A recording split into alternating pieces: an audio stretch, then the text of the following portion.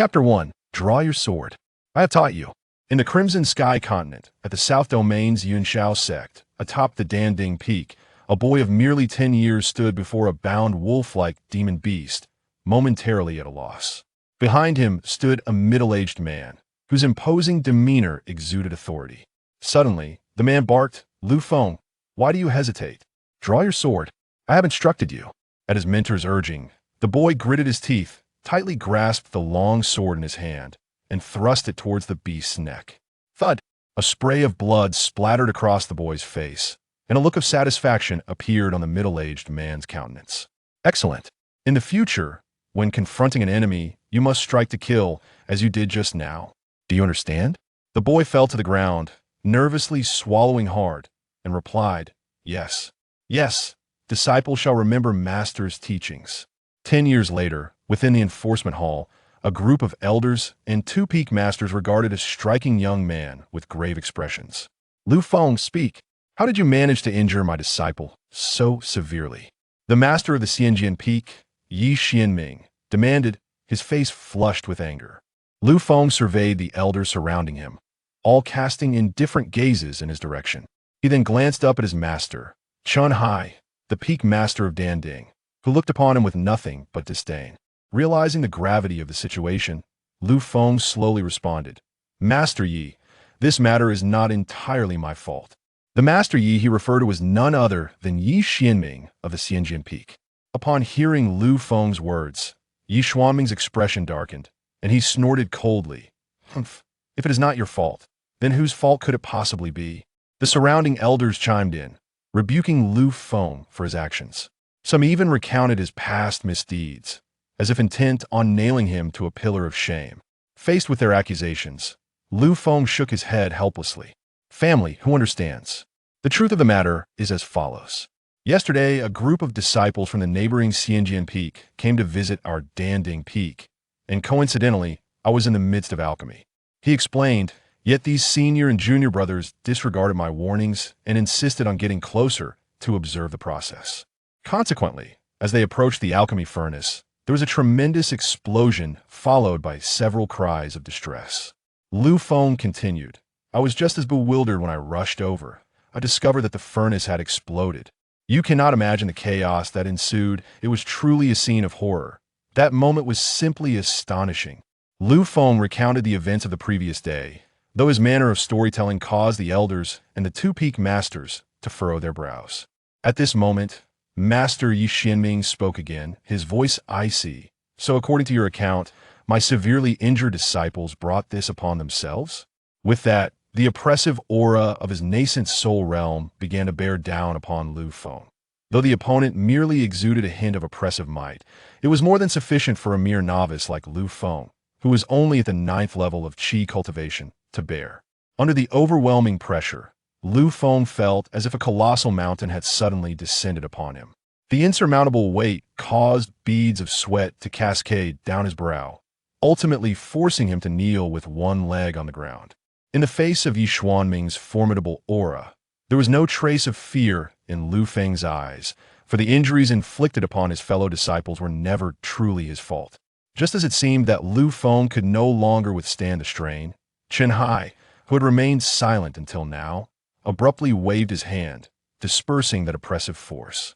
He then addressed Yi Xianming, stating, "Master Yi, although this wayward disciple of mine is indeed unruly by nature, I implore you to spare his life, considering it was not his intention."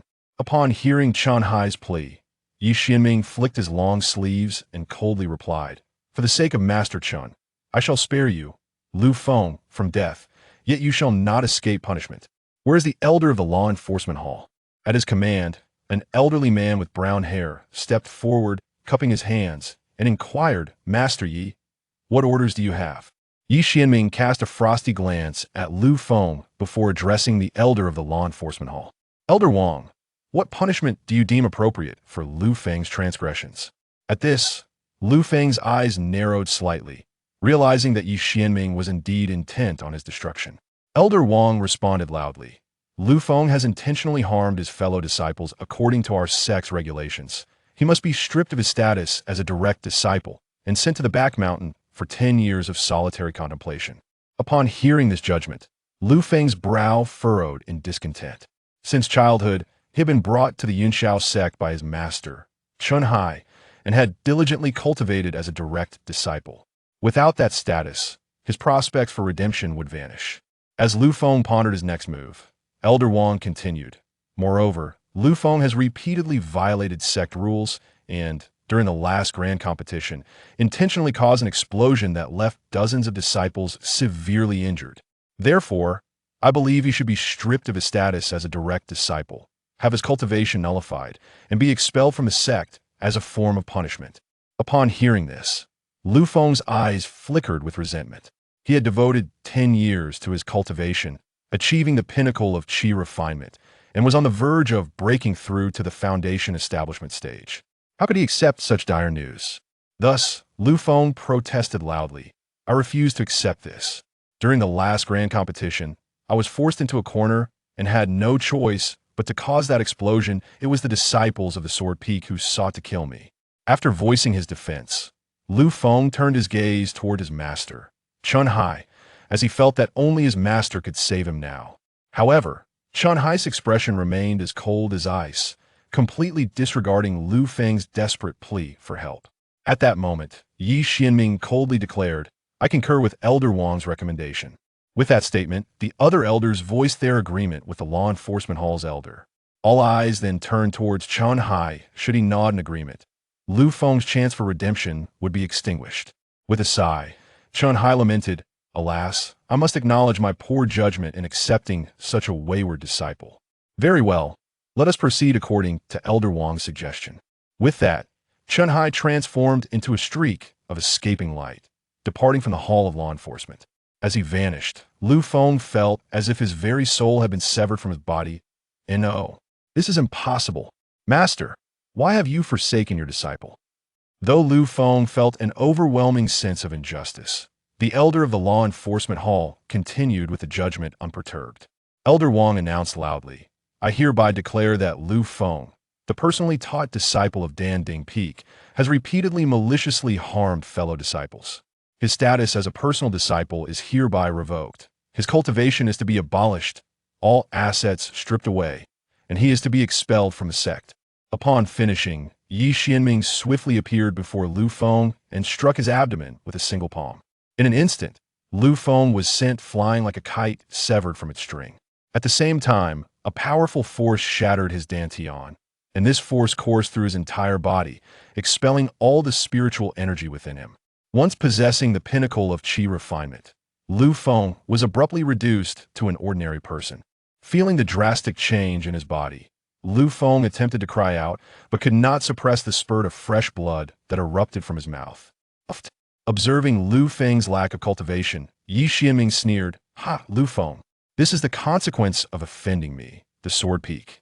With that, Yi Xianming turned his back and left without a glance. At that moment, Lu Feng could only fixate on him with eyes filled with venomous resentment.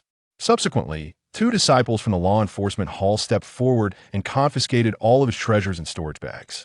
They then carried him and flew him to the mountain gate, unceremoniously discarding him in the wilderness. Before departing, the 2 disciples mocked him, saying, Haha, Brother Lu, in gratitude for your previous care, He race a feeding pill to prevent you from starving at the mountain gate. With that, they tossed a green pill at Lu Feng and took off on their swords. Staring at the feeding pill on the ground and feeling his cultivation utterly depleted, Lu Feng's mind was in turmoil. He remembered when he first entered the sect, his master Chun Hai had told him that alchemists not only possessed formidable strength, but were also highly respected. Yet now, he had lost his powers and was humiliated by his fellow disciples with a mere feeding pill. At this thought, the anger within Lu Feng swelled even more intensely. An alchemist, huh? Not even a dog. Ding! Congratulations to the host for awakening the Alchemy Explosion Return System. Chapter 1. Draw Your Sword. I have taught you. On the Crimson Sky continent, at the summit of the Cloudsoar Sect in the southern region, a young boy, no more than 10 years old, stood before a bound wolf-like demon beast, his expression betraying a moment of uncertainty. Behind him loomed a stern-faced, middle-aged man, who suddenly barked an order. Lu Feng, why do you hesitate? Draw your sword. I have taught you well. At the middle-aged man's insistence, the boy gritted his teeth, gripping his long sword tightly, and thrust it towards the beast's neck. Thud! As blood splattered onto the boy's face, a look of satisfaction crossed the middle-aged man's features. Excellent. In the face of an enemy, you must strike decisively, just as you did now. Do you understand? The boy fell to the ground, nervously swallowing, and replied, yes. Yes, I shall remember my master's teachings. 10 years later, within the enforcement hall, a group of sect elders and 2 peak masters gazed solemnly at a handsome young man standing in the hall. Lu Feng, speak. How did you inflict such injuries upon my disciple? The master of the Immortal Sword Peak, Yi Xianming, demanded, fury etched across his face. Lu Feng surveyed the elders, noting their cold, indifferent stares, before turning his gaze to the peak master of the Crimson Top, Chun Hai, his own master. Yet, Chun Hai's eyes reflected only coldness and disdain. Realizing the gravity of the situation, Lu Feng cautiously responded, Master Yi, this matter is not entirely my fault. The master Yi referred to was none other than Yi Xianming of the Immortal Sword Peak. Hearing Lu Feng's words, Yi Xuanming's expression darkened, and he scoffed. Oh, if it is not your fault, then whose could it be? The surrounding elders echoed their disapproval, chastising Lu Feng for his actions. Some even recounted his past mistakes, eager to see him nailed to the pillar of shame. Amidst the reproach, Lu Feng shook his head in resignation. Do my family members not understand? The truth is as follows. Yesterday, a group of disciples from the neighboring Immortal Sword Peak came to observe our alchemy at Crimson Top. By sheer coincidence, they encountered me in the midst of refining pills. Despite my warnings, these senior and junior brothers insisted on approaching to witness the process of alchemy. Consequently, as they neared the furnace, a loud explosion was followed by several cries of agony. I was just as bewildered upon investigation. I discovered the furnace had exploded. You cannot imagine the Chaosit was a scene of utter devastation. Truly remarkable. Lu Feng recounted the events of the previous day, though his manner of narration caused the elders and peak masters to furrow their brows. At that moment, Yi Xianming coldly interjected, So, according to your account, my severely injured disciples brought this upon themselves? As he finished speaking, the pressure of his nascent soul realm began to bear down upon Lu Feng. Although the opponent only exuded a faint pressure, it was more than what Lu Feng, a mere practitioner at the 9th level of Qi refinement, could withstand. Under the terrifying weight, Lu Feng felt as if a colossal mountain had suddenly descended upon him. The insurmountable pressure forced beads of sweat to stream down his face, and eventually, he found himself kneeling with one leg on the ground. In the face of Yi Xuanming's imposing aura, there was no trace of fear in Lu Feng's eyes, for the injuries inflicted upon his fellow disciples were not truly his fault. Just as Lu Feng seemed on the verge of collapse, Chun Hai, who had remained silent until now, suddenly waved his hand, dissipating the overwhelming pressure. Turning to Yi Xianming, he said, Master Yi, although this wayward disciple of mine is indeed unruly, considering that his actions were not intentional, I implore you to spare his life. Upon hearing Chun Hai's plea, Yi Xianming flicked his long sleeves and coldly replied, In light of Master Chen's request, Lu Feng, you may escape the death penalty, but the punishment for your misdeeds remains. Where is the elder of the law enforcement hall? At that moment, a gray-haired elder stepped forward and clasped his hands, saying, Master Yi, what are your commands? Yi Xianming cast a chilling glance at Lu Feng before addressing the elder. Elder Wang, what punishment do you deem appropriate for Lu Feng's actions? Upon hearing this, Lu Feng narrowed his eyes, realizing that Yi Xianming was indeed intent on his ruin. Elder Wang of the Law Enforcement Hall responded loudly. Lu Feng deliberately harmed his fellow disciples according to the sect's rules. He must be stripped of his status as a direct disciple and face 10 years of solitary confinement on the back mountain. Upon hearing this sentence, Lu Feng's brows furrowed. He had been brought to the Yunxiao sect by his master, Chun Hai, since childhood, and had cultivated as a direct disciple. Without that status, his chances of rising again would be extinguished. As Lu Feng pondered his next move, Elder Wang continued. Moreover, Lu Feng has repeatedly violated sect rules and, during the last grand competition, intentionally detonated a furnace, injuring dozens of disciples. Thus, I propose to revoke his status as a direct disciple, strip him of his cultivation, and expel him from the sect as a form of punishment." At this declaration, Lu Feng's eyes flickered with indignation.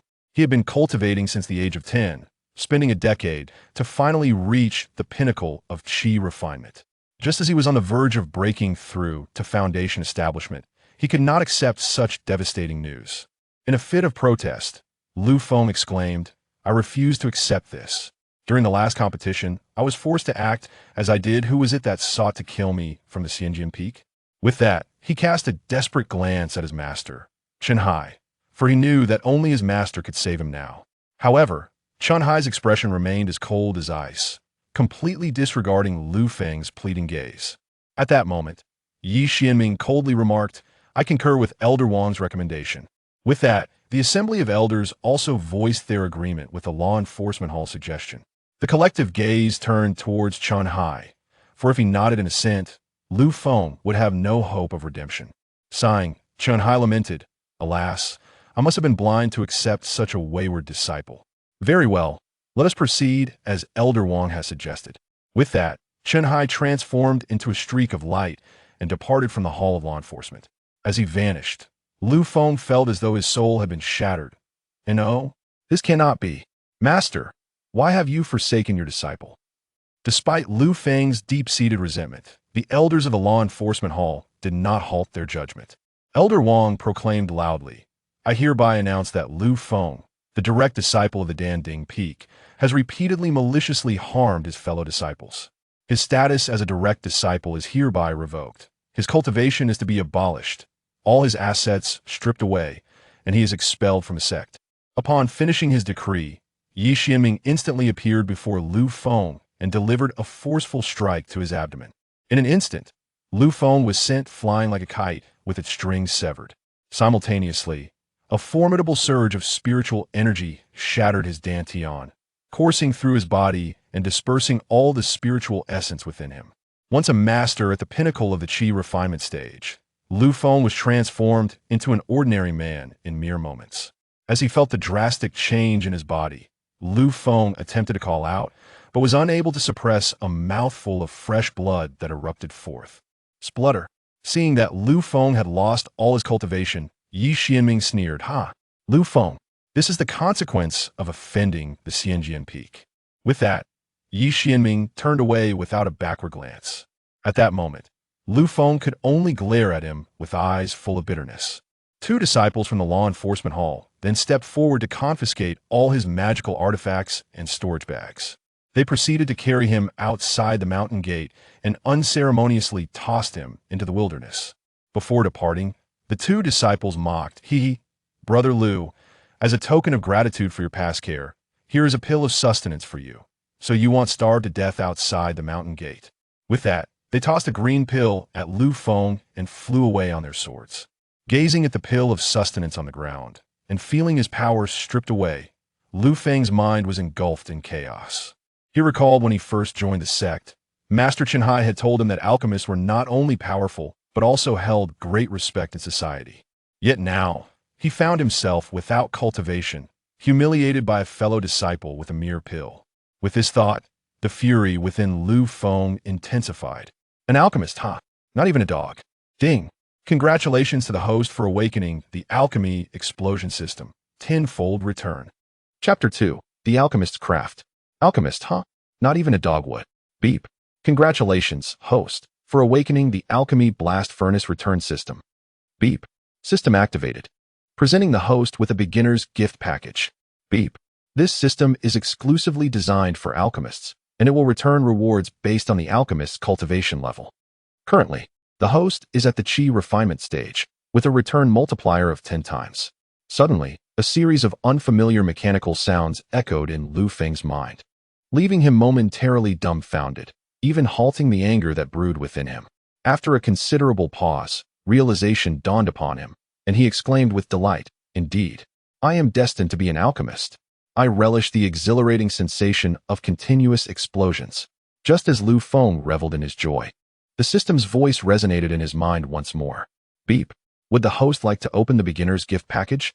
After a brief contemplation, Lu Feng decisively affirmed, "Yes." "Open it now?" There was no other option. He was penniless, with only a fasting pill gifted by a disciple of the enforcement hall remaining. Thus, this beginner's gift package arrived at an opportune moment. Beep. Congratulations, host, on opening the beginner's gift package, acquiring a 10 cubic meter system space and a small furnace. Upon hearing the system's notification, Lu Feng was left puzzled. He understood the 10 cubic meter system space, but what exactly was this small furnace? The name struck him as peculiar. Hey system, how am I supposed to utilize the system space you mentioned? And what is this small furnace? Beep. To use the system space, the host simply needs to will it. Additionally, the system space cannot store living beings. As for the small furnace, its purpose must be discovered by the host. After processing the system's response, Lu Feng finally grasped the situation. With a mere thought, a 10 cubic meter space manifested in his consciousness. Inside this space lay a pitch-black circular furnace. Seeing this, Lu Feng focused his will again, and the dark furnace materialized in his hand. Wow! This system space is far more convenient than a storage pouch. As he examined the furnace closely, he noted its diameter was less than a meter, and it was entirely black, crafted from an unknown material. Judging by its appearance, it appeared to be some form of alchemical furnace. However, it was the first time he had encountered such a diminutive furnace. After a moment of contemplation, Lu Feng became acutely aware of his surroundings. Without further ado, he returned the small furnace to the system space. He was still outside the gates of the Immortal Sect, and should any cultivators within catch sight of this small furnace, they would undoubtedly covet it. Until he fully understood the small furnace's capabilities, he needed to exercise caution. No longer a direct disciple of the Immortal Sect, he would have to rely solely on himself for all future cultivation necessities. After stowing the small furnace, Lu Feng turned to gaze back at the Immortal Sect. A glint of cold determination flashed in his eyes. Immortal Sect, Yi Xianming, Shanghai, remember this. When I ascend to the Immortal once more, it shall be your time of demise. With that, Lu Feng swept his sleeves and strode toward the distant mountains and forests. In truth, Lu Feng is a traverser from Earth, having arrived in this realm known as the Qishao continent through the means of reincarnation. Possessing both wood and fire spiritual roots, he caught the attention of Chun Haifeng, the leader of the Immortal Sect. However, his innate talent for cultivation is rather mediocre, resulting in a decade of training without achieving the foundation establishment stage. This may well explain why he was ultimately cast aside by Chen Hai. Furthermore, endowed with the soul of an earthling, Lu Feng's demeanor and actions starkly contrast with those of the cultivators in this world, leading to his ostracization by his fellow disciples from an early age. Upon departing from the Immortal Sect, Lu Feng made his way to a nearby cultivation marketplace known as Yangxianfeng. He had visited this place several times before, but always in the company of Chen Hai. This marketplace is, in fact, a property under the Immortal Sect, albeit populated by numerous independent cultivators. As he approached Yangxianfeng, Lu Feng felt as though his legs were no longer his own. Having endured a grueling journey that took the better part of the day, an ordeal too taxing for an ordinary person, I cannot afford to remain in this state. I must re-enter the Qi refinement stage, or else life will become unbearable, he thought, panting heavily as he grit his teeth and stepped into the marketplace. According to his recollections, many shops within Yangxianfeng were seeking workers. While the compensation was not particularly generous, it would at least provide him with a means to establish himself. With limited resources, he could not afford to venture far. It was prudent to recuperate here for a time. Moreover, throughout his journey, Lu Feng had attempted various communications with his system, yet it remained unresponsive, regardless of his inquiries. This suggests that his system is likely not of the highly intelligent variety. It only seems to activate under specific conditions, such as when a furnace explodes during alchemical processes. After all, the system is named Tenfold Return System for alchemical explosions. Never mind that. I should first find a place to settle, he concluded, and thus began to explore the marketplace. After a thorough observation, he discovered a plethora of shops, each offering diverse services, including the hiring of spirit plant cultivators, spirit beast tamers, as well as apprentices for weapon forging and alchemy. Lu Feng was well versed in these supplementary cultivation professions and had a particular proficiency in alchemy. Previously, he had been a first-tier senior alchemist at the Immortal Sect. Nearing the second tier, a first-tier alchemist can produce pills suitable for Qi refinement cultivators, while a second-tier alchemist possesses the prowess to create pills for foundation establishment practitioners, including the invaluable foundation establishment pill. After careful consideration, Lu Feng resolved to pursue his original vocation as an alchemical apprentice. Given his current lack of cultivation, he would have to start anew as an apprentice. Having made up his mind, Lu Feng entered a shop named Dan Yuan Pavilion. Upon stepping inside, he was pleasantly surprised by the spaciousness of the apothecary, which boasted 2 levels and encompassed several hundred square meters on the first floor alone. At this moment, a short attendant approached with a smile and inquired, "Esteemed senior, may I ask what elixir you wish to purchase?" Lu Feng appeared remarkably handsome, standing at approximately 6 feet tall. Despite having his magical artifacts and storage bags confiscated by the Yunxiao sect, his attire still exuded the aura of a sect disciple. Clearing his throat awkwardly, Lu Feng asked, "Excuse me, do you happen to be recruiting alchemy apprentices here?" Upon hearing Lu Feng's words, the attendant appeared momentarily taken aback, then furrowed his brow and replied, "Our establishment is indeed seeking alchemy apprentices. However, some prior experience with elixirs is requisite. Might I inquire if you possess such experience?" Noticing the attendant's abrupt shift in demeanor, now addressing him as friend, Lu Feng responded with a hint of resignation, "I naturally possess experience with elixirs. Otherwise, I wouldn't be here to apply for the position of alchemy apprentice." The attendant scrutinized Lu Feng for a moment longer before stating, "Very well. Please wait here for a moment while I fetch the manager to speak with you." "Thank you for your assistance," Lu Feng replied. With that, the attendant turned and walked into the shop, muttering under his breath, "He certainly looks the part, but it seems he is merely a pauper." Lu Feng paid no heed to the attendant's remarks, and after a few minutes of waiting, the attendant returned accompanied by a middle-aged man. "Manager, this is the individual applying for the position of alchemy apprentice." The attendant gestured towards Lu Feng. In response, Lu Feng respectfully cupped his hands and smiled. "I am Lu Feng, pleased to meet you, manager." Lu Feng refrained from revealing his true name, as it served as a precautionary measure. The middle-aged manager scrutinized Lu Feng and remarked, "Lu Feng, I see you possess no cultivation at all. How, then, do you claim to have experience with elixirs?" Typically, even alchemy apprentices possess at least some cultivation in the qi refinement stage. Given that Lu Feng currently lacked any cultivation realm, this raised the manager's suspicions. With a confident smile, Lu Feng replied, "If you doubt my capabilities, feel free to test me." "Very well, follow me," the manager instructed. Lu Feng trailed the manager into the inner chamber, where the latter produced 3 elixirs and 3 spirit herbs from his storage bag and placed them on the table. "Lu Feng, since you wish for me to test your knowledge, please identify these elixirs and spirit herbs," the middle-aged manager prompted. Lu Feng glanced at the items on the table and confidently stated, "These 3 elixirs are the Qi Gathering Pill, the Spirit Transformation Pill, and the Body Refining Pill, all of which are first-tier elixirs." Upon hearing Lu Feng accurately name the elixirs, a glimmer of light flashed in the manager's eyes. "Well answered. Now, what about the 3 spirit herbs?" he inquired. With a smile, Lu Feng responded, "These 3 spirit herbs are the primary ingredients for crafting these elixirs. They are the Earth Spirit Herb, Yellow Xian Leaf, and Lu Kuei." The middle-aged manager nodded, revealing a look of satisfaction. "It seems you indeed possess experience with elixirs. Given this, allow me to outline the benefits of being an alchemy apprentice at our establishment. Please, enlighten me," Manager Lu Feng encouraged. "Firstly, as an alchemy apprentice, you will receive food and accommodation, a monthly stipend of 2 low-grade spirit stones, and a discount of 5 off the purchase of elixirs from our store." Lu Feng nodded thoughtfully and continued to inquire, "Aside from these benefits, what other job requirements are there?" Noticing Lu Feng's interest in the job details, the middle-aged shopkeeper felt a surge of joy in his heart and responded slowly. "As an alchemy apprentice, your primary duty will be to assist the alchemists of our establishment in crafting elixirs. The specific tasks will be communicated to you by the alchemists themselves. Furthermore, the only other rule is to never disclose any information about our shop to outsiders." Upon hearing this, Lu Feng understood that the role of an alchemy apprentice was akin to that of an alchemy apprentice in a sect, essentially serving as an assistant to the alchemists. "Thank you for the information, shopkeeper. May I inquire about your esteemed surname?" With a chuckle, the shopkeeper replied, "My humble surname is Wang. Regarding the aforementioned benefits for the alchemy apprentice, what are your thoughts, young brother Lu Feng?" After a moment of contemplation, Lu Feng responded, "It seems acceptable.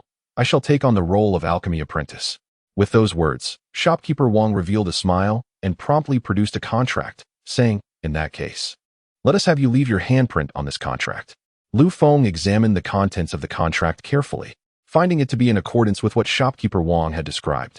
Without hesitation, he pressed his handprint onto the document. His eagerness to become an alchemy apprentice stemmed from two reasons: seeking a place to settle and wishing to swiftly test the capabilities of his system. According to the system's regulations, he needed to trigger the system's return function by causing an explosion during alchemy. Thus, becoming an alchemy apprentice was the most expedient path. After signing the contract, shopkeeper Wang personally escorted him to an alchemy room in the back courtyard. Upon entering, Lu Feng immediately noticed the alchemy furnace ablaze with fervent flames. Beside the furnace, a middle-aged cultivator was skillfully manipulating beast fire to refine elixirs. Observing this, shopkeeper Wang gestured for silence, signaling Lu Feng to remain quiet. They stood to the side, watching as the alchemist completed the refinement process. An hour passed swiftly, and suddenly Lu Feng caught a whiff of a charred odor. Alarmed, he thought to himself that the current batch of elixirs seemed to have been ruined. Moments later, the middle-aged alchemist halted his work, raised his hand, and directed a surge of spiritual energy toward the furnace lid. As the lid opened, a thick, acrid smell wafted from the furnace. Upon catching this scent, the alchemist shook his head in resignation and remarked, "Alas, another failure." He then discarded the 10 ruined elixirs from the furnace into a nearby iron basin. Lu Feng looked over to see that the basin already contained dozens of dark, failed elixirs, indicating that the alchemist had wasted several batches. At that moment, the middle-aged alchemist turned to them and asked, "Shopkeeper Wang, what brings you here unexpectedly?" Shopkeeper Wang bowed respectfully and replied, "Master Zhang, this young man is named Lu Feng. He is our newly recruited alchemy apprentice." Master Zhang scrutinized Lu Feng with curiosity and questioned, "Oh, Shopkeeper Wang, this individual appears to possess no cultivation. Can he truly perform the duties of an alchemy apprentice?" In response, Shopkeeper Wang stated, "He has already passed my assessment and possesses some experience in the realm of elixirs." After speaking, he gave Lu Feng a knowing glance, prompting Lu Feng to step forward and respectfully introduce himself. "I am Lu Feng. Pleased to make your acquaintance, Master Zhang." "Ah, Lu Feng, since you are here, please assist me in gathering the materials for a gathering chi pill. The spiritual herb cabinet is over there." Master Zhang's sudden request for Lu Feng to do this was undoubtedly a test of his knowledge concerning alchemy. Lu Feng clasped his hands in respect and proceeded towards the cabinet of spiritual herbs, beginning his search. In less than 10 breaths, he presented a selection of materials for the gathering chi pill before Master Zhang. "Master Zhang, here are the materials you requested. Do they meet your approval?" The other party glanced briefly at the items and nodded, saying, "Excellent. From this day forth, you shall be my alchemical apprentice. However, to assist me effectively, it is imperative that you possess some cultivation." With that, Master Zhang suddenly grasped Lu Feng's shoulder, channeling a surge of spiritual energy to explore his physical condition. Sensing this, Lu Feng remained still, allowing the examination to proceed. After a moment, Master Zhang released his grip and scrutinized Lu Feng, inquiring, "Your name is Lu Feng, correct?" "Yes, Master Zhang," Lu Feng replied. "Haha, splendid." Master Zhang exclaimed with a hearty laugh, producing a small bag and handing it to Lu Feng. "Inside this bag, you will find cultivation techniques and 3 gathering chi pills. If you are able to master the basics of this technique, I may consider taking you on as my direct disciple." Chapter 4. Re-establishing the Earth-Grade Middle-Tier Technique. Qingmu Burning Spirit Formula. Upon officially becoming an alchemical apprentice at the Danyuan Pavilion, Manager Wang promptly assigned Lu Feng a living quarters. Notably, Lu Feng's accommodations were markedly different from those of the shop assistants. While others shared rooms with 3 others, he had a room to himself. Manager Wang's special arrangement was largely due to Master Zhang's favorable treatment of Lu Feng. The reason for Master Zhang's sudden change in demeanor towards Lu Feng was primarily due to his dual wood and fire spiritual roots. Such roots are natural candidates for alchemists, promising significant achievements with minimal cultivation. The fire root grants mastery over the alchemical flames, while the wood root enhances affinity with various spiritual herbs and medicines. The combination of these 2 roots makes it a true waste not to pursue the path of an alchemist. Lu Feng was well aware of this fact. He had been taken under Chun Hai's wing in his youth for the same reason. Unfortunately, his aptitude for alchemy was merely average, and he often encountered failures. Consequently, within the Yunxiao sect, other disciples had mockingly dubbed him Exploding Cauldron Patriarch. Though Lu Feng was indifferent to others' opinions, he ultimately found himself abandoned by the sect. Sitting in his room, Lu Feng let out a long sigh, then collected his thoughts. With a flicker of intention, he summoned the small, worn cauldron from his system space. Previously, he had refrained from probing this cauldron outside the gates of the Yunxiao sect, but now it was time to explore its secrets thoroughly. Furthermore, he needed to decipher how to utilize his system. Gazing at the small, worn cauldron before him, Lu Feng stroked his chin and observed it for a moment. He noticed that the black cauldron bore some peculiar engravings. Some designs resembled flames, others clouds, and still others appeared to depict the wind. Although these patterns were not distinctly visible, they could be palpably sensed through touch. In addition, the outer rim of the small furnace is adorned with a triangular support, featuring two fist-sized apertures at the top, which, under normal circumstances, remain closed. Lu Feng attempted to pry them open, but found that brute force would not suffice. Could it be that spiritual energy is required to unlock this furnace? Previously, during his time at the Yunxiao sect, he had perused various alchemical notes in the library, which mentioned that certain specialized furnaces could only be activated with spiritual energy. Furthermore, these furnaces were of a rather high grade, suggesting that the humble furnace awarded to him by the system is indeed a treasure. With this in mind, let me reclaim my cultivation. After uttering this thought, Lu Feng glanced at the cloth pouch resting on the table, a gift from Master Zhang. Inside lay 3 qi gathering pills and a low-grade yellow-tier cultivation technique, the qi refining method. Naturally, Lu Feng had no intention of practicing such a mediocre technique. Although the Yunxiao sect had stripped him of his cultivation, his memories and experiences remained intact. He had previously cultivated a mid-grade earth-tier technique, the Qingmu burning spirit method. Resolute in his decision, Lu Feng waved his hand, returning the small furnace to the system space. He then approached his bed, seated himself cross-legged, and slowly closed his eyes to begin channeling qi into his body. Following the operational method of the Qingmu burning spirit method, it took him a quarter of an hour to draw the first trace of spiritual energy into his being. Upon realizing this, Lu Feng opened his eyes once more, expressing his frustration. This is futile. The spiritual energy in this room is far too sparse. Even with a week of practice, it would be challenging to reach the first layer of qi refinement. With that, Lu Feng rose and moved to the table, seizing the pouch to extract the 3 qi gathering pills within. These pills are specifically designed for practitioners in the qi refinement stage.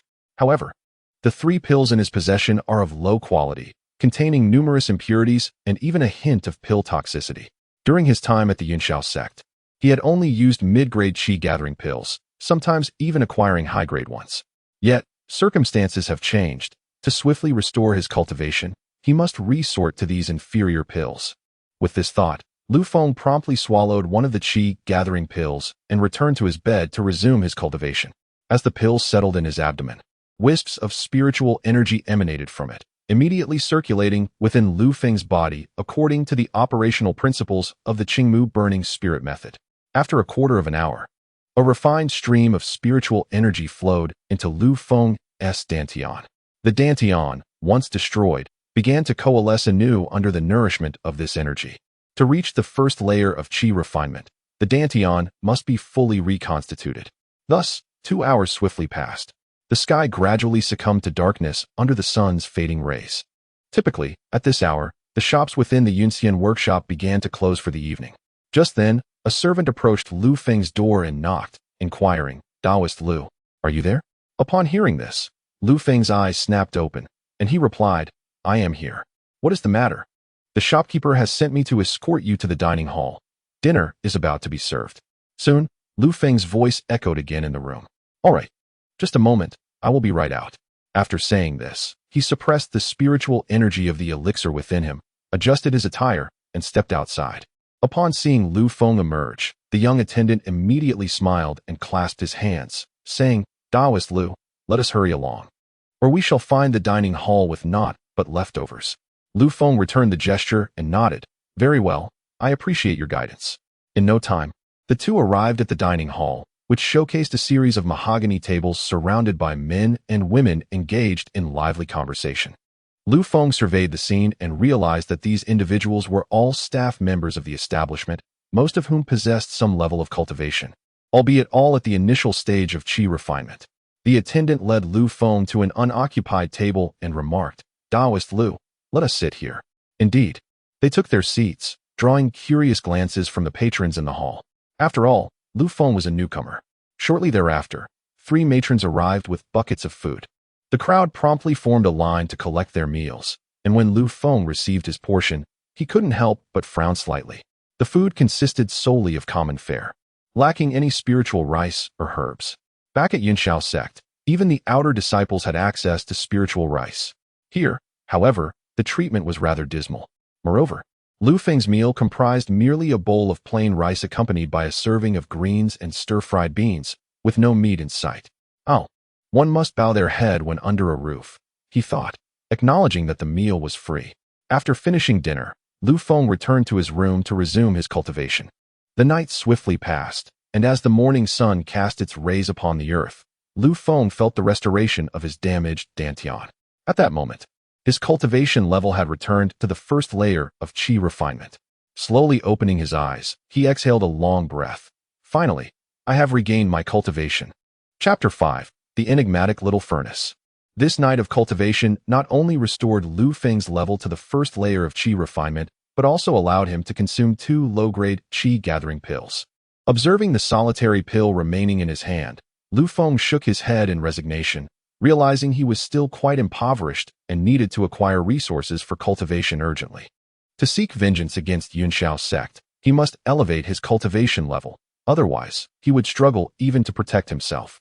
Subsequently, Lu Feng approached the table and, with a thought, retrieved the little furnace from the system space. Now that he possessed spiritual energy, he could attempt to channel it into the furnace to see if he could activate it. He raised his hand and pointed at the top of the little furnace, directing a stream of spiritual energy from his fingertip into the furnace. The next moment, a hole on the left side of the furnace's top slowly opened, and as Lu Feng peered inside, an intense heat surged forth from the opening. Alarmed, he quickly withdrew his head, beads of cold sweat forming on his brow. The temperature emanating from the small furnace was undeniably higher than any he had previously encountered with other alchemical furnaces. Wait a moment. Something feels amiss. Lu Feng gazed curiously at the dilapidated furnace and mused, where does this flame originate? Typically, the flames of an alchemical furnace are derived from external sources, such as the spiritual energy invoked by an alchemist or the beast flames and exotic fires employed by lesser practitioners. In the grand sects, the flames are usually drawn from the earth's core, yet this unassuming furnace before him had no visible external flame source, which left him perplexed. He scrutinized the small furnace for a while longer, gently caressing its surface. After a brief moment, he noted that the temperature of the furnace was entirely normal, akin to that of ordinary metal, though it was significantly harder than the large alchemical furnaces found in Yunshao Sect. While Lu Feng still could not comprehend the source of the flame within the small furnace, there was a notable advantage. He would no longer require external flames for his alchemical processes. By simply placing the spiritual herbs and plants into the furnace, he could directly refine them. Additionally, after his observations, Lu Feng deduced that the hole on the right side of the furnace's top was likely the outlet for the finished elixirs. Having gained a preliminary understanding of the small furnace's properties, Lu Feng waved his hand to store the furnace in the system space. He then quickly tidied himself before heading to the alchemy room. According to his plan, to trigger the system rewards, he first needed an alchemical furnace and then the requisite materials. Now that he had the furnace, he only needed to procure the alchemical ingredients, which he intended to source from Master Zhang. Soon, Lu Feng arrived at the alchemy room where Master Zhang had been the previous day, but to his dismay, it was empty. In an effort to win Master Zhang's favor, he picked up a broom and began to clean the alchemy chamber. After half an hour, Master Zhang entered the room, and upon seeing Lu Feng diligently tidying up, he nodded silently in approval. At that moment, Lu Feng turned to face him and immediately clasped his hands, saying, I am Lu Feng. It is an honor to meet you, Master Zhang. Today marks your first day assisting me, and I have 3 stipulations I must convey to you beforehand, Master Zhang stated. Please enlighten me, Master Zhang. Lu Feng adopted a humble demeanor, appearing quite obedient. First, without my permission, you are forbidden to indiscriminately touch anything within this room. Second, without my permission, you must not disclose any matters observed here to outsiders. Third, do not inquire about what does not concern you, nor gaze upon what is not meant for your eyes. Do you understand? Yes, I understand, Lu Feng replied.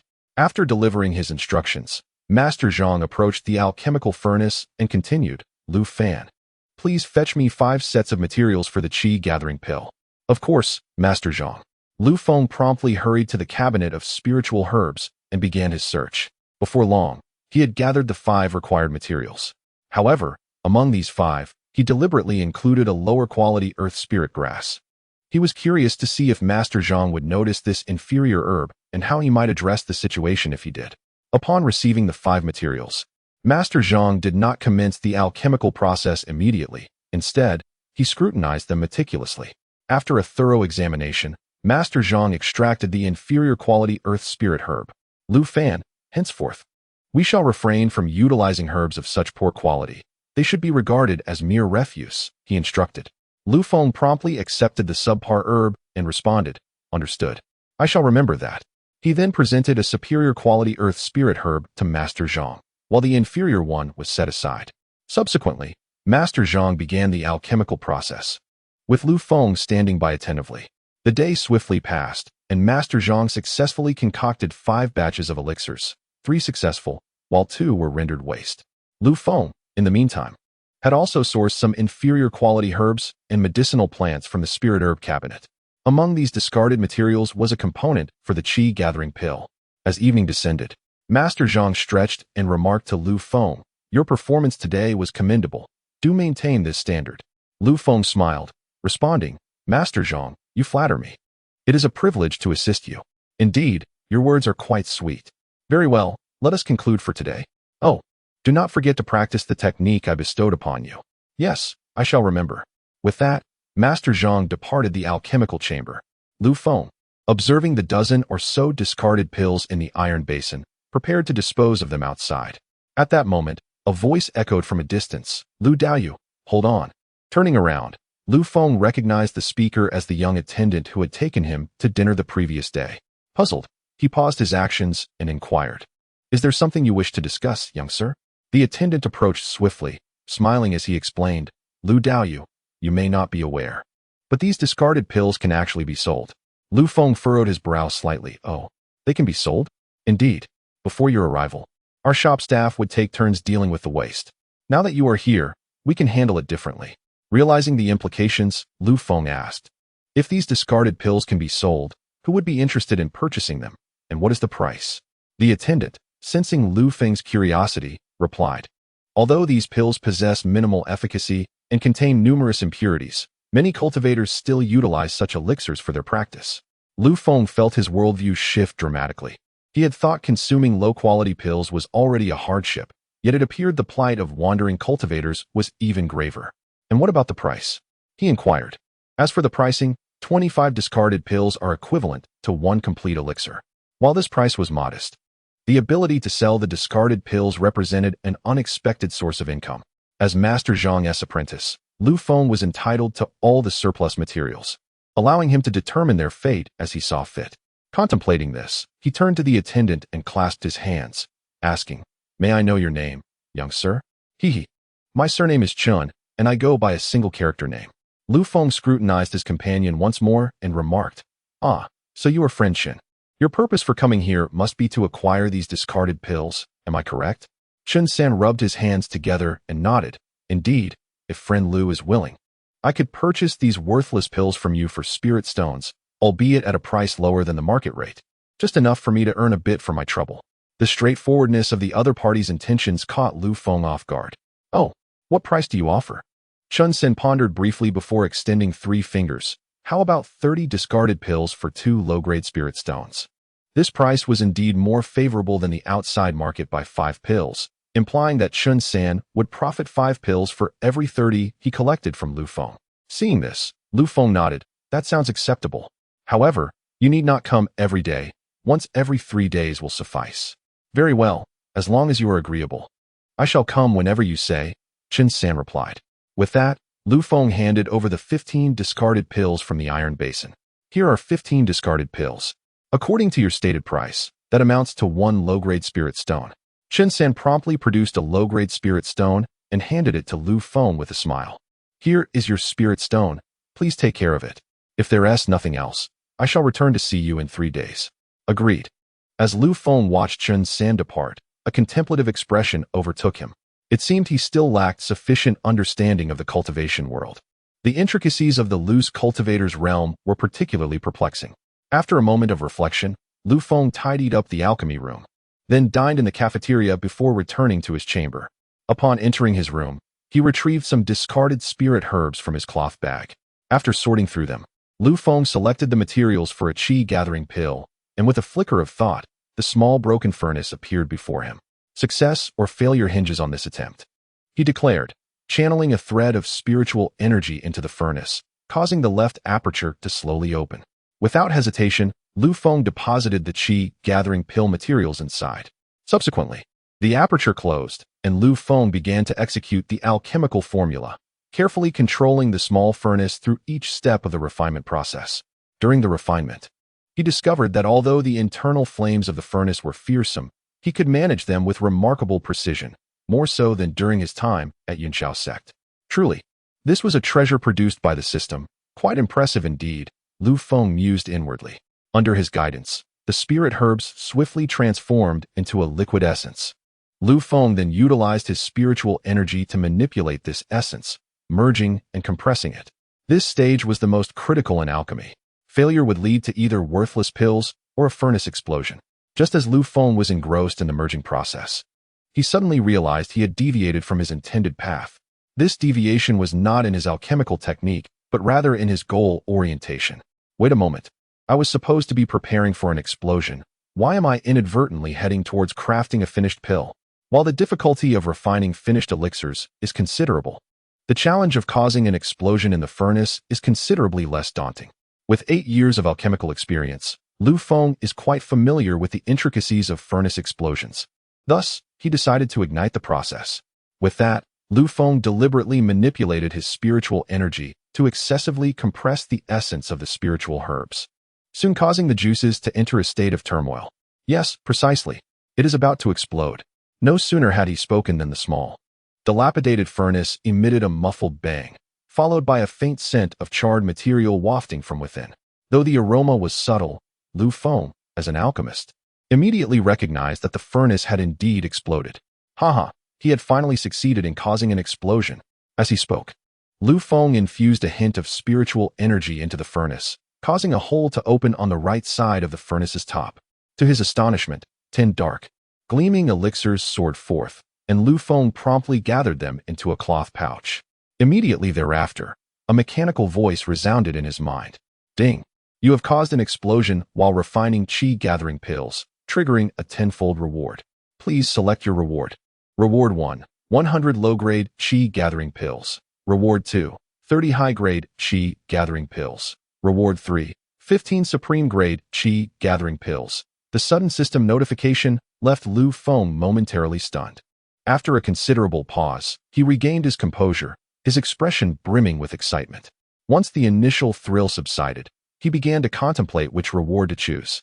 Given the 3 options presented by the system, a rational individual would undoubtedly opt for reward 3, as supreme-grade elixirs far surpass low-grade ones in both value and efficacy. Furthermore, supreme-grade elixirs possess a unique quality. They contain no impurities or toxic residues. Even during his time in the Immortal Sect, Lu Feng had never ingested such high-quality elixirs. However, his current circumstances were markedly different. He was utterly destitute, struggling to survive in this world.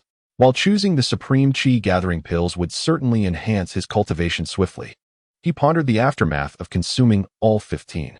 Just today, he had thoroughly searched the herb cabinet in the alchemy room and had only managed to find a single batch of discarded materials for qi-gathering pills.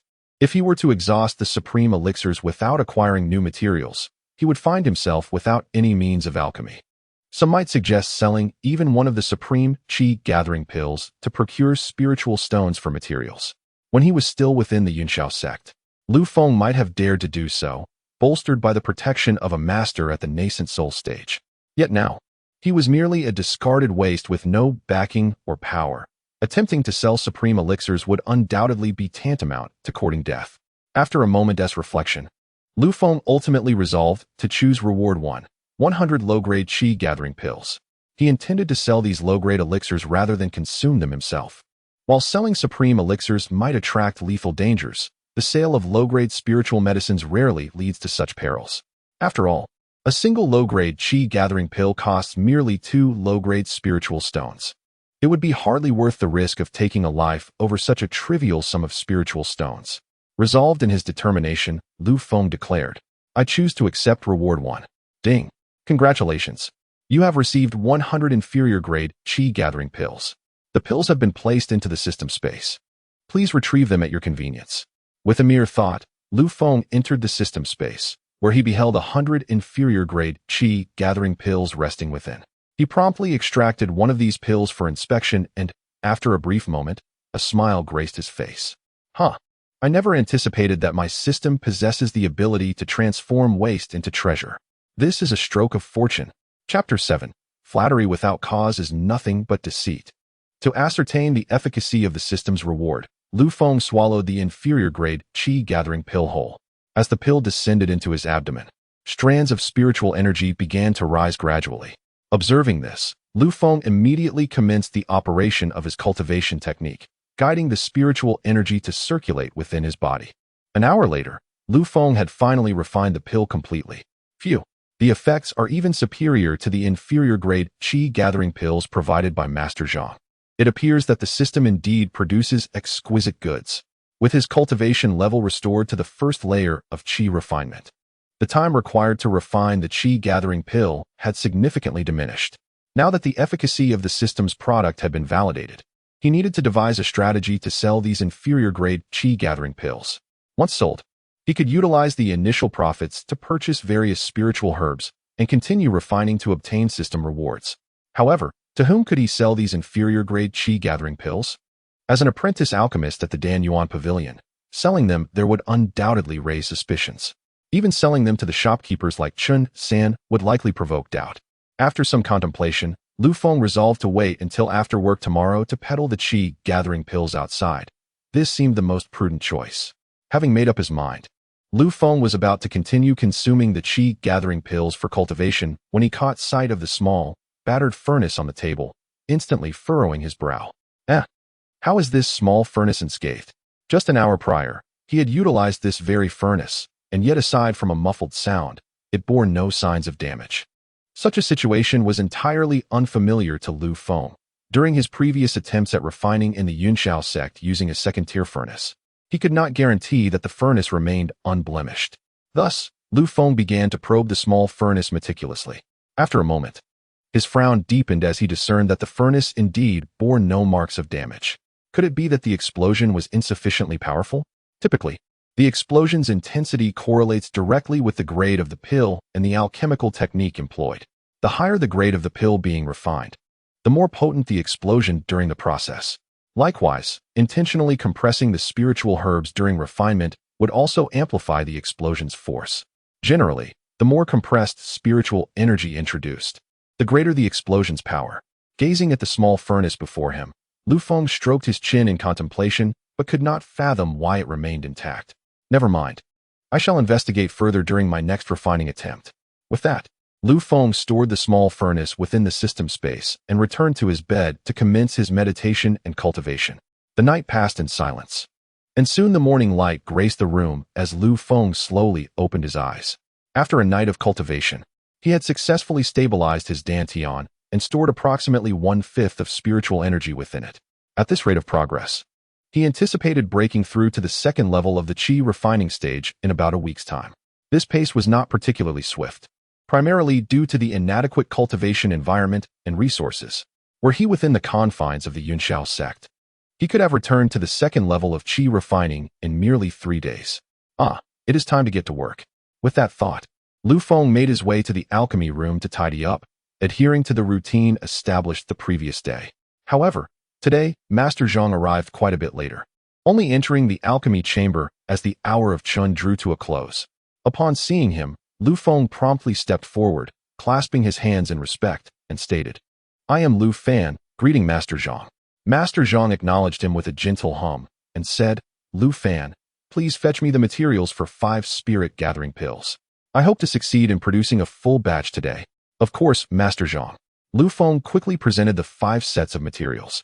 After inspecting them, Master Zhang confirmed their quality and commenced the alchemical process.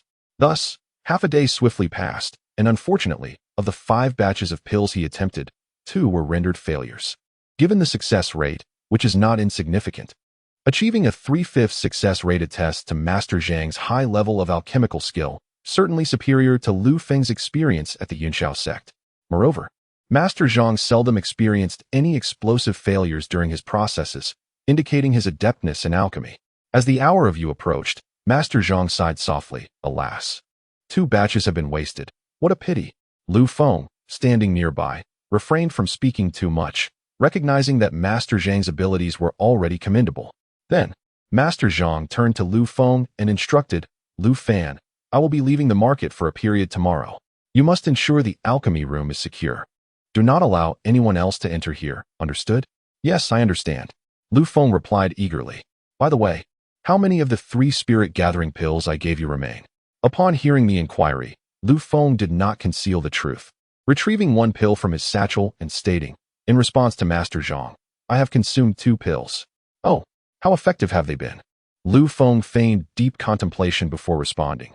I have begun to sense the flow of spiritual energy within my body, but I am yet unable to condense this energy within my dantian. The situation he described mirrored that of mortals newly embarking on the path of cultivation, a phase Lu Feng had also experienced, thus enabling him to respond fluidly. Master Zhang nodded slightly. Good. Continue practicing according to the method I provided. Once you are able to condense the spiritual energy within your dantian, I shall accept you as my direct disciple. Lu Feng immediately feigned excitement and expressed gratitude, saying, Yes, I shall diligently cultivate, striving to become Master's direct disciple at the earliest opportunity. With that, Master Zhang rose and departed, while Lu Feng remained, gradually restoring his demeanor to its normal state. Ever since Master Zhang had bestowed upon him the cultivation method and spirit-gathering pills, Lu Feng had been on guard against him. He had no familial ties with Master Zhang. Thus, it was only natural to suspect ulterior motives behind the generous offer of cultivation opportunities. As the saying goes, there is no such thing as a free lunch. One must either be deceitful or a thief. Furthermore, after the events involving the Yunxiao sect, Lu Feng had grown increasingly wary of outsiders.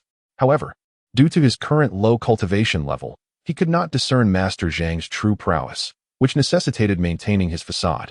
Nevertheless, this place, Yunxian Workshop, was certainly not a venue for prolonged stay, as it belonged to the Yunxiao sect.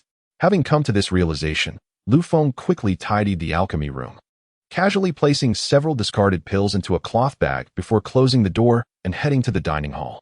During dinner, a young attendant named Chun Sen eagerly approached Lu Feng, his face alight with excitement. Lu, my friend, I have just received some significant news. Would you care to hear it?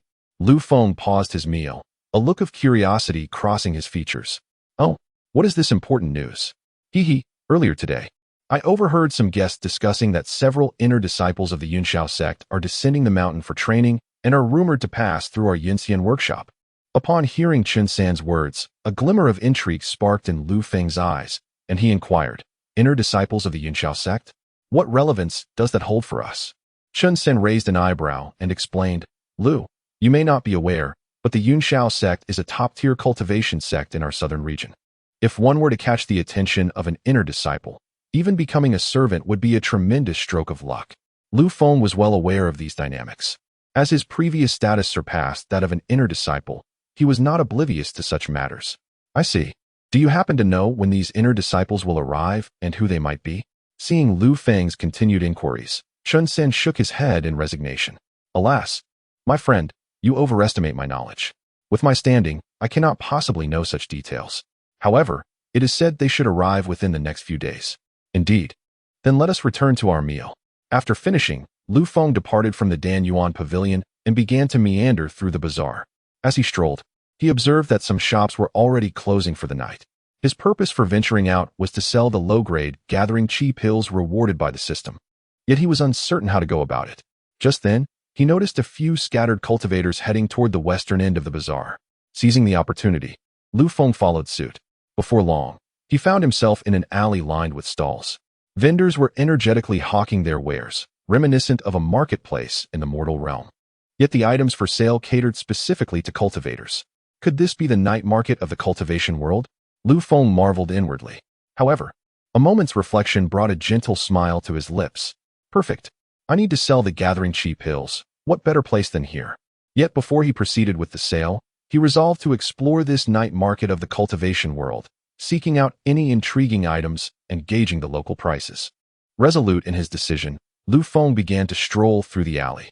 After conducting a thorough investigation, he discovered that the wares on offer were incredibly diverse, ranging from cultivation techniques, magical artifacts, elixirs, to talismans. However, the quality of these items was predominantly of low grade, with only a handful of mid-grade treasures available, albeit at exorbitant prices. Furthermore, the prices here were approximately 20 to 30% lower than those found in the marketplace. For instance, the low-grade chi gathering pills he held were also available here, priced at merely 1.5 low-grade spirit stones each.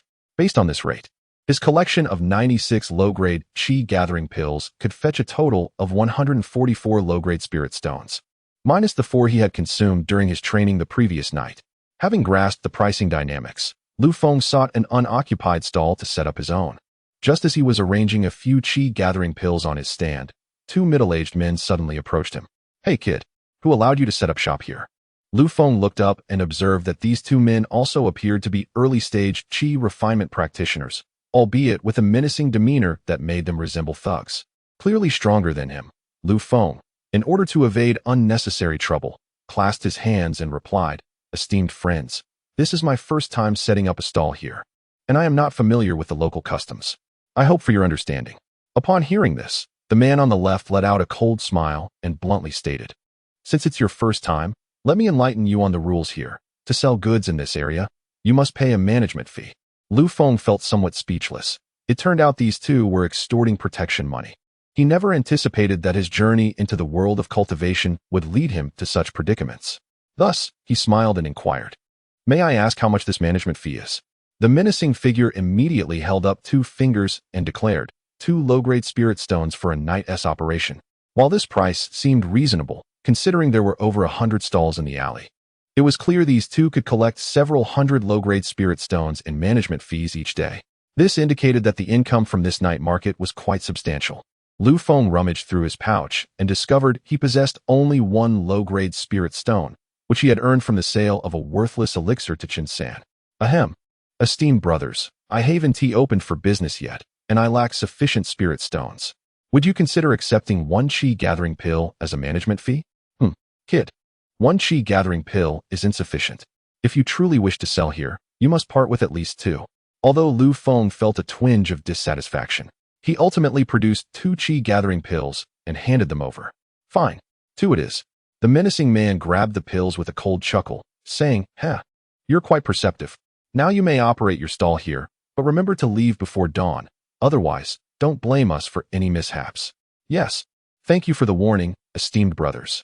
With that, the 2 men departed, and Lu Feng was finally free to sell his chi gathering pills.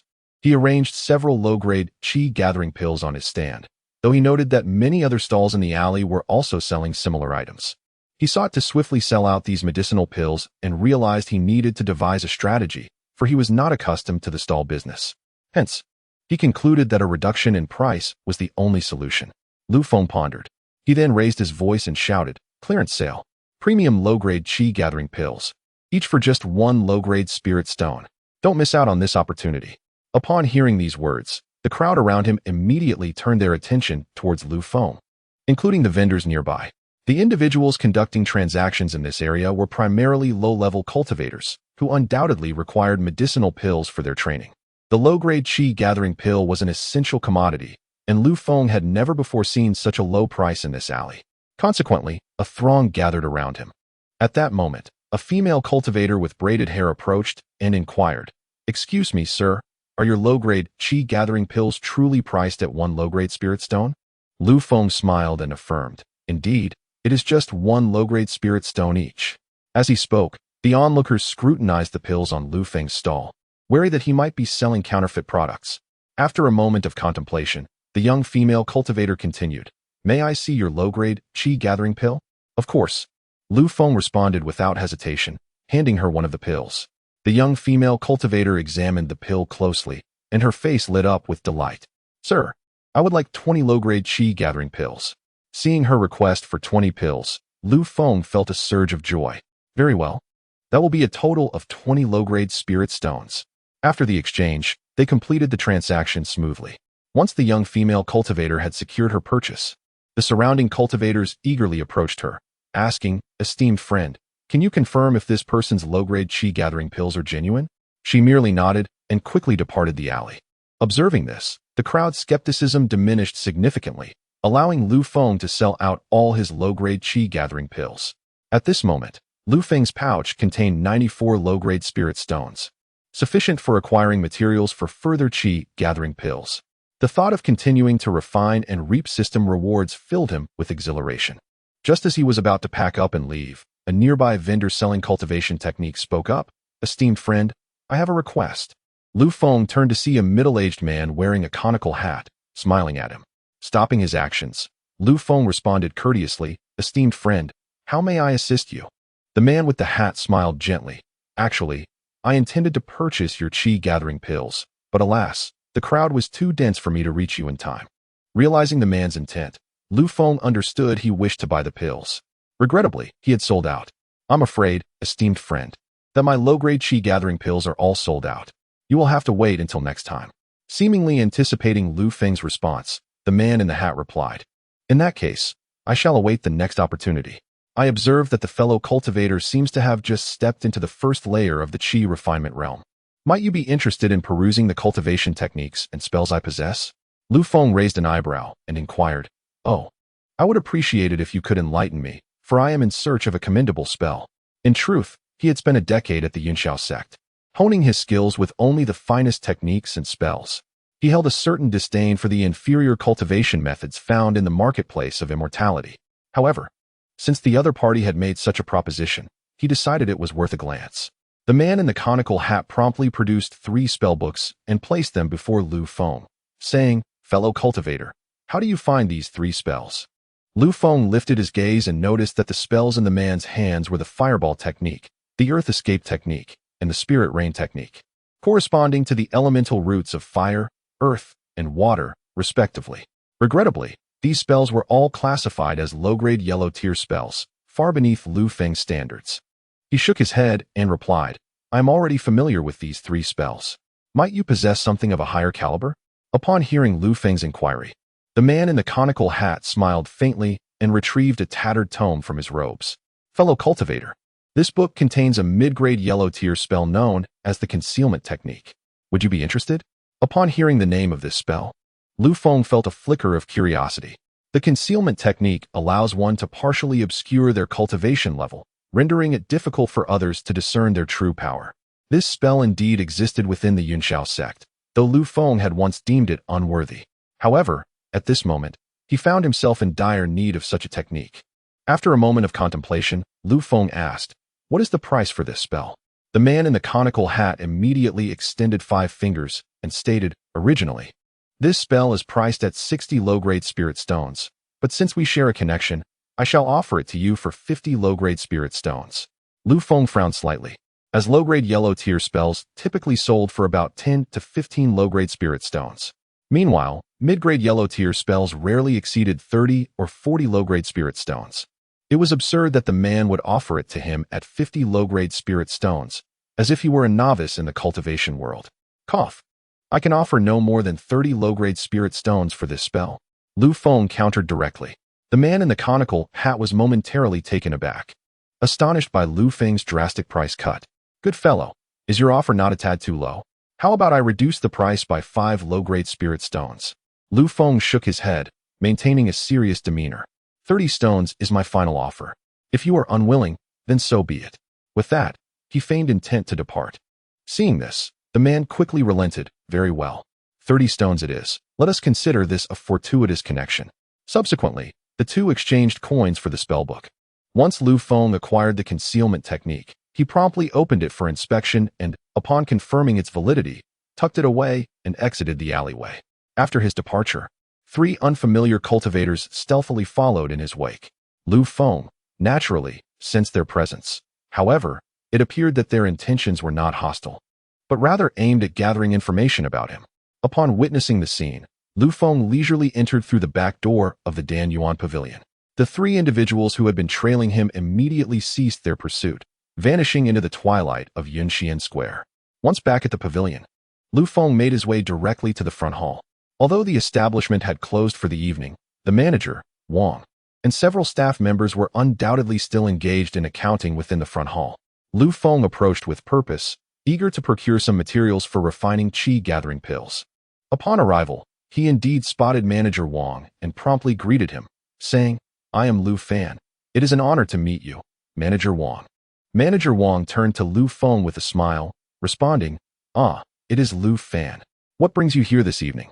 "Manager Wang, I wish to purchase a set of materials for refining qi-gathering pills. Are they still available?" Upon hearing Lu Feng's request, Manager Wang scrutinized him anew before replying, "Certainly. We have them in stock. However, I am curious as to why you suddenly wish to acquire materials for qi-gathering pills." Clearing his throat, Lu Feng concocted a plausible excuse. "I have observed Master Zhang diligently refining pills these past few days, and I would like to give it a try myself." Manager Wang smiled knowingly. "Ah, I see. Since you wish to experiment, I shall certainly accommodate you.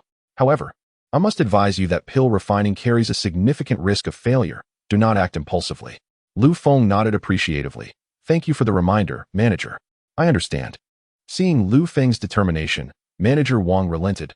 "Very well. The cost for a set of qi-gathering pill materials is 10 low-grade spirit stones. However, since you are a staff member, I will charge you only 9. Without hesitation, Lu Feng produced 9 low-grade spirit stones and handed them over, stating, "Here are the spirit stones. I would appreciate it if you could confirm the amount." Manager Wang merely glanced at the stones before waving his hand, causing all the stones in Lu Feng's possession to vanish instantly. Simultaneously, a set of qi-gathering pill materials materialized in his hands. "Here you go. I still do not recommend that you attempt this," Manager Wang cautioned.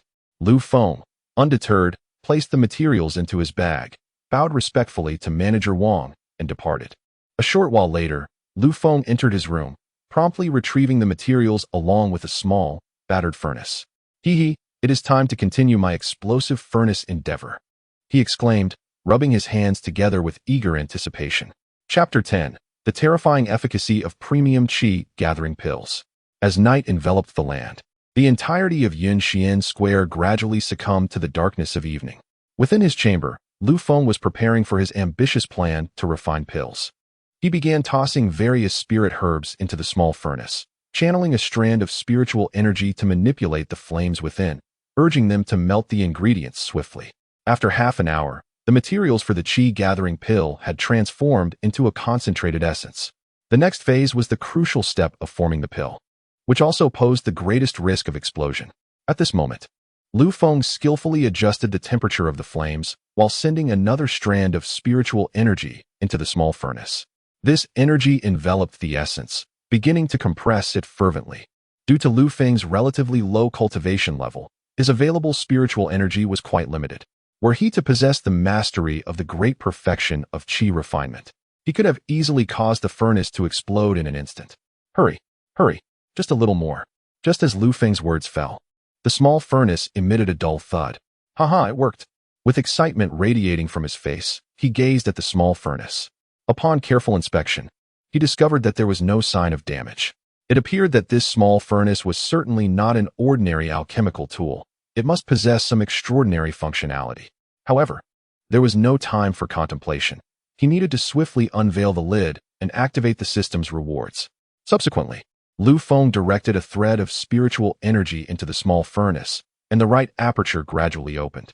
Instantly, 10 dark-hued pills, carrying a burnt aroma, flew out from the opening.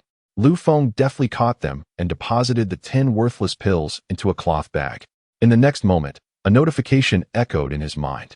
"Beep. You experienced an explosion while refining qi-gathering pills, triggering a 10-fold return reward. Please select your reward. Reward 1. Receive 100 low-grade qi-gathering pills. Reward 2. Receive 30 high-grade qi-gathering pills. Reward 3. Receive 15 supreme qi-gathering pills." With the system's voice resonating, Lu Feng did not hesitate for a moment and promptly chose, "I select reward 3. Beep. Congratulations, you have obtained 15 supreme qi-gathering pills. The pills have been placed in the system space. Please check them." With a thought, Lu Feng entered the system space, where he beheld 15 radiant qi-gathering pills lying within. Overjoyed, he immediately retrieved one supreme qi-gathering pill for examination. Goodness! So this is what the legendary supreme pills are like. As he scrutinized the pill in his hand, he noted the stark contrast between the supreme qi-gathering pill and the low-grade ones. Firstly, the external appearance was markedly different. The surface of the low-grade pills bore only a faint pattern, their luster dull, and their fragrance subtle. In contrast, the supreme qi-gathering pill showcased 5 distinct patterns, its surface gleaming with a soft white glow, and its scent was utterly irresistible. Lu Feng swallowed hard, then slowly seated himself on the bed, and with resolve, consumed the supreme qi-gathering pill in one gulp. As the pill entered his abdomen, a surge of spiritual energy began to emanate from it. Lu Feng swiftly activated the Qingmu burning spirit technique, guiding this energy through his body. During the process of refining the pill, he could distinctly sense the unparalleled purity of the supreme qi-gathering pill, devoid of any impurities. Thus, after a full 3 hours of refinement, Lu Feng completely assimilated the pill.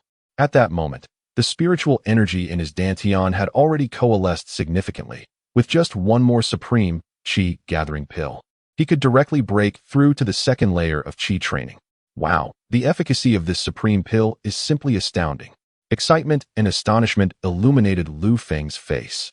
In fact, during his time at the Yunxiao Sect, he had also consumed high-grade qi-gathering pills. However, the effects of the high-grade ones paled in comparison to the supreme variety. Based on Lu Feng's calculations, the potency of a single supreme qi-gathering pill was undoubtedly equivalent to that of 2 high-grade pills, not to mention the time cost involved in refining the pills. After experiencing the effects of the exquisite elixir, Lu Feng found himself filled with newfound confidence in his cultivation. Had he possessed such a remarkable pill during his time at Yunxiao Sect, he would have undoubtedly already broken through to the foundation establishment stage. Alas, this world offers no what-ifs. He then retrieved a second supreme qi-gathering pill and consumed it, beginning the process of refinement. As the sun rose and set, the next day's sunlight once again graced the earth. Lu Feng's cultivation had successfully advanced to the second layer of the qi refinement stage. Exhaling a breath of turbid air, he slowly opened his eyes. With no work obligations today, he had the opportunity to procure additional alchemical materials for his endeavors. His reluctance to purchase materials at the Dan Yuan Pavilion stemmed from a fear of arousing manager Wang's suspicions. After all, in Wang's eyes, he was merely an unremarkable alchemy apprentice devoid of any cultivation. A sudden influx of materials would undoubtedly raise questions regarding the source of his spirit stones and the necessity of such quantities for an ordinary individual. With this in mind, Lu Feng retrieved the manual on qi concealment he had purchased. It seemed imperative to cultivate this technique. He swiftly tidied his room and, after a brief wash, proceeded to the dining hall for breakfast. Although the meal consisted solely of thin porridge and pickled vegetables, Lu Feng maintained the routine of an ordinary person to avoid drawing attention. After finishing his breakfast, he returned to his room and began to focus on practicing the qi concealment technique. This mid-tier yellow-grade spell was not particularly difficult to master, especially for someone like Lu Feng, who possessed dual spiritual roots. After 2 hours of dedicated practice, he finally grasped the basics of the technique. Let me test whether the effects of qi concealment match those described in the book, Lu Feng muttered, forming a hand seal to activate the spell. Instantly, the spiritual energy within his meridians surged back into his dantian, which began to close slowly, as if entering a state of deep slumber. Once the qi concealment technique was fully deployed, Lu Feng exuded an aura indistinguishable from that of an ordinary person. However, the entry-level qi concealment could only deceive cultivators of the same realm. Those of a higher level would easily see through it. Nevertheless, this was sufficient for Lu Feng, as there were likely few formidable cultivators at the foundation establishment stage within Yunxian Square. Satisfied with his condition, he decided it was time to venture out and procure some alchemical materials. Chapter 11. Supreme Body Refinement Pill. At noon, the various shops in Yunxian Square bustled with activity, predominantly filled with cultivators, alongside a small number of ordinary individuals, including Lu Feng. Enhanced by the qi concealment technique, Lu Feng now presented himself as indistinguishable from a commoner, devoid of any detectable fluctuations of spiritual energy, with his dantian in a closed state. At this moment, Lu Feng entered a pharmacy called Xiandan Tower. Upon entering the shop, a young attendant greeted him warmly. "Welcome to Xiandan Tower, esteemed senior. We offer the most comprehensive selection of elixirs in all of Yunxian Square. May I inquire what you wish to purchase?" Lu Feng cast a glance at the attendant and discerned that the young man possessed merely the cultivation of the second layer of qi refinement. "Might I inquire if your esteemed establishment sells spirit herbs and elixirs?" The attendant promptly replied, "Indeed, we do. May I ask what spirit herbs or elixirs the esteemed elder seeks?" After a moment of contemplation, Lu Feng articulated, "I wonder if you have the refining materials for the qi gathering pill and the body refining pill?" Although his primary focus was on restoring his cultivation level, with the support of the system, he resolved to refine his physical form as well. After all, a robust body is essential to accommodate greater spiritual energy. During his time at the Yunxiao Sect, Lu Feng had devoted himself entirely to his cultivation and alchemy. It was only upon reaching the pinnacle of qi refinement that he recognized significant flaws in his physique, which had hindered his breakthrough to the foundation establishment stage. Upon hearing Lu Feng's inquiry, the attendant responded once more, "Elder, we have all the materials you mentioned. The materials for the qi gathering pill are priced at 10 low-grade spirit stones each, while the materials for the body refining pill are priced at 15 low-grade spirit stones each." Lu Feng nodded. The prices were identical to those at the Danyuan Pavilion. Yet he possessed only 54 low-grade spirit stones, limiting his purchasing power. "I shall take 2 sets of materials for the qi gathering pill and 2 sets for the body refining pill." "Certainly. The total for your purchase amounts to 50 low-grade spirit stones. How would you like to proceed with the payment?" Lu Feng nodded, retrieving the spirit stones and handing them over. "Here are the spirit stones. Please confirm." Once both parties had verified the transaction, the deal was concluded. Lu Feng then returned directly to the Danyuan Pavilion with the 4 sets of materials, unaccompanied by any unfamiliar followers. It appeared that the daytime in Yunxian Square was relatively safe. Upon entering his room, Lu Feng retrieved his small furnace from the system space. It had been some time since he last concocted body refining pills, and he wondered what grade of elixir the system would reward him with this time, should there be an explosion. With that thought, he placed a set of body refining pill materials into the small furnace. After a period of refining, the materials transformed entirely into a viscous liquid. Subsequently, Lu Feng channeled a surge of spiritual energy into the furnace, beginning to compress the liquid vigorously. After a sustained effort of compression, the small furnace emitted a muffled bang. Elated by this development, Lu Feng directed another pulse of spiritual energy into the furnace. Crack! The right opening of the furnace swung open, and 10 dark pills, exuding a burnt aroma, flew out. Lu Feng deftly caught the failed pills as the mechanical voice of the system echoed in his mind. "Ding! You have experienced an explosion while refining the body refining pill, triggering a 10-fold return reward. Please select your reward. Reward 1, 100 low-grade body refining pills. Reward 2, 30 superior body refining pills. Reward 3, 15 exquisite body refining pills." With the system's prompt, Lu Feng's face lit up with joy as he declared, "Haha, I choose reward 3. Ding! Congratulations. You have obtained 15 exquisite body refining pills. The elixirs have been placed into the system space. Please check them at your convenience." Upon receiving the reward, Lu Feng focused his thoughts and retrieved 1 exquisite body refining pill from the system space for inspection. Before him lay a pill, perfectly rounded and gleaming with a lustrous sheen. Its surface bore 4 distinct patterns, and it awakened an insatiable hunger within Lu Feng. Normally, cultivators possess a minimal appetite. Yet this exquisite body refining pill stirred a long-forgotten desire for sustenance within him, as though consuming it would yield tremendous benefits for his physique. While he had previously ingested ordinary low-grade body refining pills, their effects had been rather mundane. Gazing at the exceptional pill in his hand, Lu Feng licked his lips, remarking that it appeared delectable, and decided to sample its flavor. Without hesitation, he swallowed the pill whole. As it descended into his abdomen, an extraordinarily pure energy emanated from within.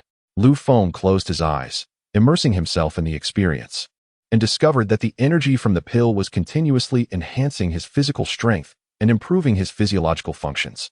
During this transformative process, dark red droplets of viscous liquid began to seep through his skin. Although the quantity was limited, the odor was remarkably foul. After 2 hours of refinement, Lu Feng finally consumed the entire body refining pill. To his astonishment, The pill's effects were overwhelmingly powerful, expelling the impurities that had been hidden deep within him. He was no stranger to the dark red liquid seeping from his body. A decade prior, when he had first entered the chi refinement stage, he had experienced a similar phenomenon, albeit with a greater volume of the foul liquid.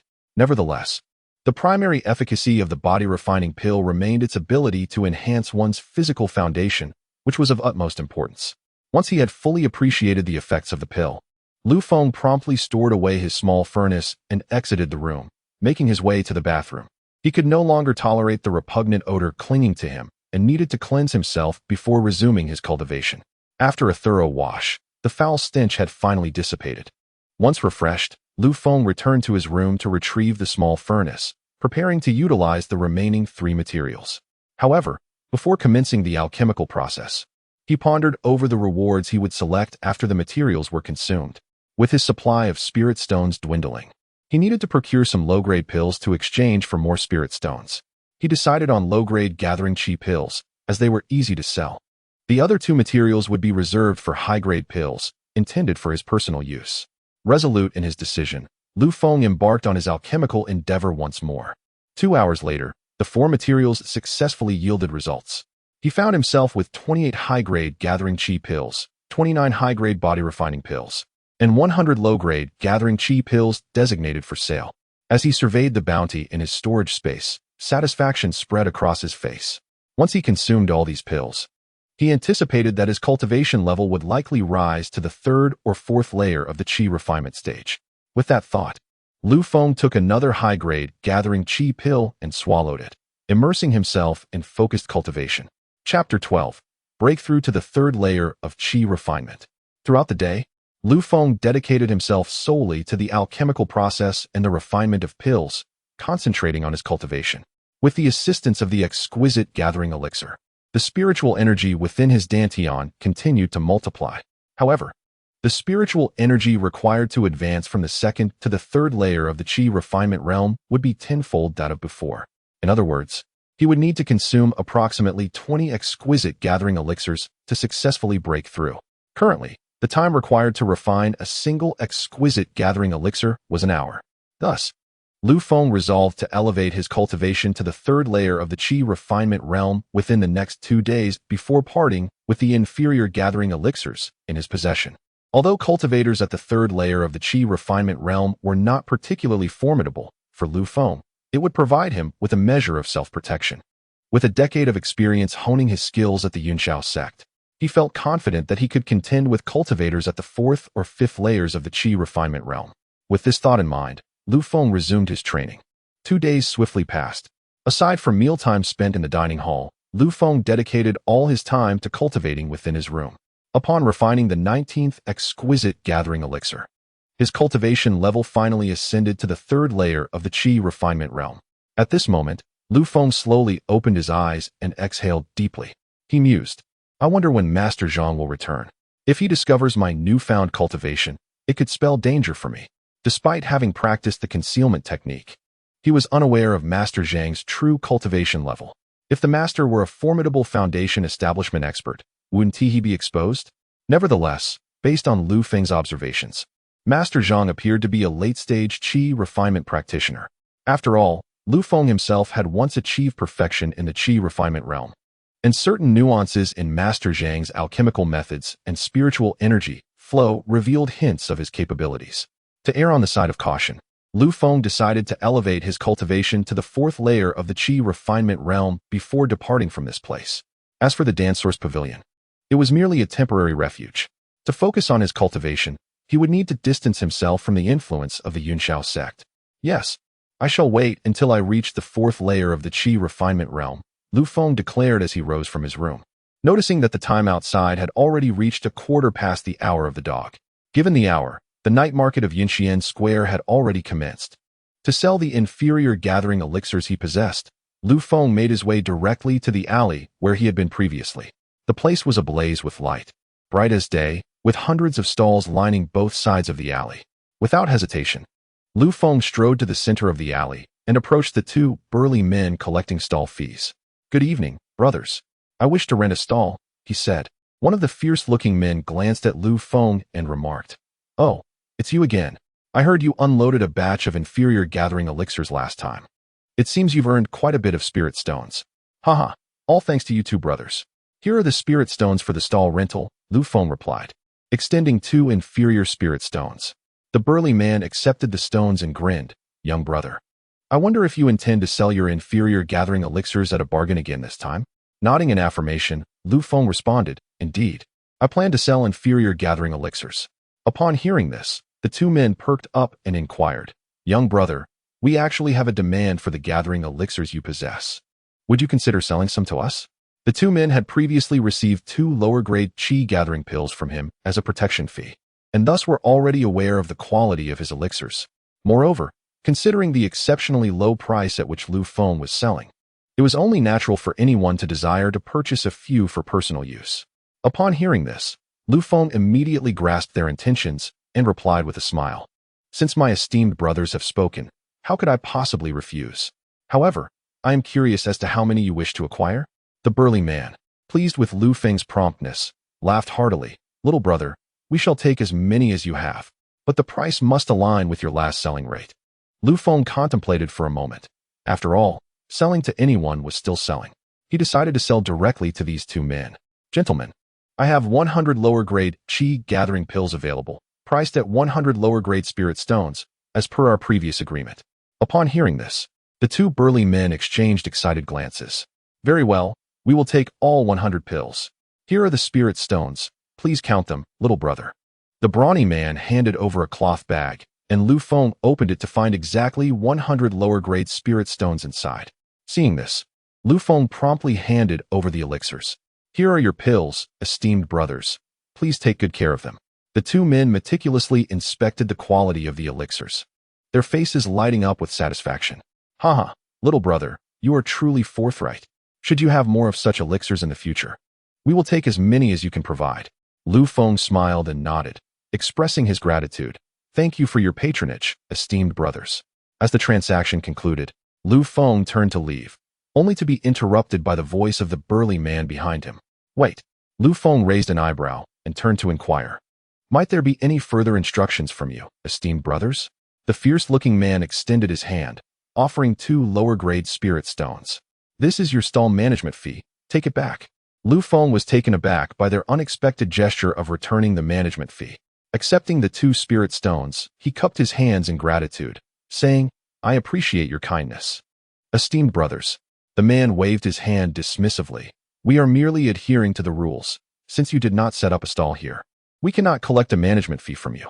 With that, Lu Feng said no more, offering a respectful farewell before departing. This time, he did not linger in the night market, but headed straight back to the Dan Yuan Pavilion. He noticed that he was not being followed this time, suggesting that the men who had trailed him previously were indeed the same burly fellows. After Lu Feng exited the alley, the 2 men promptly resold the lower-grade qi gathering pills for 1.5 lower-grade spirit stones each, allowing them to make a tidy profit. At that moment, one of the burly men chuckled. Cousin, do you think that kid would be furious if he knew we sold his pills at a normal price? The other man grinned. Haha, why should we care? That kid is clearly a novice in the cultivation world. I wonder how he acquired those pills. After pondering, the fierce man remarked. Last time, Biaozi mentioned that this lad is associated with Dan Yuan Pavilion. Should we inform Manager Wang at Dan Yuan Pavilion? The cousin shook his head. Are you foolish? If we disclose this matter to Manager Wang of the Dan Yuan Pavilion, how shall we profit from the spirit stones? Hee, indeed, my cousin is astute. Well, when we encounter that young lad next time, be sure to give him a scare. Leverage Manager Wang to intimidate him and find a way to further lower the price of the elixirs. This is my forte. Leave it to me. Chapter 13. An unexpected encounter with an inner disciple of Cloudsoar Sect. Upon returning to Dan Yuan Pavilion, Lu Feng dedicated an entire night to focused cultivation, resulting in the spirit energy within his dantian condensing to nearly 1/10 of its full capacity. At this moment, only 4 exquisite gathering qi pills remained in his possession. To sustain his current rate of cultivation, he must continue procuring materials for the gathering qi pills. Moreover, based on Lu Feng's estimations, to transition from the 3rd to the 4th layer of the qi refinement stage, approximately 100 exquisite gathering qi pills would be required. Though this represents merely a minor elevation in rank, The fourth layer is classified as the mid-stage of qi refinement, while the third layer is merely the early stage, indicating a significant disparity between the two. The most considerable difference lies in the capacity and quality of spirit energy. As it stands, Lu Feng, with his current total of spirit energy, can only sustain the refinement of 10 batches of low-grade first-tier elixirs. Should he exceed this limit, his spirit energy would falter. Likewise, the quantity and quality of spirit energy are paramount in combat. Thus, Lu Feng intends to reach the fourth layer of qi refinement before departing from Yunxian Square. With a plan in mind, Lu Feng quickly freshened up and made his way to the dining hall, where he enjoyed a bowl of thin porridge. At that moment, Chun Sen reappeared before him. According to their agreement, the 3-day period had elapsed, signaling the time for the exchange of waste pills. Good morning, Taoist Lu. It seems you appear quite well after a few days, Chun Sen greeted with a smile. Lu Feng glanced at him, instantly discerning Chun Sen's intentions, and handed over a cloth bag. Taoist Chun, here is what you requested. Please verify it yourself. Chun Sen accepted the bag, grinning as he replied, Indeed. Taoist Lu is a man of integrity. I shall count it now. He meticulously began to inspect the contents, revealing a total of 75 dark waste pills within the bag. Among them, 15 were refined by Master Zhang, while the remaining 60 were the result of Lu Feng's own refining mishaps. According to their previously agreed-upon price, these 75 waste pills amounted to 5 pieces of low-grade spirit stones. Once Chun Sen completed his count, he promptly produced 5 low-grade spirit stones and handed them over. Taoist Lu, here are your spirit stones. Please accept them. Lu Feng received the stones and added, Master Zhang will be away for the next few days. You need not seek me for waste pills anymore. Understood, Chun Sen responded. In truth, many in the shop were aware of Master Zhang's absence. Lu Feng's statement was merely a precaution, for he harbored a sense that Master Zhang would likely act against him upon his return. Hence, it was prudent to cultivate to the fourth layer of qi refinement and depart from this place at the earliest opportunity. With that, Lu Feng exited the Dan Yuan Pavilion and proceeded to the Xiandan building he had visited previously, where he was once again greeted by the same attendant. Upon recognizing a familiar patron, the young attendant immediately smiled and clasped his hands in greeting, exclaiming, Ah, it is you, esteemed senior. Welcome. He inquired whether the senior intended to purchase alchemical materials or complete potions this time. Lu Feng, maintaining a calm demeanor, replied straightforwardly, Please provide me with 10 sets of qi gathering dam materials. Here is 100 spirit stones. He then produced a pouch filled with the stones and handed it over. Upon seeing the sizable bag of spirit stones, the attendant beamed and said, Please wait a moment, esteemed senior. I shall fetch the materials for you right away. Lu Feng merely nodded lightly, standing patiently in place. Shortly after, the attendant returned with 10 sets of qi gathering dam materials. Lu Feng inspected the contents and, finding everything in order, prepared to depart for the Dan Yuan Pavilion. At that moment, 3 elegantly dressed young individuals, exuding an air of arrogance, suddenly entered the Xiandan building. Upon glancing at them, Lu Feng's brow furrowed. He recognized these individuals as disciples from the inner sect of the Yunxiao Sect, Zhang Bin, Wang Hui, and Luo Yueling. Notably, Zhang Bin had been severely injured 2 years prior during the sect's grand competition due to an incident involving Lu Feng's alchemical furnace. Damn it, what are they doing here? Lu Feng cursed inwardly, realizing that these were the inner sect disciples Chun Sen had mentioned earlier. Just then, Wang Hui boisterously called out, Where is everyone? Are you blind? Can't you see we are here to purchase items? The attendant hurried over, wearing an apologetic expression, and said, My apologies, esteemed seniors. It was a momentary oversight. Please forgive us.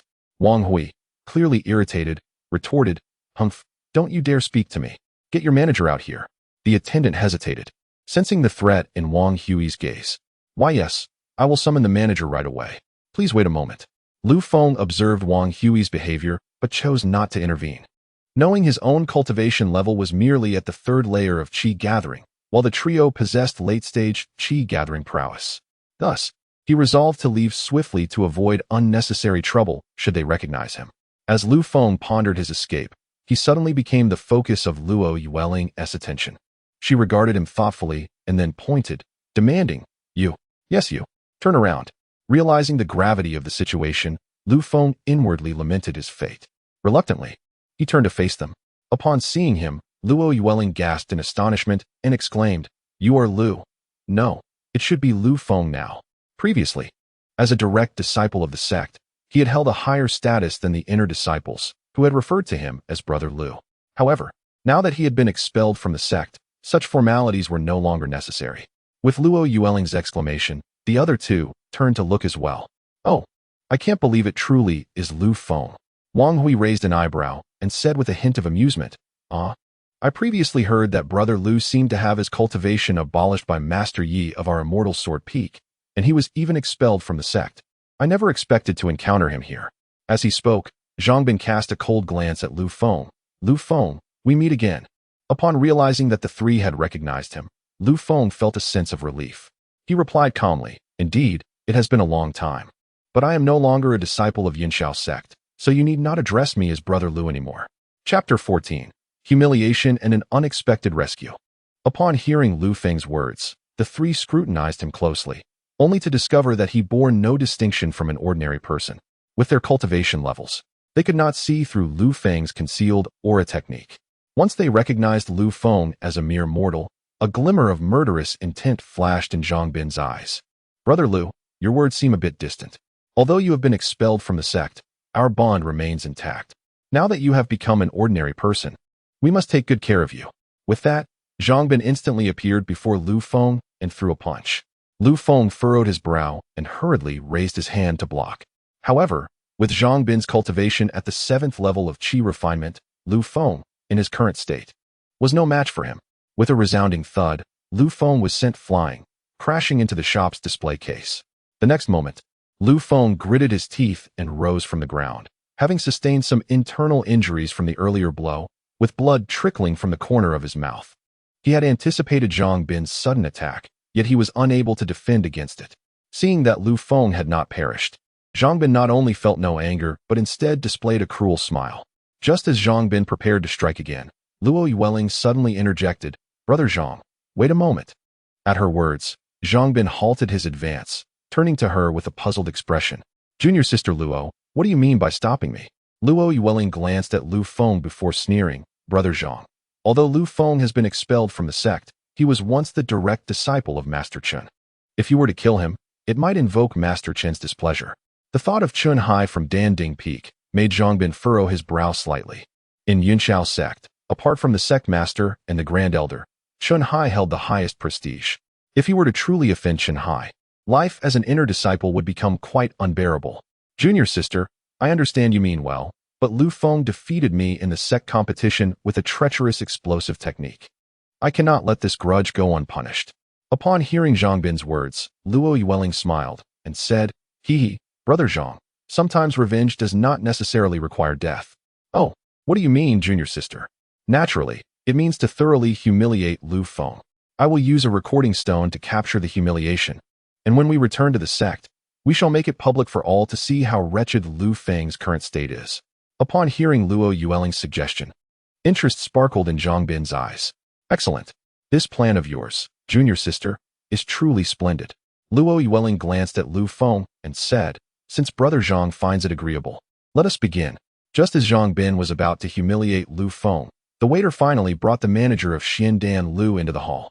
Upon seeing the damaged counter, the manager frowned and approached Zhang Bin and his companions, clasping his hands in greeting. Esteemed friends, I am the manager of Xiandan Lu.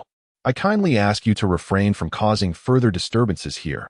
Otherwise, I shall have no choice but to report this to Yunxiao Sect. The trio turned to the manager, noticing that he too was a late-stage qi refinement cultivator. At that moment, Wang Hui spoke up. Humph, so you are the manager. We are inner disciples of Xianjian Peak. It would be wise for you not to meddle in our affairs. Observing their attitude, the manager chuckled coldly. Hee, esteemed friends. My establishment has the backing of the enforcement hall. You would do well to consider your actions. Hearing this, hesitation flickered in their eyes.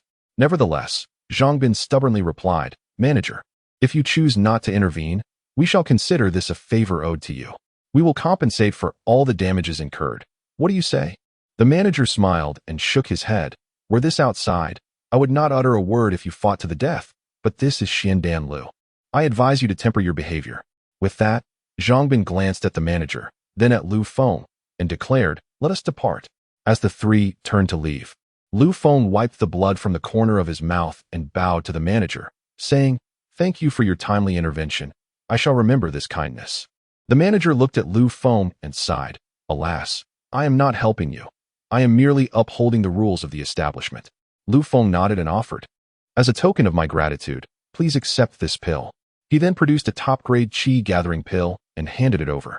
Upon seeing the pill, the manager's eyes widened in astonishment.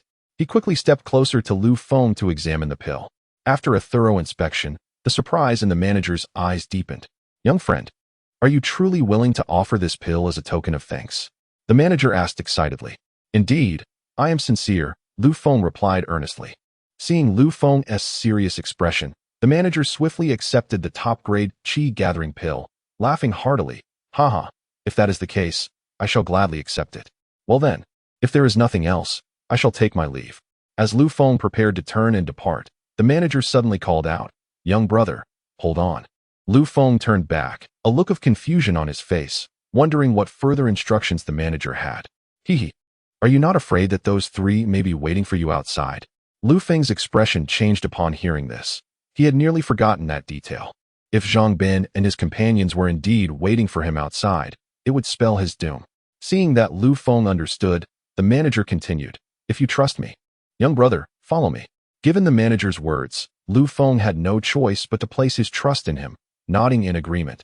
"Very well, I shall rely on you." With that, Lu Feng followed the manager into the inner courtyard of the establishment. Typically, such shops have a back door. Yet the manager led Lu Feng into a guest room, which sparked a hint of curiosity in Lu Feng's heart. At this moment, the shopkeeper gestured towards a nearby chair and said, "Please, young brother, take a seat. The reason I brought you here is twofold." "Oh, I would appreciate your clarification," came the reply. The shopkeeper chuckled. "I am fully aware of the events that transpired between you earlier. You must be the recent disciple expelled from the Yunxiao sect, correct?" Lu Feng raised an eyebrow, surprised that the other party was privy to such information, and nodded. "Indeed, I am the disciple you mentioned." With Lu Feng's confirmation, the shopkeeper's expression shifted to one of understanding. "I see. That explains why you possess such exquisite chi-gathering pills." Lu Feng regarded the shopkeeper and then inquired, "What are the two purposes for which you brought me here?" The shopkeeper responded, "The young are indeed quite impatient. My intention in bringing you here is quite simple. Firstly, to help you evade trouble with those three individuals, and secondly, to inquire whether you possess any of those exquisite chi-gathering pills." Lu Feng's heart stirred as he realized that the shopkeeper's motives were not entirely altruistic. Rather, he was drawn by the allure of the exquisite pills. Coming to this understanding, Lu Feng shook his head and replied, "I possess only one exquisite chi-gathering pill, a gift from my former master." In an effort to divert attention from the exquisite pills, Lu Feng could only present Chun Hai as a shield. Upon hearing Lu Feng's words, the shopkeeper seemed to believe him. After all, Chun Hai was a core formation alchemist, and it was not surprising that he could create such exceptional pills. "Oh, so it seems that Master Chen still cherishes the bond between teacher and disciple," the shopkeeper remarked. The mention of Chun Hai reminded Lu Feng of the cold and disdainful gaze he had received from him on that fateful day. Furthermore, he remained unconvinced by the Yunxiao sect's judgment against him. He vowed that once he had grown stronger, he would return to the Yunxiao sect to reclaim the justice that had been denied to him. Chapter 15. News of the Secret Realm in Lanfeng Xian City. The shopkeeper's words not only reminded Lu Feng of the Yunxiao sect, but also of his former master, Chun Hai, who had abandoned him. "Perhaps," Lu Feng replied with a cold smile. If Chun Hai still held any affection for him, he would not have allowed Yi Xianming to render him powerless, nor would he have consented to his expulsion from the sect. However, these thoughts remained known only to Lu Feng. Since being taken to the Yunxiao sect at the age of 10 by Chun Hai and training for a decade without breaking through to the foundation establishment stage, his progress was indeed sluggish. It was worth noting that Lu Feng had previously enjoyed a wealth of cultivation resources, with Chun Hai personally guiding him. Yet, despite these advantages, he had failed to advance. This, too, was a primary reason for Chun Hai's abandonment of him. While Lu Feng was lost in contemplation of the past, the shopkeeper interjected once more. "In that case, young brother Lu, it would be prudent for you to remain here for a while. After those three have departed, you may leave at your leisure." Lu Feng nodded. "Very well, I am grateful for your assistance." The shopkeeper chuckled. "No need for such formality, young brother. As far as I know, those three have come down the mountain in search of a secret realm. Oh, might I inquire what secret realm it is? The so-called secret realm is, in fact, a diminutive space meticulously crafted by the formidable beings of the cultivation world. Within this realm lie numerous treasures left behind by these esteemed cultivators, and some grand sects even manage to enclose entire mountain gates within the secret space, rendering them difficult to detect by outsiders. However, should such a sect meet its demise, the secret realm would be left with an abundance of magical artifacts, spiritual herbs, and medicinal plants. During his time as a direct disciple, Lu Feng had the opportunity to venture into such a secret realm. Thus, he possesses a fair understanding of these matters. As for the specifics of this particular realm, it appears the three individuals he encountered were merely the first group of disciples heading there, with reports suggesting that more disciples from Yunshao sect would follow suit. Curious, Lu Feng inquired about the location of this secret realm. The shopkeeper regarded him with a shake of his head, saying, "Brother Lu, you currently lack any cultivation. Even if you knew the location, what could you achieve? Do you truly wish to venture forth?" Realizing the shopkeeper likely knew the secret realm's whereabouts, Lu Feng respectfully clasped his hands and requested, "I implore you to share the location of the secret realm with me. I shall express my gratitude in the future." At present, he possessed little more than a volatile furnace system to rely upon, and he contemplated exploring this secret realm to fortify his chances for future retribution. Seeing Lu Feng's earnestness, the shopkeeper sighed, "Ah, since you are so resolute, I shall divulge it to you." A glimmer of excitement flashed in Lu Feng's eyes as he listened intently. It was said that this secret realm is located near the Lu Feng Immortal City, but its opening would not occur for several months. So, it is situated near Lu Feng Immortal City. Lu Feng had heard of this place before. It was a subordinate city of the Cauldron sect, a prominent righteous cultivation sect in the southern region, which often found itself at odds with Yunshao sect. The fact that Yunshao sect would dispatch disciples there indicated that many cultivators would likely participate. At that moment, a knock echoed at the door of the guest room. The shopkeeper slowly inquired, "What is it?" A voice from outside responded, "Shopkeeper, the three troublemakers have already departed." "Ah, understood. You may return to your duties," the shopkeeper replied. Then turned to Lu Feng with a smile. "Brother Lu, since those three have left, I can escort you now." Lu Feng immediately rose and, with a respectful gesture, said, "Thank you for your kindness." Subsequently, the shopkeeper led Lu Feng to the back door of the establishment and remarked, "Brother Lu, should you encounter Master Chun, please extend my regards to him." Lu Feng nodded. "Very well, I shall take my leave now." The shopkeeper's willingness to assist him was partly due to his association with Chun Hai and partly because of the exquisite qi gathering pill in Lu Feng's possession. Regardless, the shopkeeper of Shindan Tower had saved him once, and he would undoubtedly seek to repay this kindness when the opportunity arose. After departing from Shindan Tower, Lu Feng cautiously returned to Dan Yuan Pavilion, encountering none of Zhang Bin and his companions along the way. Upon reaching his room, before he could even close the door, a mouthful of fresh blood erupted from him. He had been suppressing the injuries within his body while at Shindan Tower. Lu Feng wiped the blood from the corner of his mouth, then removed his clothing to examine his body. His arms and chest were covered in dark bruises. Had it not been for his cultivation reaching the third layer of qi refinement, Zhang Bin's earlier punch could have cost him his life. "Zhang Bin, you will pay for this." At that moment, Lu Feng's eyes were filled with a murderous intent. However, to seek vengeance, he needed to elevate his cultivation swiftly. Zhang Bin possessed a 7th-layer qi refinement realm, and with the assistance of Wang Hui and Luo Yueling, also at the 7th layer, Lu Feng realized that he would need to reach at least the 8th layer to have any hope of revenge. Understanding this, Lu Feng promptly closed the door, cleaned the blood from the floor, and began his alchemical operations. After 10 consecutive explosions in the furnace, the system rewarded him with a total of 135 premium qi gathering pills and 100 inferior qi gathering pills. He intended to reserve these 100 inferior pills for future sale. With the premium qi gathering pills, he had enough to cultivate to the 4th layer of qi refinement.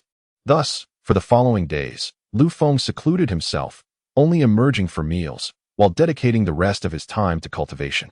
In this manner, a week swiftly passed. Lu Feng's cultivation had now reached the pinnacle of the 3rd layer of qi refinement, with the spiritual energy in his dantian reaching a perfect state. At this moment, he took out a premium qi gathering pill, muttering to himself, "I never anticipated that in less than 2 weeks." I would advance from an ordinary person to the fourth layer of qi refinement.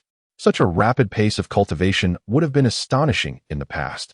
The reasons for his current speed were twofold: the aid of the premium qi gathering pills and the unobstructed nature of his recultivation, combined with his previous insights into cultivation, which allowed for such an extraordinary rate of advancement.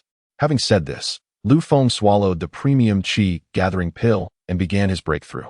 As the pill entered his stomach, an abundance of pure spiritual energy emanated from it. With a mere thought, Lu Feng activated the Qingmu burning spirit technique to guide this energy in its circulatory flow. Once the first strand of spiritual energy was completely refined, it coalesced into a thread of spiritual power that flowed into his dantian. The dantian, which had been in a perfect state, began to pulsate vigorously with this influx of spiritual power. Subsequently, more strands of fresh spiritual energy surged into the dantian, accelerating its pulsation frequency. Under such conditions, the dantian gradually expanded, its capacity increasing significantly. Once the dantian stabilized, its volume was approximately 1.5 times greater than before. Finally, he had successfully advanced to the fourth layer of qi refinement. Chapter 16. Departing from Yunxian Square. After solidifying his newfound cultivation, Lu Feng realized that after a week of practice, he had only 40 premium qi gathering pills remaining. Though this seemed ample, it would not suffice for the journey ahead. He had initially planned to leave upon reaching the fourth layer of qi refinement, but first, he needed to prepare. He decided to sell the inferior qi gathering pills he had on hand and purchase some materials to utilize for alchemical operations along the way. Resolute in his decision, Lu Feng rose and made his way to the hall of Dan Yuan Pavilion. At this moment, it was midday, and the establishment was bustling with patrons. After observing for a while, Lu Feng soon spotted Chun San in the hall. He swiftly approached him and clasped his hands in greeting. "Taoist Chun, I extend my respects." Chun San looked up, recognizing Lu Feng, and immediately responded with a smile. "Taoist Lu, it has been a few days. You appear to be in good spirits." "Indeed. I have made some progress. By the way, do you have any fasting pills?" "Ah, fasting pills, we certainly have those. How many does Taoist Lu require?" After a moment of contemplation, Lu Feng inquired, "Do you have the materials for the fasting pills as well?" "Yes, we do." "Very well. I shall take 10 sets of materials for the fasting pills." The fasting pill, being a basic concoction, was something even an apprentice alchemist could produce. Hence the materials were not costly. Chun Sen nodded and promptly retrieved 10 sets of the materials, handing them over. "Taoist Lu, the total for the 10 sets amounts to 5 low-grade spirit stones." Lu Feng produced the spirit stones and exchanged them, completing the transaction. As he prepared to leave, Chun Sen suddenly spoke in a hushed tone. "Taoist Lu, I have heard that Master Zhang is on his way back. Do you still wish to proceed with our previous agreement?" Lu Feng was taken aback by this revelation. It was evident that he needed to depart from Yunxian Square immediately. "Indeed, the agreement stands," Lu Feng replied, maintaining a calm demeanor. "Excellent, excellent." With that, Lu Feng exited Dan Yuan Pavilion, determined not to return. Soon, he arrived at Xiandan Tower and presented a low-grade gathering pill to the attendant, asking, "Friend, does your esteemed establishment accept such pills?" The attendant examined the pill and, finding its quality satisfactory, replied, "We do, but we can only offer 1.5 low-grade spirit stones per pill." Lu Feng nodded. "Very well, I have some additional low-grade gathering pills. Please assist me in selling all of them." With that, Lu Feng handed over the remaining 100 gathering pills, including one that Master Zhang had previously gifted him. Since he intended to depart, he decided to dispose of all unnecessary items. The attendant, surprised by the quantity presented, said, "Very well. Please wait a moment while I tally them." Lu Feng silently nodded and began to wait patiently. As the attendant counted the pills, Lu Feng noticed several gazes scrutinizing him, most of which belonged to other customers who had come to purchase pills. Disregarding the stares, Lu Feng focused on selling his pills swiftly and procuring the materials for gathering pills before leaving. He had no intention of lingering in Yunxian Square. Even if he attracted attention, it mattered little. Before long, the attendant finished counting and approached Lu Feng with a pouch of low-grade spirit stones. "Esteemed Taoist, here are a total of 152 low-grade spirit stones, with half a stone gifted from our establishment." Lu Feng did not reach out to seize the spirit stones, but instead remarked, "Please procure for me the materials to concoct 15 qi gathering pills, and use these spirit stones for the purchase." Upon hearing this, The young attendant's face broke into a smile, and his demeanor noticeably improved. "Very well, please wait a moment," he replied. Lu Feng's transaction not only benefited him, but also ensured a substantial commission for the attendant, hence the shift in attitude. Before long, the attendant returned with the materials for the 15 qi gathering pills, along with 2 inferior spirit stones. Lu Feng quickly verified the contents and, finding everything in order, turned to leave. Upon exiting the Xindan building, he did not return to the Dan Yuan Pavilion. Instead, he headed towards the eastern side of Yinxian Square. However, as he departed from the Xindan building, 2 shadows trailed behind him. Lu Feng feigned ignorance, continuing on his path towards the market's outskirts.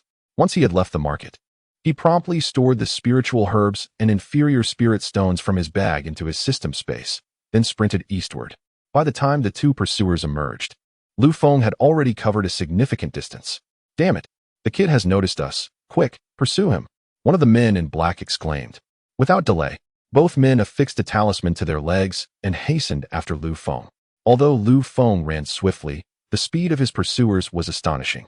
Casting a glance over his shoulder, he realized the gravity of the situation. It was evident they had employed wind-running talismans. It appeared he could not shake them off. However, Lu Feng felt little fear, as their cultivation levels were on par with his own, each at the 4th level of qi gathering. Even if they confronted him, it would merely lead to a battle. After a brief chase, Lu Feng was finally caught up by the 2 men, one clad in black and the other in green, both of whom appeared to be over 30 years of age.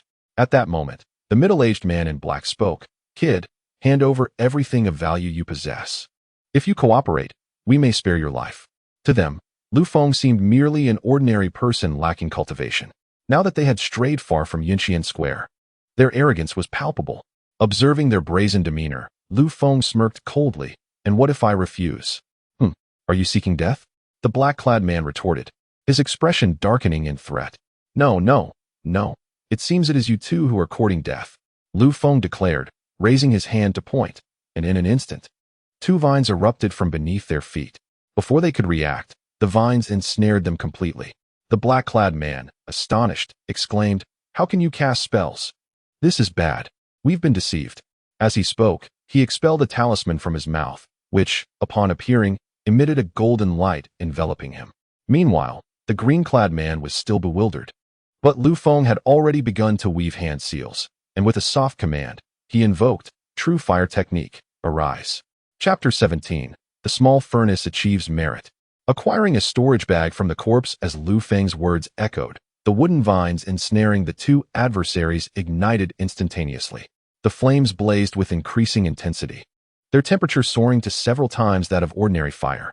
This technique, the true art of departing fire, was an advanced mystery-level spell that Lu Feng had previously learned at the Cloudsoar Sect. Naturally, mystery-level spells are a whole tier above yellow-level spells. The classification of techniques and spells is divided into 4 grades: Heaven, Earth, Mystery, and Yellow, with Yellow being the lowest and Heaven the highest. The true art of departing fire, which Lu Feng cultivated primarily for alchemical purposes, nonetheless possessed formidable power capable of effortlessly obliterating a practitioner at the 4th level of qi refinement. As the flames intensified, the man clad in green was consumed and perished within mere moments. The man in black, shielded by a golden light talisman, barely survived. However, the talisman was utterly destroyed under the assault of the true art of departing fire. With the wooden vines beneath the black-clad man's feet also incinerated, he seized the opportunity to leap back, swiftly creating distance between himself and Lu Feng. In a brief span, Lu Feng had incapacitated one opponent and fatally wounded another, instilling a sense of dread within the black-clad man, who found himself uncertain whether to flee or confront. Observing the black-clad man's disheveled demeanor, Lu Feng scoffed. "Did you not just demand that I surrender my belongings? Why do you retreat now? Have you decided against it?" Provoked by Lu Feng's words, the black-clad man's expression darkened. "You, Brad, it appears you 2 possess the cultivation of the 4th level of qi refinement. I had not anticipated your deep concealment." Lu Feng merely regarded him coldly, awaiting the black-clad man's next move.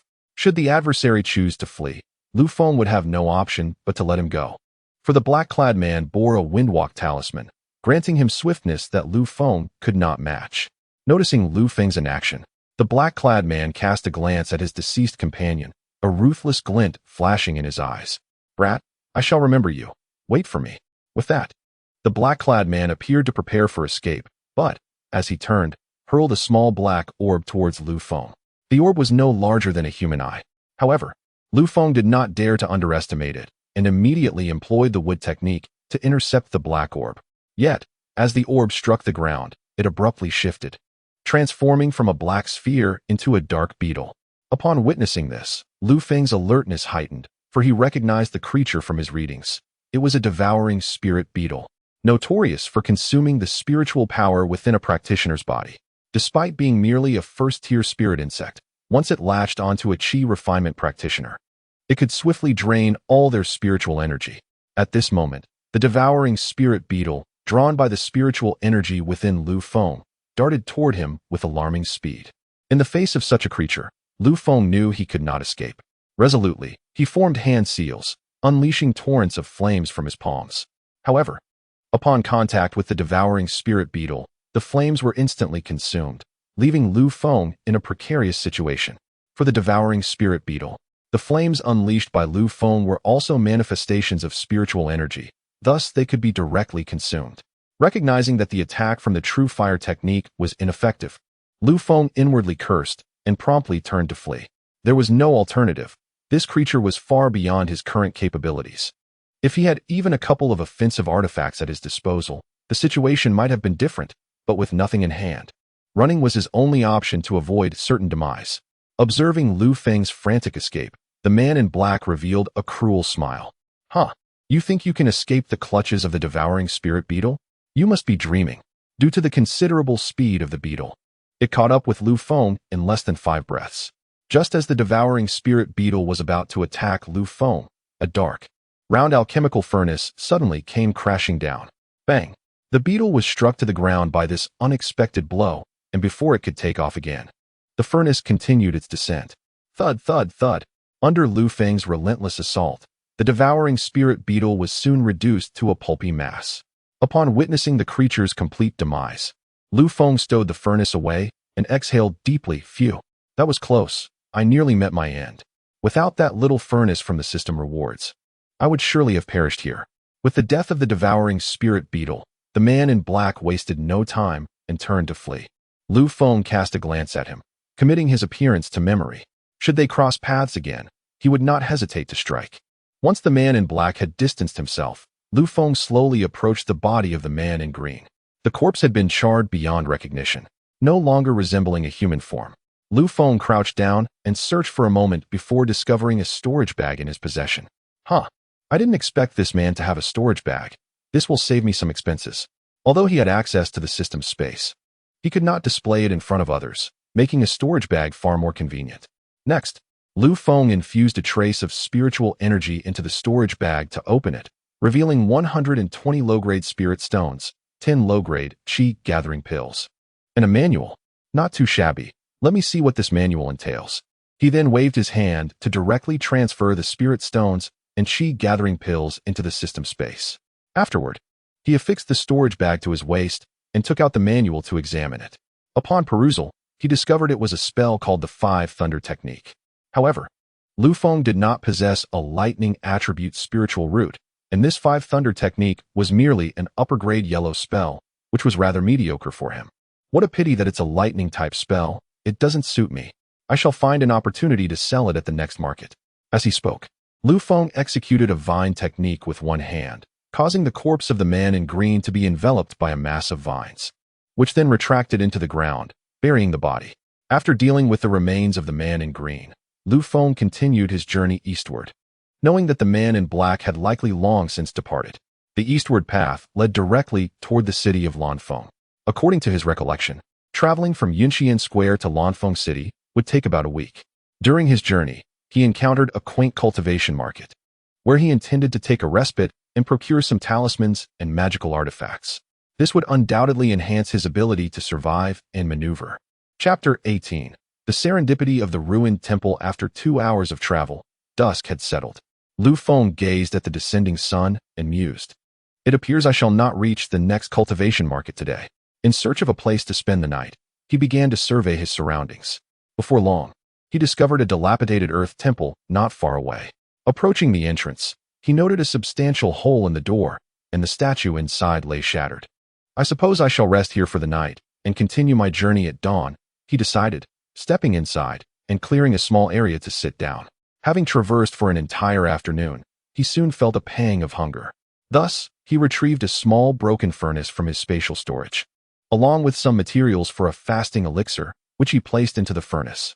I wonder if this inferior-grade elixir, when detonated, might yield a reward from the system.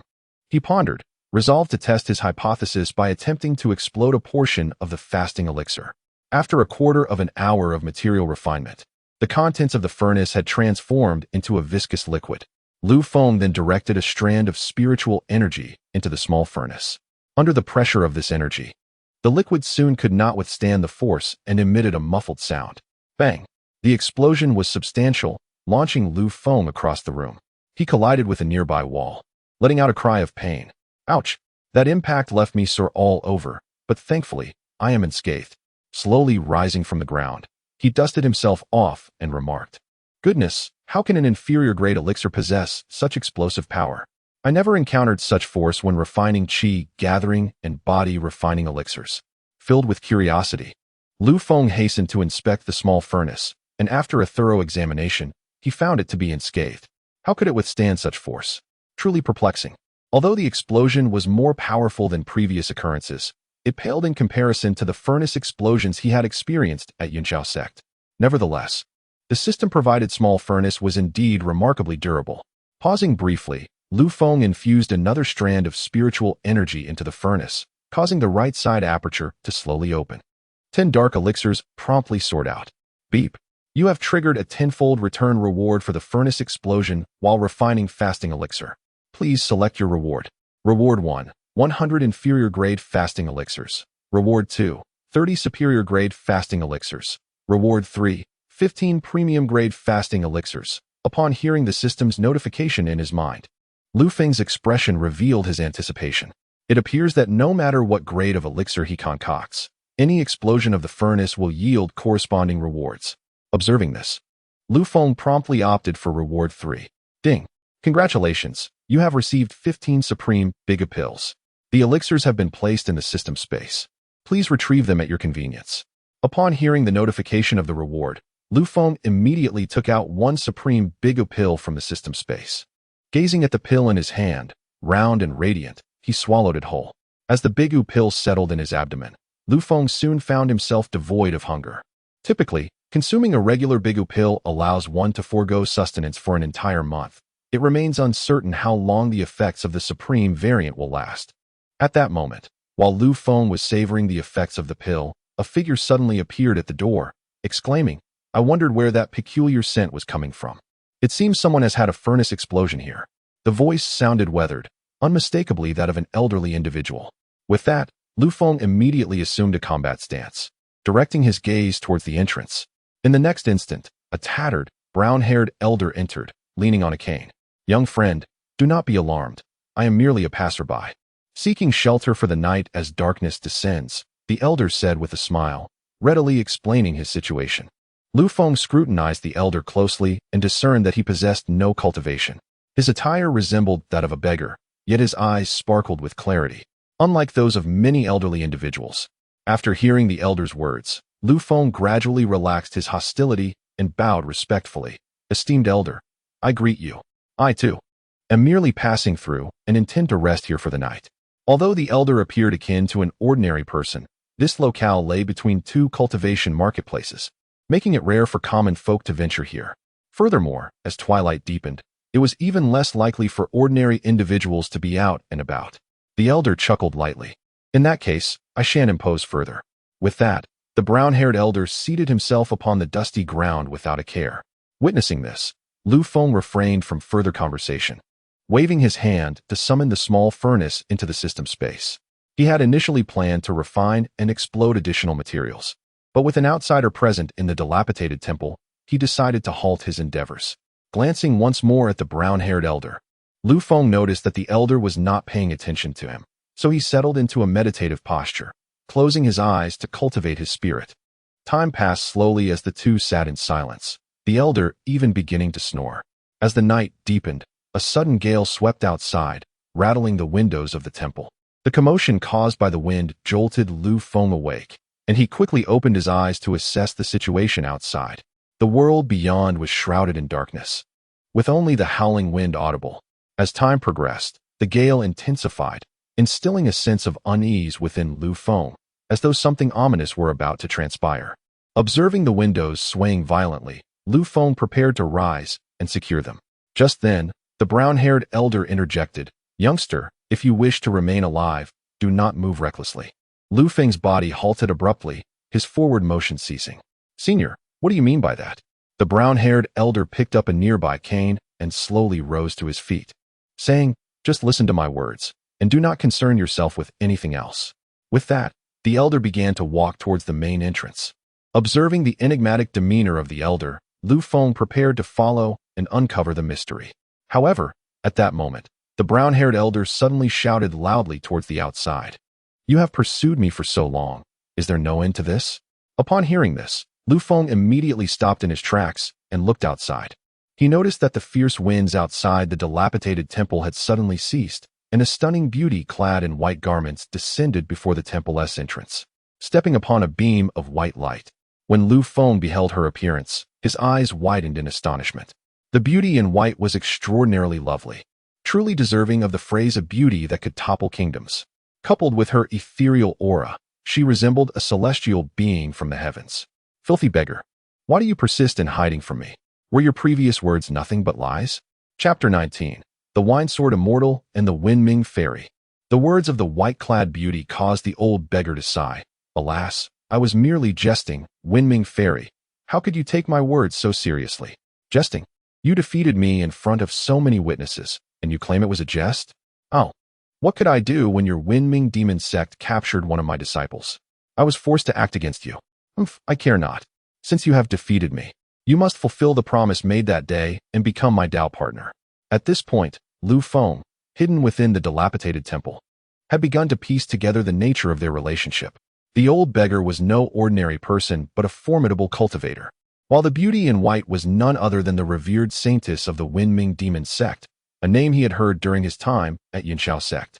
However, the Wenming fairy was a powerful being at the nascent soul stage, and it seemed the old beggar also possessed a similar level of cultivation. Yet, Lu Feng had also heard tales of the Wenming fairy's ruthless nature. Merely gazing upon her could lead to immediate death. Now caught between these two formidable figures and privy to their secrets, he realized that if the Wenming fairy were to become displeased, his life would be forfeit. As Lu Feng contemplated his next move, the old beggar spoke again. "Wenming fairy, you know that we are at odds.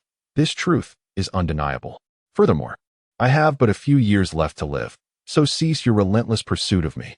Witnessing the old beggar's resolute stance, the Wenming fairy's expression turned icy. She glanced at Lu Feng within the dilapidated temple and coldly declared, "Very well. Since you are so unyielding, I shall compel you to submit." With that, the Wenming fairy lifted her hand, and instantly hundreds of white sword lights surged towards the old beggar. Yet, the old beggar showed no sign of fear. He merely shook his head with resignation. "Wenming fairy, why must you resort to such measures? Would it not be better to return and fulfill your role as the saintess of the demon sect?" As he spoke, the old beggar gently waved his cane, causing a barrier of sword energy to materialize, effectively blocking all the incoming white sword lights. Immediately, the Wenming fairy raised her hand and, with a swift motion, appeared within the dilapidated temple. Before Lu Feng could react, she seized his shoulder and effortlessly lifted him into the air. Witnessing this, Lu Feng's heart sank in terror, realizing that as a mere practitioner at the 4th level of qi cultivation, he was utterly powerless against a formidable being of the nascent soul realm. Captured by the Wenming fairy, he began contemplating the manner of his impending demise. The old beggar glanced at the Wenming fairy. His brow furrowed slightly as he cautioned, "Our matters are unrelated to this individual. I advise you not to harm the innocent." The Wenming fairy responded with a cold smile. "Oh, old beggar, if you agree to become my Tao partner, I shall spare this boy. Otherwise, you may as well prepare to collect his corpse." The old beggar looked at Lu Feng and sighed deeply. "If you wish to kill him, then do so. After all, this boy and I have only just met." Observing the beggar's demeanor, The Wind Ming Fairy's brow slightly furrowed as she retorted, "Humph, old beggar. Do you truly think I would believe your words? Whether you believe it or not, if you intend to kill, then proceed." "Very well. I shall demonstrate." As Lu Feng listened to their exchange, he felt a chill run down his spine. In his mind, he lamented, "Wait. What does this quarrel between you two have to do with me?" Just as the Wind Ming Fairy was about to strike Lu Feng, a sudden flash of azure sword light erupted from the ground. The appearance of this sword light was so abrupt that the Wind Ming Fairy had no choice but to divert her full attention to countering this attack, abandoning her intent to eliminate Lu Feng. Seizing the opportunity, the old beggar instantaneously teleported to Lu Feng's side and rescued him. As they landed, Lu Feng was about to express his gratitude with a bow, but upon looking up, he saw the Wind Ming Fairy's assault was again upon them. "Old beggar, you claim this boy is no concern of yours. Now I shall kill him." Witnessing the oncoming torrent of white sword light, Lu Feng felt a surge of panic. At that moment, the old beggar whispered urgently, "Hold on tight to me." Lu Feng, momentarily stunned, found himself teleported away by the old beggar. At that instant, Lu Feng was engulfed in a dizzying whirlwind, utterly disoriented as to his surroundings. After a brief interval, clarity returned to his vision, yet the dilapidated temple had vanished, leaving only the old beggar beside him. "Cough, cough, senior. Where are we?" Lu Feng inquired hastily. The old beggar did not respond to his question. Instead, he produced a piece of leather blanket and draped it over them both. "Shoo, do not speak. Lie down quickly. We will be safe once that madwoman departs." Lu Feng comprehended the gravity of their situation, and the two of them lay flat beneath the blanket. Moments later, a fierce wind swept overhead, and without needing to look, Lu Feng knew it was the Wind Ming Fairy approaching. He was so frightened that he held his breath, now fully aware of the terrifying nature of those from the demonic path, who so readily resorted to violence. Soon, the fierce wind moved away from their vicinity. Just as Lu Feng prepared to rise, the old beggar pressed him down. "Not yet. Wait a moment longer. That madwoman enjoys striking back." Upon hearing the beggar's words, Lu Feng swallowed hard and promptly lay back down. A quarter of an hour had passed when the old beggar finally folded his tattered blanket and slowly rose to his feet. "Oh, this madwoman is indeed like a stubborn adhesive, impossible to shake off." Upon witnessing this, Lu Feng promptly stood up, brushed off the dust from his clothing, and cupped his hands in respect. "I am Lu Feng, deeply grateful for your life-saving grace, esteemed elder." The old beggar waved his hand dismissively, saying, "It's hardly a matter of life and death. Just ensure you do not blame this old man for bringing trouble upon you." "I would never dare," Lu Feng exclaimed. "Your willingness to intervene on my behalf is already an immense honor. How could I possibly hold you accountable?" The old beggar chuckled lightly. "Though I do not believe in fate, since our paths have crossed, I shall present you with a token as a gesture of our meeting." With that, he tossed a jade token to Lu Feng, which bore the character Danxiao on one side and the character for wine on the reverse. Upon grasping the jade token, Lu Feng suddenly recalled a righteous sect of cultivators from the southern region, the Danxiao Sect. This sect, while not as renowned as the Yunxiao Sect, possessed strength and heritage that rivaled it. "So, you are a member of the Danxiao Sect, esteemed elder. I am honored." Upon realizing the beggar's identity, Lu Feng bowed respectfully once more. "Since you are aware of the Danxiao Sect, you should understand the significance of this token," the old beggar stated. Lu Feng nodded. He was well aware of its implications. The Danxiao Sect's token, when given to outsiders, held two meanings. First, it granted the bearer the right to request the Danxiao Sect's assistance in matters that did not contravene chivalry. Second, it allowed one to apply for membership within the sect, contingent upon passing their assessments. In response to your words, esteemed elder, I am indeed cognizant of the token's meaning. Well then, since you comprehend, I shall not elaborate further," the old beggar remarked, glancing at the distant sky, his expression turning resigned. "Alas, that madwoman is returning. I shall divert her attention. You should make haste and leave this place." Surprised by the beggar's words, Lu Feng paused briefly before bowing. "Yes, I shall remember." He then inquired, "By the way, may I know your esteemed name?" The old beggar did not answer, but instead took to the skies. In the next moment, a voice echoed from above, "Wind Ming Fairy. I, the Wine Sword Immortal, am here. If you have the ability, come and pursue me." With that, the old beggar transformed into a streak of light and soared away into the distance. Witnessing this scene, Lu Feng's eyes brightened. He had certainly heard of the Wine Sword Immortal. Even his former master, Chen Hai spoke highly of this individual. After a moment, Lu Feng suddenly realized something and muttered in exasperation, "Oh dear, esteemed elder, why are you flying eastward? How am I supposed to reach the Lu Feng Immortal City now?"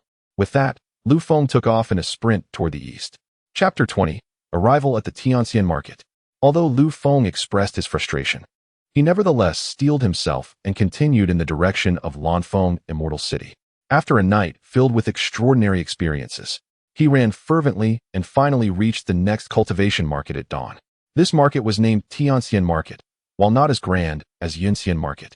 It boasted a considerable number of shops within its confines. Upon entering the bustling marketplace, Lu Feng promptly sought refuge in an inn. With his initial fortune now secured, he no longer needed to toil as an alchemical apprentice. Upon reaching his room, Lu Feng first indulged in a refreshing bath, then consumed a premium qi gathering pill to commence his cultivation. Aspiring to participate in the upcoming secret realm of Lu Feng Immortal City in a few months, he recognized that his current cultivation level was insufficient.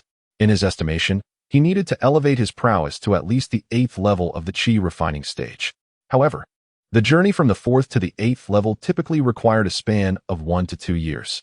Fortunately, with the aid of the premium qi gathering pill and his prior cultivation experience, the breakthrough to the 8th level seemed quite attainable. He surmised that with diligent practice over 3 to 4 months, he could reach his goal. As his cultivation progressed, the speed at which he refined the premium qi gathering pill also significantly increased.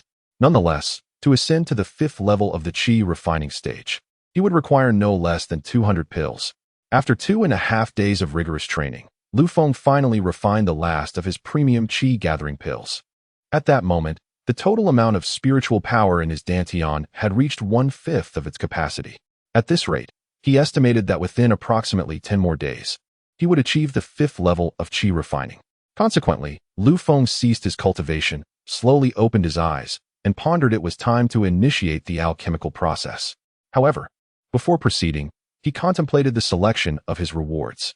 He decided to opt for 10 premium qi gathering pills for his cultivation, while reserving 5 rewards consisting of 4 ordinary low-grade qi gathering pills and 1 high-grade qi gathering pill for sale. Resolute in his decision, Lu Feng retrieved his materials and the small, worn-out furnace to commence his alchemical endeavor. After half an hour, a muffled sound erupted from his room, this time considerably louder than before. Even Lu Feng was jolted back several meters. I distinctly controlled the force of the spiritual power. Why has the explosion's intensity increased? A look of confusion crossed Lu Feng's face as he approached the small furnace for inspection. Upon examination, the furnace appeared unscathed. Yet the previous explosion's force was undeniably stronger. After some contemplation, Lu Feng deduced that his enhanced cultivation level had improved the quality of his spiritual power, thus amplifying the force of the compression. To validate his hypothesis, he decided to reduce the amount of spiritual power he fed into the small furnace. As he diminished the spiritual energy, the power of the liquid compression lessened accordingly. Nevertheless, under Lu Feng's meticulous control, he ultimately succeeded in provoking another explosion. With a resounding bang, Lu Feng was startled into a brief cough. The intensity of this explosion was still manageable. Indeed, by merely reducing the spiritual power, I can control the explosion's force. Just as he was about to lift the furnace lid, a peculiar thought struck him. With the current amount of spiritual power in his dantian, what magnitude of explosion would ensue if he were to channel it all into the small furnace at once?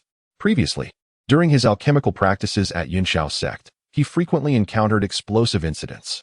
Although he was reluctant to detonate the furnace at that time, unexpected occurrences frequently arose, and the power of the explosion was indeed terrifying. It was effortless to injure peers of the same cultivation level, and even formidable cultivators in the foundation establishment stage had fallen victim to his blasts. Previously, he had endeavored to refine elixirs meticulously, but now it sufficed to simply cause them to explode, significantly reducing the difficulty. This afforded him considerable latitude in his operations. Lu Feng gazed at the dilapidated furnace before him, contemplating whether to attempt a grand explosion. Perhaps, once I have detonated this batch of materials, I shall see about igniting a larger one. With this resolution, Lu Feng proceeded to detonate all 15 batches of qi gathering pills as he had earlier envisioned. Upon completing the explosions, he found himself with several hundred pills of varying quality in his possession. Casting a glance outside, he observed that dusk had settled in. Very well. I shall wait until tomorrow to sell the elixirs. He then consumed a premium qi-gathering pill and began his cultivation.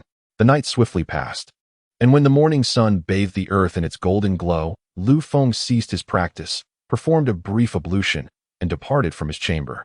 By now, the marketplace was bustling with numerous cultivators traversing the streets. After surveying the surroundings, Lu Feng made his way to a nearby elixir shop. This time, he intended not only to sell his pills, but also to acquire some talismans and magical artifacts for self-defense. Upon entering the shop, a young woman promptly approached him. Good morning, esteemed guest. Our establishment buys and sells elixirs of various grades. May I inquire what type of elixir you wish to purchase? Lu Feng scanned the interior of the shop and noticed only 2 cultivators in the hall purchasing elixirs. He replied, I wish to sell qi-gathering pills. Do you accept them here? The young woman smiled and nodded, certainly. Without further ado, Lu Feng produced a low-grade qi-gathering pill and handed it to her. How many spirit stones will you offer for this elixir? The young woman examined the pill and replied, This is a low-grade qi-gathering pill. Our shop can offer 1.5 low-grade spirit stones for it. Are you satisfied with this price? Lu Feng nodded and then waved his hand, producing a heavy bag. Here are 400 low-grade qi-gathering pills. Please count them. Upon hearing his words, the young woman's eyes widened in astonishment as she took the bag to inspect its contents. The more she examined, the more her surprise deepened. Esteemed guest, there are indeed 400 low-grade qi-gathering pills here.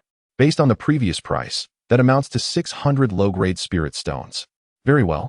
Let us proceed with the transaction, Lu Feng said. The young woman swallowed hard, her excitement palpable. All right, please wait a moment. I shall fetch the spirit stones immediately. With that, she hurried towards the inner courtyard of the shop. Such a scale of elixir transaction exceeded the young woman's authority, necessitating her to inform the shopkeeper. Meanwhile, Lu Feng's actions had drawn the attention of 2 other customers in the shop. Noticing their gaze, Lu Feng merely glanced at them, recognizing them as mere third-layer qi refinement cultivators, before returning his focus to await the young woman's return. Chapter 21. First-tier superior spiritual sword, Jade Green Long Sword. A moment later, a young woman emerged, following a middle-aged man. The man, wearing a broad smile, approached Lu Feng and said, Esteemed guest, I am the proprietor of this establishment. I have verified the low-grade qi-gathering pills you sold earlier. Here is your payment. Please take a look. As he spoke, he handed over a bulging cloth bag. Lu Feng accepted the bag and glanced inside, confirming the quantity of spirit stones was satisfactory. He then cupped his hands in gratitude and remarked, Indeed, the spirit stones are in order. By the way, I require materials for 20 more qi-gathering pills. May I inquire about the cost? Upon hearing Lu Feng's words, the shopkeeper quickly realized that Lu Feng might be an alchemy apprentice, likely under the tutelage of a formidable alchemist, as it would be improbable for him to possess such a large quantity of low-grade qi-gathering pills otherwise. Oh, the materials for the qi-gathering pills are priced at 10 low-grade spirit stones per portion. However, since you have conducted a substantial transaction with our store, I shall extend a 10% discount, he replied, signaling to the young woman to fetch the materials. Lu Feng nodded appreciatively, saying, Thank you for your generosity, shopkeeper. The proprietor smiled, You are most welcome. Business is a matter of mutual support. Should you wish to sell more qi-gathering pills in the future, feel free to approach me. I assure you will be satisfied with the pricing. Lu Feng merely nodded in acknowledgement, settled the payment, and departed from the alchemy shop. Upon reaching the bustling market street, Lu Feng quickly noticed 2 individuals trailing behind him. Although he had never seen them before, he suspected they were sent by the alchemy shop to ascertain his identity. Without addressing the matter, he proceeded into another shop specializing in magical artifacts. As he entered, a young attendant greeted him warmly. Welcome, esteemed guest. Our shop boasts the most comprehensive selection of magical artifacts within Tianqian Square. May I inquire what type of artifact you seek? Lu Feng surveyed the shop's offerings and observed a number of first-tier spiritual instruments, predominantly low-grade, with only a few mid-grade items available. However, he sought a first-tier high-grade spiritual sword. Previously, during his time at Cloudsoar Sect, he had wielded a first-tier exceptional spiritual sword. Excuse me, do you have any first-tier high-grade spiritual swords for sale? Lu Feng inquired. The attendant appeared momentarily taken aback before responding with a smile. To be honest, we do have a first-tier high-grade spiritual sword, but regarding the price. Lu Feng smiled gently, Ah, the price is of no concern. I simply seek a sword that feels right in my hand. Upon realizing that Lu Feng was not constrained by financial concerns, the attendant's eyes sparkled with excitement. Please wait here. I will fetch the sword for you immediately. Very well, Lu Feng replied. As the attendant departed, Lu Feng began to contemplate the price of high-grade spiritual swords. A typical low-grade spiritual sword costs around 50 low-grade spirit stones, while a first-tier mid-grade sword is priced at 150 low-grade spirit stones. In contrast, a high-grade sword would be approximately 500 low-grade spirit stones. Currently, Lu Feng possessed 553 low-grade spirit stones, sufficient to purchase a high-grade spiritual sword. Soon, the attendant returned, accompanied by a sturdy middle-aged man. The robust man scrutinized Lu Feng for a moment before speaking. I am the proprietor of this establishment. I hear you seek to purchase a first-tier superior spirit sword? Lu Feng glanced up at him and noted that the middle-aged man was not only burly but also possessed a cultivation level at the late stage of qi refinement. Judging by his appearance, he was likely a weaponsmith. Thus, Lu Feng clasped his hands together and replied, Indeed, I am interested in acquiring a superior spirit sword. Esteemed shopkeeper. The middle-aged man nodded, then raised his hand to reveal a long, azure sword. This blade was forged from jade cold iron, and its material was not inferior to that of a premium spirit sword. If you fancy it, I shall part with it for 600 low-grade spirit stones, he declared. As soon as the spirit sword appeared, it emanated a chilling aura, captivating Lu Feng instantly. However, the price posed a challenge. Clearing his throat, he ventured, Esteemed shopkeeper.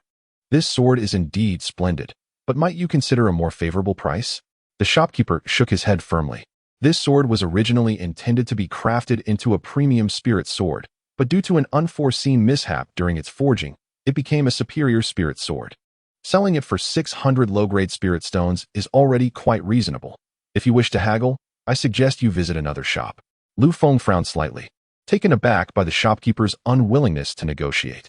Yet, this azure sword was truly remarkable, comparable to his previous premium spirit sword. The price for a first-tier premium spirit sword typically started at over 1,000 low-grade spirit stones. Thus, acquiring it for 600 low-grade spirit stones was indeed a fair deal. After a moment's contemplation, Lu Feng spoke once more, Esteemed shopkeeper. I find myself lacking in spirit stones. Might I offer something else in exchange? The shopkeeper's brow furrowed slightly, but he ultimately acquiesced, saying, Very well. But the substitute must be a hard currency. In response, Lu Feng produced a superior qi gathering pill and presented it. Shopkeeper, would this suffice? The middle-aged man examined it closely, and a look of astonishment crossed his face. This is a superior qi gathering pill. Well done, shopkeeper. You possess a discerning eye. Can this item be exchanged for spirit stones? Indeed, it certainly can. Pray tell, young sir, how many of these pills do you possess? Rather than answering directly, Lu Feng inquired, Esteemed shopkeeper, how many low-grade spirit stones does one of these superior qi gathering pills equate to? He had yet to encounter anyone selling such high-grade pills in public. Typically, these premium pills circulated solely within large sects or were gifted to juniors for their use. Thus, Lu Feng was uncertain of their market value. At that moment, the middle-aged shopkeeper held up 2 fingers and said, Young sir, how does 20 low-grade spirit stones per superior qi gathering pill sound? Lu Feng was momentarily taken aback. He had not anticipated the price to be so steep, considering that a low-grade qi gathering pill was merely worth 2 low-grade spirit stones. This represented a 10-fold increase. Nevertheless, judging by the shopkeeper's expression, this price was still on the lower side. However, Lu Feng chose not to dwell on the price disparity and nodded in agreement. Very well. Upon concluding his discussion, Lu Feng produced 10 high-grade qi gathering pills and 400 low-grade spirit stones, handing them over. The shopkeeper's expression brightened at the sight of the 10 high-grade qi gathering pills. Haha, splendid. From this moment forth, this jade spirit sword shall be yours. Lu Feng accepted the sword, examining it meticulously. He observed that not only was the craftsmanship exquisite, but the blade was also adorned with 12 spiritual inscriptions. While he was no expert in weapon forging, he knew that typically only top-tier spiritual weapons bore such intricate engravings. An upper-grade spirit sword would normally have 9. This indicated that the middle-aged shopkeeper had indeed spoken the truth. With the transaction complete, Lu Feng promptly stored the jade long sword in his system space and departed the shop. As he left, The middle-aged shopkeeper was still reveling in his acquisition of the 10 high-grade qi-gathering pills, completely oblivious to Lu Feng's exit. I should procure some talismans next. Lu Feng mused, making his way to the next shop. Chapter 22. The power of an explosive device comparable to the pinnacle of foundation establishment. Upon exiting the forging shop, Lu Feng noticed the two individuals who had been trailing him. Unfazed, he hastened towards the talisman shop. Inside, Lu Feng purchased 10 wind talisman, 10 golden light talismans, and 10 water avoidance talismans. All 3 types were low-grade first-tier talismans, and the total expenditure for the 30 talismans amounted to 70 low-grade spirit stones. With the assistance of these talismans, both his mobility and defensive capabilities would significantly enhance. Furthermore, the water avoidance talisman would allow him to move freely underwater, providing an escape route in perilous situations. After acquiring the necessary items, Lu Feng proceeded to a cultivation technique shop, where he sold the previously obtained high-grade yellow tier 5 thunder technique for 300 low-grade spirit stones. Once the transaction concluded, Lu Feng returned directly to the inn, while the two individuals trailing him discreetly departed upon seeing him enter. In the cultivation marketplace, ordinary individuals typically did not dare to engage in conflict, as a formidable foundation establishment master was always present to maintain order. Any reckless action could provoke the wrath of such a power, deterring most practitioners from resorting to violence unless absolutely necessary. Back in his room, Lu Feng resumed his cultivation, consuming the premium qi-gathering pills to focus intently on his training. At this moment, the time had reached a quarter past the hour of the monkey in the afternoon, and he planned to leave the marketplace by nightfall to continue his journey towards Lanfengxian City. Compared to the cultivation marketplace, Lanfengxian City was exponentially larger. The city boasted a plethora of shops, and most importantly, it was established upon a spiritual vein. As long as one possessed sufficient spirit stones, they could rent a cultivation venue equipped with a spirit gathering array, significantly enhancing their cultivation speed. Additionally, the city frequently hosted various auctions, where many exquisite treasures and techniques could potentially be found. Lu Feng's journey to Lanfengxian City was not solely for the secret realm occurring in a few months, but also for the opportunity to cultivate diligently within the city's bounds. With the explosive system at his disposal, he no longer needed to worry about resources. As long as one proceeds with caution and develops steadily, there should be no issues. Furthermore, he prepared to leave the marketplace tonight to experiment with the explosive power of the alchemical furnace in the wilderness. 3 hours later, the sky outside had completely darkened. Lu Feng ceased his cultivation and opened the window to observe for a moment. Noticing that everything outside appeared normal, he affixed a wind-running talisman to his leg. It was time to depart. With that, Lu Feng leaped forward, racing towards the eastern side of the marketplace. Under the shroud of night, his figure transformed into a fleeting shadow, swiftly gliding along the main road. After a quarter of an hour of continuous flight, he gradually came to a halt. Phew! He had finally left the marketplace. Afterward, Lu Feng concealed himself in a nearby thicket, scrutinizing the road for any signs of pursuit. After a quarter of an hour of vigilance, he discerned that no one was following him. Thus he returned to the main road. The adage "caution is the mother of safety" resonated deeply with Lu Feng, who had become exceedingly prudent in all his endeavors. Taking advantage of the night, Lu Feng sprinted for another hour. With the aid of the wind-running talisman, his speed had increased several-fold. At this pace, he would reach the Lanfeng Immortal City in merely 2 or 3 days. Suddenly, a dilapidated house appeared ahead, and Lu Feng decided to take a moment to rest within, planning to act once the dawn broke. Arriving at the entrance, he paused to inspect the surroundings and confirm the absence of other occupants. He then pushed open the weathered door and stepped inside. Upon entering, Lu Feng first kindled a fire, then retrieved a small dilapidated furnace from his system space. Yes, detonating the furnace here should not attract attention. Previously, he had only utilized a small amount of spiritual energy during a detonation, resulting in a relatively minor explosion. This time, however, he intended to pour all his spiritual energy into the furnace and observe the true extent of its power. Having made up his mind, Lu Feng gathered the materials for a qi-gathering pill and placed them into the furnace. After a round of refinement, all the components transformed into a liquid essence. Seeing this, a glimmer of anticipation sparkled in Lu Feng's eyes. He was eager to witness the explosive potential this time. With that, he channeled all the spiritual energy from his dantian into the furnace. to prevent injury from the impending blast. He first applied a golden light talisman on himself before swiftly vacating the dilapidated house, stopping only when he reached a distance of 100 meters from the furnace. This distance was the limit of his control over spiritual energy. Had he reached the later stages of Qi training, he could have extended this range by several hundred meters. Unfortunately, he was currently only at the 4th level of Qi training. With everything in readiness, Lu Feng raised his right hand and executed the incantation. Instantly, the spiritual energy within the small furnace enveloped the liquid essence. Then, with a thought, he began to manipulate the vast spiritual energy within the furnace to compress the liquid essence. Since he had invested all his spiritual energy, the compression occurred with remarkable efficiency. In an instant, the liquid essence was pressed to its utmost limit. The next moment, an intense explosion resonated through the dilapidated house. Boom! A small mushroom cloud swiftly erupted from the dilapidated structure, its roof and walls being violently torn away in an instant. The shockwave generated by the explosion surged towards Lu Feng, who, overwhelmed by the terrifying force, exclaimed in disbelief. As the wave approached, his golden shield unfurled instantly, enveloping him in protection. Yet, the ferocious blast still sent him hurtling through the air, as if he were but a leaf caught in a tempest. A piercing scream escaped his lips as he landed heavily on the ground, the golden shield shattering with a resounding crack. Goodness! The magnitude of this explosion is utterly staggering, Lu Feng muttered, rubbing his backside. This explosion was undoubtedly the most formidable he had ever encountered.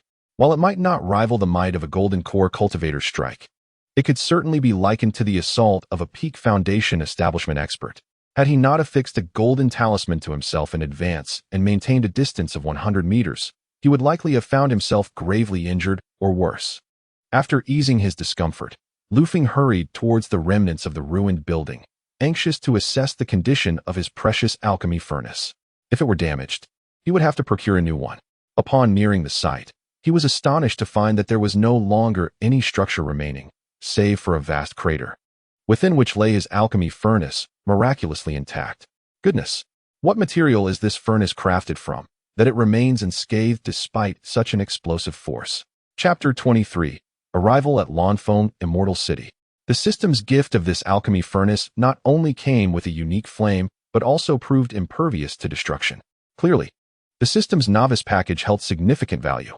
After examining the furnace for any irregularities, Lu Feng sent a thread of spiritual energy into it. Instantly, a cavity on the right side of the furnace opened, releasing 10 dark pills into the air. Lu Feng grasped the defective pills, and the system's notification echoed in his mind. Ding! Your alchemy furnace exploded while refining gathering Qi pill, triggering a 10-fold reward. Please select your reward. Reward 1. 100 low-grade gathering Qi pills. Reward 2. 30 middle-grade gathering Qi pills. Reward 3. 15 high-grade gathering Qi pills, without hesitation. Lu Feng opted for reward 3. Ding! Congratulations! You have received 15 high-grade gathering Qi pills. The pills have been stored in the system space. Please check them at your convenience. Seeing the rewards dispensed, Lu Feng promptly stored the furnace in the system space and pondered his next move. The explosion was far too loud. I cannot linger here any longer. I must depart swiftly. With that, he turned and dashed eastward. Just moments after his departure, 2 Foundation establishment cultivators soared overhead on their swords.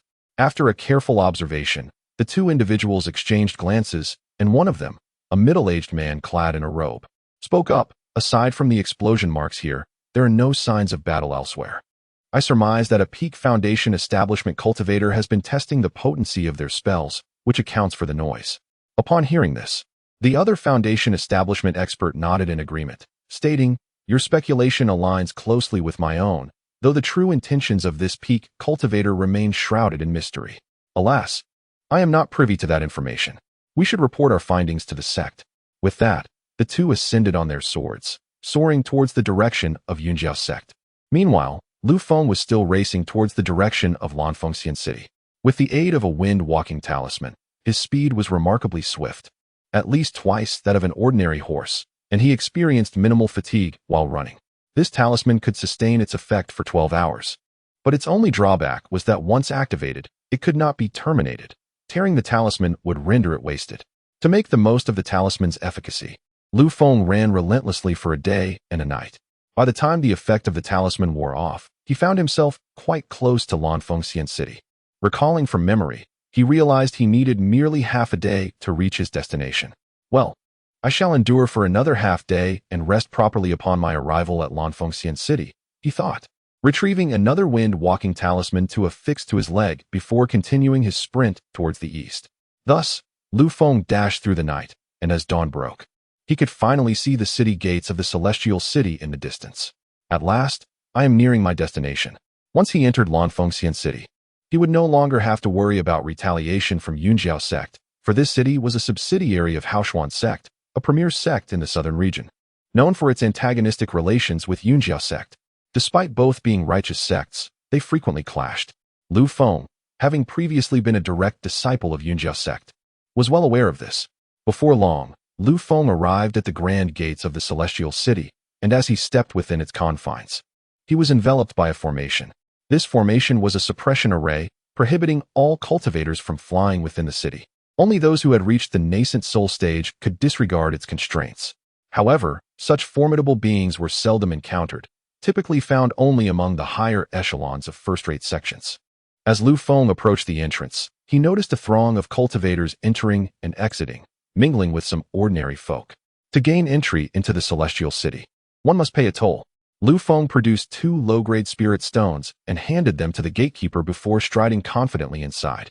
Upon entering the city, Lu Feng immediately sensed a marked increase in the concentration of spiritual energy compared to the wilderness. Shortly thereafter, he arrived at the entrance of an inn named Yunlai Inn. Observing a considerable number of guests inside, Lu Feng followed suit and stepped in. Just as he entered, a servant approached him, inquiring, "Honored guest, are you here for a meal or lodging?" Lu Feng glanced at the attendant and replied, "Might I inquire how many spirit stones are required for one night's stay?" Previously, he had visited this place with his master, Chen Hai. However, at that time, all expenses in the city were handled by Chen Hai, leaving him unaware of the local prices.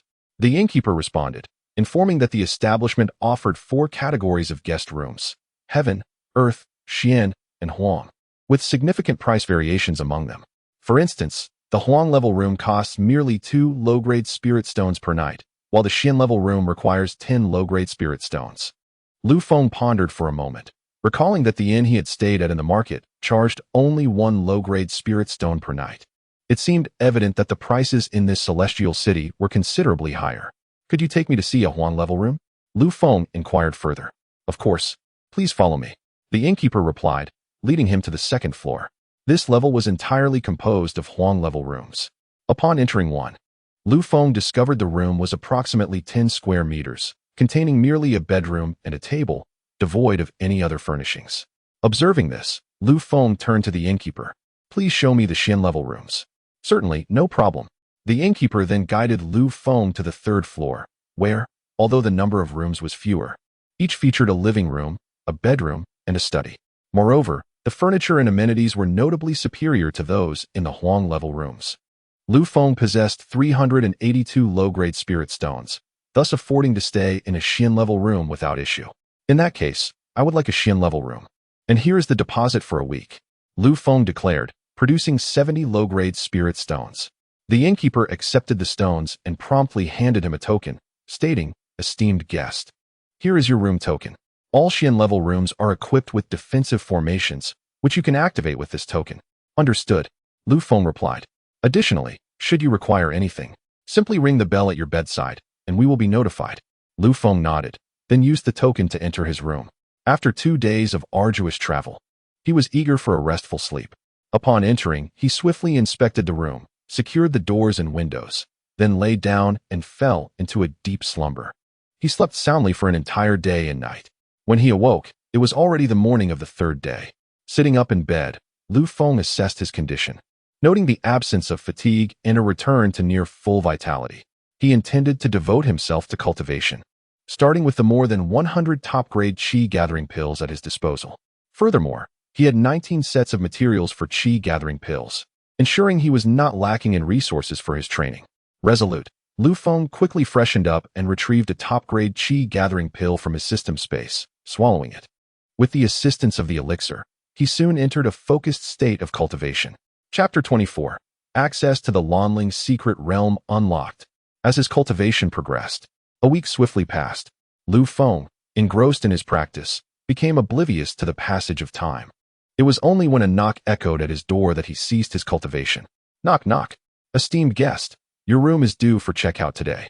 Would you like to extend your stay? Hearing the voice of the attendant outside, Lu Feng slowly rose to open the door. Please extend my stay for another 10 days.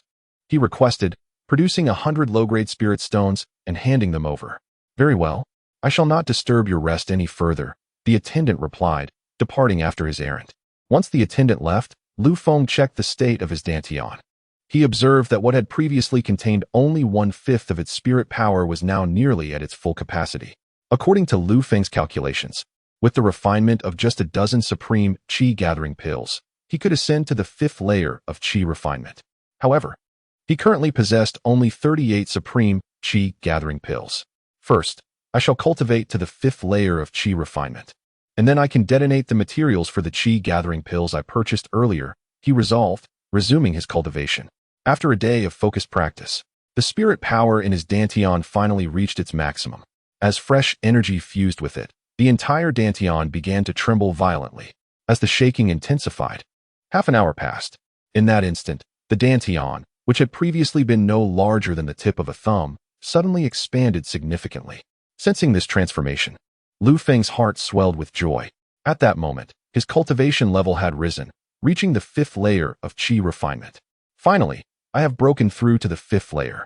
Lu Feng opened his eyes, rose, and moved to the adjoining room, where he retrieved his small furnace and the materials for the qi gathering pills, commencing the process of detonation. With his cultivation having increased by a small realm, his speed and frequency of refining qi gathering pills improved accordingly. After 2 days of alchemical work and detonation, he completely exhausted 19 sets of materials. Among them, he received rewards for 15 detonations in the form of supreme qi gathering pills, and 4 in the form of low-grade qi gathering pills. Consequently, the number of supreme qi gathering pills in his possession had surged to 245, while the low-grade ones reached 400. Should he sell these pills, he would acquire several hundred low-grade spirit stones in return. After securing the small furnace and pills, Lu Feng resolved to venture out and inquire about the prices of qi gathering pills in the Immortal City, while also seeking to purchase items suitable for himself. Upon leaving the Yunlai Inn, Lu Feng began to stroll through the Immortal City. After some investigation, he discovered that the prices of pills here were generally higher than those in the market. For instance, a low-grade qi gathering pill sold for 2 low-grade spirit stones in the market, whereas in the Immortal City, the price was 3 low-grade spirit stones. This trend extended beyond qi gathering pills. Other potions, magical artifacts, and talismans were similarly more expensive than those in the market. It became evident that the cost of living in the Immortal City was indeed quite different. Having grasped these price dynamics, Lu Feng entered a shop called Lanyan Pill Pavilion, intending to sell his 400 low-grade qi gathering pills. He chose this establishment due to its prominence as the largest in the area. Upon entering, he was greeted by a young woman adorned in vibrant attire, her appearance sweet and enchanting. Good afternoon, esteemed guest. May I inquire whether you wish to purchase pills or sell spirit herbs? Lu Feng glanced at her, noting that she possessed a cultivation level of the 4th layer of qi refinement. While this level was commendable in the realm of cultivation markets, it was rather commonplace in the Immortal City. Moreover, this young woman not only possesses a sweet appearance, but also boasts a curvaceous figure. Lu Feng gradually withdrew his gaze, then produced a low-grade qi gathering pill, inquiring, "Might your esteemed establishment be interested in purchasing such a pill?" The young woman glanced at the pill in Lu Feng's hand and quickly made her assessment. "Dear customer, our shop certainly accepts low-grade qi gathering pills. The purchasing price is 1.5 low-grade spirit stones per pill. May I inquire how many you wish to sell?" Lu Feng felt a stir within. It seemed that the shops in this celestial city were indeed remarkable, as even a mere shop assistant could discern the quality of the pill he held. However, the purchasing price aligned with the market rate, which felt somewhat exploitative. Observing this, Lu Feng produced a cloth bag and handed it over. "I possess 400 pills. Please take a look." The young woman's eyes brightened as she accepted the bag to inspect its contents. Once she confirmed the quantity, she smiled and said, "Dear customer, I have counted the pills you wish to sell. Here are 600 low-grade spirit stones. Please verify." Lu Feng glanced and saw that the number was correct. nodding in agreement. Yes, the quantity is satisfactory. My friend, I also wish to purchase materials for 20 qi gathering pills. How many spirit stones would that cost? The young woman, recognizing that Lu Feng not only sold a substantial amount of qi gathering pills, but was now also seeking alchemical materials, quickly grasped his status. The materials for qi gathering pills are priced at 12 low-grade spirit stones per set. However, if you possess a Dan Alliance Alchemist certification, our shop can offer you a 10% discount. Dan Alliance Alchemist certification. Lu Feng shook his head helplessly. Unfortunately, I do not possess such a document. Let us proceed with the standard pricing. He had indeed heard of the Dan Alliance, as his master, Chen Hai, was an honorary elder within it. He hadn't anticipated that possessing an alchemist certification would afford one a discount. It seemed that having connections was invariably advantageous, regardless of one's circumstances. As the transaction concluded and Lu Feng prepared to depart, two mid-stage qi refinement cultivators entered the shop, engaged in conversation. Brother Wang, have you heard? The Lanling secret realm will open in 2 months. Huh, this is common knowledge, but I have also heard that the Haoxian sect will permit everyone to enter. Oh, did the Haoxian sect truly declare that? Indeed. However, to enter the Lanling secret realm, one must pay an entry fee of 1,000 low-grade spirit stones. What? An entry fee of 1,000 low-grade spirit stones? Why don't they just rob someone? Upon hearing this, the other quickly covered his mouth, hushing him. Shoo, how can you speak so recklessly? Cough, I misspoke, my apologies. With the two men ceasing their chatter, a glimmer of insight flashed in Lu Feng's eyes as he exited the Lan Yun Dan Pavilion. It turned out that the secret realm was called the Lanling Secret Realm and was under the control of the Haoxian sect. Yet, why would this sect choose to open its gates to all? Was it merely for the sake of collecting 1,000 low-grade spirit stones from each individual? As Lu Feng strolled through the streets, he pondered the information he had just overheard. Based on his judgment, the Haoxian sect did not appear to be benevolent. Their willingness to relax entry restrictions to the secret realm suggested only two possibilities. Firstly, the secret realm is devoid of any valuable treasures, and secondly, there exists peril within. The Haoxian sect deliberately sends outsiders to probe the situation. Regardless of either circumstance, I must venture inside. Chapter 25. Acquisition of the Ever-Changing Mask. After departing from the Lanyan Dan Pavilion, Lu Feng did not hastily return to the inn, but instead continued to stroll along the bustling streets. Although he had acquired the exquisite jade sword and 3 talismans, he felt these possessions were still insufficient. Before entering the secret realm, he needed to procure some defensive artifacts and life-preserving items. While contemplating what artifacts to purchase, Lu Feng noticed a gathering of people ahead, drawn by the commotion. Approaching the crowd, he saw a young girl manning a stall. The source of the crowd's attention was the city guards demanding a stall fee from the girl, who appeared unable to pay with spirit stones. Without spirit stones, you should promptly dismantle your stall, or else I shall confiscate all your goods. One of the guards declared with disdain. The girl, clad in coarse linen garments and looking frail, seemed no older than 12 or 13. Upon hearing the guard's threat, panic washed over her. Please, sir, I assure you that I will pay the stall fee as soon as I sell my items. I beg you to allow me to remain here a little longer. Enough with the chatter. No stall fee, and even the mightiest cannot sell here. You have 3 breaths of time. If you do not pack up, do not blame me for my harshness. Faced with the fierce demeanor of the guard, the girl was nearly brought to tears. Ultimately, she complied, dismantling her stall while casting a look of indignation at the guard. What are you staring at? If I see you attempting to sell again, you can forget about your meager wares, the guard retorted before departing, causing the remaining onlookers to disperse, leaving the girl alone, bewildered and uncertain of her next move. At that moment, a voice broke through the silence. Young lady, may I see the items you were selling? The girl looked up to find a handsome young man with an upright stature, none other than Lu Feng. He had noticed something on her stall that piqued his interest during the guard's confrontation. Seeing him approach, the girl shook her head. I'm sorry, sir. I cannot pay the stall fee, and the guard won't permit me to sell here. Lu Feng furrowed his brow upon hearing her response. He had not anticipated her innocence. Ahem, how about this? Let us leave the city together, and once we are outside, you can sell your items to me. Initially, the girl felt a glimmer of hope at his suggestion, but soon her expression turned wary. You don't mean to rob me, do you? Seeing her clutching her belongings tightly, Lu Feng couldn't help but feel exasperated. Then how can you sell your items to me? After a moment of contemplation, the girl proposed. How about this, big brother? Could you please cover the booth fee for me first, and I will deduct that amount from the items I purchased from you? What do you think? Lu Feng asked, feeling somewhat speechless, yet he nodded in agreement. All right then. May I inquire how much the booth fee is? The young girl held up 5 fingers, indicating that the fee was merely 5 low-grade spirit stones. Lu Feng nodded and promptly produced 5 low-grade spirit stones, handing them over. You can go pay it yourself. Upon realizing Lu Feng was not deceiving her, the girl beamed with joy. Thank you, big brother. Now I can start selling my goods. With that, she took the spirit stones and hurried to a nearby guard to settle the booth fee. A moment later, the girl returned to Lu Feng, opening her bundle and asking, Handsome big brother, what do you need? I can sell it to you at a lower price. Observing the naive girl, Lu Feng sighed. Did you have a beast skin mask displayed at your booth earlier? The girl instantly comprehended what Lu Feng desired and spread her bundle wider, retrieving the beast skin mask and presenting it to him. Is this what you meant, handsome big brother? Lu Feng nodded and took the mask, scrutinizing it closely. If he was not mistaken, this beast skin mask was a transformative mask. Such masks were crafted from the fur of a shape-shifting fox, enabling the wearer to alter their appearance at will and even change their aura, classifying it as a disguise-type magical artifact. Though this transformative mask was merely a mid-grade artifact of the first rank, its utility was commendable.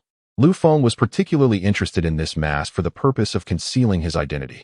After a thorough examination, satisfied with the mask's condition, Lu Feng inquired, Little girl, how much do you sell this mask for? The girl pondered for a moment before cheerfully responding, This mask belonged to my grandfather. If you fancy it, I can sell it to you for 20 low-grade spirit stones.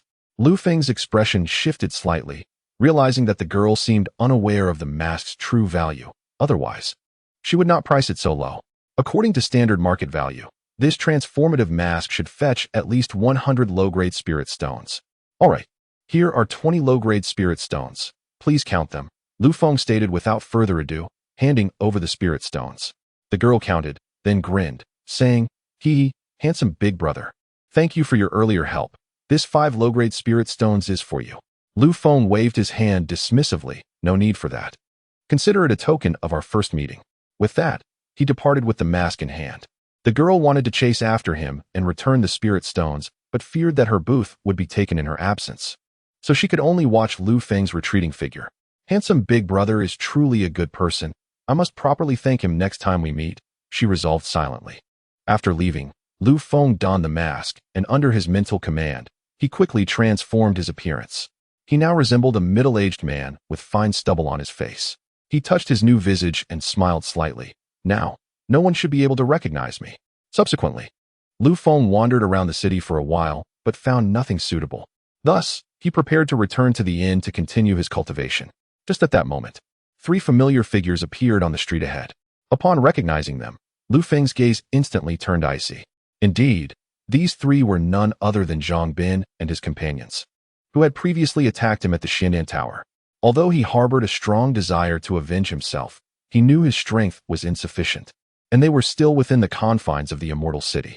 Should he dare to make a move, he would face a coordinated assault from Zhang Bin and the city guards. Suppressing the murderous intent within, Lu Feng averted his gaze and walked past the trio. At that moment, Luo Yueling suddenly sensed something and inquired, Senior brothers, do you feel like that person who just passed by seems somewhat familiar? Zhang Bin and Wang Hui turned to glance back, but saw no one they recognized. They replied, Junior sister, are you mistaken? We should be among the first disciples from our sect to arrive in Lanfeng Immortal City. It is unlikely that we would encounter anyone familiar here. Luo Yueling slightly furrowed her brow and shrugged, saying, Perhaps I was mistaken after all. Chapter 26. Intermediate Earth-Level Spell, Xianfeng Sword Technique. After the 3 had walked away, Lu Feng turned to watch their departing figures. Zhang Bin, I will eventually repay that punch from Xian'an Tower with interest. Just wait, he declared before swiftly returning to the Yunlai Inn. Since he had encountered these 3, it indicated that the Yunxiao sect would soon dispatch others to this location. He wondered who those individuals might be. Moreover, he was still not well acquainted with the Lanfeng secret realm. Aside from knowing that the entrance fee required 1,000 low-grade spirit stones, he was unaware of any further details. He resolved to seek out more information about this secret realm at the next opportunity. For now, his primary goal was to restore his cultivation to the 8th level of the qi refining stage. Upon returning to his room, Lu Feng promptly consumed a premium qi gathering pill and began to meditate and cultivate. As his training commenced, 10 days swiftly elapsed. When the attendant returned to collect the room fee, Lu Feng handed over 300 low-grade spirit stones, reserving his stay for a month. The attendant, witnessing Lu Feng's generosity, improved his service attitude considerably. After settling the accommodation fee, Lu Feng returned to his room to focus intently on his cultivation. However, as his cultivation level continuously advanced, the resources required for further breakthroughs multiplied exponentially. Based on Lu Feng's estimates, to progress to the 6th level of the qi refining stage, he would need at least 400 premium qi gathering pills. Time passed quickly, and 3 days later, Lu Feng finally exhausted his supply of premium qi gathering pills. I can now refine 20 premium qi gathering pills in a single day. The consumption of resources is indeed rapid, Lu Feng remarked as he slowly rose and proceeded to the side room to retrieve his small, worn furnace, preparing to concoct more qi gathering pills. Through this period of cultivation, Lu Feng had come to realize just how resource-intensive the path of cultivation truly was. Previously, while at the Immortal Sect, all cultivation resources were provided by the sect and Shanghai, so he had not felt the weight of resource expenditure. Now, relying solely on himself, he understood the significance of resources. Were it not for the assistance of the exploding furnace system, he would have found it hopeless to turn his fortunes around. Forget it. I will first refine these 20 materials for the qi gathering pills before considering anything else. Subsequently, Lu Feng commenced his explosive furnace activities. After 2 days of resounding thuds emanating from the small furnace, he finally completed the refining of all 20 materials. Among them, he selected 15 for the superior qi gathering pills, while the remaining 5 were designated for the inferior ones. His choice to refrain from producing the high-grade pills for sale was a strategic decision to avoid drawing attention. After all, he was only at the 5th layer of the qi refining stage. Attracting the notice of other cultivators could spell danger for him. With the pills in hand, he resumed his cultivation. In the blink of an eye, another week had passed. At this moment, the spiritual energy within his dantian reached a state of perfection once more. As new streams of energy flowed into his dantian, it began to tremble violently. After a bout of intense shaking, his dantian expanded further. From this moment on, he had finally ascended to the 6th layer of the qi refining stage. Lu Feng calmed his mind and stabilized the energy within his dantian, murmuring to himself that if he could break through once more, he would return to the late stages of the qi refining realm, thus enabling him to wield the Xianfeng sword technique.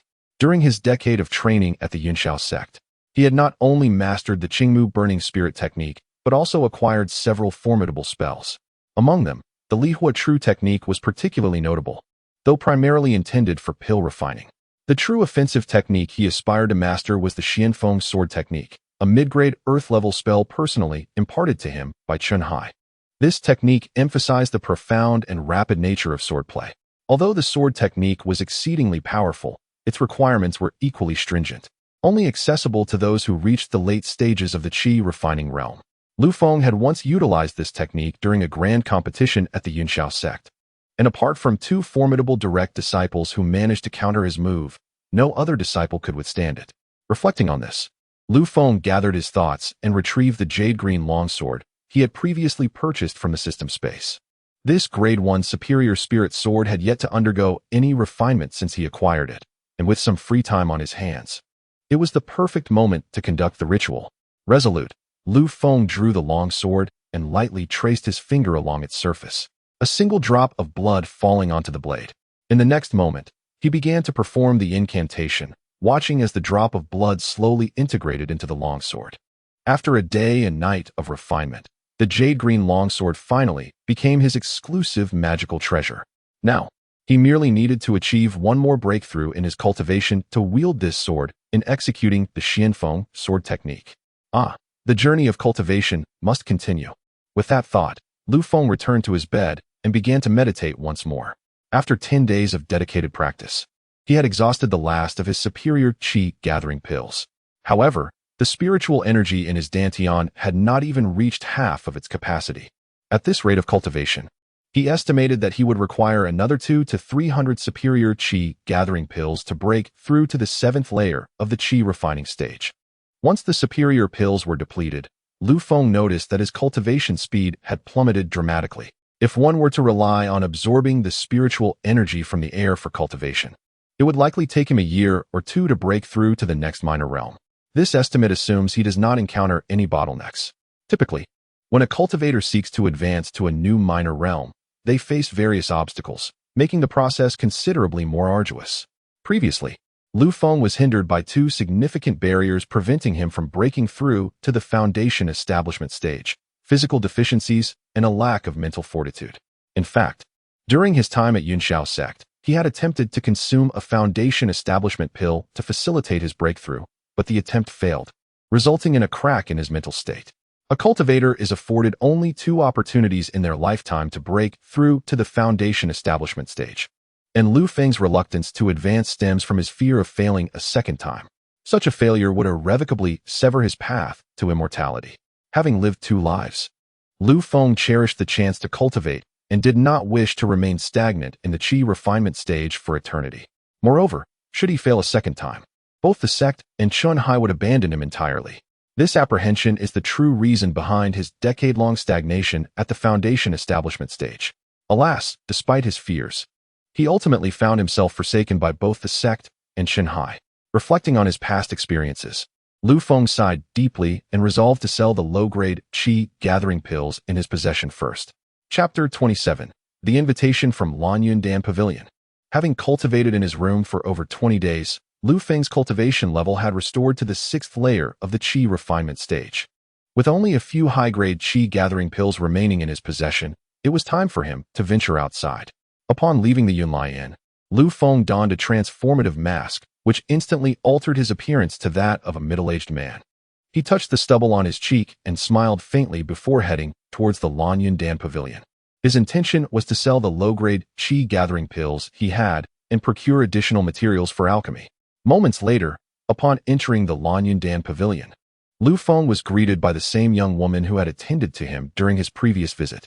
However, due to his changed visage, she did not recognize him. After a brief transaction, he sold all 500 low-grade spirit stones to the Lanyundan Pavilion and subsequently purchased 50 sets of materials for crafting qi gathering pills. Just as he was about to leave, the young female clerk suddenly spoke. "Esteemed guest, our establishment will host a small auction tonight. Might you be interested in participating?" Lu Feng raised an eyebrow and replied slowly, "An auction? Could you enlighten me on the treasures that will be up for bid?" The young clerk shook her head, stating, "I am not privy to the specific items, but I have heard that the auction will include materials for crafting foundation establishment pills." Recognizing Lu Feng's pattern of selling pills and purchasing materials for crafting qi gathering pills, it was evident to the young clerk that he was indeed an alchemist. Upon hearing about the foundation establishment pill, a flicker of excitement ignited within Lu Feng. This pill is a second-tier elixir, although many alchemists are familiar with its crafting methods. The materials required are notoriously difficult to obtain.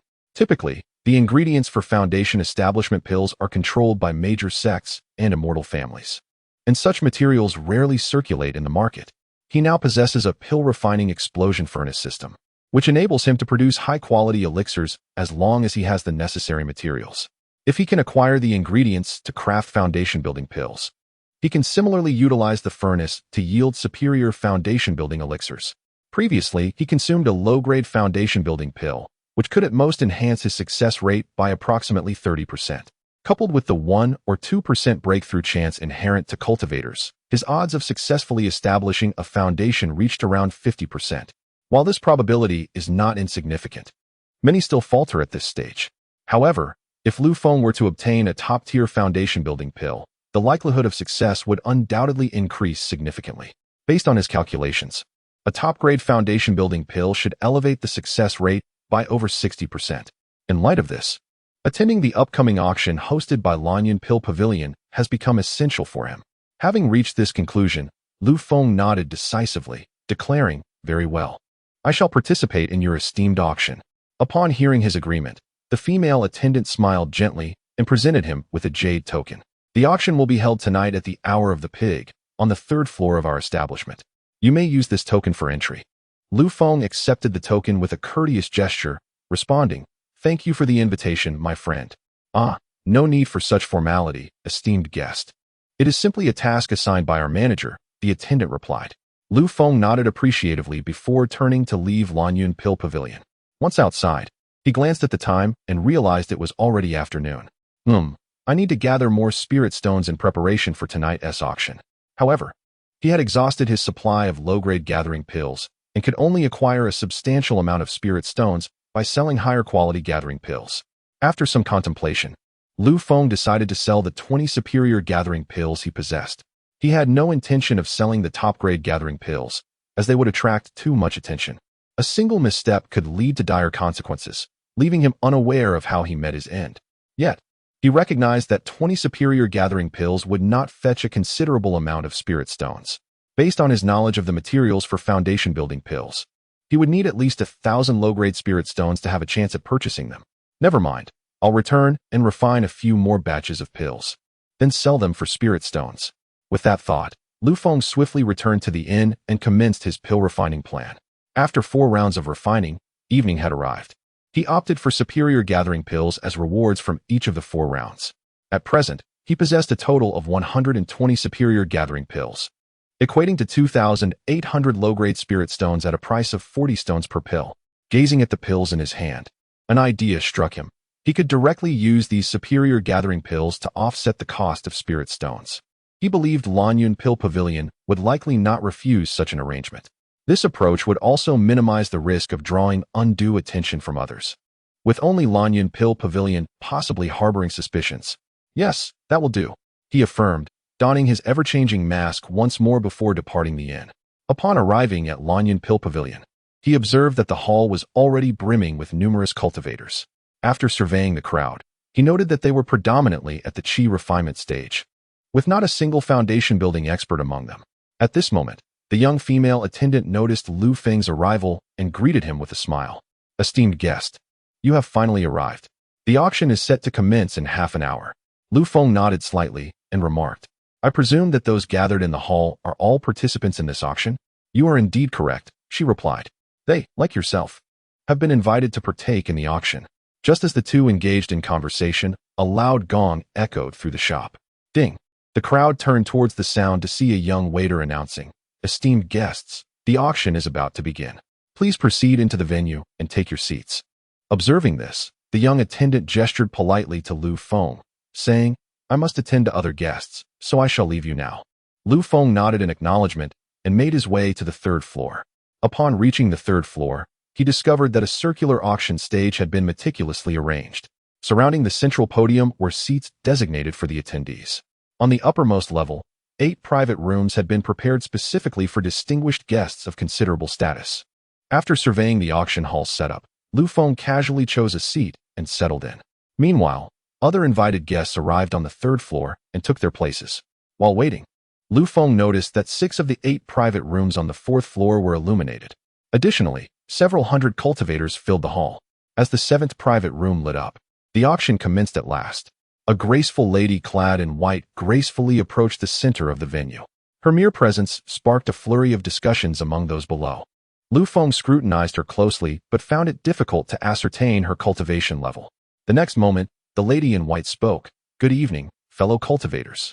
I am Li Welon, the manager of Lanyun Dam Pavilion. Her introduction elicited expressions of astonishment from the crowd. At this juncture, a middle-aged male cultivator seated to Lu Feng's right exclaimed excitedly, So she is Li Welon. I never imagined I would have the chance to see one of the 4 beauties of Xianfeng, Immortal City. This visit has truly been worthwhile. His words resonated with the others, revealing that she was indeed one of the legendary beauties of the Immortal City. Not only is she one of the 4 beauties, but I also heard that Li Welon has attained the foundation establishment realm. You all should be cautious in your remarks to avoid offending Senior Li.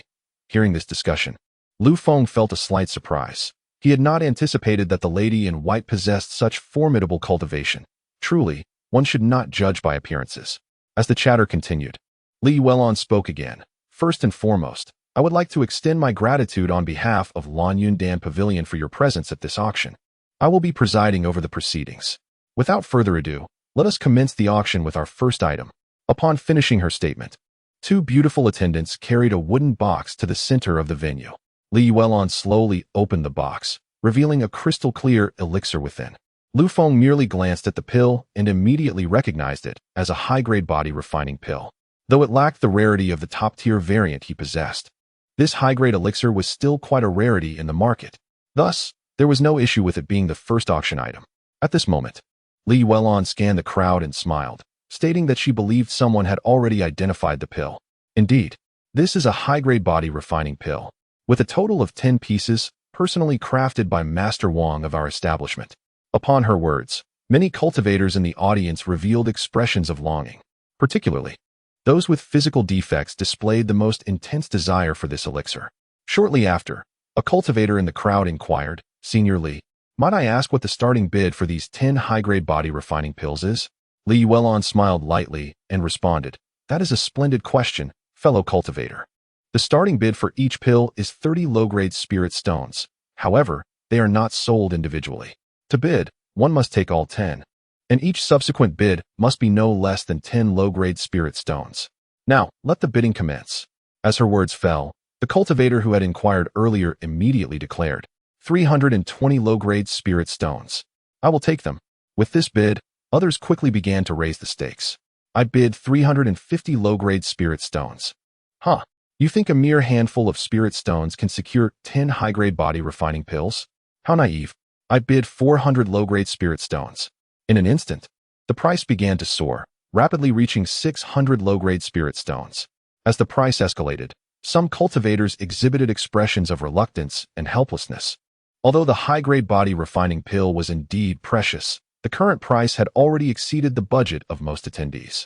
Just as the crowd felt the price had become excessive, a voice suddenly resonated from box number 3 on the 4th floor. "I bid 650 low-grade spirit stones. I kindly ask all fellow cultivators to give the Yunshao sect some face." At this statement, the audience's attention sharpened. The Yunshao sect is a renowned first-rate sect in the southern region, and with box number 3 making such a declaration, it was undoubtedly them. However, upon hearing this voice, Lu Feng's expression darkened. If he was not mistaken, the speaker was his senior brother, Tang Ming. This individual, like him, had once been a disciple under Chen Hai. However, he had long since broken through to the foundation establishment stage 3 years prior and had now reached the second level of foundation establishment. Lu Feng recognized Tang Ming's voice all too well, as this person often suppressed him and frequently spoke ill of him in front of Chen Hai. Although Lu Feng felt great anger towards this, he was powerless against Tang Ming. After all, Tang Ming not only surpassed him in cultivation, but also hailed from a prominent cultivation family. When it came to both lineage and strength, Lu Feng was no match for Tang Ming. The reasons for his master, Chen Hai, abandoning him undoubtedly involved Tang Ming to a significant extent. Now that Tang Ming had appeared in Lanfengxian City, it suggested that he too was here to participate in the upcoming secret realm. Just as Lu Feng was reminiscing about his experiences with Tang Ming, a voice suddenly emanated from box number 1. "Heh, this is not the territory of your Cloud Sky sect. Your influence holds no sway here." Upon uttering these words, the crowd immediately turned their gaze toward the 2 private boxes. The audacity of box 1 to make such a declaration suggested that its occupant possessed a formidable identity and background, certainly not to be underestimated in the face of the Cloud Sky sect. Then, the voice of Tang Ming emerged once again from box 3. "Oh, is that so? From your tone, I surmise that you must belong to the Haoxian sect. Humph, if you are aware of this, then what further discourse is necessary? I bid 700 low-grade spirit stones." As the dialogue unfolded between the 2 boxes, it became clear to all present that friction between the Haoxian sect and the Cloud Sky sect was a well-known affair, and moreover, this Immortal City was a subsidiary territory of the Haoxian sect. In this domain, the Haoxian sect was under no obligation to show deference to anyone, least of all to the rival Cloud Sky sect. Once the Haoxian sect made their bid, silence enveloped the Cloud Sky sect. At this juncture, Tang Ming and his companions deliberated on whether to raise their bid further. After much contemplation, the Cloud Sky sect ultimately chose to withdraw. After all, this was the stronghold of the Haoxian sect, and engaging in a financial contest with them would be an unwise decision. Furthermore, the high-grade body refining pills were not particularly rare, and the Cloud Sky sect had access to them as well. Observing the absence of further bids from the Cloud Sky sect, Li Weilon scanned the room and inquired, "Ladies and gentlemen, is there anyone who wishes to bid further? If not, I shall commence a countdown." With her pronouncement, silence persisted, prompting Li Yuelon to count down from 3, leading to the successful acquisition of the item by the Haoxian sect. Subsequently, one item after another was presented, yet none captured Lu Feng's interest. At that moment, a new item was unveiled, a pair of boots adorned with silver threads and golden edges, predominantly white in color and aesthetically pleasing. Li Yuelon raised her hand, and a surge of spiritual energy propelled the boots into the air. Esteemed friends, this item is known as the Cloud-treading boots, a high-grade defensive magical artifact of the first tier. Not only does it enhance the wearer's speed of movement, but it can also withstand 3 full-force attacks from a late-stage Qi refinement practitioner. Gazing at the floating white boots, Lu Feng felt a flicker of intrigue. He was currently in need of a defensive artifact, while the Cloud-treading boots could only guard against the assaults of late-stage Qi refinement practitioners. Their speed enhancement was particularly appealing. However, Lu Feng refrained from immediately bidding, choosing instead to observe how high the price would ascend in spirit stones. Li Yuelon, showcasing the boots with her spiritual energy, announced, "The base price for this item is 400 low-grade spirit stones, with each subsequent bid requiring a minimum increment of 20 low-grade spirit stones. You may now place your bids." Chapter 29, the grand finale item, the 3 primary materials for Foundation Establishment Pill. As Li Yuelon concluded her statement, bids began to emerge. "Elderly, I offer 450 low-grade spirit stones." The crowd turned to see that the bidder was a middle-aged male cultivator of the mid-stage Qi refinement realm, evidently harboring a strong admiration for Li Yuelon. After all, he was the first to bid and had elevated the price by 50 low-grade spirit stones. It is worth noting that while the Cloud-treading boots appeared appealing, their practical utility was not particularly significant. Ultimately, the defense could only withstand 3 strikes from a cultivator at the late stage of the Qi refinement realm, which rendered its protective capabilities somewhat inadequate. However, what Lu Feng truly valued was not the defensive prowess of this treasure, but its ability to enhance speed. After the middle-aged male cultivator announced the price, a prolonged silence ensued with no one else daring to bid. Observing the stillness, Li Yuelon slowly inquired, "Are there any other friends who wish to bid on the first-tier superior treading cloud boots?" Before she could finish speaking, Lu Feng raised his hand and declared, "I bid 470 inferior spirit stones." Li Yuelon immediately turned her gaze towards Lu Feng, smiling as she proclaimed, "This esteemed friend bids 470 inferior spirit stones. Is there a higher offer?" The initial bidder, after careful consideration, realized that the treading cloud boots held little practical value for him. Rather than squandering spirit stones on this item, he deemed it wiser to reserve his resources for future acquisitions. Consequently, the atmosphere fell into a hushed tranquility, with no further bids forthcoming. Upon witnessing this, Li Yuelon turned to Lu Feng and stated, "Since no one else has placed a bid, this treasure belongs to you." With that, a female attendant presented the treading cloud boots before Lu Feng. Unfortunately, he possessed only a little over 300 inferior spirit stones, an insufficient sum to cover the cost of the boots. Thus, Lu Feng stood and respectfully addressed the female attendant, "Esteemed friend, may I have a moment of your time?" Noticing Lu Feng's demeanor, the attendant furrowed her brow slightly, yet ultimately nodded, "Very well, please follow me." Lu Feng followed her swiftly from the auction hall to a private room on the 3rd floor. Before the attendant could speak, Lu Feng took the initiative, "Dear friend, I must admit my spirit stones are rather insufficient, so I wonder if..." Hearing Lu Feng's words, the attendant's frown deepened. "Esteemed friend, are you not aware of our auction house's rules? Or do you think we at Lanyundan Pavilion are easily trifled with?" To clarify any misunderstanding, Lu Feng promptly produced a superior Qi gathering pill, explaining, "You have misunderstood. While I may lack spirit stones, I can offer this pill in exchange. Would your esteemed establishment accept it?" As a member of Lanyundan Pavilion, the attendant was naturally well-versed in medicinal pills, yet this particular one was unfamiliar to her. After a thorough examination, her eyes widened in astonishment as she exclaimed, "Esteemed friend, is that a superior Qi gathering pill in your possession?" "Indeed, you have a keen eye." Lu Feng replied with a smile. "This is indeed a superior Qi gathering pill, and if your establishment is willing, I would like to use it in lieu of spirit stones." "Are you serious?" she asked incredulously. Such superior Qi gathering pills are seldom found in circulation, and any that do appear are typically monopolized by major sects and powerful cultivation families. Lu Feng smiled faintly. "Of course I am serious. I simply wonder how many inferior spirit stones this pill could be worth." The attendant pondered for a moment before responding. Please wait here a moment. I will fetch Master Wang to evaluate the price. Does that sound agreeable? Certainly. Before long, the attendant returned with an elderly man with white hair. Upon a mere glance, Lu Feng recognized him as a formidable cultivator at the Foundation establishment stage. In the presence of such a powerful figure, his chi concealment technique proved utterly ineffective.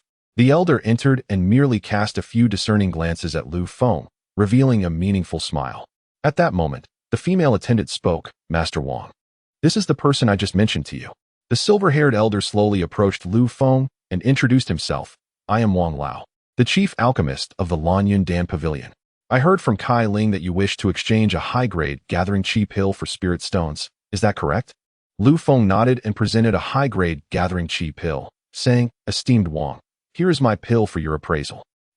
Wang Lao took the pill and examined it. A flicker of surprise crossing his eyes. After a thorough inspection, Wang Lao suddenly spoke. Young friend, this indeed is a high-grade gathering chi pill, and of commendable quality. Based on market value, I shall offer you 25 low-grade spirit stones. How does that sound? Previously, when Lu Feng acquired the Baiyu Long sword, he had exchanged a high-grade gathering chi pill for merely 20 low-grade spirit stones. Agreed. Let it be as you propose, Wang Lao. As he spoke, Lu Feng produced 16 high-grade gathering chi pills along with 70 low-grade spirit stones and handed them over. Upon seeing the abundance of high-grade gathering chi pills in Lu Feng's possession, Wang Lao's eyes glinted with interest.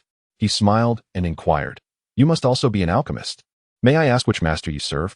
Those capable of refining high-grade gathering chi pills surely possess the skills of at least a second-tier alchemist. In fact, even ordinary second-tier alchemists find it challenging to produce high-grade gathering chi pills. In Wang Lao's perspective, the high-grade gathering chi pills Lu Feng held were likely gifted by his master, hence his inquiry. Seeing this, Lu Feng smiled and replied, Master Wang, your insight is remarkable. I am indeed an alchemist, but I must respectfully refrain from disclosing my master's identity. A month ago, Lu Feng indeed had a master, a powerful being at the nascent soul stage. However, presently, he harbored no such master. The origin of these pills was known only to him. Claiming to have a master was merely a means to project authority and prevent any adverse actions from the Lanyun Dan Pavilion. Wang Lao, upon hearing Lu Feng's response, merely smiled gently and said, It seems your master is an extraordinary alchemist. In that case, I shall not press you further. I shall now attend the auction. Perhaps we may converse again in the future. Understood, I shall take my leave now. Lu Feng accepted the cloud-treading boots and made his way back to the auction venue. Wang Lao turned to the attendant Kai Ling and instructed, In the future, whenever this young man visits our store, grant him a 10% discount. Understood? Kai Ling was slightly taken aback and replied, Yes, Wang Lao. I will inform the store about this. However, that person appeared to be middle-aged. Why do you refer to him as a young man? Oh, that is of no concern to you. Just follow my instructions. Upon returning to the auction venue, Lu Feng discovered that they had reached the final highlight of the auction. Li Yuelon looked at the crowd and began to speak slowly. Esteemed friends, what follows is the crowning treasure of this auction. I believe many of you have already guessed what it is. Indeed, it is the 3 primary materials for the Foundation Establishment Pill. Chapter 30. The materials for the Foundation Establishment Pill acquired. As the conversation concluded, 2 female attendants approached, carrying 3 wooden boxes, with each box opened by Li Yuelon. The ethereal herbs within were revealed. Upon witnessing these 3 herbs, astonishment spread across the faces of the onlookers. Some spectators even rose from their seats, incredulously exclaiming that these were the spirit root grass, the yuan flower, and the cultivation fruit. They never anticipated they would have the opportunity to behold such essential materials for Foundation establishment. It seemed they had indeed come to the right place.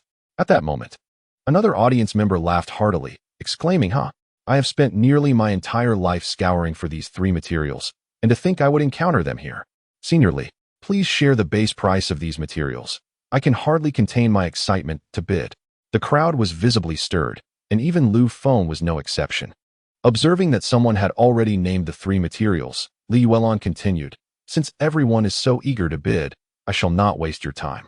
The base price for these 3 materials is set at 1,000 low-grade spirit stones, with each subsequent bid requiring a minimum increase of 50 low-grade spirit stones.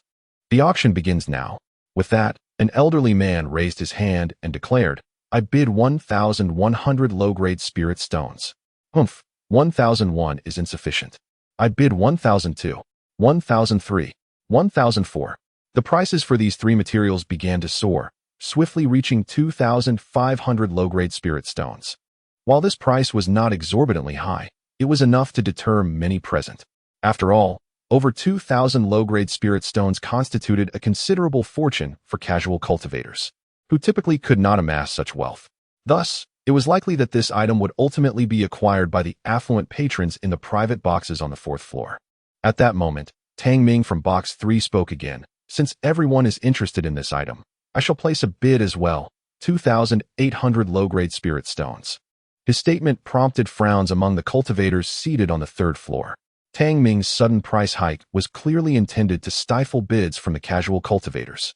In response, Box 5 chimed in. I bid 2,900 low-grade spirit stones. 3,000. Box 2 followed suit with another bid. As the three boxes on the fourth floor continued to raise the stakes, Lu Feng on the third floor frowned deeply. The combined value of the high-grade qi-gathering pills he possessed and his remaining spirit stones amounted to merely 3,500 low-grade spirit stones. Given the current bidding trend, it seemed his resources might fall short. Furthermore, his space did not contain many high-grade qi-gathering pills left. The only viable item he had was a high-grade body refinement pill. While Lu Feng pondered these matters, the price from the boxes on the fourth floor had already escalated to 3,300 low-grade spirit stones. This amount exceeded the intrinsic value of these three materials. After all, possessing the materials did not guarantee successful pill formulation. Should the refining fail, those materials would be rendered worthless. If the Lanyundan Pavilion ultimately auctioned a foundation establishment pill, the price would undoubtedly surge further. Upon reaching 3,300, several boxes fell silent. In truth, the market price for the three primary materials of the foundation establishment pill hovers around 3,000 low-grade spirit stones. However, ordinary rogue cultivators lack access to purchasing channels. For disciples of the major sects, acquiring the foundation establishment pill is not particularly challenging. Moreover, within the grand sects, as long as a direct disciple reaches the great perfection of the qi refining realm, the sect rewards them with a foundation establishment pill. Even inner disciples can exchange their merits for the same. Thus, there is no need to spend such exorbitant amounts. After a period of silence with no one raising the bid, Lu Feng suddenly raised his hand and declared, I offer 3,400 low-grade spirit stones. Upon hearing this, the crowd turned their attention to Lu Feng, and Li Yuelon on stage scrutinized him closely. When she discovered that Lu Feng was concealing his cultivation level and wearing a versatile mask, a subtle smile graced her lips. Unfortunately, his aura-concealing technique and mask are only effective against cultivators of the same realm. Should he encounter someone of a significantly higher level, his disguise would be effortlessly unraveled. Faced with the gazes of the crowd, Lu Feng remained composed, revealing no signs of emotional fluctuation. At this moment, a voice emerged from the second private booth, declaring, the Heavenly Sword Sect is determined to acquire this item and hopes this esteemed friend will show some consideration. Lu Feng, unfazed by the comment, calmly replied, Friends of the Heavenly Sword Sect, if you desire it, feel free to raise your bid. Should your price be higher, then this item shall rightfully belong to you. Huh? Are you suggesting that you are not giving face to the Heavenly Sword Sect? Came the retort. I beg your pardon, but I am merely aware that the auction's rule is that the highest bid prevails. Wouldn't you agree, esteemed friend from the Heavenly Sword Sect? Seeing the escalating tension between the two parties, Li Yuelon interjected, Gentlemen, the auction is still in progress. If you wish to discuss matters, please wait until it concludes. This esteemed friend has already raised the price to 3,400 low-grade spirit stones. Does anyone wish to continue bidding? With her statement, the second booth fell silent. The Heavenly Sword Sect, being a second-rate sect in the southern region, although not on par with the first-rate sects, still possesses considerable strength. Although the individuals in the second booth dared to threaten Lu Feng, they refrained from causing trouble in the Lanyun Pill Pavilion, for they were within the territory of the Haoxian sect. Noticing the silence following her announcement, Li Yuelon continued, Since no one wishes to raise the bid, this item now belongs to this esteemed friend. Following her words, three beautiful attendants presented the materials before Lu Feng. Li Yuelon then bowed to the crowd, saying, Esteemed friends, this auction has now concluded. Thank you all for your patronage. Lu Feng gazed at the 3 primary materials for the Foundation Establishment Pill, his eyes gleaming with excitement. Although he had only purchased 2 items at this auction, both were urgently needed. As the 3 attendants stood before him, Lu Feng promptly said, "Ladies, may I have a word?" As the 3 expressed their confusion, Kai Ling slowly approached, saying, "Sisters, and this esteemed friend, please follow me." The group followed Kai Ling into the private booth. Upon entering, Lu Feng was surprised to find Elder Wang still present, leisurely enjoying his tea. Lu Feng stepped forward and respectfully clasped his hands, saying, "Elder Wang, it is a pleasure to see you again." Old Wang smiled faintly, saying, "Haha, I knew you would return. Are you once again wishing to exchange elixirs for spirit stones?" Lu Feng nodded, acknowledging, "Indeed, senior, your insight is remarkable. That is precisely my intention." As he spoke, he produced over 100 high-grade qi-gathering pills. Upon seeing them, Old Wang's eyes brightened. I did not expect you to possess such a quantity of high-grade qi-gathering pills. In that case, let us adhere to the previously agreed price." "Thank you, Senior Wang." After a thorough inventory, Lu Feng presented 300 low-grade spirit stones, just sufficient to cover the cost of the materials. Once the transaction was completed, Lu Feng found himself with only 2 low-grade spirit stones left and not a single high-grade qi-gathering pill remaining. Just as he was about to depart, Old Wang spoke again. "Young man, should you acquire more of these high-grade qi-gathering pills in the future, this shop will happily purchase them at the same price." Upon hearing this, Lu Feng nodded in agreement. "Very well. I appreciate your generosity, senior." "Haha, it is my pleasure." Chapter 31. Breakthrough to the late stage of qi refinement. Upon leaving the Lanyan Alchemy Pavilion, Lu Feng immediately donned the cloud-treading boots, eager to test the speed enhancement they would provide. For the next half hour, he moved swiftly throughout the Immortal City, delaying his return to the Cloud Inn. Through his experiments, Lu Feng discovered that the boots could nearly double his speed. Moreover, when combined with the Windwalker talisman, his velocity would be further augmented. Once his tests were complete, and he confirmed no one was tailing him, Lu Feng quietly returned to the inn.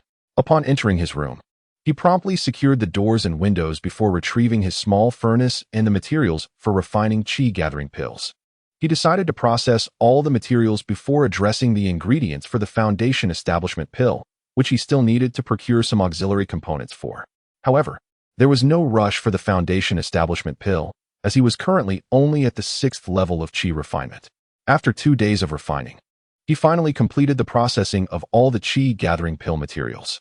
Among them, 40 portions were designated for the exquisite qi-gathering pills as rewards from the furnace, while the remaining 6 portions were allocated for high-grade qi-gathering pills.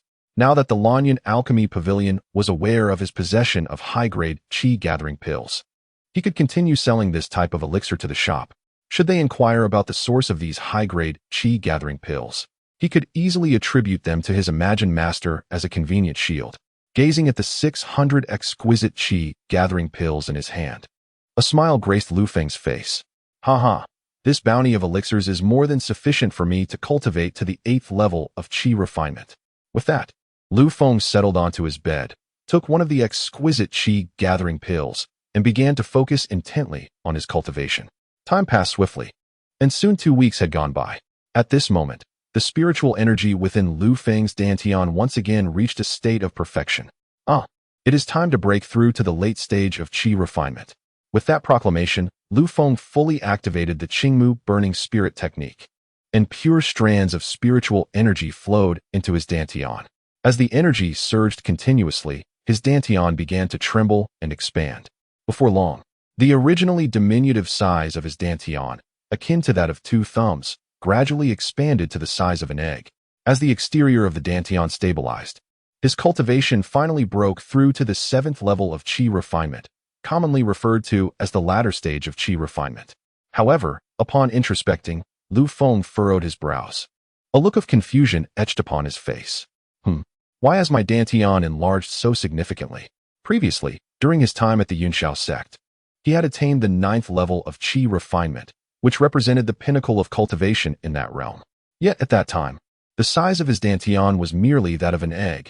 Now, at the 7th level, it matched the dimensions of his former 9th level dantian. This was indeed perplexing. Could it be that my recultivation has led to this extraordinary transformation? Lu Feng pondered, stroking his chin. After a moment of contemplation, Unable to decipher the enigma, he decided to relinquish his thoughts and resumed his cultivation. Since Lu Feng's arrival in the Lu Feng Immortal City, a month and a half had elapsed. By calculating the time, he deduced that the Lanling's secret realm would soon open in just over a month. He needed to seize this final period for intense cultivation, ideally striving to reach the 8th level of qi refinement. Just as he prepared to delve back into his training, a sudden knock echoed from the door. Upon opening it, he discovered it was the inn's attendant. "Esteemed guest, your accommodation payment is due. Would you like to extend your stay?" Given Lu Feng's status as a long-term tenant and his generous nature, the attendant inquired with a beaming smile. After a moment's thought, Lu Feng intended to retrieve some spirit stones from his system space to settle the bill, but upon inspection, he found only 2 low-grade spirit stones remaining. Noticing this, Lu Feng cleared his throat and said, "Ahem, please hold the room for me. I shall step out for a brief while and return shortly." "Certainly, honored guest." Upon leaving the Yunlai Inn, Lu Feng donned a versatile mask, transforming into the guise of a middle-aged man, and made his way to the Lanyun Dan Pavilion. Upon entering the shop, he immediately spotted Miss Kai Ling and approached her. "Greeting, good afternoon." Kai Ling looked up, and, upon recognizing Lu Feng, her face broke into a smile. "Ah, it is you, my friend. Wang Lao was just speaking of you the other day." Lu Feng offered a faint smile and replied, "Hee, I appreciate Wang's concern. I have come to sell a batch of elixirs and to procure some materials for crafting gathering qi pills." "Oh, may I inquire what type of elixirs you wish to sell?" Lu Feng glanced around before responding, "The same type of elixirs I presented last time." At this revelation, Kai Ling's expression shifted, her eyes widening in surprise. "Is that truly the case?" Lu Feng merely nodded, choosing not to elaborate further. For mentioning high-grade gathering qi pills in such a public setting would surely attract unwanted attention. Seeing Lu Feng nod, Kai Ling's surprise transformed into excitement, and she said, "Friend, given the crowd, let us retreat to a private room for our discussion." "Very well." Subsequently, the two ascended to a private room on the 2nd floor, where Kai Ling poured him a cup of tea and asked him to wait for a moment. Shortly thereafter, Kai Ling returned to the room accompanied by Li Welan. Upon encountering the esteemed proprietor of the Lanyun Dan Pavilion, Lu Feng promptly rose and clasped his hands in greeting, exclaiming, "I have the honor of meeting you. Seniorly, I pay my respects." Li Welan, however, did not return the gesture. Instead, she scrutinized Lu Feng with keen interest before smiling and remarking, "I have heard of you from Old Wang previously, yet it is unfortunate that our last meeting was so hurried that I, as the proprietor, did not have the opportunity to converse with you properly. After attending the auction, I returned to report to my master. I hope Senior Li can forgive my abrupt departure." Lu Feng felt compelled to show utmost respect in the presence of Li Welan, a formidable cultivator at the foundation establishment stage. Observing this, Li Welan gracefully took her seat at the main position and gestured for Lu Feng to sit and speak. "May I inquire your surname, young friend?" "One is humbly surnamed Li. I have come today to sell this particular elixir," Lu Feng replied, presenting a superior grade qi gathering pill. Confronted by someone of Li Yuelan's caliber, he felt as though she could see through all his concealed intentions, adding to his unease. Li Welan accepted the pill for inspection, her eyes lighting up with satisfaction. "It seems Old Wang was indeed correct. Your elixirs are quite remarkable. However, I am curious as to how many of these you wish to sell." "I possess a total of 180 superior grade qi gathering pills and wish to sell them all at once." "Please, Senior Li, take a look," Lu Feng stated, handing over the remaining 179 pills. With a wave of her hand, Li Welan summoned a surge of spiritual energy to levitate all the pills. After a swift examination, a smile gradually appeared on her face. "Haha, I presume these elixirs were concocted by your master?" "Indeed," Lu Feng affirmed. "In that case, let us proceed with the previously agreed upon price," she said, producing a pouch of spirit stones. "Here are your payment." Lu Feng accepted the pouch, discovering it contained 45 medium-grade spirit stones. Each of these medium-grade stones could be exchanged for 100 low-grade stones, thus rendering the total value equivalent to 4,500 low-grade spirit stones. After confirming the amount, Lu Feng nodded and said, "Senior Li, I would also like to acquire the materials for 100 qi gathering pills. Here are the spirit stones." Upon hearing this, Li Welan exchanged a knowing glance with Kai Ling, who promptly retrieved a cloth bag from her storage pouch and handed it to Li Welan.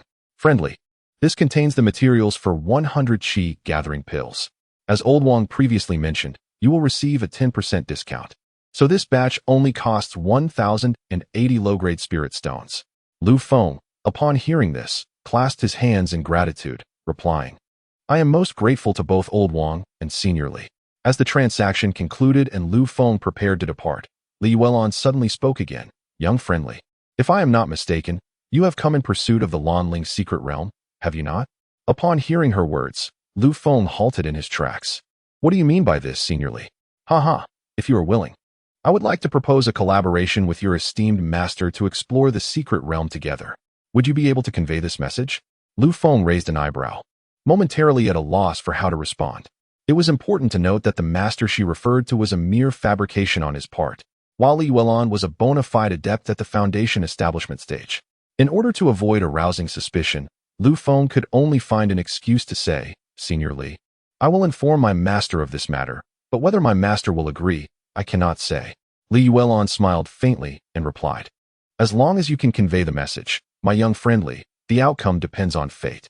With this assurance, Lu Feng felt a slight alleviation of the pressure weighing upon him. As he prepared to take his leave once more, he suddenly realized his limited understanding of the Lanling's secret realm. Given that Li Yuelon was the proprietor of a shop within this celestial city, she would undoubtedly possess more knowledge about the secret realm than he did. Senior Li, my master and I have only just arrived here and are still unfamiliar with the circumstances surrounding the secret realm. Might you be able to enlighten me? Upon hearing Lu Feng's inquiry, Li Yuelon smiled and said, Since you have asked, I shall share some information regarding the secret realm. Lu Feng's heart leaped with joy, and he cupped his hands in gratitude, saying, Thank you very much, Senior Li. Subsequently, Li Yuelon revealed several details about the secret realm, including that the Lanling's secret realm would open in 45 days. Furthermore, there were restrictions on entry. Only cultivators at the Qi refining and foundation establishment stages could gain access. It was said that the Lanling's secret realm was a trial realm of an ancient sect, harboring not only various treasures and rare materials, but also ancient cultivation legacies.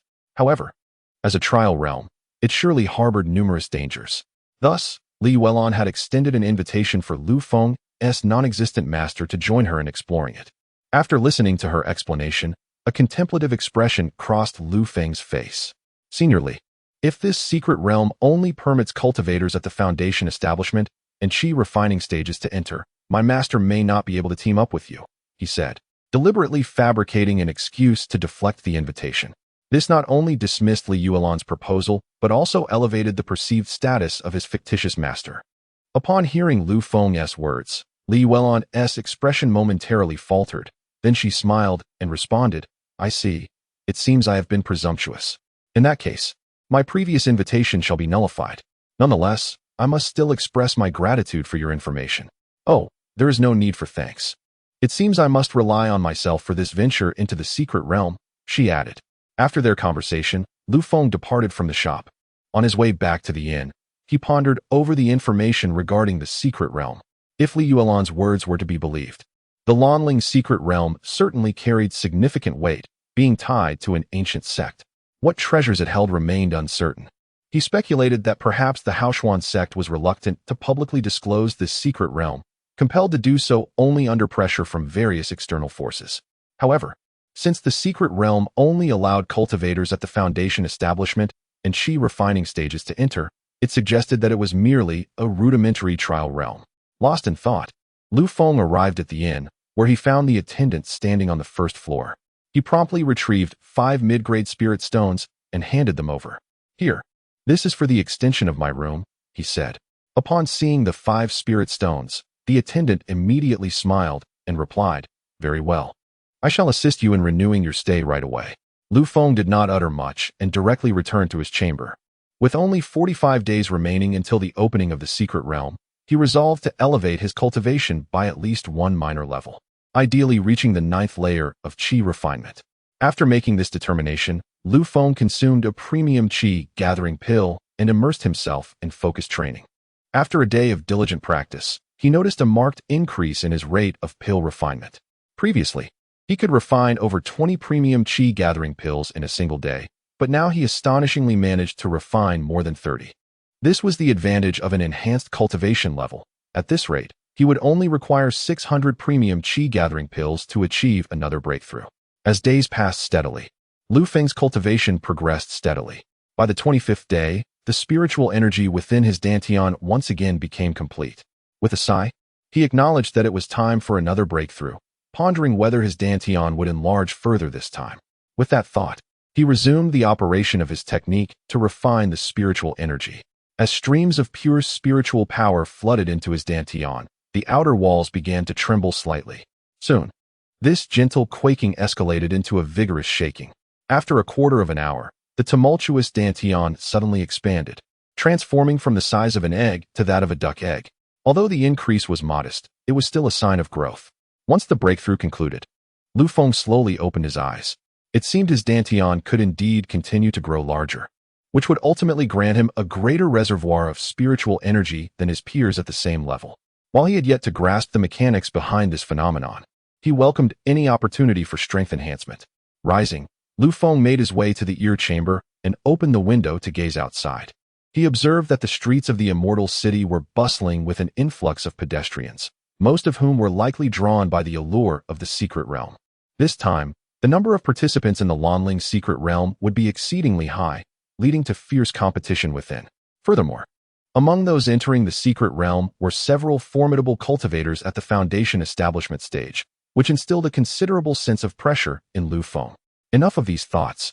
I shall first utilize the system to refine some more premium qi gathering pills, he decided. Chapter 33. Preparations before entering the secret realm. After 4 days of alchemical refinement, Lu Feng finally completed the processing of 100 batches of qi gathering pill materials. In these 100 sessions, he opted for premium qi gathering pills as rewards in 90 instances, reserving the remaining 10 for superior grade pills. Consequently, he amassed a staggering total of 1,350 premium qi gathering pills, alongside 300 superior grade pills. This substantial collection of elixirs was sufficient to elevate his cultivation to the pinnacle of qi refinement, while the 300 superior grade pills could fetch a handsome price if sold. With the refining process concluded, Lu Feng sat in contemplation within his room. With only 21 days remaining until the secret realm's opening, he needed to prepare thoroughly. It would be prudent to acquire additional life-saving items, such as magical artifacts and talismans, especially considering the presence of several formidable foundation establishment cultivators among those entering the secret realm. Resolutely determined, Lu Feng adjusted his attire and donned a versatile mask before stepping onto the bustling streets.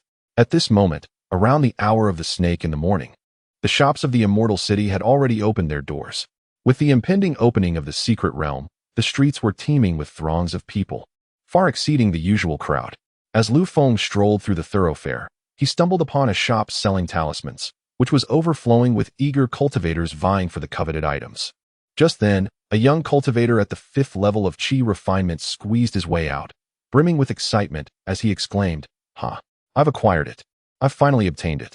Noticing this, Lu Feng raised his hand to halt the young cultivator and inquired, "My dear fellow, you appear exceedingly elated.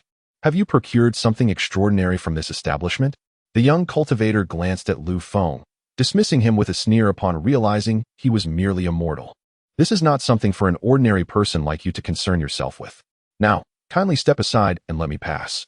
Lu Feng frowned slightly and immediately unleashed his aura, emanating the formidable presence of a late-stage qi refinement cultivator. The young cultivator, sensing the overwhelming force, turned pale and promptly clasped his hands in a gesture of respect, saying, "Esteemed senior, I apologize for my earlier arrogance. Please forgive my insolence and spare me." Lu Feng regarded him coldly and replied, "Forgiveness may be granted, provided you answer my earlier question." Of course, of course." The young cultivator wiped the cold sweat from his brow and explained, "This shop has been selling a treasure-seeking talisman these past few days, which is capable of locating rare materials. I was fortunate enough to purchase one, hence my excitement." "A treasure-seeking talisman?" A glimmer of intrigue sparked in Lu Feng's eyes. "What is the price of such a talisman?" "In response to your esteemed self, it is priced at 100 low-grade spirit stones, and the shop only sells 100 talismans each day," the young cultivator replied. Lu Feng contemplated this information thoughtfully before gesturing. "Very well, you may leave now." The young cultivator, grateful for the reprieve, bowed and departed. Observing his retreating figure, Lu Feng turned his attention back to the talisman shop. The treasure-seeking talisman was merely an intermediate-grade talisman of the first tier, typically valued at no more than 30 low-grade spirit stones. However, with the secret realm about to open, the price had surged dramatically. Realizing he would need several talismans for his exploration, Lu Feng hastily entered the shop to make his purchase. When his turn arrived, he discovered that each person was limited to a maximum of 5 talismans per day. Though he grumbled inwardly, he nonetheless procured 5 talismans with 5 medium-grade spirit stones. Upon exiting the shop, Lu Feng silently cursed the establishment for its blatant exploitation. Next, he made his way to the Lanyundan Pavilion, where he sold all of his high-grade qi-gathering pills. This time, only Kai Ling attended to him, which was a relief, alleviating the pressure he felt. A total of 300 high-grade qi-gathering pills fetched him 90 medium-grade spirit stones. This marked the first time since embarking on his cultivation journey that he possessed such an abundance of spirit stones. With the spirit stones in hand, Lu Feng once again visited the Lanyundan Pavilion to procure 10 blood-staunching pills and 10 bone-replenishing pills. Both of these medicinal concoctions are healing elixirs, classified as low-grade first tier. Once the transaction was completed, Lu Feng turned to Kai Ling and cleared his throat. Ahem, fellow Taoist Kai Ling. Might I borrow a moment of your time? Upon hearing this, Kai Ling smiled and replied, certainly. Please, follow me. The two made their way to a private room in the back courtyard, where Lu Feng gradually began. Fellow Taoist Kai Ling, I wonder if your esteemed establishment possesses any auxiliary spiritual herbs for the Foundation Establishment Pill. If so, I would like to purchase a complete set. The Foundation Establishment Pill is a rare item outside, which is why Lu Feng was so cautious. Kai Ling paused at Lu Feng's inquiry, but then nodded, fellow Taoistly. While there are 7 types of auxiliary materials for the Foundation Establishment Pill, these spiritual herbs are not exceedingly rare, so our shop does indeed have them. Oh, that is splendid. May I ask how many spirit stones are required for these 7 materials? The total for the 7 materials comes to 1,500 low-grade spirit stones. However, as a valued customer of our establishment, you need only pay 1,350 low-grade spirit stones. Lu Feng nodded and promptly retrieved 14 medium-grade spirit stones to hand over. Then I shall trouble you, fellow Taoist Kai Ling, to procure a set of the auxiliary materials for the Foundation Establishment Pill. Of course, it is my pleasure, Kai Ling said, accepting the spirit stones before departing the private room. Lu Feng's decision to purchase the auxiliary materials for the Foundation Establishment Pill at this juncture stemmed from his concern that the upcoming expedition into the secret realm might extend for an extended period. Generally, explorations of secret realms last around 3 to 6 months. However, some unique realms could require several years to emerge from, and there are even some realms from which one may never return. To prepare for any unforeseen circumstances, Lu Feng resolved to secure the auxiliary materials beforehand. Should he remain in the secret realm for too long, he might also achieve a breakthrough to the Foundation Establishment stage while within. Moments later, Kai Ling returned with a cloth bag in hand. Fellow Taoistly, here are the items you requested, along with your change of 50 low-grade spirit stones. Thank you very much. Fellow Taoist Kai Ling. Lu Feng accepted the cloth bag and, upon opening it, found that all 7 types of spiritual herbs were indeed present and correct. Previously, while at Immortal Sect, he had also attempted to refine the Foundation Establishment Pill. Although he had not succeeded, he was quite familiar with the refining techniques and materials involved. After acquiring the desired items, Lu Feng meandered through the Immortal City for a while longer, but regrettably did not find anything suitable for himself. Well, I suppose it is best to return and continue my cultivation, he concluded, making his way back to the Yunlai Inn to resume his practice. Time swiftly passed, and soon 20 days had elapsed. During this period, Lu Feng had cultivated the spiritual energy within his dantian to 3/5 of its capacity. Given another 2 weeks, he would undoubtedly reach the 9th layer of the Qi refinement stage. However, the time for the secret realm's opening was drawing near, compelling him to cease his cultivation and prepare for the expedition. After assessing his physical condition, Lu Feng furrowed his brow and mused, It has been nearly 3 months since I consumed that exceptional fasting pill, yet I still do not feel any hunger. Chapter 34. Journey to the entrance of the secret realm. The ordinary fasting elixir typically sustains its effects for merely a month. However, this exceptional elixir has astonishingly lasted for nearly 3 months, a feat that seems almost supernatural. Sitting on the edge of his bed, Lu Feng pondered for a moment, muttering to himself, regardless of how long it lasts, as long as I elevate my cultivation to the foundation establishment stage, I shall no longer require sustenance. Moreover, he possessed an additional 14 exceptional fasting elixirs, which would suffice for his endeavors within the secret realm. With that thought, Lu Feng rose and departed the inn, stepping outside to witness several cultivators making their way toward the city's outskirts. Observing this, he intercepted a third-level Qi refinement practitioner, inquiring, "Esteemed fellow, may I ask where you are headed?" The practitioner, though tall, appeared to be under 20, his face still possessing a youthful innocence. He glanced at Lu Feng and, recognizing him as an ordinary individual, showed no sign of disdain, responding with a respectful gesture, "Greetings, fellow cultivator. We are preparing to journey to the Lanling's secret realm beyond the city." Noticing the practitioner's politeness, Lu Feng returned the gesture with a smile. "I see. My surname is Li. Might it be possible for us to travel together to the secret realm?" The practitioner scrutinized Lu Feng thoughtfully before replying. "Since you have asked, Li fellow, it would be my pleasure." Nodding in agreement, Lu Feng accompanied him as they headed toward the outskirts. As they walked, Lu Feng learned that the practitioner's name was Feng Fan, and he too hailed from a distant land.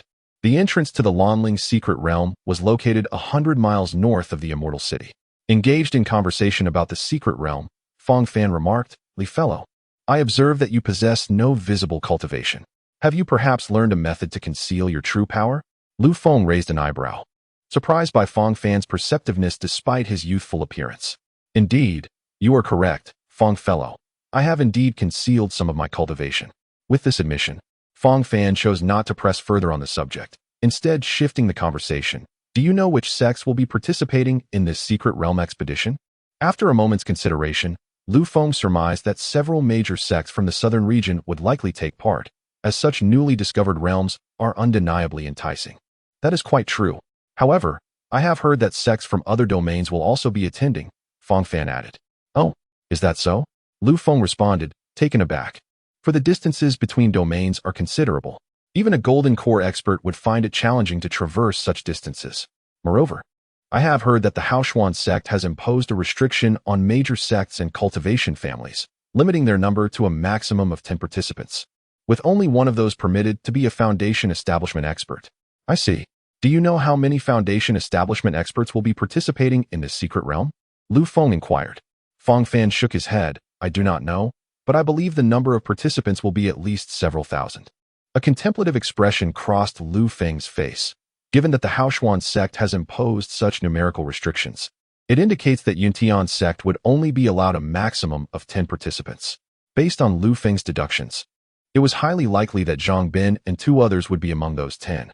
Furthermore, there is his senior brother, Tang Ming, who, having participated in the previous auction, is certain to join this secret realm as well. As for the remaining 6 individuals, Lu Feng could not deduce their identities. After half a day's journey, Lu Feng and Feng Fan finally arrived at the entrance of the secret realm. However, as they approached the area, they discovered an array of tents, both large and small, erected around them. Simultaneously, various flying vessels lingered in the sky above. Witnessing this scene, both men displayed expressions of astonishment. "Cough, cough, Li Daoyu. It seems I have significantly underestimated the number of participants in this secret realm. This is not merely a few thousand people. It is clearly tens of thousands." Feng Fan exclaimed, astonished. Lu Feng nodded, acknowledging the considerable number of individuals present, though he surmised that a portion of them would not enter the realm. "Oh, what do you mean by that?" Lu Feng pointed towards the flying vessels overhead and explained, "Those vessels are likely the transports of various sects and cultivation families. Certainly, some individuals will remain outside the secret realm to wait." Upon hearing this, Feng Fan's expression shifted to one of understanding. Having previously participated in a secret realm, Lu Feng was somewhat familiar with such circumstances, whereas Feng Fan, being a solitary cultivator, was naturally less informed. "Ah, I see now." Lu Feng smiled, and then gestured towards a nearby unoccupied spot, saying, "Feng Daoyu, since the secret realm has not yet opened, let us set up a tent over there and rest for a while." Certainly, though they had only recently met, the two found it easy to converse. After some effort, they managed to erect a simple tent.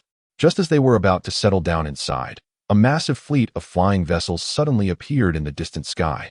"Li Daoyu, look over there, so many flying vessels." Fong Fan exclaimed, initially surprised, then puzzled. I have never seen the insignia of this fleet before. Lu Feng looked up, his expression shifting to one of vigilance as he explained, that is the fleet of the Eastern Domain's Brahmin. Brahmin? What sect is that? A look of nostalgia crossed Lu Feng's face as he replied, the Eastern Domain's Brahmin is a top-tier sect, its power comparable to that of a sacred land. Upon hearing this, Fong Fan's pupils contracted, and his face was flooded with astonishment. Comparable to a sacred land. That is utterly terrifying. Lu Feng's familiarity with this sect stemmed from an encounter 4 years prior when Brahmin sent a group of disciples to Yunshao Sect for a sparring exchange. This so-called exchange was, in reality, a challenge. At that time, Lu Feng suffered a crushing defeat at the hands of a 7th-layer Qi refinement cultivator from Brahmin, and he still vividly remembered the individual's name and appearance. He could not help but wonder if that person was participating in the Lanling's secret realm this time. As Lu Feng reminisced, another fleet of flying vessels approached from a different direction. At that moment, Fong Fan spoke up. The fleet over there seems to belong to Yunshao Sect. Upon hearing the name Yunshao Sect, Lu Feng snapped out of his reverie and turned to look. He observed that the Yunshao Sect's fleet consisted of 9 vessels in total, 3 large and 6 small. When the vessels of these 2 sects encountered each other, they all came to a halt. Immediately, 2 fleets emitted 3 distinct beams of light in various hues. Observing this, Lu Feng squinted slightly. For those capable of wielding such light were at least golden core cultivators. It was unexpected that both sects had dispatched 3 golden core experts to oversee the situation. This display took Lu Feng by surprise. Generally, for an exploration of such a low-tier secret realm, only one golden core master would be assigned to preside over it. However, given the number of golden core practitioners present, it seemed that the Lanling's secret realm was anything but ordinary. Furthermore, with 3 golden core masters in attendance, Lu Feng would need to exercise even greater caution if he were to eliminate Zhang Bin and his companions. It would be prudent to avoid drawing the attention of other disciples from the Yunshao sect while committing such acts. Indeed, the circumstances had become rather troublesome. Chapter 35. The Secret Realm Opens, a chance encounter with my fiancée. As the fleets of the Yunshao sect and the Borman arrived, the entrance to the secret realm became increasingly bustling. Lu Feng and Fong Fan observed for a while before settling into their tent to rest. With only half a day remaining until the entrance to the secret realm would open, more and more cultivators flocked to the area. When noon arrived, a golden core master suddenly soared into the sky, utilizing his powers to amplify his voice. Fellow cultivators, I am Su Quan, an elder of the Haoxian sect. On behalf of the sect, I am tasked with overseeing the entry and exit of the Lanling secret realm. There is but 1 hour left before the realm opens, and I kindly ask all fellow cultivators to proceed to the entrance to collect their realm tokens. Thank you for your cooperation. Upon concluding his announcement, the Golden Core Master remained hovering in the air. Observing this, Lu Feng turned to Fong Fan and remarked, Fellow Taoist Fong, it seems the Haoxian sect requires us to purchase tickets for the secret realm. Sighing, he continued, my savings accumulated over several years have been swiftly depleted. The Haoxian sect truly has a heart of stone. As they spoke, the two gradually made their way toward the entrance. At this moment, a long queue had already formed at the entrance. Lu Feng surveyed the area and discovered that the entrance to the secret realm was, in fact, a dilapidated temple. The temple was quite small, comprising only a single room. However, it was surrounded by a protective formation, evidently set up by the Haoxian sect to prevent arbitrary entry.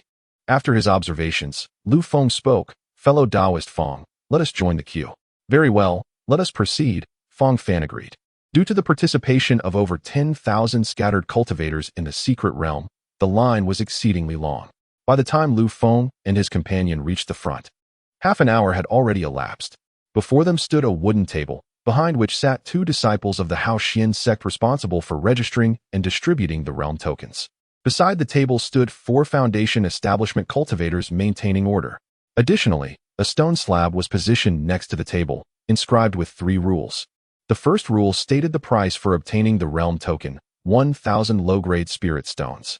The second indicated that the realm token would permit free entry and exit from the defensive formation surrounding the secret realm. The final rule was rather peculiar. It asserted that the ultimate interpretation rights of the realm token belonged to the Haoxian sect, and should it be lost or damaged, a new purchase would be required. Upon perusing the regulations inscribed upon the stone slab, Lu Feng couldn't help but curl his lips in disdain before producing 10 mid-grade spiritual stones and presenting them. The disciple tasked with registration accepted the stones without so much as glancing at Lu Feng, instead inquiring curtly, name, cultivation level, and affiliated sect? Lu Feng furrowed his brow slightly. The disciple's dismissive demeanor after accepting his stones left him somewhat speechless. Nevertheless, he replied, Lu Feng, 4th layer of Qi refinement. A rogue cultivator. Among his declarations, only the latter, rogue cultivator, bore truth, while the first two were fabrications. Upon hearing Lu Feng's response, the disciple beside him tossed a wooden waist token in his direction. This is your token for entering the secret realm. Keep it safe. Lu Feng accepted the token and observed the intricate formation etched upon its surface. Without further ado, he turned and departed. In stark contrast, Feng Fan did not exhibit Lu Feng's decisiveness. For him, 1,000 low-grade spiritual stones represented a significant sum as a rogue cultivator. Reluctantly, he extended his hand to transfer the stones, albeit with great reluctance. The disciple from the Haoxian sect, overseeing the registration, impatiently urged him along. Ultimately, Feng Fan gritted his teeth and exchanged his stones for a wooden waist token. Observing Feng Fan's pained expression, Lu Feng offered a faint smile, saying, Dear Taoist Feng, now that you have arrived, the ticket fee is an unavoidable expense. Perhaps your venture into the secret realm will yield substantial rewards. Let us hope so. Feng Fan sighed. As half an hour elapsed, the golden core true man, who had been hovering above, proclaimed with a booming voice, Esteemed friends, the Lanling secret realm is on the verge of opening. Please prepare yourselves. Initially, disciples from the major sects will enter, followed by the scions of cultivation families. And finally, the rogue cultivators. At this announcement, the many rogue cultivators on the ground furrowed their brows. Yet, given the circumstances, they had no choice but to adhere to the stipulated order. After all, they were but rogue cultivators without backing or support. Upon concluding his statement, the golden core true man transformed into a streak of light and vanished into the dilapidated temple. Moments later, the temple's entrance creaked open, unleashing a terrifying spatial force. Lu Feng looked up to behold a teleportation passage emerging within the temple's entrance. As the door fully opened, the passage solidified. In the next instant, the golden core true man re-emerged in the air, announcing, Esteemed friends, the secret realm is officially open. Disciples from the major sects may now enter. No sooner had he spoken than the hovering flying vessels descended like dumplings, revealing a throng of sword-wielding cultivators. These individuals were all disciples from various sects, led by prominent figures at the foundation establishment stage. The disciples at the Qi refinement stage were enveloped in a surge of spiritual energy as they ascended towards the entrance of the secret realm. Lu Feng observed that 32 sects were participating in this secret realm expedition, implying that within this assembly of sect disciples, there were a total of 32 formidable cultivators at the foundation establishment stage. While he was engrossed in observation, figures began to emerge from the Yunxiao sect's flying vessel. Lu Feng focused intently, recognizing that the foremost figure was none other than his senior brother, Tang Ming. Among the disciples following him, aside from Zhang Bin and 2 others, one individual was particularly familiar to Lu Feng. Upon catching sight of the familiar figure, a complex emotion flickered in Lu Feng's eyes. The individual before him was none other than his fiancée, Lu Rian. As he observed Lu Rian soaring into the secret realm, a wave of nostalgia washed over him. Although she was 2 years his junior, she possessed the same dual spiritual roots of gold and water. Moreover, Lu Rian hailed from the prestigious Lu family of the southern region, which had pledged her to Lu Feng in hopes of aligning with the influential Qinhai. At the time, both were still quite young, leading to their engagement being established in a rather innocent manner. Subsequently, Lu Rian joined the Yunxiao sect and became a direct disciple of the esteemed transmission elder. However, as Lu Feng's cultivation progressed slowly, Lu Rian rapidly advanced and achieved the pinnacle of the Qi refinement stage. Following Qinhai's growing disdain for Lu Feng, Lu Rian too began to share his sentiments. Initially, she followed him like a starry-eyed admirer, but eventually, she lost interest, scarcely bothering to cast him a glance. While Lu Feng was lost in these reminiscences, Feng Fan suddenly interjected, Lu Daoyu, it is now our turn to enter the secret realm as solitary cultivators. His words jolted Lu Feng from his thoughts. Nodding in acknowledgement, Lu Feng replied, Indeed, let us proceed. Chapter 36. The Ancient Sect of the Crimson Moon. The two swiftly stepped into the formation, arriving beside the teleportation passage. As they gazed into the mysterious spatial forces within the passage, Feng Fan gulped in astonishment. This was his first encounter with such a teleportation passage as a solitary cultivator. Lu Feng glanced at him and said, "All right, let us enter." Feng Fan nodded, and together they stepped inside. As their figures vanished into the passage, they were immediately engulfed by a sensation of vertigo. Moments later, they found themselves transported to a vast plain. "Goodness, this teleportation passage nearly made me sick," Feng Fan exclaimed upon landing.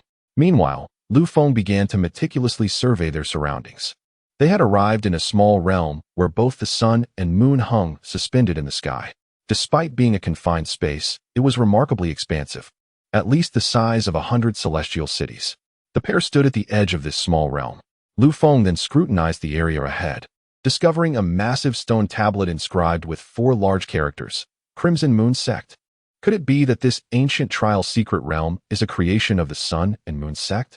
Lu Feng mused, stroking his chin before turning to Feng Fan. "What do you think, Feng Daoyu? Shall we investigate that stone tablet?" After a moment of rest, Feng Fan had regained his composure. "Lu Daoyu, those disciples from various sects and families have already entered ahead of us. I believe we should hasten our search for treasures.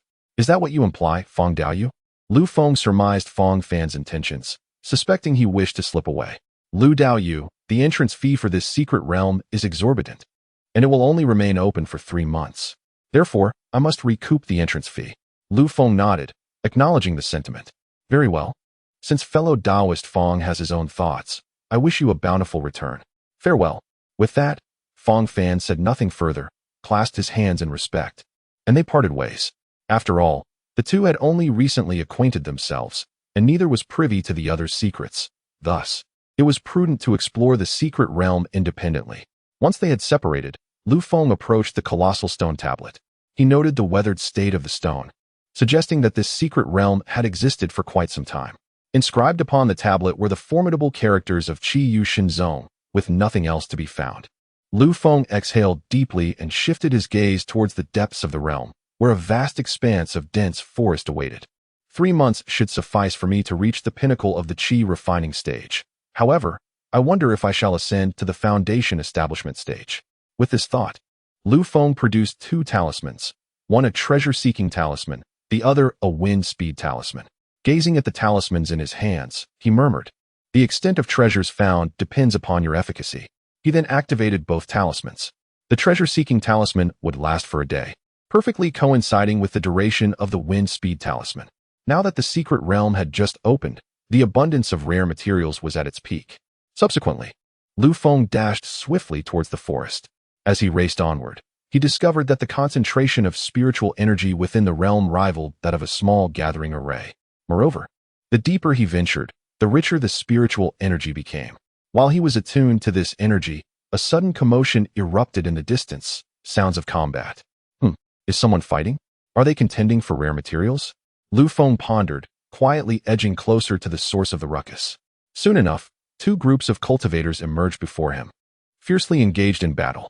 Judging by their attire, the group on the left belonged to a prominent cultivation family, consisting of 12 members, the strongest of whom was a middle-aged man at the 9th level of Qi refinement. In contrast, the group on the right appeared to be a band of rogue cultivators. Although none of them had reached the 9th level, their numbers totaled 26. What these 2 factions were fighting over, Lu Feng could not discern.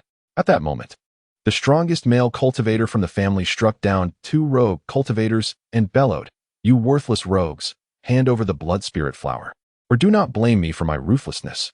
The 2 rogue cultivators, both at the 7th level of Qi refinement, were visibly injured from the blow. Seeing the dire situation, one of the rogues spoke up, "Is your Li family not being overly tyrannical? We obtained the blood spirit flower first, yet you wish to seize it by force. Enough of your nonsense. Surrender the blood spirit flower, or face the consequences." Cursing the Li family inwardly, the rogue cultivators felt helpless against their superior strength. Gritting his teeth, the 7th level rogue reluctantly retrieved a blood-red flower from his storage pouch and declared, "Li family, I shall remember this. We are leaving." As the words fell, the individual forcefully hurled the blood spirit flower in another direction, prompting a group of loose cultivators to immediately flee in the opposite way. Meanwhile, a middle-aged male cultivator from the Lu family, noticing the blood spirit flower, swiftly charged towards it. Coincidentally, the direction in which the loose cultivator had thrown the flower was precisely where Lu Feng was concealed.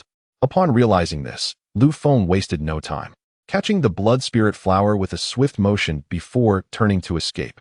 Thanks to the windwalking talisman he had activated in advance, combined with the acceleration effect of the cloud treading boots, he vanished in an instant. The Lu family's male cultivator, upon spotting Lu Feng, immediately transformed his expression, rage igniting in his eyes. You dare to seize what belongs to the Lu family? You are courting death. Everyone, join me in capturing this fool. Hearing the furious shouts behind him, Lu Feng quickened his pace. Observing Lu Feng's increasing speed, the middle-aged male cultivator narrowed his eyes, then extracted a spirit sword from his storage pouch, taking to the skies. Whoosh! The middle-aged cultivator began to fly on his sword, moving at a speed several times faster than Lu Feng's. When Lu Feng glanced back, his heart sank in alarm. Goodness, this Lu family individual is truly serious. Typically, sword flight is an exclusive ability of the Foundation Establishment realm, while Chi refinement practitioners can also control swords for ranged attacks. They cannot use their spiritual power to carry themselves for rapid flight. The fact that this middle-aged cultivator could swiftly fly on his sword indicated the use of a special spirit sword. The sword beneath him had been enhanced with the mana of a golden core cultivator, allowing such feats of flight. Lu Feng examined the blood spirit flower in his hand, and, with a flick of his wrist, stowed it away in the system space. This blood spirit flower was a third-tier spiritual herb, remarkably precious. It was understandable that the other party was investing heavily in the pursuit. As the distance between them narrowed, Lu Feng realized escape was no longer feasible. He thus drew his jade green long sword and began to swiftly form incantations. Just as the middle-aged male cultivator was closing in, Lu Feng abruptly halted and thrust his sword forward. First style of the wind mystique sword, chasing stars and gazing at the moon. With the thrust of Lu Feng's sword, a white sword chi shot forth with a sharp whoosh towards his adversary. The middle-aged cultivator did not anticipate Lu Feng's sudden ambush, and the speed of the strike left him no time to evade. Thud! The white sword chi instantly pierced through the middle-aged cultivator's chest, sending him plummeting from his sword-riding state. Without hesitation, Lu Feng turned and continued his flight. Although he was confident in his ability to defeat this middle-aged cultivator, the Lu family had 11 other cultivators.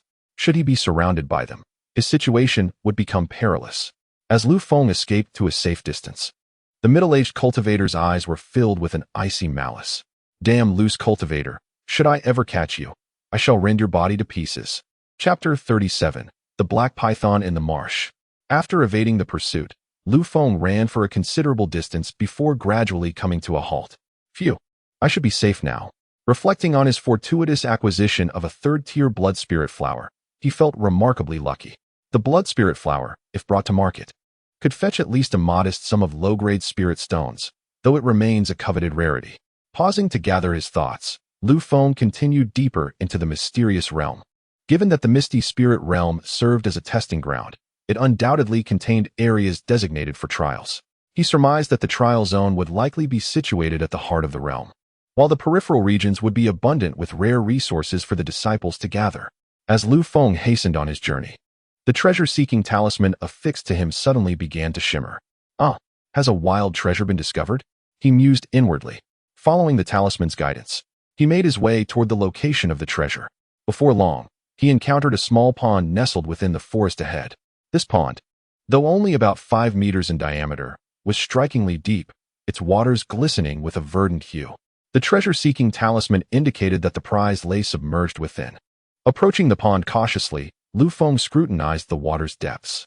To guard against any lurking beasts, he tossed a few stones into the pond. As the stones plunked into the water, nothing unusual occurred. Pondering what treasures this pond might conceal, he resolved to use a water avoidance talisman and ventured down to investigate. With that, he affixed a water avoidance talisman to his body and plunged into the depths. With the talisman's protection, the pond's icy waters were kept at bay from his form. Yet he could still feel the numbing cold enveloping him.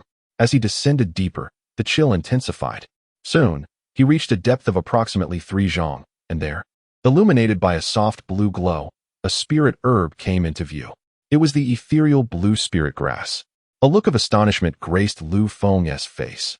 For this rare second-tier herb served as a primary ingredient in the crafting of the Transcendence Pill. The effects of this pill were truly remarkable, capable of purging impurities and elixirs from a cultivator's body and even mending stubborn old injuries. Thus, any cultivator would have a keen interest in acquiring the Transcendence Pill. Without hesitation, Lu Feng extended his hand to harvest the spirit grass. Just then, he sensed a lethal threat approaching from behind. Without a moment's delay, he drew his jade-green sword and executed a swift-wind, profound sword technique. With a whoosh, a stream of white sword energy sliced through the water towards the rear. The strike landed squarely on the head of a massive black python, severing the scales atop its skull. In pain, the serpent emitted a furious roar. Although the sound could not travel in the water, it sent ripples of agitation through the pond. Witnessing this, Lu Feng's heart raced. The black python's strength was evidently on the brink of breaking into the second tier, comparable to a human at the cusp of foundation establishment. Given Lu Feng's current prowess, he is likely no match for this colossal python. Moreover, being submerged in the water, his chances of escape are slim. This is a grave predicament. Although Lu Feng feels a surge of anxiety, his hands remain steady as he swiftly stores the ethereal blue spirit grass into his system space, then turns and swims upwards. The black python, having finished its roar and noticing Lu Feng's attempt to flee, swiftly pursues him. Despite Lu Feng's impressive swimming speed, it pales in comparison to that of the black python. In a mere moment, the python closes the distance. As Lu Feng glances back, he sees the python's massive jaws wide open, poised to strike. Damn it! Realizing he cannot evade the python's attack, he curses inwardly. Without hesitation, he swiftly gestures with his left hand, channeling a substantial amount of spiritual energy into his jade sword. Wen Xian Sword Technique, third form, Sword Shadow unveiled. With that, Lu Feng slices forward, and the jade sword in his hand instantaneously conjures a multitude of sword shadows, forming a circular barrier that strikes towards the black python. The spectacle of these sword shadows is as magnificent as a peacock displaying its feathers. At that moment, the sword shadow barrier collides violently with the python's gaping maw, creating a terrifying shockwave that reverberates through the water. Seizing the opportunity presented by the explosion's force, Lu Feng propels himself towards the entrance of the pool. Meanwhile, the black python shatters the sword shadow barrier and continues its relentless pursuit. Fortunately, Lu Feng reaches the entrance of the pool, leaping out onto the surface without pausing to rest, fully aware that the python will not relent. Without a moment's hesitation, he sprints deep into the secret realm. He must escape. Being ensnared by the python would spell his doom. Just as Lu Feng covers 100 meters, a sudden roar from the python echoes behind him. Looking back, he sees the black python charging at him with frenzied intensity. Damn, this is never-ending. Let us see how long you can chase me. In the water, Lu Feng indeed cannot match the python's speed, but on land, the dynamics change. With the enhancement of the wind-running talismans and cloud-stepping boots, their speeds are not vastly different. Thus, a man and a python race furiously through the forest. Soon, Lu Feng spots a group of cultivators ahead and, without a second thought, veers towards them. As the saying goes, better the misfortune befall another than oneself. Apologies, gentlemen. Upon spotting the group of cultivators, Lu Feng devises a plan to divert the impending danger. As he sprints past them, the group appears utterly bewildered. One young cultivator, at the 8th level of Qi refinement, begins to speak, "Excuse me, but..." Before Lu Feng dashes past him in a flash. Just as the others are left in astonishment, a faint tremor arises from behind. Turning to look, they behold a black python, approximately 4 to 5 meters long, charging towards them. Seeing this, the young cultivator's expression shifts dramatically, and he shouts, "Not good. That guy intends to lead it to us. Run." Chapter 38. Encountering Zhang Bin and the others once more. Despite the young cultivator's efforts to alert everyone, a few cultivators were too slow to react and were overtaken by the massive black serpent. Observing this, the young cultivator shouted once more, urging everyone to attack the serpent together, asserting that the beast was merely at the pinnacle of the first tier, and with their combined strength, they could vanquish it. With that, several individuals joined forces with the young cultivator to launch an assault on the black serpent. At that moment, Lu Feng had already distanced himself considerably. Hearing the sounds of battle and the serpent's roars behind him, He finally exhaled in relief. At last, I no longer need to flee. After a brief respite, Lu Feng resumed his sprint towards the center of the secret realm. He had little interest in the outcome of the conflict between the serpent and the cultivators. Reflecting on the azure spirit grass he had just acquired, a smile graced Lu Feng's face. Upon entering this secret realm, I have already obtained 2 extraordinary treasures. It seems my fortune is truly remarkable. In high spirits, Lu Feng continued his journey for another quarter of an hour when he suddenly noticed several figures darting ahead. It was evident that there was a chase underway.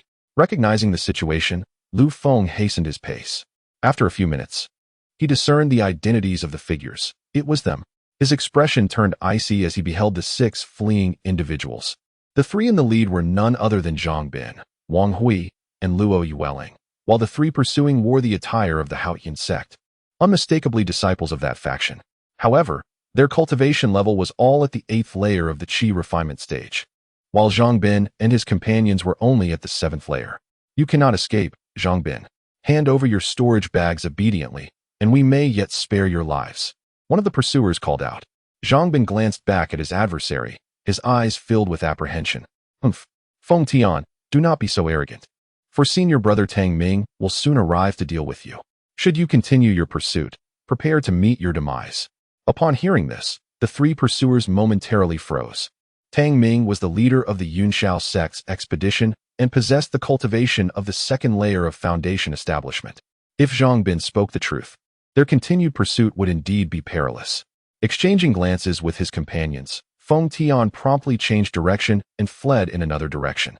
Although Zhang Bin and his companions did not cease their escape, the anxiety in their eyes considerably lessened.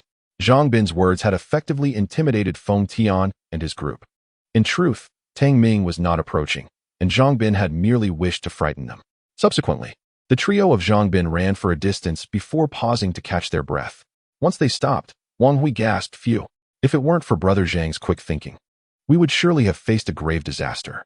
Beside him, Luo Yueling nodded in agreement. Indeed, Brother Zhang has a way with words. A single statement was enough to send Feng Tian and his companions fleeing. Zhang Bin waved his hand dismissively. "You both flatter me.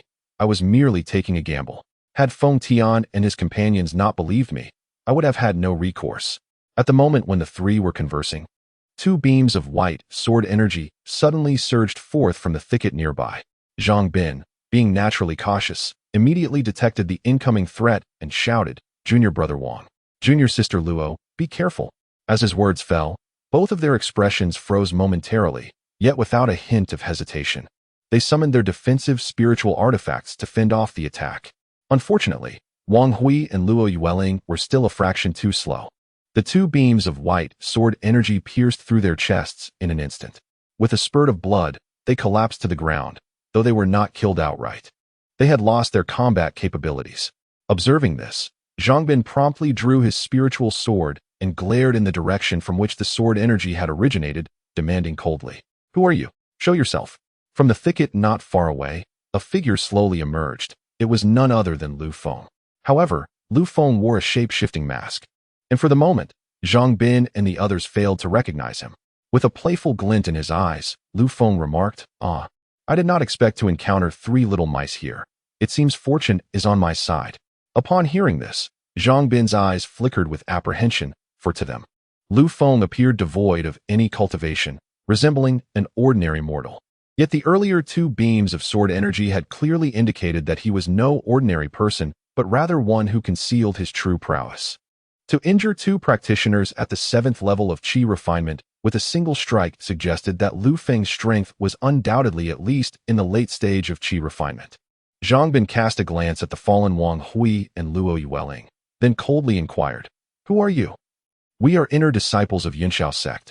Do you not fear the repercussions from our sect for your actions?" At that moment, Zhang Bin attempted to invoke the name of Yunshao Sect to intimidate Lu Feng, having seen this tactic successfully scare off Feng Tian and his companions earlier. "Huh, Yunshao Sect. What a load of nonsense. Since you 3 have encountered me, it can only be considered your misfortune," Lu Feng replied, raising his hand and swiftly unleashing a sword strike, sending a beam of white sword energy hurtling towards Zhang Bin. Witnessing this, Zhang Bin's eyes widened in shock, and he wielded his spiritual sword to block the attack. This is the Wind Profound Sword Technique. How do you know the swordplay of my Yunxiao sect?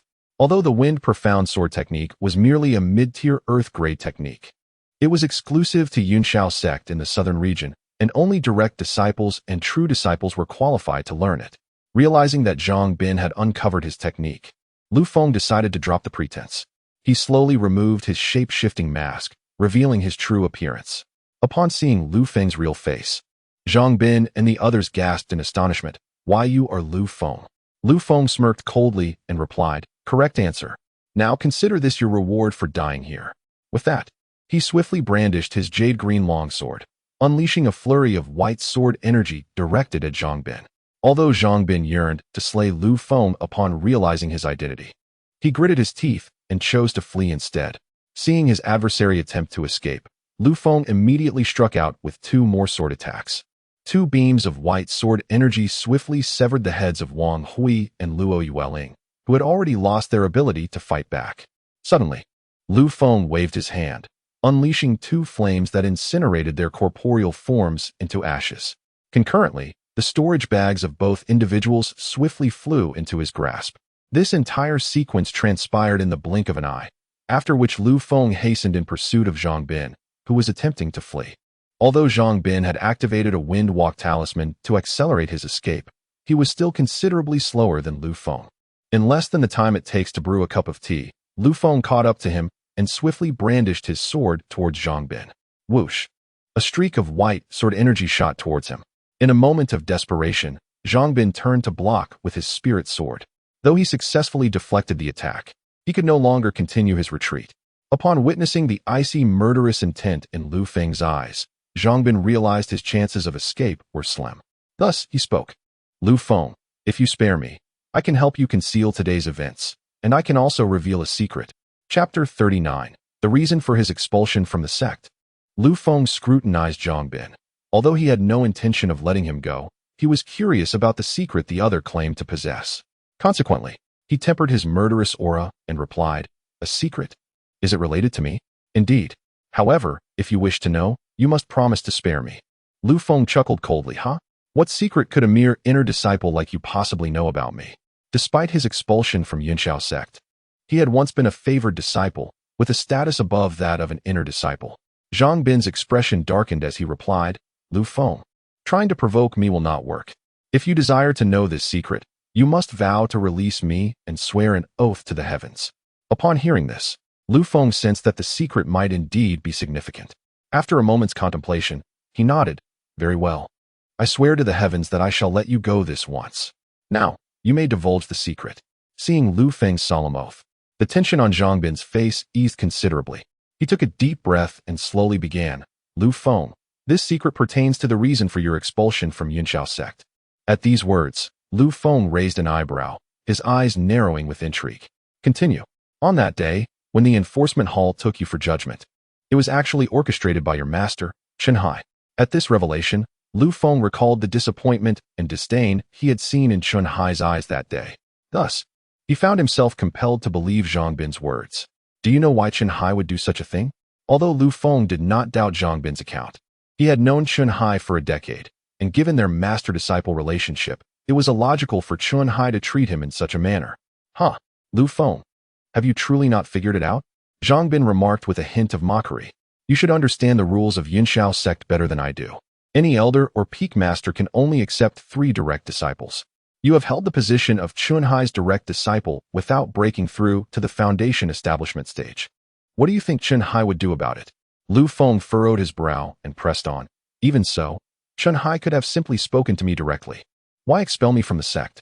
Zhang Bin shook his head with a derisive smile. "Lu Feng, you are still too naive. Chen Haifeng has long since found a more favored disciple. Only by expelling you from the sect can he justifiably accept this new apprentice." "Oh, so he has indeed selected a new disciple. Very well, then." Noticing the relief on Lu Feng's face, Zhang Bin spoke again. "Now that you are privy to this secret, you must fulfill your vow and let me go." Lu Feng nodded silently, affirming, "Indeed, it is time to honor my oath." Seeing Lu Feng's assent, a mocking smile crept upon Zhang Bin's face. "Huh, Lu Feng, before I take my leave, let me share one last piece of information. Chun Haifeng's new disciple is actually the cousin of senior brother Tang Ming, and she possesses an extraordinary single spiritual root. Ha! With that, Zhang Bin turned to depart, but in an instant, Lu Feng appeared before him, delivering a sudden strike to his dantian. Caught off guard, Zhang Bin had no time to react to Lu Feng's assault. With a resounding thud, he was sent flying, and the blow shattered his dantian. If not promptly mended, Zhang Bin's dantian would be irreparably damaged. You. Zhang Bin pointed a trembling finger at Lu Feng, ready to retort, but a mouthful of blood erupted from his lips. Before he could comprehend the situation, Lu Feng lunged forward, plunging a sword into Zhang Bin's dantian, completely crippling it. Feeling the searing pain in his abdomen and the rapid depletion of his spiritual energy, Zhang Bin began to wail. Lu Feng, you just swore an oath to the heavens. Are you not afraid of retribution? In response to Zhang Bin's accusation, Lu Feng chuckled coldly, who said I intended to break my heavenly vow. I merely stated that I would release you, but I never promised not to strike you. Observing Zhang Bin sprawled on the ground like a defeated dog, Lu Feng crouched down, snatching Zhang Bin's storage bag and deftly stowing away his spirit sword. Having completed his task, Lu Feng declared, now, you may leave. Zhang Bin gritted his teeth and shot Lu Feng a furious glare before staggering away into the distance. Lu Feng stood rooted in place, watching him disappear into the forest. Moments later, Zhang Bin's figure had vanished entirely. With narrowed eyes, Lu Feng muttered to himself, I wonder if encountering Zhang Bin again and eliminating him would constitute a breach of my heavenly oath? After speaking, Lu Feng donned a transformation mask, his appearance instantly shifting to that of a middle-aged man. Never mind, it would be better for others to deal with Zhang Bin. Subsequently, Lu Feng swiftly exited the area, setting off to search for other cultivators within the forest. Earlier, while incapacitating Zhang Bin, he had left a trace of spiritual energy within him for tracking purposes. Given that Zhang Bin had lost his cultivation and was severely injured, he would not be able to travel far. As long as Lu Feng could locate other wandering cultivators and inform them of Zhang Bin's whereabouts, especially since he possessed the blood spirit flower, Zhang Bin would surely meet his demise. 15 minutes later, Lu Feng finally encountered four cultivators in the woods. Judging by their attire, they appeared to be independent practitioners, and their cultivation levels were only at the mid-stage of qi refinement, making them perfectly suited for Lu Feng's schemes. As the four individuals ventured through the forest, Lu Feng suddenly emerged from the shadows, his face betraying a palpable terror. Upon noticing his presence, the quartet immediately assumed defensive stances. Running towards them, Lu Feng cried out, Dear friends, please save me. The leader of the group swiftly drew his spirit sword and inquired, Who are you? If you dare to approach, do not blame us for taking action. Lu Feng halted, tears streaming down his face as he implored, Please, do not attack. I have just fled from an assailant and mean no harm. The four scrutinized Lu Feng closely, observing that he bore no cultivation and lacked even a storage bag. The leader, noticing this, asked, You claim to have been pursued. What was the reason behind it? Feigning fear, Lu Feng glanced at the group, hesitating to speak. Suddenly, the swordsman pointed his blade at Lu Feng, demanding, I ask you again, if you do not speak, do not blame us for being ungracious. With a pained expression, Lu Feng replied, Please, do not be angry. I will tell you. He then began to weave a tale, portraying Zhang Bin as his companion, recounting how they had discovered a blood spirit flower upon entering the secret realm. However, Zhang Bin had attempted to hoard the treasure for himself, launching a surprise attack on Lu Feng with the intent to silence him. Upon hearing about the blood spirit flower, the group's faces lit up with excitement. Is what you say true? The leader asked, his tone fierce. I would not deceive you, my friends. Zhang Bin is surely not far away. If you pursue him now, you may still catch him.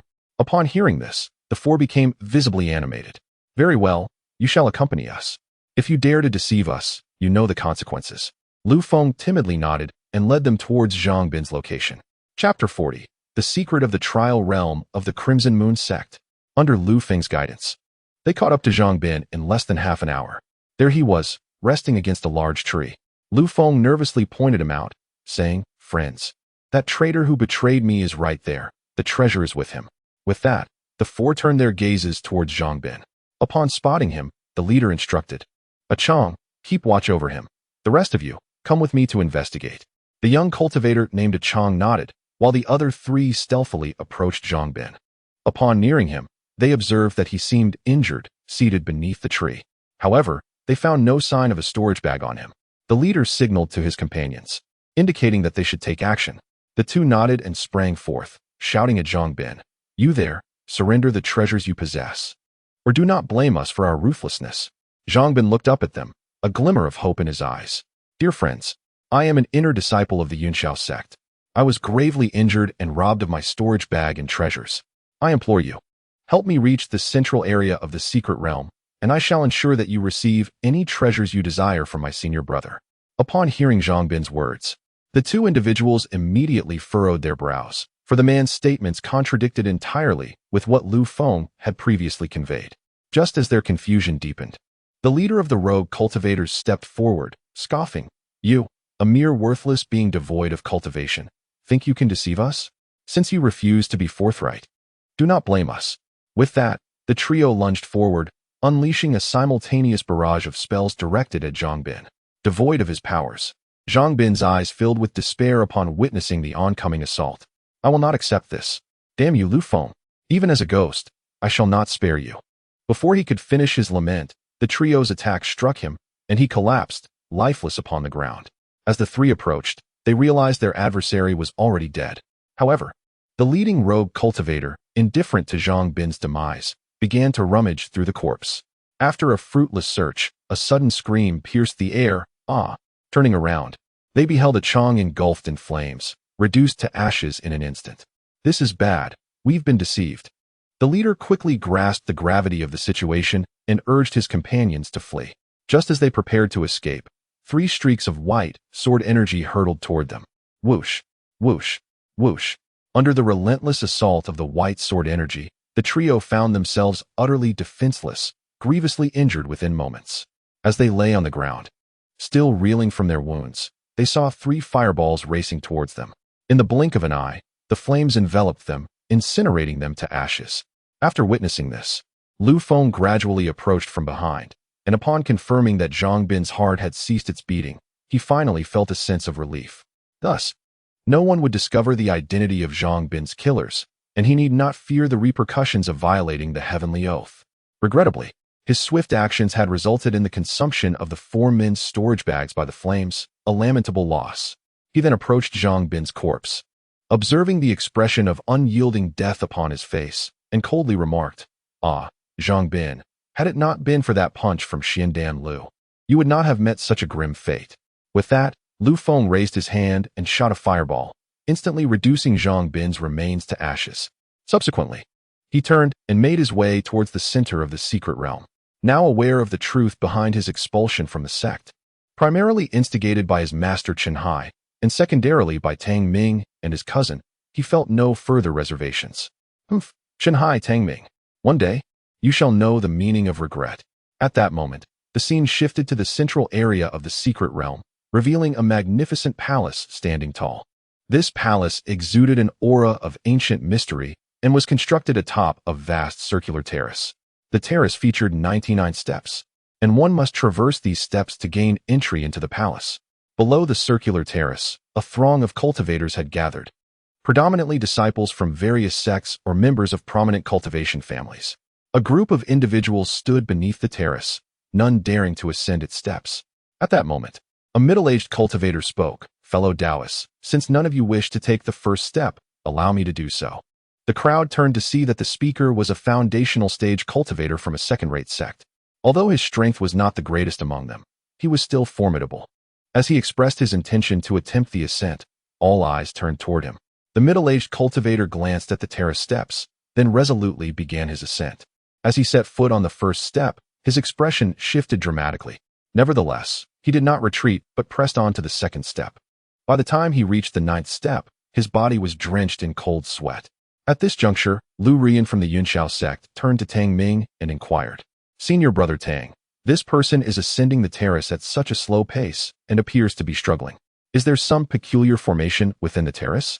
Tang Ming glanced at Lu Rian and replied, "Junior sister Lu, you may not be aware that the secret realm of the Qiyueshan zone is laden with significance." "Oh, I would be grateful if you could enlighten me further," she responded, intrigued. Tang Ming continued, "The Qiyueshan zone is a premier cultivation sect from ancient times, far superior to today's sacred lands." Upon hearing this, Not only Lu Ruyan but also several other disciples from the Yunshao sect displayed expressions of astonishment. Noticing their reactions, Tang Ming elaborated. However, the trials within this sect's secret realm are equally formidable, as one must first pass the test of the terrace steps to access the trials. Lu Ruyan appeared contemplative and asked, "So, if one successfully ascends the terrace and enters the palace, it signifies the commencement of the trial, correct?" "Indeed. However, the 99 steps of the terrace are no trifling matter. They test the cultivator's strength, temperament, and willpower," Tang Ming affirmed. "Now I understand. Do you believe that the individual currently ascending will be able to pass the test?" Lu Ruyan inquired. Tang Ming cast a dismissive glance at the middle-aged cultivator on the steps and scoffed him. "I doubt he can even conquer the 20th step." Chapter 41. The Trial of the 99 Steps. At this moment, the first middle-aged cultivator to ascend the terrace had reached the 15th step. However, his condition appeared dire. He was drenched in sweat, and fear was evident in his eyes. Just as he gritted his teeth and attempted to take another step, an overwhelming pressure forced him down onto the stairs. Simultaneously, he coughed up a mouthful of blood and tumbled down from the terrace. This scene left the observing cultivators in stunned silence, their faces awash with disbelief. The fallen middle-aged cultivator was swiftly assisted by several fellow disciples. Though he had just spat blood, for a foundational stage cultivator, it was hardly significant. "Brother, are you all right?" one concerned disciple asked. The middle-aged cultivator waved his hand and quickly produced a medicinal pill, swallowing it. Soon, his complexion returned to normal. "I am unperturbed. Indeed, this terrace presents a formidable trial, and my fellow disciples must exercise great caution." Upon hearing the admonition from the middle-aged cultivator, a complex expression washed over the assembled crowd. At that moment, Lu Ruyan turned to Tang Ming and inquired, "Brother Tang, it appears your predictions were accurate. However, if even formidable foundation establishment cultivators cannot surmount the trial of the terrace, how are we, mere chi refinement practitioners, to succeed?" Tang Ming smiled lightly, responding, "Sister Lu, you may not be aware that the challenges within this trial realm do not merely assess one's cultivation level, but rather one's innate talent, potential, and mental fortitude." "Oh, I see. With Brother Tang's exceptional talent, you will undoubtedly navigate this trial with ease." "Who can say?" he replied with a chuckle. "After all, the Chiwa Divine Sect is an ancient order, and the criteria for testing cultivators in those times surely differ from those of today. You are too modest, Brother Tang. I firmly believe you will pass the trial." As their dialogue unfolded, a figure gradually approached from the distance. It was none other than Lu Feng. However, upon witnessing the scene before him, his expression momentarily faltered. "Why are so many gathered here? Why have they not entered the palace ahead?" he pondered to himself, when suddenly he spotted several familiar faces, Tang Ming and Lu Ruyan from Yunshao sect among them. Upon recognizing them, Lu Feng's eyes flashed with malice. Yet he knew his current strength was inadequate. With Tang Ming at the second level of foundation establishment, he could easily see through Lu Feng's disguise.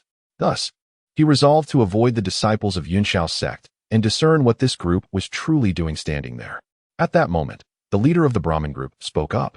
"Fellow disciples, since we are all aware of the terrace's circumstances, let us commence." The remaining 9 Chi refinement disciples responded in unison, bowing, "Yes, Brother Ouyang." With that, the 10 of them stepped towards the terrace. Observing the Brahmin disciples' actions, other sects and cultivation families' disciples promptly followed suit. Lu Feng remained stationary, opting to observe the situation closely. Before long, this assembly of cultivators ascended the steps of the terrace. As they stepped onto the staircase, the expressions of most shifted markedly. Only a select few maintained their composure, resolutely continuing upwards. Among them was Ouyang, the foundation establishment cultivator from Brahmin. Lu Feng watched intently from behind, and soon surmised that the terrace steps constituted a special trial preceding the true testing ground, which lay within the palace above the terrace. With this realization, he began to contemplate how he might infiltrate the palace without being detected by Tang Ming. He felt confident that he could overcome the challenge of the terrace steps with his abilities. As Lu Feng pondered, several individuals had already reached the 30th step of the terrace. However, numerous cultivators succumbed to the pressure, tumbling back down. With the ascension of those who crossed the 30th step, the remaining cultivators could no longer contain their anticipation and surged toward the terrace steps one after another. At this moment, Tang Ming and Lu Ruyan from the Yunshao sect began to take action. In order to prevent the Brahmin disciples from being the first to breach the terrace, the disciples from the southern domain sects also exerted themselves. Moments later, apart from Lu Feng who remained in place, the other cultivators surged towards the terrace. However, over half of the more than 1,000 challengers could not withstand the pressure of the terrace and fell down one after another. Lu Feng lifted his gaze towards the terrace and saw that Tang Ming had already reached the 26th step, while Lu Ruyin had made it to the 22nd step. Judging by their condition and pace, these two were undoubtedly the cream of the crop among the cultivators. Yet, a Brahmin cultivator named Ouyang had already ascended to the 50th step. At this moment, he stood as the highest among all challengers. However, the pressure exerted by the terrace caused beads of cold sweat to form on his forehead. It seemed that even the prodigious disciples of the Brahmin were not easily able to pass this trial. Observing this, Lu Feng quietly approached the terrace. Seizing the opportunity when no one was paying attention, he stepped onto the first tier of the terrace. As his right foot landed on the step, he suddenly felt a weight akin to a small mountain pressing down upon him. My goodness, is the difficulty of this trial so immense? Fortunately, Lu Feng was still able to endure this pressure. He then stepped up with his left foot onto the second step. Crack! At that moment, the weight upon him seemed to increase once more. Taking a deep breath, Lu Feng continued to ascend. Although his pace was not swift, each step was firm and resolute. Before long, he arrived at the 19th step. By now, the pressure on him had more than doubled. Although he could still endure it, if it continued to escalate, he would undoubtedly be unable to conquer the 99 steps. But having come this far, he was determined to persist until the final moment, regardless of the outcome. He then glanced upward and saw that Tang Ming had reached the 45th step, and even Lu Ruyin had arrived at the 35th step. Witnessing their perseverance ignited Lu Feng's indomitable spirit. Humph, you think you can make me concede? Not a chance. With that, Lu Feng took a bold step forward, directly landing on the 20th step. However, an overwhelming mental pressure immediately enveloped him. Although this tier did not increase the physical burden on his body, it targeted his mental fortitude. Lu Feng's eyes flickered momentarily, and he quickly understood. The first 19 steps of the terrace were likely a test of physical strength. While beginning from the 20th step, it shifted to a trial of mental strength. According to the teachings of the cultivation world, this was an assessment of the cultivator's spiritual awareness. A test of mental strength? If that's the case, I have nothing to fear. With a faint smile, Lu Feng steadily continued his ascent. As an alchemist, his mental prowess was significantly greater than that of ordinary cultivators, which was one of the few advantages alchemists possessed. Chapter 42. The little broken furnace saves the master, leading the charge into the palace. Although the pressure exerted on his mental strength by the terrace was considerable, it was still manageable for Lu Feng. His only previous flaw was his physical form, but after consuming the exquisite body refining elixir, the imperfections of his corporeal self vanished. Thus, Lu Feng was able to surmount the trials of the first 20 tiers of steps with remarkable agility. His mental prowess surpassed that of his fellow cultivators, enabling him to ascend the stairs beyond the 20th level with great speed. Upon reaching the 39th tier, he discovered that Tang Ming had already breached the 56th tier. However, Tang Ming appeared to be in a dreadful state, beads of sweat trickling down his forehead, clearly struggling with the endeavor. In contrast, Lu Ruyin's pace was steadily increasing. Having arrived at the 51st tier, in response, Lu Feng merely offered a cold smile. But as he gazed upward, he noticed Ouyang from the Brahmin sect had reached the 88th tier. Yet, he too seemed to be in poor condition, leaving the outcome of his ascent through the 99 steps uncertain. Upon concluding his observations, Lu Feng resumed his ascent, placing his foot upon the 40th step. In the next moment, a searing sensation engulfed his entire being, making him feel as though he were immersed in a sea of flames. Was this a trial of suffering? An ordinary person would be unable to withstand such an ordeal, and even cultivators would find it exceedingly difficult to persevere. This was a test of endurance and willpower. If a cultivator could not endure this modicum of pain, they had no business pursuing immortality. As the burning sensation permeated his body, Lu Feng gritted his teeth and continued his ascent. He soon reached the 49th tier, where he felt flames scorching every inch of him. Even every cell within his body was being seared by the inferno. The agony was so intense that Lu Feng yearned to cry out. Yet he understood that to do so would signify defeat. While he still possessed consciousness, he stepped onto the 50th tier. At that moment, the burning sensation vanished. only to be replaced by a bone-chilling cold that enveloped him entirely in an instant. Was this a trial of the 9 layers of ice and fire? Never mind, he thought. I shall press on. With that resolve, Lu Feng continued his ascent, yet with each step, the cold intensified. Upon reaching the 59th tier, he felt as though the chill had infiltrated his very bones, rendering his consciousness somewhat hazy. Damn it, Lu Feng cursed inwardly. But when he saw Tang Ming and Lu Ruyin ahead of him, a fierce determination surged within him. If death awaited, so be it. He would charge forward. With that, he took a bold step, and the icy sensation dissipated instantly. However, it was replaced by an overwhelming pressure that bore down upon him. This oppressive force made him feel as though he were confronting a formidable foundation-building master. Though he could endure it, it severely hindered his speed. Lu Feng swallowed hard and took another step forward. At that moment, the pressure intensified, yet it remained within the bounds of foundation-building strength. Observing this, Lu Feng continued to advance, and by the time he reached the 69th tier, the oppressive force had escalated to the peak intensity of the foundation-building realm. Under the weight of this immense pressure, Lu Feng stepped forward once more, and in the next instant, the oppressive force intensified tenfold, pressing down upon him. What the hell? The pressure of the golden core realm at the 70th floor?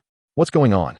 Although he internally lamented, he found himself capable of withstanding the pressure, having encountered numerous golden core practitioners during his time at the Yunshao Sect. He had even experienced the daunting aura of Yuanying realm elders.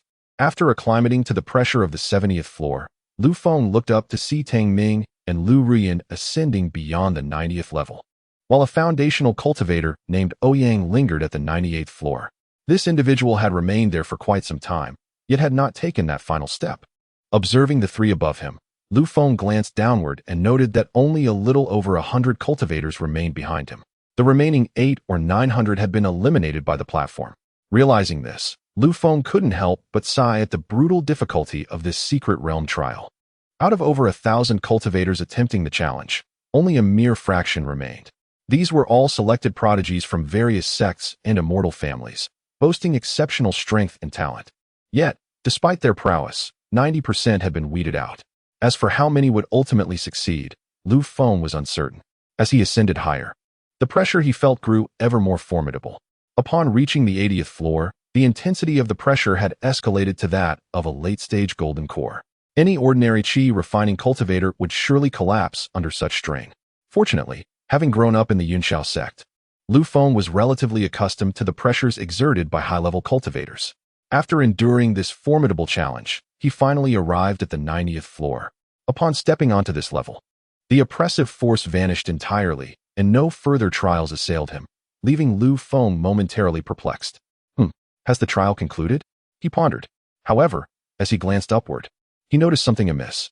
Tang Ming, Lu Ruyin, and Ouyang stood motionless at the 98th floor. This sight caused Lu Feng's brow to furrow, and a nefarious thought crossed his mind. Seizing the opportunity while the 3 were unguarded, he could strike and eliminate them all. In doing so, he would be the first to conquer the platform's trial and rid himself of his nemesis, Tang Ming, a twofold victory. Once this notion took root, Lu Feng found himself struggling to suppress the urge to launch a surprise attack. As he stealthily approached the trio, a sudden muffled noise erupted from the small furnace within his system space. Boom. The sound jolted him back to his senses. Wait, what just happened? Lu Feng felt as though he had lost control, his actions wholly dictated by desire. He vigorously shook his head and looked up again, only to discover that he had also arrived at the 98th floor. Not only that, but he also discovered that a layer of crimson light enveloped the eyes of Tang Ming and the other 2. These 3 appeared to be ensnared in a mirage of desire. It turned out that the final few steps were an illusionary trial. Had it not been for the muffled sound from the small furnace, I fear I too would have succumbed to an endless realm of fantasy like these 3. Yet, why did the small furnace emit a sound at this moment? It resided within the system's space, untouched by any hand, so how could it produce a noise autonomously? Never mind that. Taking advantage of the trio's slumber, I shall enter the palace to explore. Chapter 43, The Celestial Trial. At this moment, fewer than 100 individuals remained on the terrace steps, as most cultivators had been eliminated by the trial. However, practitioners from the periphery of the secret realm began to arrive in the central area one after another. Seizing the opportunity while Tang Ming and the others were entrapped in their desire-filled illusions, Lu Feng boldly stepped onto the 99th step. Upon reaching the final layer, no trial appeared to challenge him. After a brief pause, he proceeded towards the grand doors of the palace. At that moment, a cultivator below the terrace suddenly noticed Lu Feng and shouted, "Look, someone has passed the final trial and is approaching the palace." The crowd immediately turned their gazes in unison, witnessing Lu Feng standing before the grand entrance. Who is this person? I have never seen him before," inquired a disciple of the Cloudsoar Sect, puzzled. "Do any of you recognize him?" The crowd shook their heads in response, indicating they were unfamiliar with him. The disciple of the Cloudsoar Sect furrowed his brow slightly and continued, "Could it be that he is a rogue cultivator? But that is implausible. How could a rogue be the first to pass the trial?" This statement triggered a ripple of disbelief among the onlookers. The cultivators began to question not only the legitimacy of the terrace trial, but also whether Lu Feng had resorted to some form of deceit. In the eyes of these prominent sects and esteemed cultivation families, rogue cultivators were merely a rabble, insignificant and unworthy of attention. The thought of being bested by a rogue was simply unacceptable to them. Unbeknownst to Lu Feng, who stood at the palace's grand entrance pondering how to open the door, the discourse below continued. Just as his hand grazed the door, the massive obsidian portal creaked open with a thunderous sound. So it merely requires a touch to open. Lu Feng marveled inwardly. As the doors gradually parted, an ancient aura wafted forth from within the palace. Lu Feng raised his gaze to the interior, finding only a structure resembling a teleportation array. Aside from that, the palace harbored nothing else. A look of confusion crossed Lu Feng's face. Yet he stepped forward into the hall. Upon arriving at the center of the formation, a hollow voice reverberated throughout the palace. "Trialist, congratulations on passing the terrace trial." Lu Feng immediately surveyed his surroundings, but he saw no signs of life. Who are you?" he queried. No sooner had the words slipped from his lips than the formation beneath his feet began to shimmer with a soft glow, and shortly thereafter, an ethereal figure of an elderly man materialized from the array. Witnessing this spectacle, Lu Feng's brow furrowed even deeper. The ethereal elder slowly began to speak. "Tester, I am the spirit of this palace. You may call me Elder Gong." "Spirit, Elder Gong." Lu Feng displayed a look of realization. "So it is you, Senior Gong. I pay my respects." The ethereal elder smiled at Lu Feng and remarked, "It has been several millennia since I last encountered a human cultivator. Given your presence here, it signifies a connection with my Crimson Moon sect." Lu Feng stood quietly, listening intently to the elder's narrative. "Now, I present you with 3 trials to choose from. However, each carries a certain degree of peril. Are you prepared to accept?" Upon hearing the elder's words, Lu Feng pondered for a moment before nodding. "I am willing to undertake the trials. May I inquire about the nature of these 3 trials, Elder Gong?" The 3 trials I offer are of Earth, Heaven, and Immortal levels. The Earth level trial requires you to battle 10 late-stage first-order beasts simultaneously. Victory will allow you to complete the trial and receive a reward. Lu Feng's heart leapt at this revelation. With his current strength, he could barely contend with 3 late-stage first-order beasts at once. Facing 10 would likely result in his immediate demise. The ethereal elder observed Lu Feng's reaction without further elaboration. After a moment of contemplation, Lu Feng respectfully inquired, "Senior, if I succeed in the Earth-level trial, what reward shall I receive?" Understanding that high risks often yield high rewards, he sought clarification on the reward before proceeding. The elder smiled faintly. "The reward for the Earth-level trial is a high-grade heaven-tier cultivation technique, specifically tailored for your advancement." Upon hearing this, Lu Feng's eyes sparkled with excitement. A high-grade heaven-tier technique was something even the esteemed Yunxiao sect lacked. Previously, he had learned from Chun Hai that the most formidable technique of the Yunxiao sect only reached the mid-grade heaven tier. Thus, if he could conquer the Earth-level trial, he would obtain a high-grade heaven-tier technique suited to him. Such temptation was undeniable. For cultivators, the paramount concerns are wealth, companionship, and techniques, with the latter encompassing both cultivation methods and spells. These are the companions that accompany a cultivator throughout their life, underscoring their significance. Lu Feng swallowed hard and continued, "Elder Gong, what about the heaven level and immortal level trials?" He aimed to comprehend all 3 trials before making his choice. The difficulty of the heaven level trial is considerably greater. You must contend with 10 peak first-order beasts simultaneously.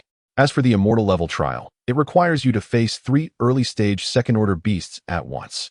Upon hearing this, Lu Feng's expression momentarily faltered.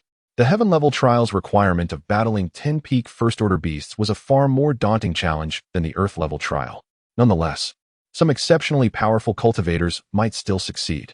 However, the Immortal-level trial's difficulty could only be described as hellish. It was a selection of certain death. Asking a Qi refinement stage cultivator to confront 3 foundation establishment stage beasts was akin to a death sentence.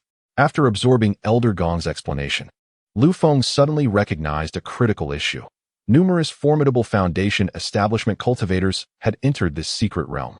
If such a foundation-building cultivator were to confront an assault by 3 early-stage second-order demon beasts, there remains a chance of victory. Reflecting on this, Lu Feng inquired, Senior, if I elevate my cultivation to the foundation-building stage and subsequently opt for the celestial-level trial, will the difficulty change? The ethereal elder cast a glance at Lu Feng, chuckling softly. Indeed, the challenge will transform. You shall be tasked with facing 3 early-stage third-order demon beasts. What? Third-order demon beasts? That equates to formidable beings of the Golden Core realm.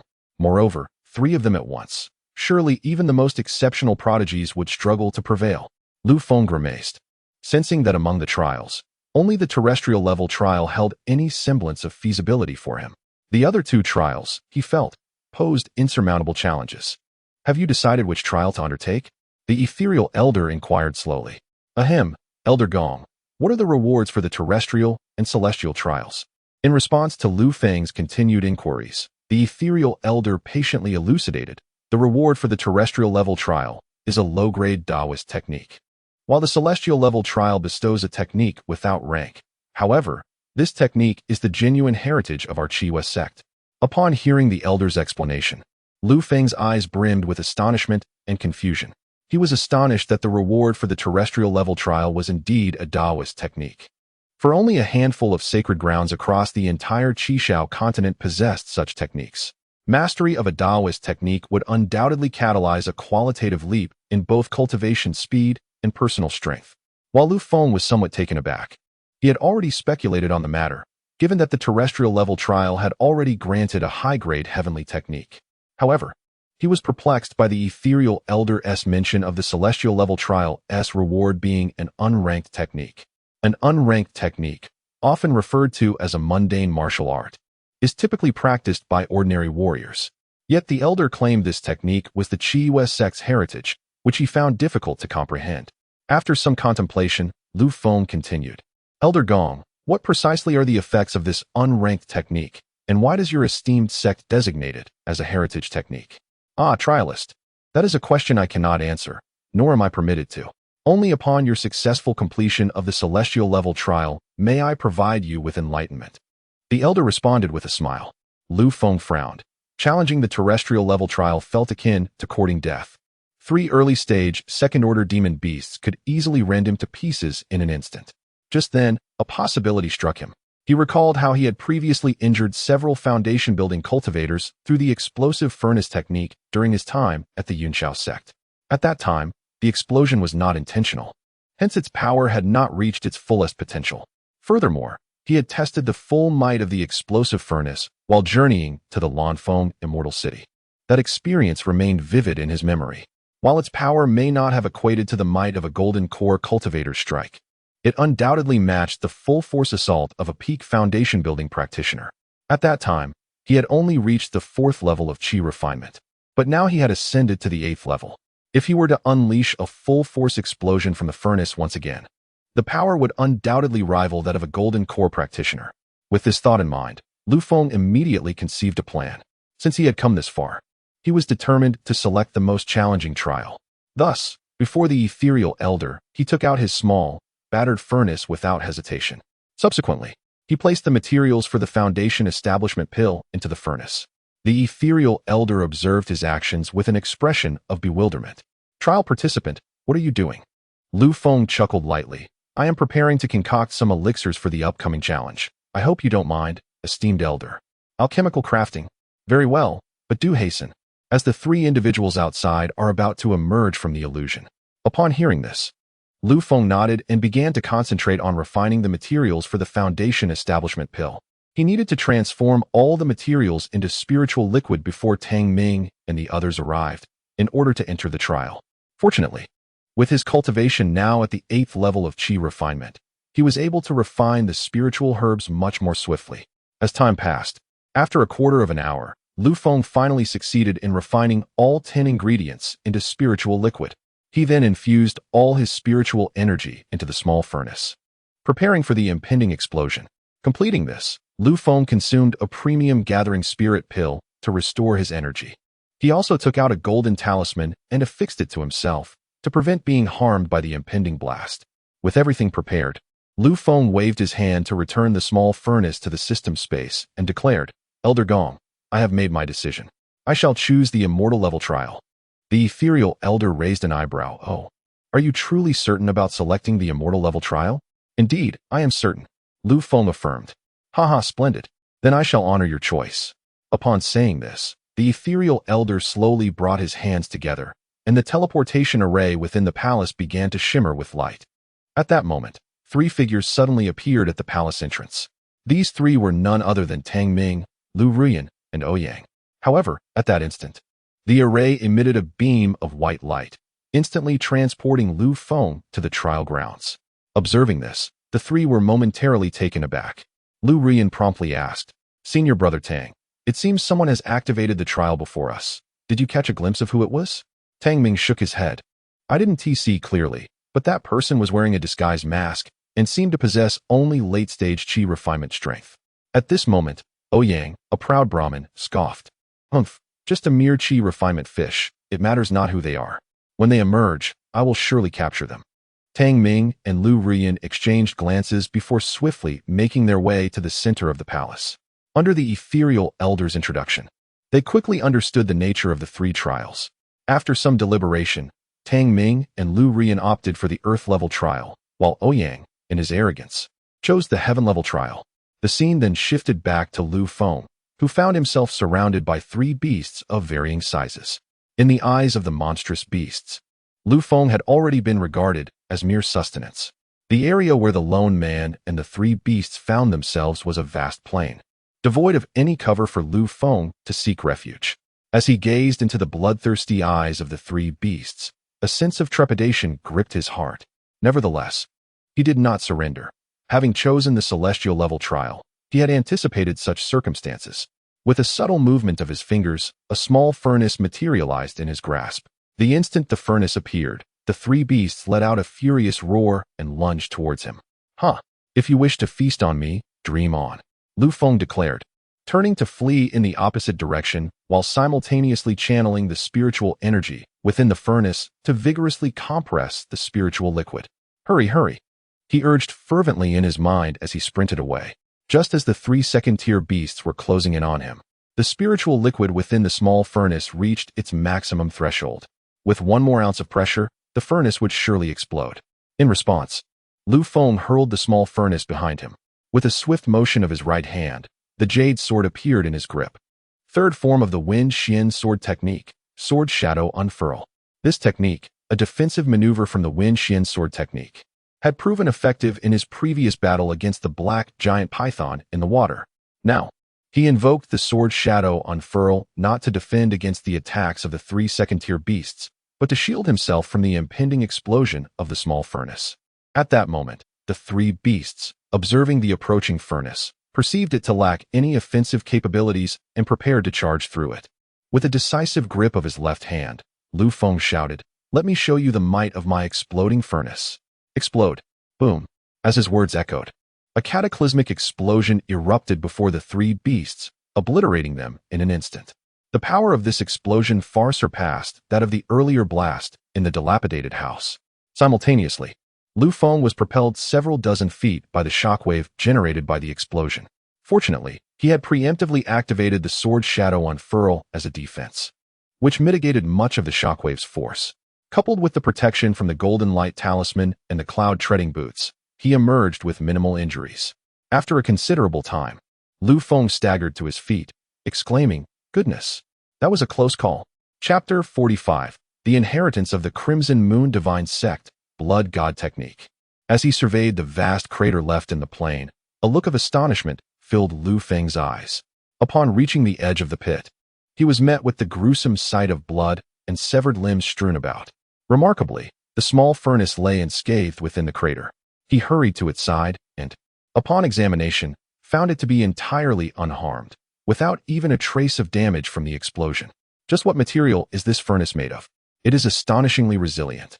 He mused, marveling at its durability. At that moment, a beam of white light descended from the heavens, enveloping him entirely. Before Lu Feng could react, his body was transported back to the palace by a radiant light. Upon returning, the ethereal elder gazed at Lu Feng with astonishment, noticing that he was still clutching the small, dilapidated furnace. Have I returned? Lu Feng surveyed his surroundings before stowing the furnace away in the system space. Senior Gong, was it you who brought me back? The ethereal elder shook his head, replying, it was not my doing.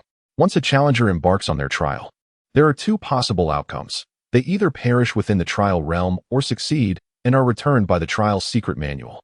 Lu Feng nodded, then eagerly inquired, so, does that mean I have successfully completed my trial, as per your words? Indeed. Challenger, you have completed the celestial trial. Lu Feng laughed heartily. May I now learn what that nameless technique truly is? Certainly. Since you have passed the celestial trial, you are now the sole divine son of the Qiyue divine sect. Upon hearing this, Lu Feng raised an eyebrow. Typically, the most formidable disciples in top-tier cultivation sects are referred to as true disciples, while only the strongest disciples in sacred grounds are designated as saints or saintesses. However, he had never encountered the title of divine son before. At this moment, the ethereal elder waved his hand, and the two of them were transported to an ethereal space. Lu Feng observed the unfamiliar surroundings, a hint of wariness flickering in his eyes. Challenger, there is no need for concern. This is the inheritance space of the secret realm, devoid of any danger. The ethereal elder explained gently. Lu Feng slightly nodded, his wariness diminishing considerably. Senior, when may I receive the inheritance of the technique? Do not rush.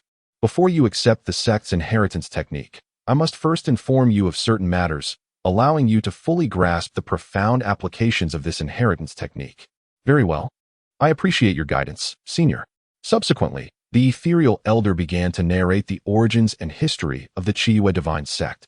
The Qiyue divine sect was established by 7 of the most formidable human cultivators from ancient times, united in their purpose to overthrow the reign of the demon race.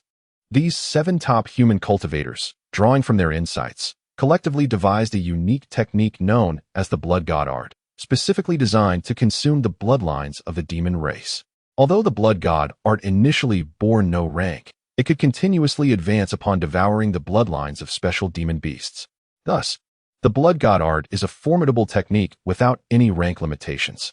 With the emergence of this technique, the demon race, which had once dominated the Qishao continent, found themselves subjugated by the Qiyue divine sect within mere millennia. Ultimately, the 12 great saints of the demon race sacrificed themselves in a bid to annihilate the Qiyue divine sect. Following this, the remaining demon race, fearful of humans mastering the blood god art, conspired with demonic and ghostly cultivators to completely sever the inheritance of the Qiyue divine sect. However, the prolonged wars led to a significant decline in the strength of the demon race, rendering them incapable of dominating the Qishao continent any longer. It was during this period that the human race seized the opportunity to rise, gradually becoming the rulers of this world. Upon hearing this, Lu Feng finally comprehended the origins of the Red Moon Divine Sect and its inherited techniques. He was astonished to learn that such significant events had transpired in ancient times. Senior, if I understand correctly, the technique I am to inherit is the blood god art? The ethereal elder nodded, saying, yes, but not entirely. The blood god art you will receive has undergone special refinement. It encompasses not only the foundational techniques, but also insights gained from each cultivation stage. At this juncture, the ethereal elder paused abruptly, leaving Lu Feng with a puzzled expression. Senior, aside from the cultivation insights, is there anything else within this inheritance? The elder chuckled. Moreover, this inheritance includes certain protective measures. Protective measures? I would appreciate your clarification, Senior. The ethereal elder scrutinized Lu Feng before elucidating. These protective measures bind the technique to your soul, ensuring that no one can usurp your inheritance, not even the most formidable demon lords. Lu Feng's face brightened with understanding. It seemed that the Red Moon Divine Sect had taken unparalleled precautions to safeguard the blood god art. The elder continued, additionally, These protective measures will unlock the subsequent stages of the technique as your cultivation progresses. Upon hearing this, Lu Feng furrowed his brow. So, I can only access the foundational techniques of the blood god art at the Qi refinement stage for now. Indeed, the elder affirmed, but you need not worry. The moment you break through to the foundation establishment realm, the blood god art will unlock the next layer of techniques and insights. Very well. Although the blood god art comes with certain restrictions, its potential is boundless. Thus, anyone with sense would choose to cultivate it. However, he realized that to recultivate the technique, he would need to disperse his current cultivation. Once he did so, he could potentially lose much of his prior progress, or even his entire cultivation. Yet, for the sake of the blood god art, Lu Feng was resolute in his decision. Noticing Lu Feng's determination, the ethereal elder spoke again. Trial taker, may I inquire your name? Lu Feng clasped his hands and replied, I am Lu, with the single name Feng. Senior, I am prepared to receive the transmission of the technique. Excellent. Let us commence. The ethereal elder slowly brought his hands together, and suddenly, a unique energy descended from the upper reaches of this space. In the next moment, this energy cascaded directly onto Lu Feng's crown, beginning to pour into him fervently. Standing still, Lu Feng felt an overwhelming influx of unfamiliar information surge within his mind. The knowledge was cryptic, yet he sensed that it contained the essence of the blood god art. However, the ancient techniques were so archaic that he found it challenging to fully grasp their intricacies. Thus, under the relentless infusion of special energy, Lu Feng gradually closed his eyes, silently embracing this inheritance. Time flowed swiftly, and 3 days passed in the blink of an eye. At that moment, the special energy above Lu Feng finally ceased its transmission. He slowly opened his eyes, and his pupils reflected a myriad of strange characters, which vanished in an instant. So this is the blood god art. Chapter 46. Dispersing power to reforge the blood god art. At this moment, Lu Feng had entirely comprehended the fundamental outline of the blood god technique and had also mastered the cultivation content of its first layer. This technique, indeed, as the ethereal elder had asserted, was one capable of devouring the bloodlines of demonic beasts for continuous advancement. Furthermore, as one progresses through the cultivation, it allows the practitioner to acquire certain abilities from the bloodlines of these beasts. Simultaneously, the blood god technique is a comprehensive cultivation method. Take, for instance, the Qingmu burning spirit technique that Lu Feng had previously practiced. It primarily focused on magical power. However, the cultivation system within the realm of immortal cultivation is vast, encompassing various paths such as physical cultivation, sword cultivation, and gu cultivation, each veering in different directions. In contrast, the blood god technique harmoniously integrates the cultivation of law, body, and spirit. One can only imagine the extraordinary nature of this technique. What astonished Lu Feng was that the insights recorded within the first layer of the blood god technique included aspects of cultivation knowledge he was previously unaware of. Among these revelations, the most significant was the realization that the Qi refinement stage could be cultivated beyond the conventional 9 layers, extending to 12. In other words, each realm could be cultivated to 12 layers. According to the recorded teachings, every major realm is divided into 4 stages: early, middle, late, and peak, with each stage further subdivided into 3 minor realms, culminating in a total of 12 minor realms. However, contemporary cultivators typically advance after achieving a complete 9 layers in the minor realms. This method of breakthrough is suited primarily for those of average aptitude, whereas the prodigies of ancient times would cultivate each major realm to 12 layers before attempting to break through.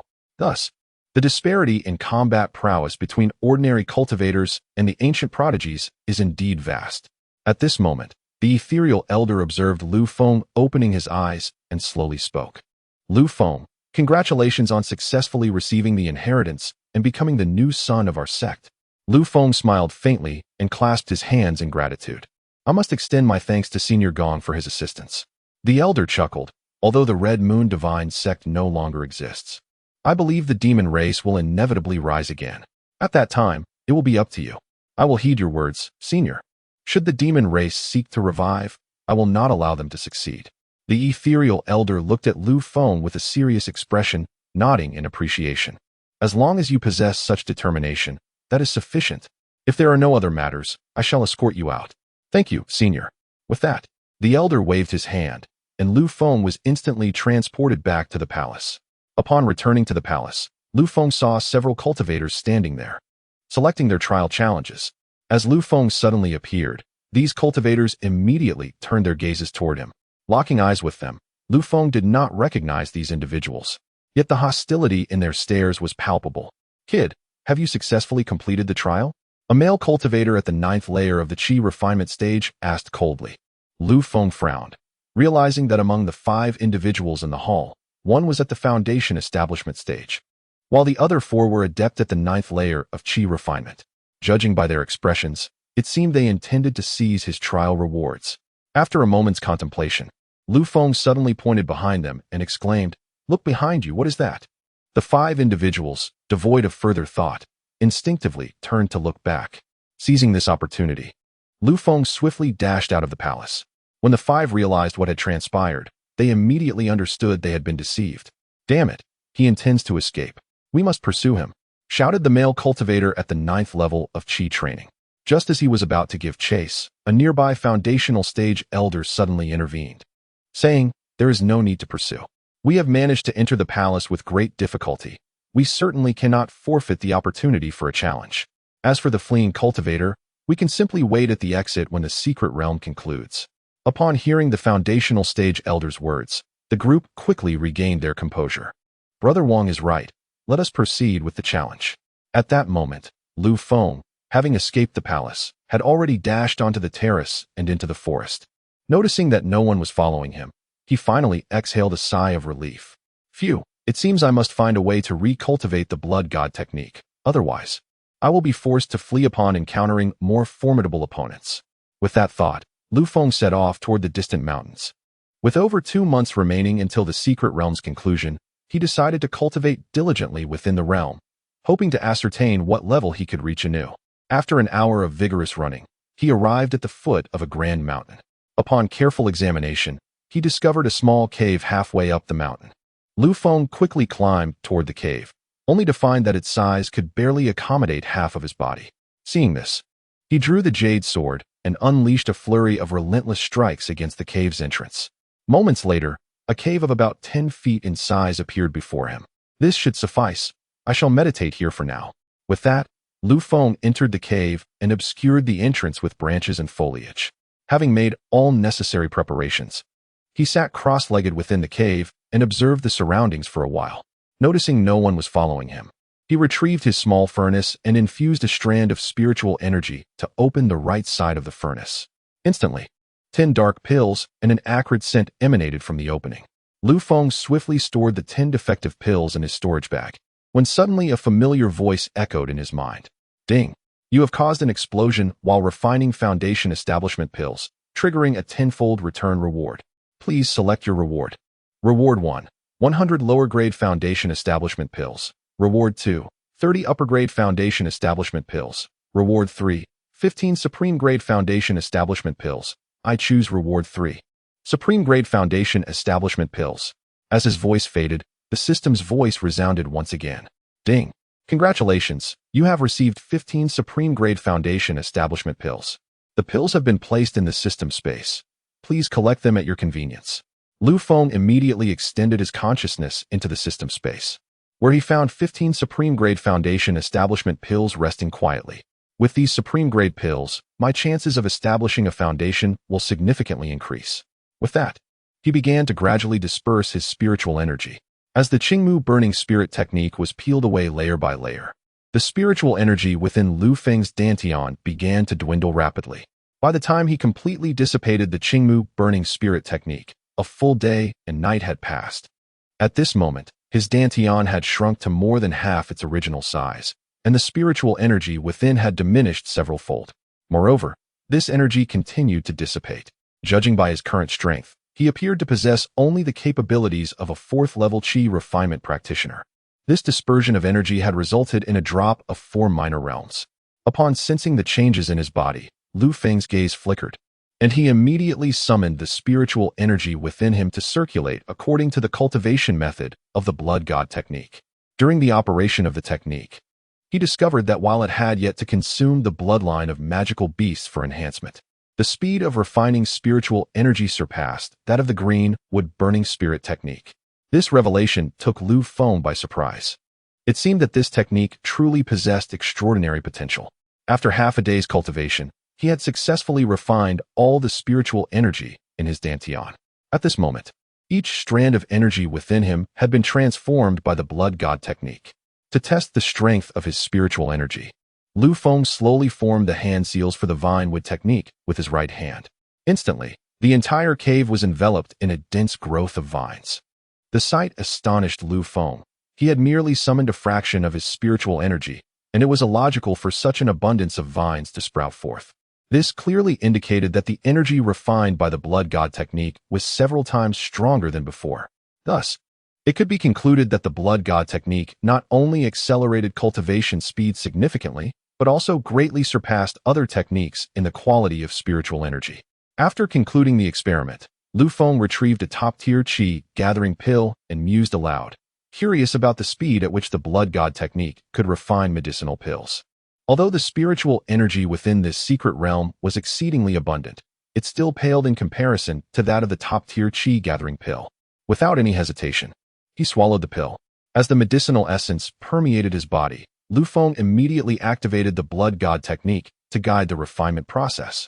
Previously, it had taken him approximately half an hour to refine a single top-tier qi gathering pill, which meant he could refine over 20 pills in a day. However, with the reformation of the blood god technique, he was uncertain how long it would now take to refine one pill. As the energy from the pill was gradually refined, in less than 15 minutes, Lu Feng completed the refinement. The speed had doubled. A look of disbelief crossed Lu Feng's face. The impact of the blood god technique was profound. If he were to continue enhancing this technique in the future, the results would undoubtedly be even more extraordinary. Subsequently, Lu Feng no longer hesitated and began to continuously consume top-tier qi gathering pills for his cultivation. Meanwhile, most of the cultivators in the secret realm had already attempted the trials of the terrace, with 90% of them being eliminated. Now, those who had failed the trials began to scour the secret realm in search of treasures, resulting in a chaotic atmosphere where conflicts over life and death for treasures erupted at any moment. Even disciples from major sects could not escape this turmoil. As time passed, over 2 months swiftly elapsed, and now only 1 week remained until the conclusion of the secret realm. The treasures within the entire secret realm have been nearly exhausted by this group of cultivators. However, during the past 2 months, Lu Feng has remained hidden within a cave, dedicating himself to rigorous cultivation. As a result, his cultivation level has surged from the 4th to the 11th layer of the qi refinement stage, and he is now on the verge of reaching the 12th layer. Given another half-month, he should be able to achieve another breakthrough.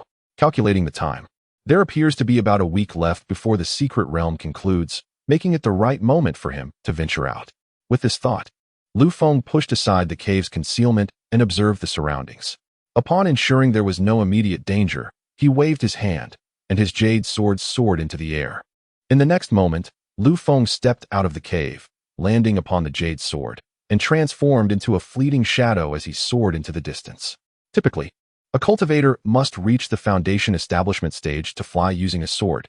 Yet Lu Feng was able to activate this flight mode with the formidable spiritual energy of the 11th layer of the qi refinement stage. Moreover, his speed in sword flight was not inferior to that of early foundation establishment cultivators, and he even surpassed them. As he flew, within a mere quarter of an hour, Lu Feng discovered 2 teams engaged in fierce combat ahead. Among these teams, he recognized a familiar face, Feng Fan, the rogue cultivator who had entered the secret realm with him. Judging by the attire of the 2 teams, it was evident that Feng Fan's group belonged to a rogue cultivator's team, comprising 22 members. The opposing team, clad in the attire of the Brahmins, consisted of 8 members, a few of whom Lu Feng had previously encountered on the terrace. However, this group did not include the individual named Ouyang, nor the formidable Li Wudi who had previously defeated him at Yunshao Sect. Observing the situation, Lu Feng descended swiftly to the ground and stealthily approached the 2 teams. Although he and Feng Fan were merely acquaintances, he harbored a disdain for the Brahmins. Additionally, since there were no foundation establishment experts among the Brahmin team, Lu Feng believed he could easily eliminate all 8 of them if he chose to do so. Just as Lu Feng was quietly observing, one of the Brahmin disciples suddenly lunged at Feng Fan from behind with a sword. Unbeknownst to Feng Fan, who was preoccupied with attacking another opponent, the strike was nearly upon him. At the critical moment, a burst of crimson flames struck the sword. The clang resonated, and the sword was sent flying as the Brahmin disciple shouted, "Who dares? Step forward." This exclamation jolted Feng Fan awake, and he turned around, realizing he had narrowly avoided a treacherous attack. As the words fell, Lu Feng emerged calmly from the nearby thicket, gazing steadily at the speaker. "I have revealed myself. What do you intend to do?" Upon seeing Lu Feng, Feng Fan's heart surged with joy, and he exclaimed, "Li, my friend, it is you who saved me." Lu Feng nodded at Feng Fan before shifting his focus back to the Brahmin disciple. The disciple sneered, "Humph. Boy, don't think your late-stage chi refinement cultivation allows you to act arrogantly. We are disciples of the Brahmins. If you know what is good for you, you'll get far away. If you dare to interfere with my affairs again, I will eliminate you as well." "Oh, you intend to eliminate me as well? How so? Do you think I would shy away?" Seeing the arrogance of his opponent, Lu Feng could only shake his head in resignation. "Sigh, I never intended to take a life. But you leave me no choice." Just as he finished speaking, a flash of sword light swiftly severed the neck of the Brahmin disciple before he could utter another word. In the next instant, the disciple's head flew away, and it was only in death that he realized his fate. As his head rolled a short distance away, the remaining Brahmin disciples finally reacted. Immediately, a ninth-layer chi refinement disciple shouted angrily, "You dare to kill a member of the Brahmin? You seek death. Heh, who will die is still uncertain." Lu Feng scoffed, and with a flick of his hand, the jade-green sword transformed into a streak of emerald light, darting among the group of Brahmin disciples. Soon, anguished cries echoed from their lips. By the time they regained their composure, 3 more had succumbed to Lu Feng's blade. Seeing this, the ninth-layer disciple shouted, "This person is formidable. Everyone, form the Xuanwu formation." Yes, the remaining 4 disciples quickly began to weave their hand seals, conjuring a protective barrier resembling a turtle shell to shield themselves. Observing this scene, Lu Feng smiled lightly. What a ridiculous Xuanwu formation. It resembles a turtle formation instead. With that, the jade sword flew into his grasp, and he executed a series of strikes against the turtle shell from a distance. Whoosh, whoosh, whoosh. Instantly, 3 red sword energies shot forth, shattering the Xuanwu formation into fragments. As the formation collapsed, the 4 disciples coughed up blood, and before they could mount a defense, 4 more sword energies sliced through the air. Uft, bang. Among the 4, 3 were slain instantly, leaving only the 9th-layer disciple alive. Though he managed to block Lu Feng's sword energy, his protective robe lay in tatters. If Lu Feng were to strike again, it was likely that he would meet his end. Realizing his life was in jeopardy, the disciple suddenly shouted, "Wait, fellow Taoist." But before he could finish his plea, 2 red sword energies severed his head from his body. With the battle concluded, Lu Feng wore a cold smile and approached the bodies of the 8 fallen, beginning to search them. Meanwhile, Feng Fan and the other loose cultivators stood by, still reeling from the recent conflict. Once Lu Feng had finished his search, Feng Fan exclaimed in astonishment, "Taoist Li, you are truly remarkable."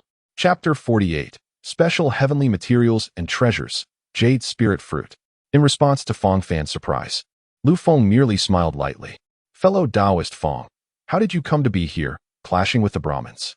Upon hearing Lu Feng's inquiry, Feng Fan glanced at the other loose cultivators nearby. After a moment of silent exchange, he spoke. "Taoist Li, the situation is as follows. Our group initially intended to explore the depths of the mountain, but we encountered these Brahmin disciples. They insisted that we lure out the Xian snake from the Xian snake cave, and when we refused, a conflict ensued." "The Xian snake cave? What kind of place is that?" Lu Feng inquired, a look of curiosity crossing his face. Upon hearing Lu Feng's remarks, Feng Fan and the others furrowed their brows in confusion. Feng Fan, perplexed, inquired, "Taoist Li, are you not aware of the Xian snake cave?" Lu Feng scratched his nose. Having spent the past 2 months sequestered in a cave for closed-door cultivation, completely oblivious to the events transpiring within the secret realm. "Ahem, I truly do not know. I would be grateful if Taoist Feng could enlighten me." "Very well," Feng Fan sighed. "The Xian snake cave is, in fact, a lair of monstrous beasts located in the northern mountain range of the secret realm, where a mid-second-tier snake demon resides." "Ah, I see." Lu Feng's expression shifted to one of understanding. "But why do the Brahmins insist that you lure away this snake demon?" With a resigned sigh, Feng Fan replied, "Alas, Within the Xian Snake Cave lies a jade spirit fruit, yet it is vigilantly guarded by the snake demon. Thus, the Brahmins thought to send us as sacrificial pawns. Upon hearing this, Lu Feng comprehended the impetus behind their conflict. You mentioned that there is a jade spirit fruit within that cave? Indeed, Feng Fan confirmed. It is said that this fruit is nearing maturity. However, with the second-tier snake demon as its guardian, it is far beyond the reach of us qi-refining cultivators. Lu Feng nodded. Although the jade spirit fruit is merely a third-tier fruit, it is no ordinary one. It possesses the ability to enhance a cultivator's root quality and innate comprehension, making it an exceedingly rare treasure from ancient times. Lu Feng had encountered such information in the texts of the Yunxiao sect, but he had never actually seen a jade spirit fruit. Thus, he could not ascertain the veracity of the written accounts. Currently, possessing both wood and fire spiritual roots, Lu Feng mused that if the jade spirit fruit could indeed elevate his root quality, he might have the prospect of becoming a supreme, single-rooted cultivator. This thought ignited a spark of excitement in his eyes. Clearly, besides the legacy of the Crimson Moon Divine Sect, this secret realm harbored many treasures. After a brief contemplation, Lu Feng clasped his hands in gratitude towards Feng Fan, saying, "Thank you, Taoist Feng, for your clarification. I have matters to attend to. Let us convene again next time." Without waiting for Feng Fan and the others to respond, he raised his hand and unleashed 8 flames upon the corpses of the Brahmin disciples. Having completed this, Lu Feng turned and hastened northward, leaving Feng Fan and the others in stunned silence. Moments later, Lu Feng began to soar through the air on his sword towards the northern mountain range. After flying for half an hour, he finally spotted the mountains ahead, where several groups were searching for rare materials nearby. Noticing the situation, Lu Feng found an unoccupied spot to land and swiftly approached one group of cultivators. Offering a respectful salute, "Esteemed Taoists, greetings. I seek to inquire about the way to the Xian Snake Cave. Might you be able to assist me?" Feng Fan had merely informed Lu Feng that the cave was located in the northern mountains, but the exact position was unclear, prompting him to seek further guidance. Among the 14 cultivators present, the strongest appeared to be only at the 7th level of qi refinement. Observing Lu Feng's seemingly unrefined demeanor, they exchanged dubious glances. However, a young male cultivator eventually responded, "Taoist friend, the Xian Snake Cave is located just behind this mountain. There is a small stream connected to the cave, which you can see once you cross over the mountain." Lu Feng nodded appreciatively, expressing his gratitude to the fellow cultivator for the directions. Just as he was about to take his leave, the young male cultivator spoke again, cautioning, "My friend, the Xian Snake Cave is a perilous place. I advise against venturing there." Lu Feng scrutinized the young man, noticing he appeared no older than 16 or 17, his youthful innocence still apparent. However, the lad possessed a kind heart, a trait that would likely prove challenging to sustain in the world of cultivation. Smiling, Lu Feng replied, "Very well, I understand. Should you require assistance in the future, feel free to visit the Lanyundan Pavilion and mention my name, Lu Feng." With that, Lu Feng turned and strode toward the direction of the Xian Snake Cave. The young male cultivator wished to say more, but Lu Feng had already distanced himself. At that moment, a middle-aged male cultivator interjected, "Xiao Huang, why do you waste your breath on a stranger? If he is unafraid of death, let him proceed." The young cultivator named Xiao Huang frowned at this remark, but chose not to pursue the matter further. Soon, Lu Feng soared over the mountain on his sword, spotting a small stream approximately 2 meters wide flowing from the nearby cave. This must be the Xian Snake Cave. Hovering in the air, Lu Feng meticulously observed the cave's entrance, which appeared to be about 5 to 6 meters in diameter, shrouded in darkness that obscured his view. At that moment, he noticed tire-like tracks appearing on the ground outside the cave. He swiftly landed and began to examine these markings. After a thorough investigation, Lu Feng deduced that these tracks were likely made by the serpent demon, suggesting its formidable size. While contemplating the serpent demon, a sudden roar erupted from within the cave. Lu Feng quickly lifted his gaze, witnessing what seemed to be a flicker of firelight inside the cavern. Could it be that someone was battling the serpent demon? After a brief moment of contemplation, Lu Feng resolved to enter the cave. Although he had yet to break through to the foundation establishment stage, his actual combat prowess had already reached the early foundation establishment level. Even if he encountered danger within the cave, he possessed the means to protect himself. Resolute in his decision, Lu Feng affixed a golden light talisman and a wind-swift talisman to himself before stealthily making his way inside.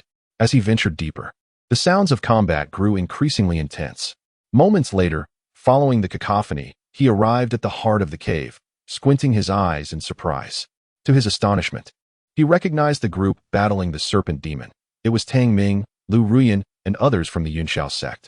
At that moment, Tang Ming had attained the 3rd level of foundation establishment, although his strength was inferior to that of the serpent demon. With the assistance of Lu Ruyan and the other 5 cultivators, he was managing to hold his ground. Observing this, Lu Feng couldn't help but let out a cold chuckle. It seemed fate had brought them together once more. Chapter 49. The Clam and the Heron Struggle. While the fisherman gains. Among the 7 individuals before him, aside from Tang Ming, there were also Lu Ruyan and 2 other disciples at the 9th level of Qi refinement. Under Lu Feng's meticulous analysis, it became evident that, given his current prowess, achieving victory against either faction independently would prove exceedingly challenging. Thus, he resolved to bide his time, awaiting the moment when the Serpentine Demon and the disciples of Yunxiao sect would engage in mutual destruction, at which point he would strike with stealth and seize the opportunity to vanquish both sides in one fell swoop. The principle of the clam and the snipe contending, while the fisherman benefits, succinctly encapsulates his strategy.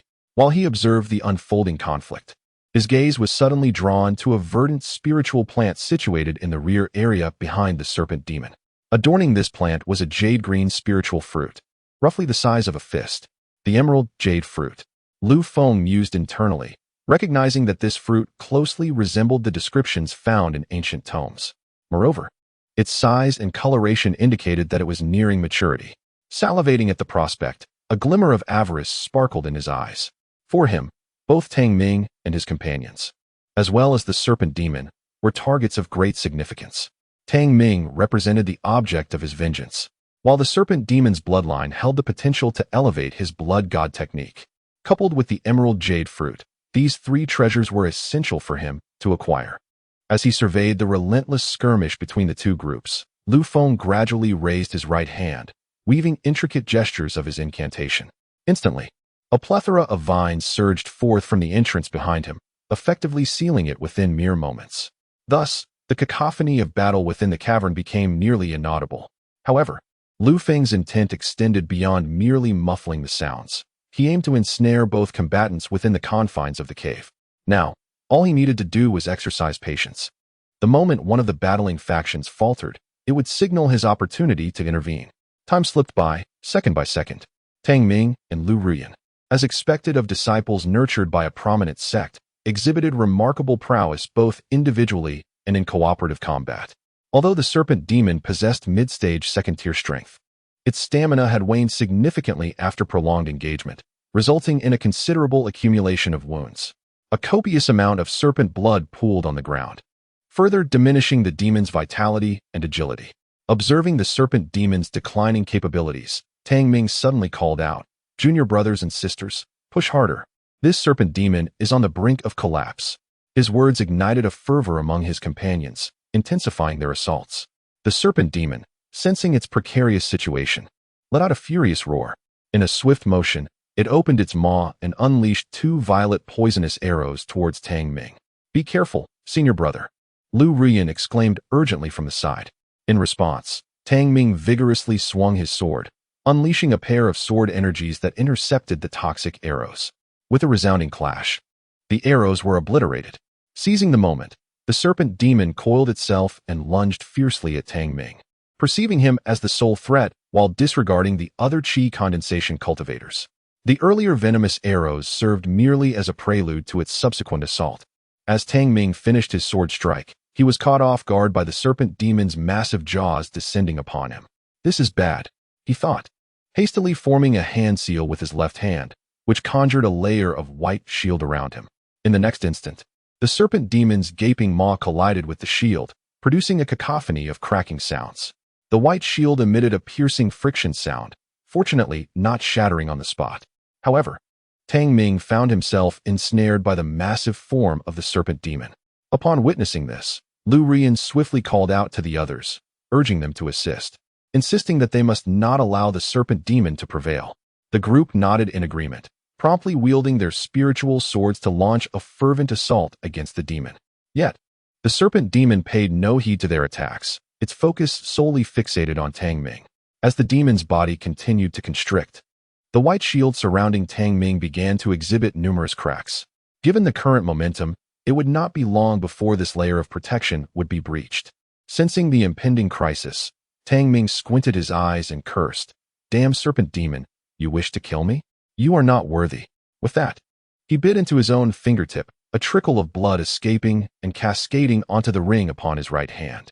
Immediately, the green ring emitted a faint emerald glow, and a surge of green sword energy shot forth from it.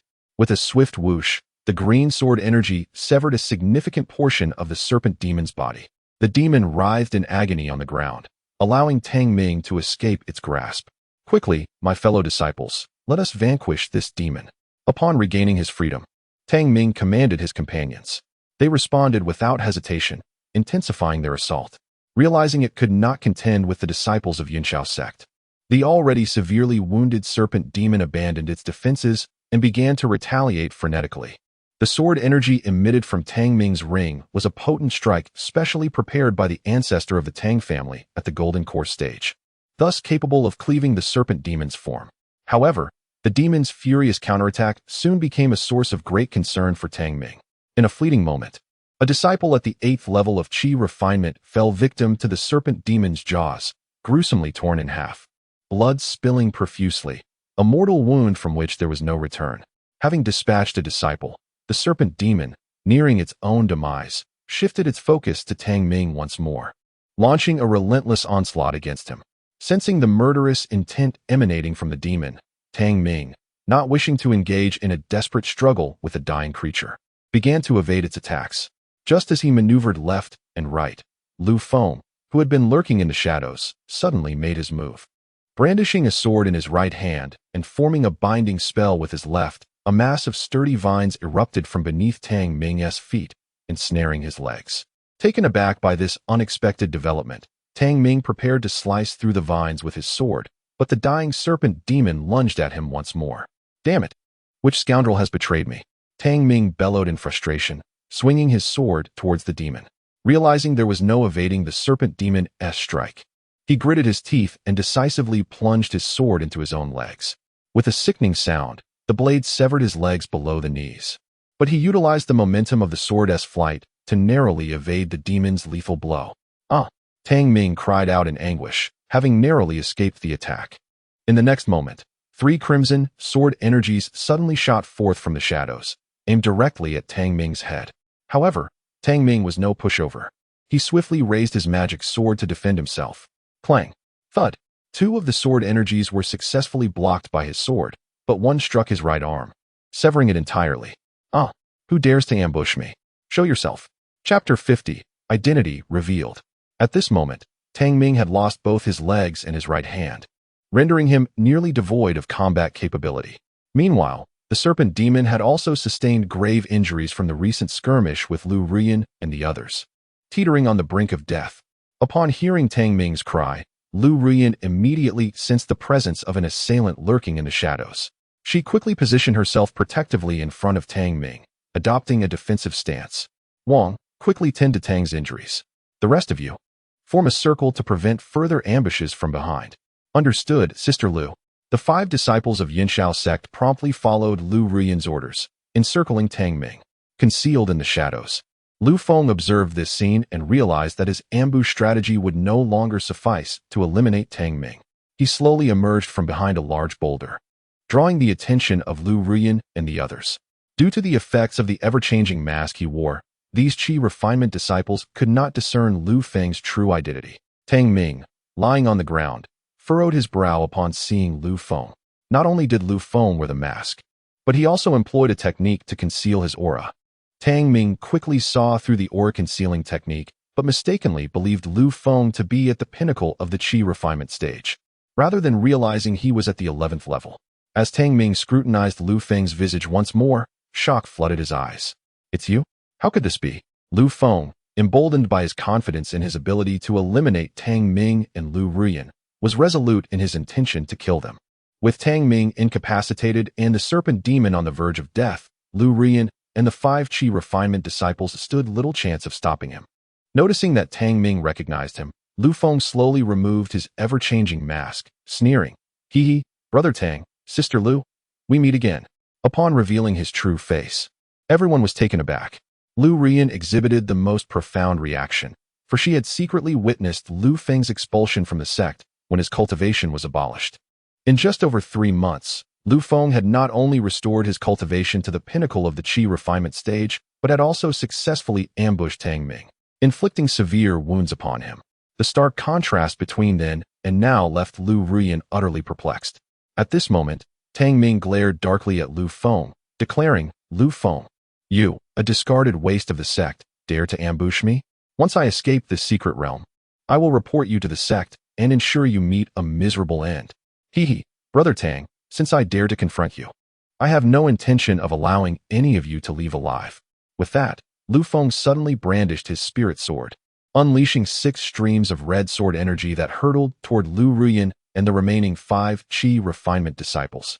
As the fierce sword energy surged forth, Lu Ruoyan finally regained her senses and immediately conjured a defensive spell to withstand the onslaught. Clang, clang, swoosh. The first wave of sword energy attacks concluded, with 3 of Lu Ruoyan's companions managing to fend off the assault, yet the other 3 were tragically pierced through the chest by the sword energy, collapsing lifelessly to the ground. Observing the slain disciples, a flicker of concern and bitterness shone in Lu Ruoyan's eyes. "Lu Feng, how could you slay your own fellow disciples? Do you truly wish to become an enemy of the Yunxiao sect?" Lu Feng cast a sidelong glance at Lu Ruoyan and coldly replied, "Junior Sister Lu, or rather, I should now refer to you as Lu Ruoyan. From the day I was expelled from the Yunxiao sect, we are no longer brothers in the same sect. As for becoming an enemy of the Yunxiao sect, that is precisely what I have longed for." With that, Lu Feng unleashed 3 more sword strikes, sending another flurry of sword energy hurtling towards Lu Ruoyan and her remaining companions. However, the 3 remaining individuals had all reached the 9th level of Qi refinement, allowing them to withstand Lu Feng's assault to some extent. Sensing this, Lu Feng ceased holding back, his spirit sword dancing in a continuous frenzy as torrents of crimson sword energy rained down upon the trio. Under his relentless onslaught, aside from Lu Ruoyan, the remaining 2 disciples fell victim to his lethal strikes. At that moment, only Lu Ruoyan and Tang Ming were left standing in the cavern. Lu Feng spared Tang Ming's life, intending to extract some information from him before ultimately silencing him. Observing Lu Ruoyan's increasingly dire predicament, Lu Feng intensified his attacks rather than relenting. Lu Ruoyan found herself in a perilous situation, realizing that if this continued, she would inevitably perish at Lu Feng's hands. Suddenly, she exclaimed, "Lu Feng, I am your fiancé. Do you truly intend to ruthlessly eliminate me as well?" Upon hearing her plea, Lu Feng gradually halted his assault. "Fiancé? Huh? How dare you bring that up? Ever since your Lu family allied with Chen Hai, have you ever regarded me with any sincerity?" Lu Run furrowed her brow and continued, "Perhaps the Lu family has made some mistakes, but my feelings for you have always been genuine." "Genuine? If your feelings were genuine, then why did you not stand up for me during my trial by the law enforcement hall? After I was expelled from the sect, why did you not seek me out? If this is what you call sincerity, then I would rather be without it." "Lu Feng, please allow me to explain. I also have my own difficulties." Spare me your excuses. Do you truly think I am unaware of the schemes your Lu family has concocted behind my back?" Upon hearing this, Lu Ruoyan's eyes flickered slightly. "Lu Feng, do not heed the falsehoods spread by others. They are not true. Not true. I have yet to even mention the matter, yet you are already claiming it is untrue. It seems the arrangement of your second engagement to the Tang family is beyond doubt." Lu Feng directly revealed this information, and a distinct look of panic crossed Lu Ruoyan's face. Tang Ming, lying on the ground, was well aware of this fact, as Lu Ruoyan's betrothed was none other than Tang Ming's own younger brother. Just as Lu Ruoyan attempted to provide further explanation, Lu Feng abruptly raised his hand to interrupt her. "Enough with the trivialities. Since you have fallen into my grasp, do not expect to leave here alive." Upon finishing his words, Lu Feng once again brandished his spiritual sword, launching a fierce assault against Lu Rian. Sensing the intensifying might of Lu Feng's sword energy, Lu Rian clenched her teeth and immediately produced a jade talisman, shattering it on the spot. In an instant, the talisman unleashed a surge of spatial power, devouring all of Lu Feng's sword energies.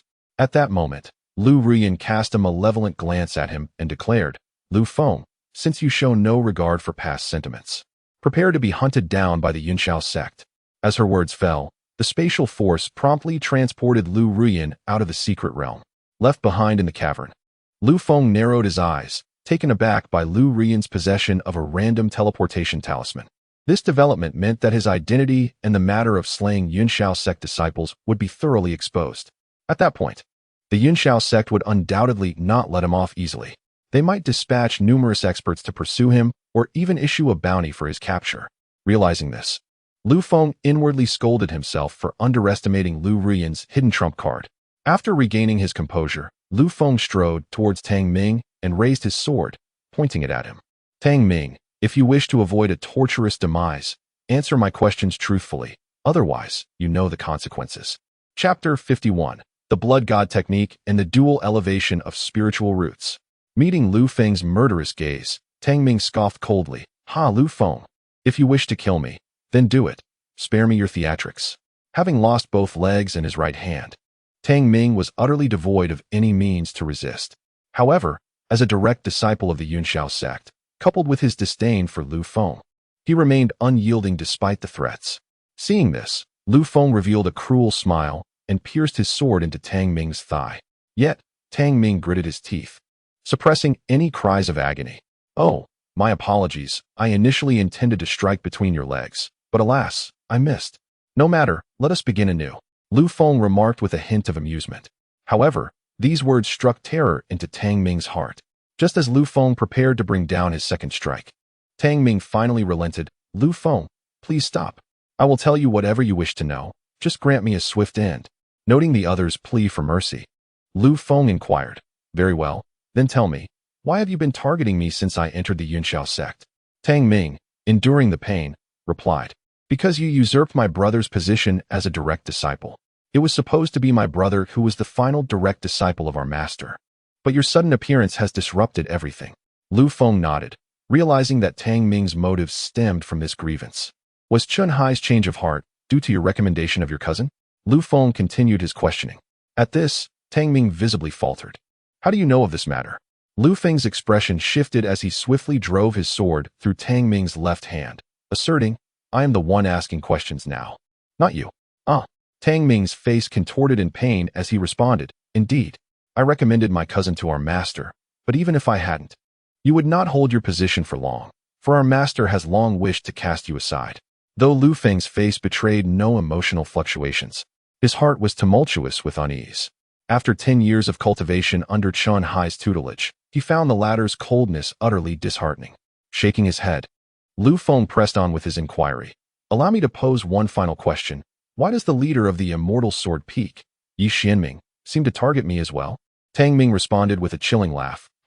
Lu Feng, you overestimate yourself. As a mere disciple in the Qi refinement stage, how could you possibly attract the attention of a peak master? It is merely the design of our esteemed master." As Lu Feng absorbed this revelation, he slowly closed his eyes, a surge of nameless fury igniting within him, coupled with an overwhelming sense of disillusionment. It appeared that everything Zhang Bin had previously conveyed was indeed true. The judgments of the Law Enforcement Hall and Yi Xuanming's enmity were orchestrated by none other than Chun Hai, the very individual Lu Feng had revered. How duplicitous! With a cold smile, Lu Feng swiftly severed Tang Ming's head with a single stroke of his sword. Having dispatched the last of his adversaries, Lu Feng took a moment to compose himself, collecting their storage bags into his spatial pouch before unleashing 6 flames to reduce their remains to ash. Completing these tasks, he turned his attention to the snake demon. "Enough of your charade. I am well aware you are still alive." Upon hearing Lu Feng's voice, the snake demon, which had been lying motionless, suddenly lunged toward him. In response, Lu Feng deftly twirled his spirit sword, executing a defensive sword shadow technique to thwart the demon's attack. He then unleashed several sword energies that pierced through the creature's head. Since he began practicing the Blood God technique, Lu Feng had developed an acute sensitivity to the presence of demonic beasts. Whether they were alive or dead was immediately apparent to him. After slaying the snake demon, Lu Feng approached its lifeless body, his eyes gleaming with excitement. "I wonder what level my Blood God technique will attain with a mid-second tier beast." With that, Lu Feng swiftly formed intricate hand seals. A surge of crimson spiritual energy erupted from within him, directly penetrating the corpse of the snake demon. He watched as the creature's massive form gradually shriveled. After 10 breaths, the red energy, infused with the demon's bloodline essence, returned to Lu Feng's body. He then settled into a meditative position on the ground, commencing the refinement of this bloodline power through the Blood God technique. The first tier of the Blood God technique only possessed the ability to refine beast bloodlines and lacked the capacity to absorb their unique abilities. For instance, this snake demon had the capacity to shoot poisonous arrows. Should Lu Feng elevate his technique to the third tier, he might acquire a chance to inherit such venomous prowess. However, to reach the third tier, he would need to attain the Golden Core stage. As Lu Feng continued his refinement, the Blood God technique absorbed all of the snake demon's bloodline essence. Nonetheless, the quality of this bloodline was rather inferior, resulting in only a modest advancement to the upper-grade yellow tier of the technique. Feeling the enhancement of the Blood God technique, Lu Feng finally let out a sigh of relief. At last, my first breakthrough has been achieved. It seems I must seek out more beast bloodlines for consumption in the future. After speaking, Lu Feng rose once more to stand before the jade spirit fruit, which had reached full maturity. According to the texts, once harvested, this exquisite fruit must be placed in a special container to preserve its essence. Lacking such a vessel, and driven by a desire to verify the fruit's potential to elevate his spiritual root, Lu Feng boldly plucked the jade spirit fruit, holding the gem-like fruit in his hand. A glimmer of eager anticipation flickered in his eyes. Whether it could enhance his spiritual root tier relied solely on this moment. With that thought, he bit into the fruit. In an instant, a wave of sweet juice flooded his mouth. Before Lu Feng could fully comprehend the sensation, the open jade spirit fruit transformed into a stream of verdant juice that flowed into him. As the essence entered his stomach, a refreshing sensation spread throughout his abdomen. Suddenly, the juice morphed into a surge of energy that began to circulate within his body. It felt as if this energy had awakened every organ, even igniting a jubilant reaction from each cell within him. When this energy reached the location of his spiritual root, it seemed to have found its target, surging fervently into the root itself. In no time, the energy derived from the jade spirit fruit completely infiltrated his spiritual root, which began to undergo rapid transformation. His original dual firewood spiritual root, under the impetus of this energy, transitioned into a singular fire spiritual root in less than 30 breaths. Yet, the enhancement did not cease there. After a quarter of an hour, Lu Feng's spiritual root ascended from a fire single root to a celestial spiritual root. At this moment, the unique energy of the jade spirit fruit was finally expended. Lu Feng's eyes flew open, his face alight with uncontainable joy. My spiritual root has actually advanced to the celestial tier. Chapter 52. Ascending to the pinnacle of Qi cultivation. The significance of the spiritual root to cultivators is undeniable. The higher the tier, the swifter the cultivation speed, and the greater the innate potential. The most remarkable advantage lies in the absorption and refinement of spiritual energy. Generally, a dual spiritual root cultivator requires at least 5 years to progress from the first to the 9th layer of Qi cultivation. In contrast, a premium single spiritual root can achieve this in merely 2 to 3 years. As for the celestial spiritual root, Lu Feng had never encountered one. He had only read about it in the texts of the Immortal sect. The cultivation speed of a celestial spiritual root is thrice that of a premium root, and its comprehension efficiency of various techniques and spells surpasses that of other cultivators by several folds. This is the extraordinary nature of the celestial spiritual root.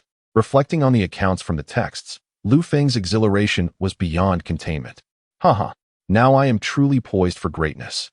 With the aid of a celestial spiritual root, my cultivation speed and understanding of techniques will be exponentially stronger than before.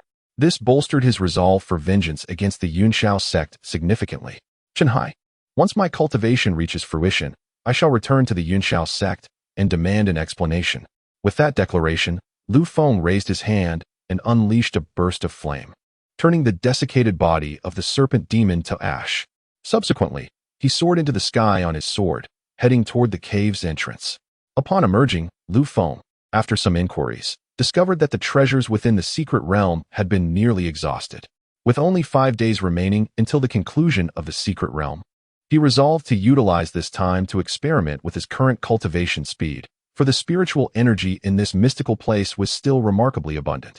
Having made up his mind, Lu Feng returned to the cave, sealing the entrance behind him. He began to channel the blood god technique to ascertain the extent of his enhanced cultivation speed. As he activated the technique, the spiritual energy within the cave swiftly converged into his body. In less than 10 breaths, he had completely absorbed all the spiritual energy present. This rate of absorption was not merely tenfold faster than before, it was astonishingly more rapid. Moreover, the most significant transformation lay in his refinement speed, which had also increased by over 10 times. The spiritual energy he absorbed could complete a full circulation within merely 3 breaths, subsequently transforming into pure spiritual power that flowed into his dantian. This remarkable refinement speed left Lu Feng momentarily incredulous. Goodness, at my current cultivation pace, I fear the spiritual energy in this region might soon be insufficient. Realizing that the cave's spiritual energy had been depleted, Lu Feng quickly recognized that such rapid cultivation could pose its own challenges. Furthermore, he had exhausted his supply of premium qi gathering pills. Was he to venture outside to absorb spiritual energy for cultivation? If only there were a spirit gathering array. Wait, even in its absence, I can utilize spirit stones for my practice. With that thought, Lu Feng retrieved the 17 storage bags he had previously acquired from his system space. Observing the numerous bags before him, he first picked up Tang Ming's storage bag. As a formidable cultivator in the foundation establishment stage, Tang Ming's possessions should be quite valuable. Let us see what treasures lie within. With a flick of his finger, he sent a surge of spiritual energy toward the storage bag, unlocking it. As the bag opened, Lu Feng was greeted by a substantial amount of spirit stones, along with various elixirs, magical artifacts, and spiritual herbs. In total, there were 200 middle-grade spirit stones and 5,000 low-grade spirit stones, amounting to 25,000 low-grade spirit stones. The elixirs found within were of varying quality, with the highest being premium qi gathering pills, alongside several second-tier pills that were unsuitable for Lu Feng's use. As these premium qi gathering pills contained some degree of pill toxins, he deemed it unwise to consume them. He resolved to dispose of these ill-gotten gains once he exited the secret realm. Lastly, among the magical artifacts, he discovered one middle-grade second-tier sword, while the other 3 artifacts were first-tier spirit tools. Out of these 4 artifacts, Lu Feng chose to keep only the middle-grade second-tier sword. Finding the first-tier spirit tools beneath his interest, he proceeded to open and examine the remaining 16 storage bags one by one. After thorough scrutiny, he concluded that the total value of the spirit stones across all bags amounted to 120,000 low-grade spirit stones. Additionally, there were several low-grade elixirs, first-tier spirit tools, and an assortment of low-tier spiritual herbs. These matters can be addressed collectively in due time. With an abundance of spiritual stones at his disposal, Lu Feng could undoubtedly utilize them for his cultivation. Thus, he grasped a medium-grade spiritual stone in his hand and commenced the operation of the blood god technique. As the technique unfolded, the spiritual energy within the medium-grade stone was swiftly extracted and began to flow into Lu Feng's body. In truth, this method of cultivation was the most primitive and also the most wasteful usage of spiritual stones. However, lacking both a medicinal pill and a gathering array, he was left with no choice but to resort to this approach. As time swiftly passed, 3 days elapsed, and at this moment, the spiritual energy within Lu Feng's dantian had reached a state of perfection. Observing this, he hesitated not for an instant and accelerated his cultivation pace, preparing to make a decisive breakthrough to the 12th layer of qi refinement. As the spiritual energy continuously surged into his dantian, the originally egg-sized dantian expanded once more, now resembling the size of a woman's fist. Simultaneously, a refreshing sensation unexpectedly emerged deep within Lu Feng's mind. What was that feeling just now? This breakthrough to the 12th layer of qi refinement not only enlarged his dantian, but also bestowed upon him a unique sensation within his consciousness. Curious to delve deeper, Lu Feng ceased his cultivation to carefully contemplate the recent changes in his mind. With his eyes closed, he could distinctly sense every blade of grass and tree within the cave. This was the power of divine consciousness. Lu Feng abruptly opened his eyes, a look of disbelief gracing his features. The power of divine consciousness was a unique ability that could only be awakened by a cultivator of the foundation establishment realm. Yet here he was, at merely the 12th layer of qi refinement, possessing such an ability. This was indeed astonishing. After recovering from his shock, Lu Feng closed his eyes once more, employing his divine consciousness to perceive everything around him. He wished to ascertain the range of his newfound ability. Upon exploration, Lu Feng discovered that his divine consciousness could reach a distance of only 3 zhang. Beyond that, he could sense nothing further. However, this was significantly different from what he had understood. No, I recall that only cultivators in the early stages of the Foundation establishment realm can sense within a radius of 1 zhang. Yet I am able to perceive a distance of 3 zhang. Could there be some error in this? Chapter 53. The conclusion of the secret realm and the unconventional maneuvers of the Cloudsoar Sect. Although Lu Feng was perplexed by the nature of his divine consciousness, possessing such an ability was undoubtedly advantageous. This power was crucial not only in combat, but also in alchemy. Furthermore, Lu Feng's initial range of divine consciousness was already 3 times greater than that of an early-stage Foundation establishment cultivator. As he continued to grow, his divine consciousness would undoubtedly become even more formidable. After organizing his thoughts, Lu Feng closed his eyes once again and resumed his cultivation. He intended to solidify his current level of cultivation before exiting the cave the following day to assess the external situation. A day passed in the blink of an eye, and Lu Feng gradually ceased his cultivation. After 4 days of diligent practice, he felt that he had become over twice as powerful as before. If the 11th layer of qi refinement could easily overpower the 9th layer, then the 12th layer could effortlessly dominate the 11th layer. Even Lu Feng felt confident in his ability to triumph over cultivators at the initial stage of Foundation establishment. Even when confronted with those at the mid-stage of Foundation establishment, he believed he could retreat unscathed. However, upon glancing at the pile of discarded spirit stones within the cave, Lu Feng was suddenly struck by a pang of regret. For days of cultivation had cost him over 5,000 low-grade spirit stones, in addition to 50 mid-grade spirit stones. Such an expenditure would be unbearable even for the wealthiest among them. It seemed that once he exited the secret realm, he would need to utilize high-grade qi gathering pills for his cultivation. With a sigh, he noted that tomorrow marked the end of the secret realm's duration, and it was high time to venture outside. Afterward, Lu Feng organized his system space, extracting items from several storage bags to categorize them meticulously before placing them into the system space. Once he left the secret realm, he intended to sell all these possessions. With that thought, Lu Feng soared out of the cave on his spirit sword. This expedition into the secret realm had proven immensely rewarding, not only granting him the formidable blood god technique, but also elevating the quality of his spiritual root to the heavenly tier. Additionally, he had amassed a substantial quantity of spirit stones and treasures. Once he emerged, he would not need to toil for sustenance for some time. As he flew, Lu Feng observed that the majority of cultivators were heading northward. To discern their intentions, he descended before a group of them. Fellow cultivators, may I inquire as to your purpose in heading north? His sudden appearance elicited a wary response from the scattered cultivators on the ground. At that moment, a young male cultivator from their midst stepped forward, his excitement palpable. Fellow Taoist, how wonderful. It turns out you are still alive. Lu Feng looked up to see that the speaker was the same young male cultivator who had guided him previously. A smile crossed his face as he replied, "Ah, it is you. No wonder you seem familiar."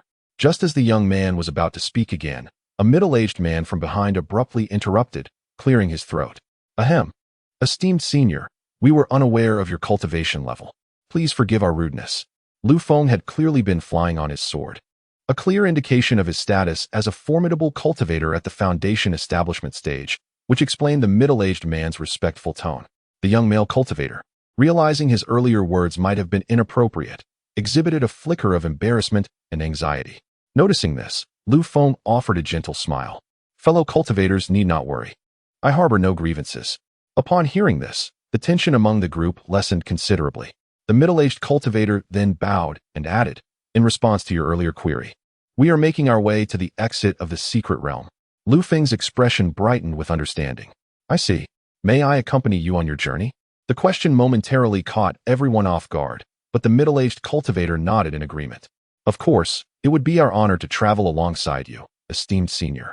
"Thank you, my fellow cultivators," Lu Feng replied, and he followed the group as they proceeded northward. Although the scattered cultivators maintained a degree of caution around him, Lu Feng remained unfazed. He intended to use this group of scattered cultivators to discreetly escape the secret realm. Previously, Lu Rian had utilized a random teleportation talisman to flee the secret realm. If the opposing party returned to Yunshao Sect in the following days, they would undoubtedly report his actions to the sect.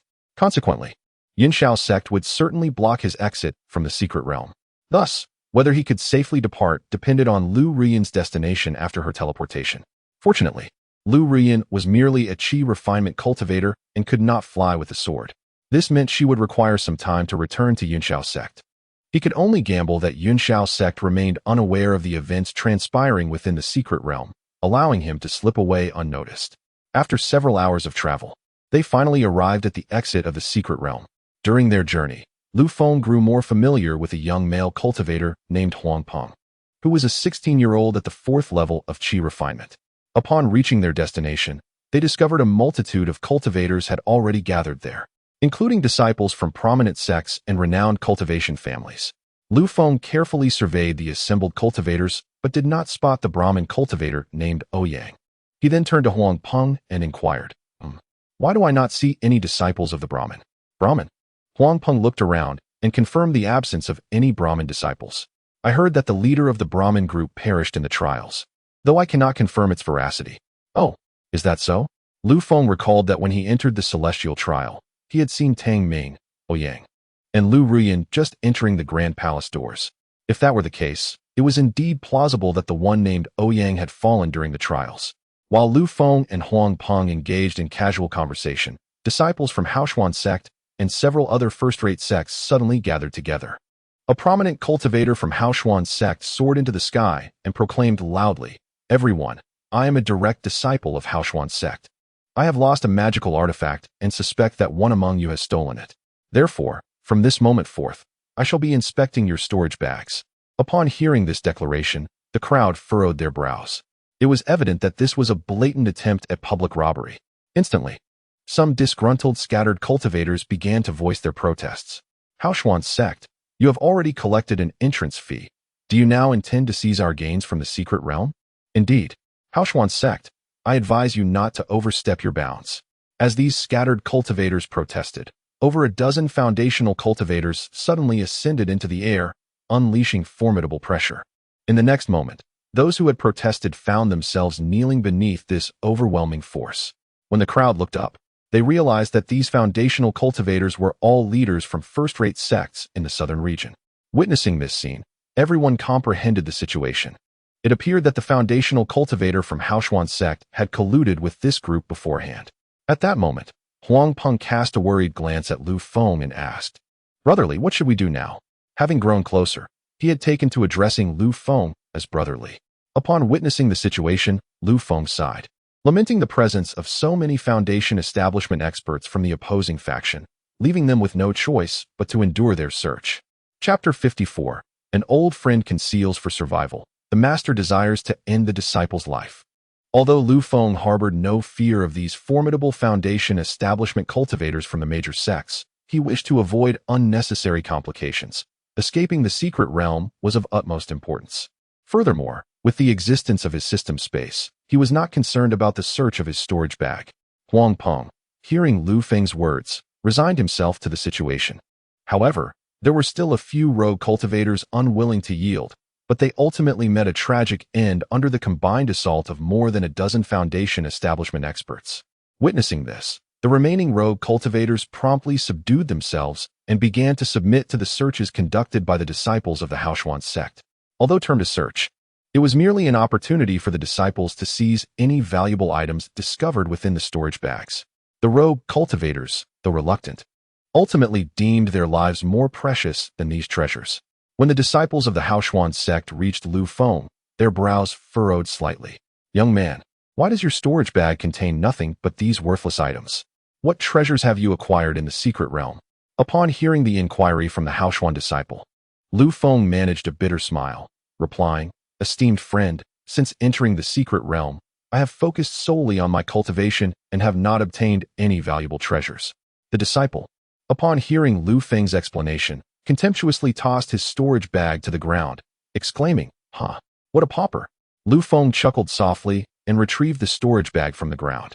At this moment, Huang Peng, frowning, cast a glance at Lu Feng and whispered, "Senior Li, Does the Cauldron Sect not fear offending the rogue cultivators of the world with such actions? Lu Feng shook his head. Friend Huang, the Cauldron Sect is a first-rate sect in the southern region, boasting several nascent soul elders and a divine transformation ancestor. Do you believe the rogue cultivators would dare to provoke them? Huang Peng began to respond, but Lu Feng raised his hand to interrupt. You are still young. In the future, when faced with such dilemmas, one must be more astute to ensure one's own safety. Inherently kind-hearted and possessing a sense of justice, Huang Peng's well-being was something Lu Feng sought to preserve, leading him to offer this cautionary advice. Thank you, seniorly, for your guidance. I shall take it to heart. Lu Feng nodded silently, suggesting, let us find a place to rest over there. We should be able to depart from the secret realm by tomorrow. With that, the two settled beneath a tree to meditate. Meanwhile, the scene shifted to outside the mountain gate of the Immortal Sect, where a disheveled young female cultivator stumbled forth. A closer inspection would reveal her to be Lu Ruyan, who had escaped from Lu Feng. Upon her arrival, her patrolling disciples swiftly approached her. Recognizing Lu Ruyan, they immediately inquired, Junior Sister Lu, what has happened to you? As a direct disciple of the transmission elder, Lu Ruyan held a status higher than that of inner disciples, which made her identification effortless for the patrolling disciples. Quickly, take me to see sect leader Chen Haifeng. I have urgent matters to report, Lu Ruyan exclaimed before collapsing to the ground. The four patrolling disciples, witnessing this, promptly assisted her and escorted her directly to the palace of the transmission elder. The esteemed elder, named Li Hongyao, is a female cultivator who has attained the pinnacle of the golden core realm. Upon witnessing the dire state of Lu Ruyan, she promptly enveloped her in a wave of spiritual energy. In less than 10 breaths, Lu Ruyan gradually regained consciousness, her pale visage slowly acquiring a touch of color. Upon realizing that it was Li Hongyao who had come to her rescue, Lu Ruyan immediately knelt, clasping her hands in reverence, and said, Master, I am incompetent and nearly perished within the secret realm. I implore you to punish me. Li Hongyao did not immediately inquire further. Instead, she scrutinized Lu Ruyan for a moment. Judging by the timeline, the Lanling's secret realm should not conclude until the following day. Your premature appearance before me must be attributed to the use of that random teleportation jade talisman, correct? In response to my master's words, Lu Ruyan affirmed, indeed. As you have surmised, I utilized the random teleportation jade talisman. Li Hongyao nodded, and, with a flick of her dust whisk, continued, now, recount your experiences within the secret realm. Yes, Master. Lu Ruyan then recounted her entire experience in the secret realm, detailing the acquisition of a high-quality heavenly-level technique and the pursuit by Lu Feng. Upon completing her narrative, a flicker of light glimmered in Li Hongyao's eyes. Who would have thought that a discarded disciple of a defunct sect could uncover such unexpected opportunities? Lu Ruyan, have you disclosed the matters of the secret realm to anyone else? Master, I have only informed you. No one else is aware. Li Hongyao nodded. Very well. You shall rest well tonight, and tomorrow morning I will personally accompany you to meet with Sect Master Chen Haifeng. Lu Ruyan furrowed her brow, reasoning that such matters should be reported to Sect Master Chen Haifeng immediately to enable him to swiftly pursue Lu Feng in the Lanling's secret realm. Yet, Li Hongyao insisted on her resting for the night, indicating that there must be some undisclosed secret behind this decision. However, Lu Ruyan dared not press further. Thus she clasped her hands and replied, Yes, I shall heed my master's command. You may retire to rest. After Lu Ruyan departed from the Hall of Transmission, Li Hongyao gazed towards the peak of Danding, silently contemplating. The sea is vast enough for fish to leap, the sky high enough for birds to fly. There is only so much I can do. The following morning, Lu Ruyan arrived early to pay her respects to Li Hongyao. Seeing Lu Ruyan restored to her previous ethereal appearance, Li Hongyao nodded. Very well, let us proceed to pay our respects to Sect Master Chen Haifeng. Yes, Master. With that, Li Hongyao waved her hand, and together with Lu Ruyan, they transformed into a streak of light and sped towards Danding Peak. Upon reaching the Grand Hall of Danding Peak, they found Chun Hai already standing within. Noticing their arrival, both Li Hongyao and Lu Ruyan clasped their hands in greeting. We pay our respects to Sect Master Chun. Chun Hai glanced at the two and smiled. It is Elder Li and Lu Ruyan. What brings you both here? Li Hongyao waved her dust whisk and replied, Sect Master Chun, my disciple recently participated in the Lanling's secret realm of the Cauldron Sect. where she encountered certain matters concerning Lu Feng, which is why I have brought her to meet you personally. Oh, regarding Lu Feng? What is the nature of this matter? Chen Hai's face revealed a glimmer of curiosity. Although Lu Feng had been stripped of his cultivation and expelled from the sect, the fact that Lu Ruyin encountered him in the secret realm indicated that Lu Feng must have experienced some extraordinary fortune. Ruyin, please recount to Chen Feng the matters you discussed with me yesterday, Li Hongyao said calmly. Yes, master. Lu Ruyin then recounted the events that transpired within the secret realm in detail. As Chen Hai listened, his expression shifted dramatically. Ruyin, are you certain of what you just said? Observing Chen Hai's skeptical demeanor, Lu Ruyin promptly adopted a serious expression, asserting, I swear to the heavens that there is not a single falsehood in my words. Upon hearing this, Chen Hai's eyes narrowed slightly as he darkly remarked, You, Lu Feng, I showed you mercy by sparing your life, yet you dare to murder Tang Ming and several disciples of Yunxiao Sect. Truly reckless. At this moment, Li Hongyao interjected once more, What does Chen Feng propose to do about this matter? Since Lu Feng has audaciously slain my sect's disciples, I shall issue a wanted decree, instructing the law enforcement hall to send men to apprehend him. I want him to kneel to death on the sect's plaza. Chapter 55. The perilous departure from the secret realm into the mountains. The Taoist temple's strenuous cultivation of true spirit. With Chen Hai's order to issue a wanted decree, the law enforcement hall of Yunxiao Sect promptly dispatched a capture team to the Lanling secret realm. This capture squad consisted of 10 individuals, led by Tang Kuan, the deputy hall master of the law enforcement hall. Not only was he Tang Ming's uncle, but he also possessed formidable cultivation at the second level of the Golden Core stage.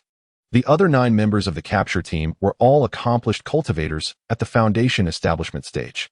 Meanwhile, Lu Feng, still within the Lanling secret realm, remained oblivious to the unfolding events concerning Yunxiao Sect. After a night's rest, the time for the secret realm's conclusion finally arrived. As a spatial transmission portal slowly materialized before everyone. Observing this, the crowd surged toward the portal, with those rogue cultivators previously robbed by Hao Xian Sect eager to depart without delay. At this moment, Lu Feng turned to his companion Huang Peng and said, Taoist Huang, the time has come, we should take our leave. Huang Peng nodded in agreement, and the two approached the transmission portal, stepping inside. Instantly, a force of spatial energy enveloped them, and moments later, they found themselves standing before the entrance of a dilapidated temple, the very spot they had entered the secret realm 3 months prior. Upon arriving in the outside world, Lu Feng immediately surveyed the surroundings. After a thorough observation, he found no signs of Yunxiao Sect's pursuit, which greatly eased his mind. Taoist Huang, I have other matters to attend to, so I shall take my leave, Lu Feng said, cupping his hands in farewell. Although he had not detected any attempts by Yunxiao Sect to capture him, he dared not linger. It was prudent to depart as soon as possible. Huang Peng nodded and returned the gesture. Very well, seniorly. May we meet again by fate. With that, Lu Feng promptly affixed a wind-running talisman to himself and hastened away into the distance. He refrained from utilizing sword flight, fearing it might attract the attention of the Yunxiao Sect fleet above. For the sake of caution, it was wiser to remain discreet. Once he had left this area, employing sword flight for his escape would be the most secure approach. 15 minutes later, Lu Feng had distanced himself from the entrance of the secret realm. With a swift motion, he summoned his jade sword, stepping onto it without hesitation and soaring rapidly into the distance.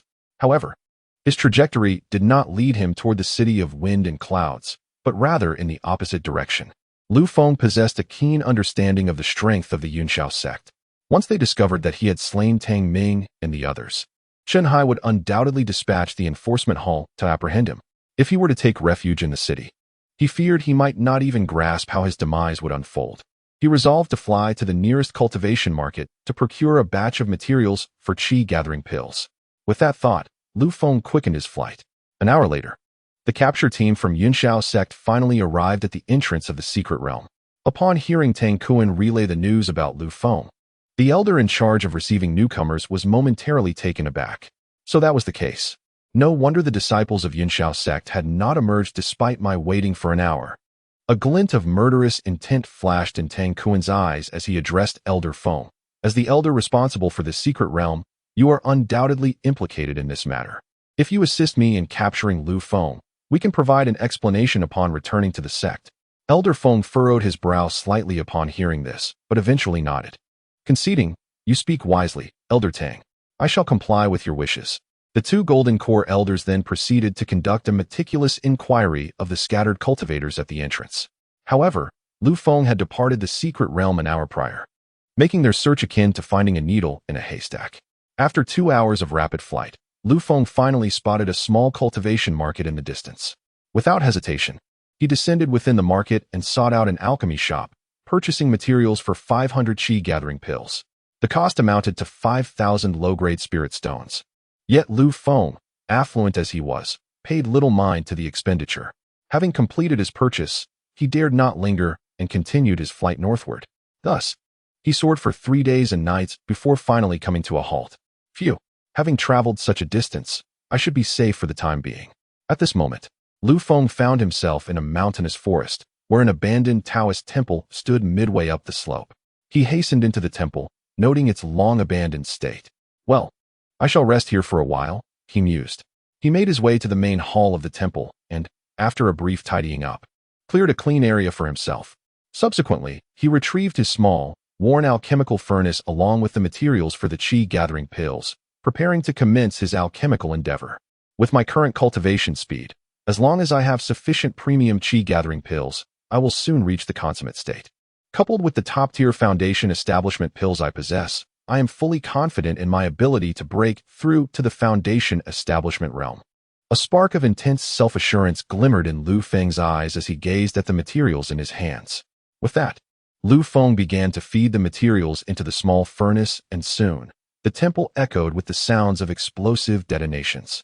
Under Lu Feng's relentless efforts, within less than a day, the materials for 100 chi-gathering pills were entirely consumed. To my astonishment, I can now detonate the alchemical furnace 100 times in one go. The sheer volume of spiritual energy at the 12th level of the chi refinement realm is indeed formidable. Previously, I could only concoct a dozen elixirs at most in a single attempt, but ever since my breakthrough to the 12th level of chi refinement, the quantity and quality of the spiritual energy within my dantian have undergone a remarkable transformation. Coupled with the assistance of my spiritual consciousness, the efficiency of my alchemical processes has become unparalleled. Among the 100 materials at my disposal, I selected the reward of supreme chi-gathering pills. In an instant, I found myself in possession of 1,500 supreme chi-gathering pills. These elixirs should suffice for my cultivation up to the foundation establishment stage. With the supreme chi-gathering pills in hand, I stored the small broken furnace in the system space and seated myself on the ground to commence my cultivation. As I consumed one supreme chi-gathering pill after another, the spiritual energy within my dantian surged rapidly. After an hour of cultivation, I was astonished to discover that I had consumed 4 pills. It seems that the supreme chi-gathering pills may not be entirely suitable for my use. I stroked my chin, contemplating another type of pill. This pill, known as the True Spirit Pill, is a second-tier elixir specifically designed for cultivators in the foundation establishment stage. Its effects are akin to those of the chi-gathering pill, but it contains a far greater reservoir of spiritual energy, which most chi refinement cultivators cannot endure. Never mind. I shall focus on breaking through to the foundation establishment stage before considering the True Spirit Pill. Chapter 56. The Tempest Outside, a remarkable phenomenon in the Taoist temple. With the aid of numerous supreme chi-gathering pills, the spiritual energy in my dantian began to escalate rapidly. Thus, 2 weeks swiftly elapsed. At this moment, the spiritual energy within my dantian had reached nearly full capacity, just a hair's breadth from perfection.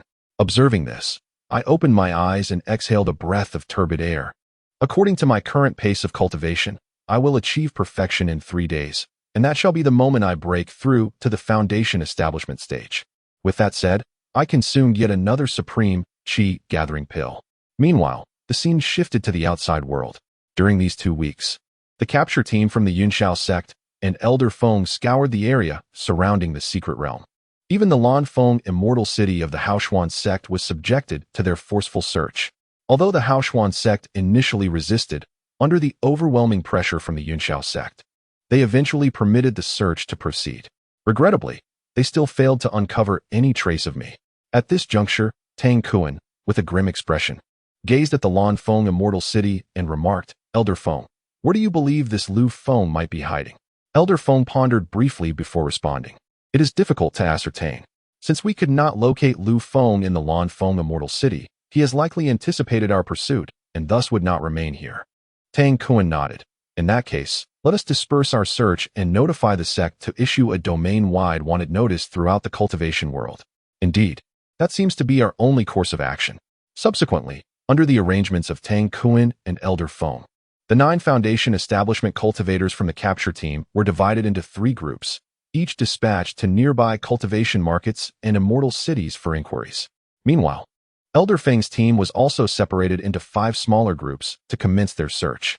Simultaneously, the Yunxiao sect issued a domain-wide warrant, designating Lu Feng as the sect's most wanted target. A reward of 10,000 mid-grade spirit stones would be granted to anyone who discovered or captured Lu Feng. This sum, equivalent to 1 million low-grade spirit stones, represented an extraordinary fortune for any wandering cultivator. Once the decree was announced, it reverberated throughout the entire cultivation community of the southern region. Many familiar with the Yunxiao sect expressed their bewilderment upon seeing the warrant. After all, Lu Feng was clearly a direct disciple of Chen Hai. How had he become a target for the Yunxiao sect? Unbeknownst to Lu Feng, who was engrossed in his cultivation, the events unfolding outside had no impact on him. After 3 days of diligent practice, the spiritual energy in his dantian finally reached a perfect state. Oh, I have arrived at this crucial juncture once more. This time, I will definitely break through to the Foundation establishment stage. Confidence gleamed in Lu Feng's eyes as he raised his hand, revealing a top-grade Foundation establishment pill. Let us commence. I shall discover what distinguishes the Foundation establishment realm. With that, he swallowed the pill in one gulp and began to embrace the oneness of the universe, continuously perceiving the changes within himself and the external world. As the top-grade Foundation establishment pill dissolved within him, streams of unique energy coursed throughout his body. Empowered by this energy, Lu Feng felt as if he was resonating with the very heavens and earth. In that moment, the spiritual energy in his dantian began to boil. What had once been gaseous spiritual energy began to transform into a liquid state. Simultaneously, Lu Feng's consciousness seemed to transcend into another realm, where he could perceive the intricate patterns of mountains and rivers and the laws governing all things. As he continued to delve into the nuances of this extraordinary realm, unusual phenomena began to manifest in the real world. Above the forest where he resided, the enchanting sight of a moon rising over the sea appeared. Moments later, images of dragons and phoenixes heralding good fortune graced the skies. As time passed, these wonders proliferated. Naturally, powerful cultivators near the mountain range took notice of these extraordinary occurrences and hastily made their way toward the source. Meanwhile, Lu Feng remained oblivious to the commotion outside, deeply immersed in his exploration of this peculiar dimension. Suddenly, he glanced at his own body, only to find that his physical form had vanished, replaced by a myriad of golden threads. What has happened to my body? Before he could ponder further, a radiant golden light emanated from beneath his feet, gradually converging toward his dantian. This light flowed like liquid, and when it coalesced into a significant mass, it dropped into his dantian below. With a resounding splash echoing in his mind, the golden light that entered his dantian stirred up waves of brilliance throughout the entire area. In the next instant, Lu Feng's consciousness was abruptly pulled back into the real world. Observing the changes in his body, he was astonished to find that his dantian, once brimming with spiritual energy, now contained streams of liquid swirling within. This is the transformation of gas into liquid. Ha! I have succeeded. I have successfully broken through to the Foundation establishment realm. Accompanied by Lu Feng's hearty laughter, the sky above the mountain forest was suddenly illuminated by a myriad of strange phenomena. However, this spectacle was fleeting, vanishing as quickly as it had appeared. Unbeknownst to Lu Feng, who remained ensconced within the Taoist temple, all his focus was devoted to his cultivation. He was oblivious to the happenings in the outside world. Fortunately, his recent breakthrough had allowed him to ascend to the Foundation establishment stage, fulfilling a long-held aspiration. After a moment of exhilaration, Lu Feng gradually rose and stepped outside the temple. As he lifted his gaze, a beam of morning sunlight cascaded down upon him. Witnessing this, a smile graced his face, and he immediately took to the skies on his sword, heading northward. Although he had achieved the Foundation establishment stage, this level of cultivation was trivial in the eyes of the Yunxiao sect. If he sought vengeance against them, he would need to engage in relentless training. Only upon reaching the nascent soul stage could he hope to confront the Yunxiao sect. Thus, he resolved to hasten his training and remain discreet to avoid capture by them. An hour after Lu Feng departed from the dilapidated temple, several formidable figures suddenly appeared in the sky above the forest. One of them, seemingly puzzled, remarked, "Why is there nothing here? There were clearly phenomena present earlier." Another figure interjected, "Old madman, stop searching. The one who caused the phenomenon must have left long ago." With a huff, the first replied, "If I want to search, I shall. It's none of your business." TCH.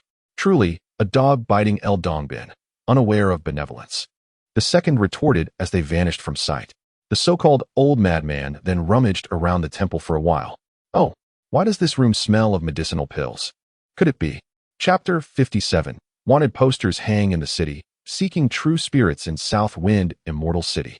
After departing the dilapidated temple, Lu Feng soared northward, and after 3 hours, he beheld a vast immortal city looming ahead. South Wind, Immortal City. Contemplating the name of the city, Lu Feng's expression turned contemplative. He had heard that this city was a chaotic amalgamation of various factions, not governed by any single sect, but rather managed collectively by 3 immortal families.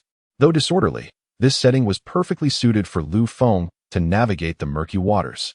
After a brief moment of thought, Lu Feng willed his transformative mask to reshape into that of a youthful scholar.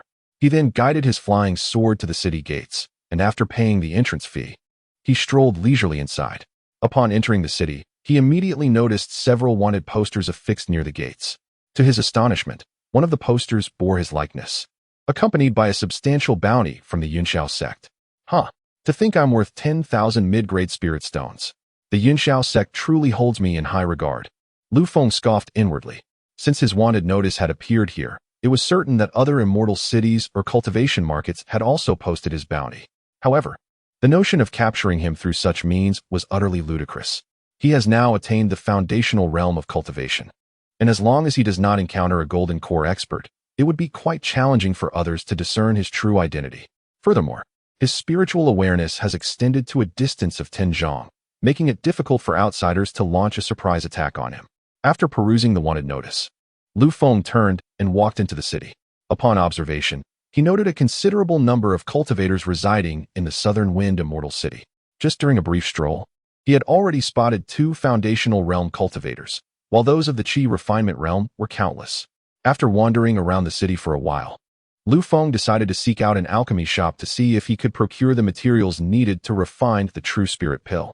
He had previously concocted numerous second-tier pills at the Yunxiao sect, although the success rate had been alarmingly low, often resulting in explosive failures. Moments later, Lu Feng came across an alchemy shop named Southern Wind Alchemy House, which appeared quite sizable with its 3 stories. Upon entering the shop, he was greeted by a tall and graceful female attendant of the Qi refinement realm. The attendant quickly assessed Lu Feng, noting his cultivation at the Qi refinement level, and smiled as she inquired, "Esteemed guest, are you looking to purchase pills or sell spiritual herbs?" Under the influence of a concealing technique, Lu Feng maintained his exterior cultivation at the 5th level of Qi refinement, rendering it impossible for ordinary cultivators to discern his true power. Hearing her question, Lu Feng replied, "Might I inquire if your esteemed establishment has the true spirit pill available for sale?" At his words, a flicker of confusion crossed the attendant's face. For the true spirit pill was typically utilized by foundational realm cultivators. Why would someone of Lu Feng's Qi refinement level seek such a pill?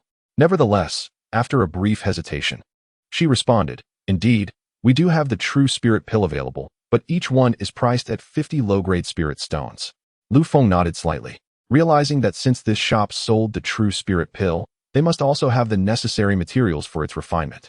And what would be the price for a set of materials to concoct the true spirit pill? He inquired. Noticing his persistent interest in the true spirit pill, the attendant patiently explained, "A set of materials for the true spirit pill requires 150 low-grade spirit stones. If you possess a credential from the Alchemist Alliance, I could provide a discount." The materials for the true spirit pill were significantly more expensive than those for the Gathering Qi pill, but fortunately, Lu Feng had ample spirit stones at his disposal and was unperturbed by the expenditure. He then produced a cloth bag and handed it over. "In that case, I shall purchase 100 sets of materials for the true spirit pill. Here are the spirit stones, please count them." The attendant was initially taken aback by his generous offer, but her demeanor quickly shifted to one of heightened warmth. Certainly, esteemed guest, please hold on for a moment. After a brief interlude, she returned with 100 sets of materials for the true spirit pill, also presenting him with a jade token. Esteemed guest, my name is Leonor. This is my communication jade token. Should you require anything further, you may contact me in advance, and I shall ensure your needs are well attended to. Given Lu Feng's extravagant expenditure of over 10,000 low-grade spirit stones, the attendant was keen to provide him with exceptional service. Receiving the materials and the communication token, Lu Feng nodded slightly and remarked, "Thank you, Leonor. I look forward to your assistance in the future." After finishing his words, Lu Feng turned and departed from the shop. However, not long after he left, he noticed two individuals discreetly trailing behind him. A cold smile crept across Lu Feng's face as he decided to lead these two followers on a merry chase around the city. Within a short span of time, he managed to lose them effortlessly. These two were likely sent by the Southern Wind Pill House, but they had gravely underestimated Lu Feng's capabilities. Thinking that merely dispatching two Qi refinement stage cultivators would suffice to shadow him, a fanciful notion indeed. As he surveyed the bustling Immortal city, Lu Feng stroked his chin and mused, "I have heard that this city boasts specialized training rooms for cultivators. I wonder if the spiritual energy within them is sufficiently abundant?" After a moment of contemplation, he resolved to investigate the conditions of these training rooms, considering it a means to explore an alternative method of cultivation for himself. 15 minutes later, Lu Feng arrived at the heart of the Immortal city. Upon entering this area, he could distinctly sense a heightened concentration of spiritual energy in the air. "Ah, this must be the place," he thought, gazing up at the imposing structure ahead, where the inscription Southern Wind Training Grounds adorned the grand entrance. Numerous cultivators were seen entering and exiting, suggesting a thriving business. Consequently, Lu Feng stepped inside and was greeted by the sight of 3 counters within. One counter was bustling with patrons, while the other 2 remained devoid of any queue. Observing this, Lu Feng approached the middle counter, where no one was waiting, and inquired, "Esteemed friend, may I ask if one can purchase a usage permit for the training rooms here?" A female cultivator behind the counter glanced up at Lu Feng and replied with disdain, "This facility is designated for Foundation Establishment Stage cultivators. Qi Refinement Stage practitioners should queue over there." Lu Feng frowned. Although her demeanor was less than amiable, she had conveyed the situation clearly. "Pray tell, what is the cost for the training rooms utilized by Foundation Establishment cultivators?" The female cultivator furrowed her brow at Lu Feng, then scoffed. "Why does a mere Qi refinement cultivator concern himself with such matters? Do you wish to experience a second-tier training room, perhaps? Is there any reason I shouldn't?" Lu Feng retorted, intrigued by her condescending attitude, which only fueled his desire to try out this so-called second-tier training room. "Of course you may, provided you can afford the spirit stones. Don't think that the second tier is beyond your reach. Even the third-tier training rooms are available to you." Upon hearing the female cultivator's words, Lu Feng maintained a calm demeanor and inquired, "What, then, is the price for the second-tier training room?" "It costs 20 low-grade spirit stones for an hour, or 220 for a full day. What say you? Care to give it a try?" For a Qi refinement stage rogue cultivator, 200 low-grade spirit stones for a day was indeed a steep price. Yet, for a Foundation Establishment cultivator, it was rather trivial. Lu Feng nodded, casually producing 220 low-grade spirit stones and tossing them to her. "Then, please reserve a room for a day." The female cultivator, upon receiving the spirit stones, was momentarily taken aback before smirking. "Ah, how amusing it is to see someone trying to inflate their worth. This is the jade token for utilizing the cultivation chamber. Take it." Lu Feng accepted the token and, following the directions, arrived at the area designated for the second-tier cultivation rooms. He observed that there were a total of 18 such rooms, 6 of which were currently in use. It appeared that, aside from him, other foundation-building cultivators were also utilizing these facilities. Noticing this, Lu Feng approached the entrance of the 8th cultivation room and inserted the jade token into the slot before the door, which then slowly creaked open. He withdrew the token once more and stepped directly into the chamber. Upon entering, Lu Feng immediately sensed the rich aura of spiritual energy permeating the space. After a brief inspection, he discovered that the room measured only 10 square meters and was devoid of any furnishings, giving it a stark and barren feel. In response, Lu Feng retrieved a meditation cushion from his storage pouch, placed it on the ground, and settled into a cross-legged position. The concentration of spiritual energy here exceeded that of the previous Lanling's secret realm by several folds. Logically, it should suffice for his cultivation needs. Let me see how effective this cultivation chamber is. With that thought, Lu Feng gradually closed his eyes and began to circulate the blood god technique, rapidly absorbing the spiritual energy within the room. This cultivation session marked the first time he earnestly practiced since his breakthrough into the foundation building realm, and he was uncertain whether the available spiritual energy would be adequate. As the blood god technique operated swiftly, the spiritual energy flowed into his body at a terrifying pace. After 10 breaths, he had already absorbed half of the energy in the chamber. After 30 breaths, the entire supply of spiritual energy had been depleted. The continuous influx of energy could no longer keep pace with Lu Feng's voracious consumption. Each cultivation room was equipped with a spiritual energy detection array. Should the energy within a room fall short, an alert would be triggered. At that moment, an elderly foundation-building cultivator, responsible for managing the cultivation rooms, furrowed his brow as he observed the flashing alerts on the array. Why is there a shortage of spiritual energy in the 8th second-tier cultivation room? After pondering for a moment, he was perplexed and gently adjusted the array to increase the energy output for room 8. That should resolve the issue. The elder then continued to monitor the situation in the 8th room, but despite waiting, the energy levels remained stagnant. What is going on? The elder was filled with confusion and proceeded directly to the counter. Upon seeing him, the 3 attendants at the counter hurriedly approached. "Elderly, may I inquire what brings you here?" asked the female attendant who had looked down upon Lu Feng. The elder inquired directly. "Who purchased the jade token for the second-tier cultivation room just now?" The attendant quickly recalled Lu Feng and replied, "Elderly. A 5th-layer Qi refinement cultivator just purchased a full-day token for the second-tier cultivation room." "A 5th-layer Qi refinement cultivator? Are you certain you are not jesting with me?"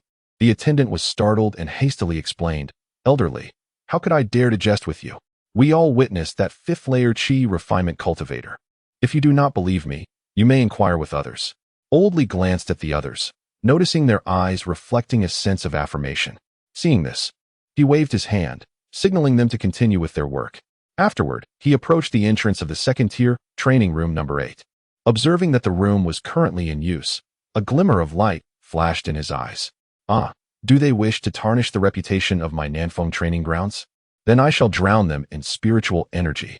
With that declaration, Oldly returned to the array management room and adjusted the spiritual energy output of training room number 8 to its maximum capacity. At that moment, the output of the 8th room matched that of the 3rd-tier training room. Such an immense output finally aligned with Lu Feng's absorption rate, yet it barely met the minimum standard required for his needs. The array in the management room continued to flash alerts, which left Oldly utterly astonished. How could this be? Is there some golden core expert here to disrupt our operations? However, the profits from our Nanfeng training grounds are hardly enticing enough for a golden core cultivator. The situation before him was perplexing. Never mind. I shall report this to the clan leader. Sensing that this matter was beyond his ability to resolve, he took out a communication jade slip and sent a message to the clan leader of the Li family. At that moment, the clan leader was entertaining 3 foundation establishment members of the Yunshao sect. Esteemed friends, your representation of the Yunshao sect on this mission is greatly appreciated. I have already set the bounty in motion, and I expect results shortly. The 3 members of the capture team nodded with smiles, expressing their gratitude. It is our pleasure. Just then, the clan leader received a message from Oldly. Upon opening the jade slip, he realized it was regarding an incident at the training grounds. With an apologetic bow, he addressed the 3 esteemed friends. There has been a situation at our training grounds in Xian City. I must attend to it, and I hope for your understanding. What has occurred? Although the clan leader hesitated momentarily, he relayed the circumstances. The 3 capture team members found the situation suspicious and inquired, "If you do not mind, clan leader, we would like to accompany you. Would that be acceptable?" "Of course. Please, follow me." With that, the 4 of them soared on their swords towards the Nanfeng training grounds. Despite the anti-flying array within the city, the clan leader was unhindered due to the array jade stone he possessed. Soon, they arrived at the Nanfeng training grounds, where Oldly had been waiting at the entrance for some time. Upon seeing the clan leader's arrival, he quickly approached him. "Greetings, clan leader." The clan leader nodded and asked, "Oldly, what has transpired at the training grounds?" Chapter 59. The spiritual energy ceases. The Li family demands answers. Old Li promptly recounted the situation he discovered along with his conjectures. Upon hearing the words, the four individuals displayed expressions of perplexity, and clan leader Li shook his head, asserting that it was improbable for a Golden Core realm expert to disrupt their humble training grounds, which certainly could not attract the attention of such formidable figures. Come, let us proceed to the formation chamber, he commanded. Yes, clan leader. The five of them made their way to the formation chamber, where they observed the alert light of the second tier, room 8 still flickering. After a moment of contemplation, clan leader Li lowered his gaze and began to execute a series of intricate hand seals directed at the formation. Witnessing this, Elder Li was taken aback. Clan leader, are you channeling the spiritual energy from the other training rooms into room 8? Such a peculiar technique was known only to clan leader Li, hence Elder Li's astonishment. Indeed, I am curious to see just how much energy the practitioner in room 8 can absorb. As the formation activated, Lu Feng, situated within the confines of room 8, suddenly felt the influx of spiritual energy double in efficiency. It seems those 200 low-grade spirit stones were indeed worth the expense, Lu Feng remarked with a smile. With the increased supply of spiritual energy, he finally had the capacity to cultivate with full force. He began to weave his hands in the air, drawing in the surging spiritual energy that flooded into the room. Time passed, and after another hour, the alert light in room 8 continued to flash. Observing this, clan leader Li and the others wore expressions of profound astonishment. It was known that the amount of spiritual energy now supplied to room 8 was more than sufficient for a Golden Core realm expert to cultivate vigorously. Yet, despite this, the energy within the room remained critically low, a phenomenon that was utterly baffling. It appears someone is deliberately causing a disturbance. If that is the case, I shall uncover the identity of this troublemaker, clan leader Li declared, once again executing a series of hand seals. The formation shimmered, and the flow of spiritual energy to room 8 was abruptly severed. Let us see what manner of individual occupies room 8. Subsequently, clan leader Li and the four others took their positions outside the second-tier training room 8 to await further developments. Meanwhile, Lu Feng, sensing the cessation of spiritual energy, furrowed his brow. What is this situation? Is there a time restriction on the supply of spiritual energy? I had reserved a full day, and yet it has only been a little over half that time.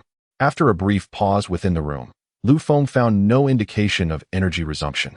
Consequently, he inserted his jade token into the recess, causing the door of training room 8 to slowly creak open. He intended to inquire whether there was an issue with the training room, as no energy had been supplied for quite some time. However, upon exiting the room, he was met by 5 Foundation Establishment realm practitioners of varying ages standing outside.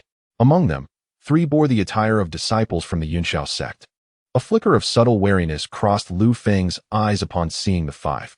Nevertheless, his current appearance was not his original one. So even if he encountered disciples of the Cloudsoar Sect, they would not recognize him. Just as he prepared to depart, clan leader Li spoke up. Friend, please hold. Lu Feng raised an eyebrow and turned to face him. Are you addressing me? Indeed. You were utilizing training room 8 just now, correct? Yes, that is correct. Is there an issue? Upon hearing Lu Feng's words, clan leader Li squinted, remarking that the fellow indeed possessed remarkable skills to disrupt the training ground of the Li family. Did he presume the Li family to be an easy target? Lu Feng, bewildered by the statement, replied, Esteemed friend, from where do you derive such an accusation? I have no acquaintance with your clan. How could there be any notion of bullying? Is that so? If that is the case, how do you explain the depletion of spiritual energy in room 8? At this moment, Lu Feng comprehended the implication behind the words, most likely.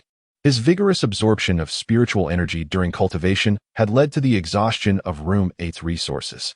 Nevertheless, this was not Lu Feng's fault. One could only blame the inadequacy of the training ground that failed to meet his cultivation needs. Oh, I see now. It concerns the issue of spiritual energy in the training room. Then allow me to inquire, having expended spirit stones to utilize your training facility, is there a problem with that? Clan leader Li regarded Lu Feng with a calm demeanor. Naturally, there is no issue. At this juncture, Lu Feng produced the jade token purchased from the counter and inquired, then why, having acquired the rights to use the second-tier training room for a day, did the room cease to provide spiritual energy midway? Before clan leader Li could respond, the elder Li retorted coldly, how dare you bring this matter up? We have enhanced the spiritual energy of Room 8 several times, only for you to deplete it all. Do you absorb spiritual energy faster than a Golden Core practitioner? Although in the eyes of clan leader Li and his companions, Lu Feng merely possessed the cultivation of the 5th layer of qi refinement. They were not naive enough to believe that. Lu Feng smirked coldly. The training room is operated by you. Do you truly presume to dictate how your guests absorb spiritual energy? Stammering in response, Elder Li was left speechless, while clan leader Li sneered. What you say is indeed valid, but only under the condition that you are genuinely cultivating and not intentionally causing destruction within the premises. Lu Feng yearned to clarify that he was sincerely engaged in cultivation, yet he understood that no amount of explanation would suffice. So, you suspect me of deliberate sabotage? He queried. Whether true or false, we shall discern the truth through inquiry, clan leader Li replied, as he struck forth with a palm, unleashing a white palm imprint of 0.5 meter in diameter towards Lu Feng. Lu Feng swiftly drew forth his jade sword, and with a swift motion, unleashed a sword qi towards the palm imprint. A resounding clash echoed as the palm and sword qi collided, dissipating into nothingness. With Lu Feng's counteraction, the 5 individuals opposite him immediately sensed his true cultivation level. Clan leader Li spoke icily. So, you too are a foundation establishment practitioner. In that case, I shall be even more determined to apprehend you. Given Lu Feng's foundation establishment cultivation, it was evident to clan leader Li and the others that he could not have depleted the training room's energy. Thus they concluded that Lu Feng was indeed engaging in sabotage. Realizing that further explanation was futile, Lu Feng unleashed 2 sword qis and dashed towards the exit. After blocking Lu Feng's sword qi, clan leader Li turned to the 3 disciples of Yunxiao Sect, bowing slightly. Esteemed friends, I implore your assistance. Should we capture this individual, I shall offer ample rewards. The 3 foundation establishment practitioners of Yunxiao Sect exchanged glances before responding. Very well, since the clan leader Li has spoken, let us extend our assistance. With that, a group of 5 took to the skies on their flying swords, pursuing the direction in which Lu Feng had fled. Lu Feng glanced back, cursing inwardly at their shamelessness for flying within the confines of the Immortal City. Consequently, he produced a wind-running talisman and affixed it to his leg, augmenting his speed with the cloud-treading boots, allowing him to match the pace of his pursuers within the city. In but a moment, Lu Feng arrived at the city gate. At that juncture, clan leader Li suddenly shouted, I am the clan leader of the Li family. Stop that scholar in the green robe ahead. Chapter 60. The fierce battle outside the city reveals the truth. The Wen Xin sword technique displays its power. Upon the conclusion of clan leader Li's exclamation, the guards stationed at the city gate immediately launched an assault against Lu Feng. Regrettably, these soldiers were merely cultivators at the qi refinement stage. Lu Feng effortlessly dispatched them with a few strokes of sword energy. Witnessing this scene, clan leader Li bellowed, Scoundrel, where do you think you're escaping to? As he spoke, Lu Feng had already dashed through the gates of Nanfeng Immortal City, yet he had not yet escaped the confines of the Forbidden Air Formation. At that moment, 3 figures soared overhead. Upon looking up, Lu Feng saw 3 disciples from the Yunxiao Sect had positioned themselves in his path, blocking his escape. Damn it! Lu Feng cursed inwardly. Although he bore no fear of these 5 foundation establishment cultivators, engaging in combat would likely reveal his identity. Should that occur, it would not merely be these 5 foundation establishment cultivators pursuing him. However, with his retreat now blocked, his only option to successfully flee Nanfeng Immortal City was to fight with all his might and eliminate all 5 of them. Having formulated a plan, Lu Feng raised his hand and executed 3 consecutive sword strikes, directing 3 crimson sword energies toward the weakest of the pursuers, Elder Li. Unbeknownst to Elder Li, who had been trailing closely behind, Lu Feng dared to counterattack. Upon seeing the 3 sword energies hurtling toward him, he was momentarily taken aback. Meanwhile, clan leader Li, witnessing this, hastily cautioned, Elder Li, be careful. Elder Li was merely a 2nd-layer qi refinement cultivator, whose potential had long been exhausted, thus limiting him to this realm for his lifetime. In contrast, Lu Feng not only possessed a celestial-grade spiritual root, but also the blood god technique, a remarkable cultivation method. Moreover, he had practiced an ancient cultivation technique, attaining the 12th layer of qi refinement before breaking through. Therefore, despite being at the 1st layer of foundation establishment, his actual combat prowess rivaled that of late foundation establishment cultivators. Among the 5 adversaries before him, 3 were at the early foundation establishment stage, while clan leader Li and a disciple from the Yunxiao sect were merely at the 5th layer of foundation establishment. At that moment, the 3 sword energies struck directly at Elder Li. Though he attempted to defend himself, he was only able to block 2 of the incoming sword energies. The 3rd sword energy pierced through Elder Li's chest, sending him crashing down from his flying sword. Witnessing this, clan leader Li's eyes glinted with murderous intent, and he shouted furiously, "Scoundrel! You dare to kill my Li family's elder? I shall flay you alive and use your corpse oil to light my lamps." Lu Feng cast a glance back at him, sneering, "Heh, we shall see if you possess the capability." He then declared, "First form of the Wen Xian sword technique. Pursuing stars and gazing at the moon, go." As he spoke, he raised his hand and unleashed a lethal strike towards clan leader Li. A cross-shaped crimson sword aura swiftly cleaved through the air, its velocity surpassing that of the previous 3 sword strikes. However, clan leader Li was no ordinary foe. He possessed a 5th-tier foundation-building cultivation. Without hesitation, he summoned a bowl-shaped protective artifact to shield himself. The sword aura collided with the bowl, emitting a metallic clang. Although it successfully thwarted Lu Feng's attack, the artifact had utterly lost its power. Observing this, a flicker of apprehension appeared in clan leader Li's eyes, and he called out to the 3 members of Yunxiao sect, "Fellow cultivators, we must act quickly. We cannot allow this young man to continue his arrogance." Upon hearing this, the 3 disciples of Yunxiao sect remained motionless, yet one disciple, also at the 5th tier of foundation building, coldly inquired, "How do you possess knowledge of our Yunxiao sect's Fengxian sword technique?"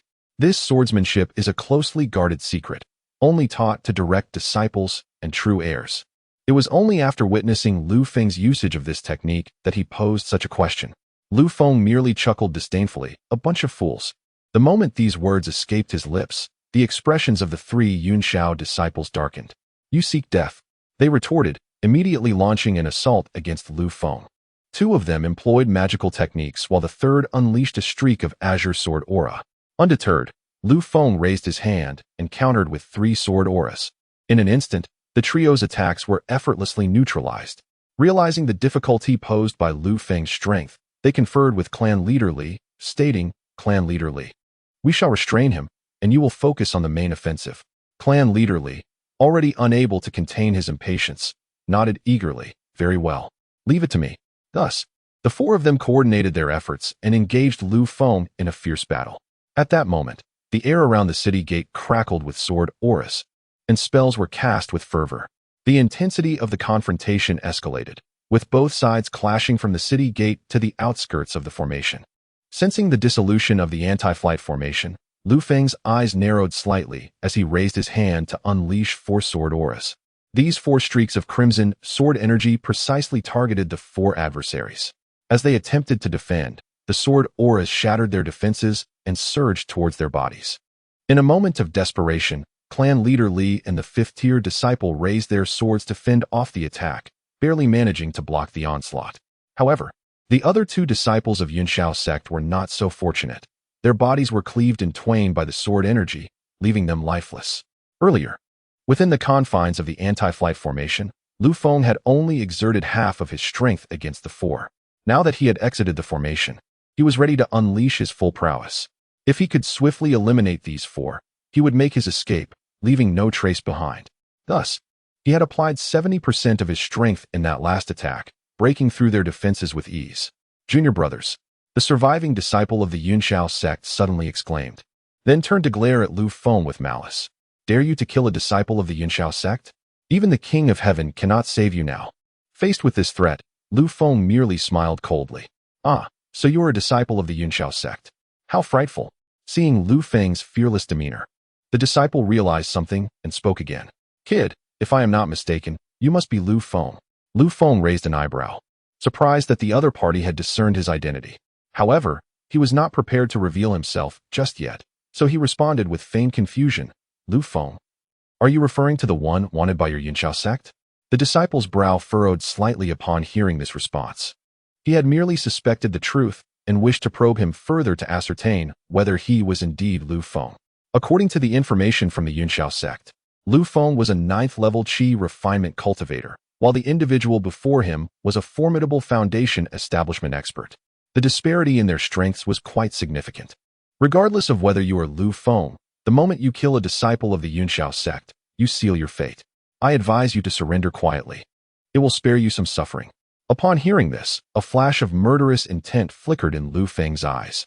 Surrender? Let us see who meets their end first.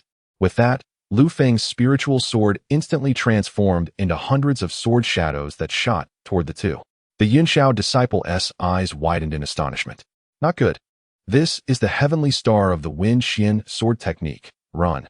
As a disciple of the Yunxiao sect at the foundation establishment stage, he was quite familiar with the Wen Xian sword technique. This particular move, the heavenly star, was a wide-ranging, lethal sword maneuver that could only be executed by those with substantial internal spiritual energy. Lu Feng unleashed the heavenly star without any prior motion, demonstrating a level of power far beyond that of an ordinary foundation establishment cultivator. The Yunxiao disciple prepared to flee on his sword, but the myriad sword shadows had already enveloped them. In the next moment, a torrent of sword shadows rained down upon them from all directions. Seeing this, both the clan leader Li and the Yunxiao disciple immediately summoned their defensive treasures to resist. But the treasures shattered within mere breaths under the relentless assault of the sword shadows. In an instant, their bodies were pierced by hundreds of sword shadows, resulting in their immediate demise. Having dispatched 5 foes, Lu Feng swiftly collected their storage bags and the sword in his hand into the system space. He then set their corpses ablaze, reducing them to ashes, and took to the skies, flying north toward the city of Nanfengxian. After such a commotion, Lu Feng realized he could no longer remain in Nanfengxian and intended to explore a more northern celestial city. Less than half a day later, Tang Kuan arrived in Nanfengxian with a capture team. Vice Hall Master, half a day ago, Li Tianxiang's squad reported suspicious activity in this area, but we have since lost contact with them. I fear they may be in danger, stated a late-stage Foundation establishment disciple from the capture team. Upon hearing the report from the disciple, Tang Kuan raised an eyebrow and immediately unleashed his spiritual consciousness to investigate. After 3 breaths, a glimmer of insight flashed in Tang Kuan's eyes.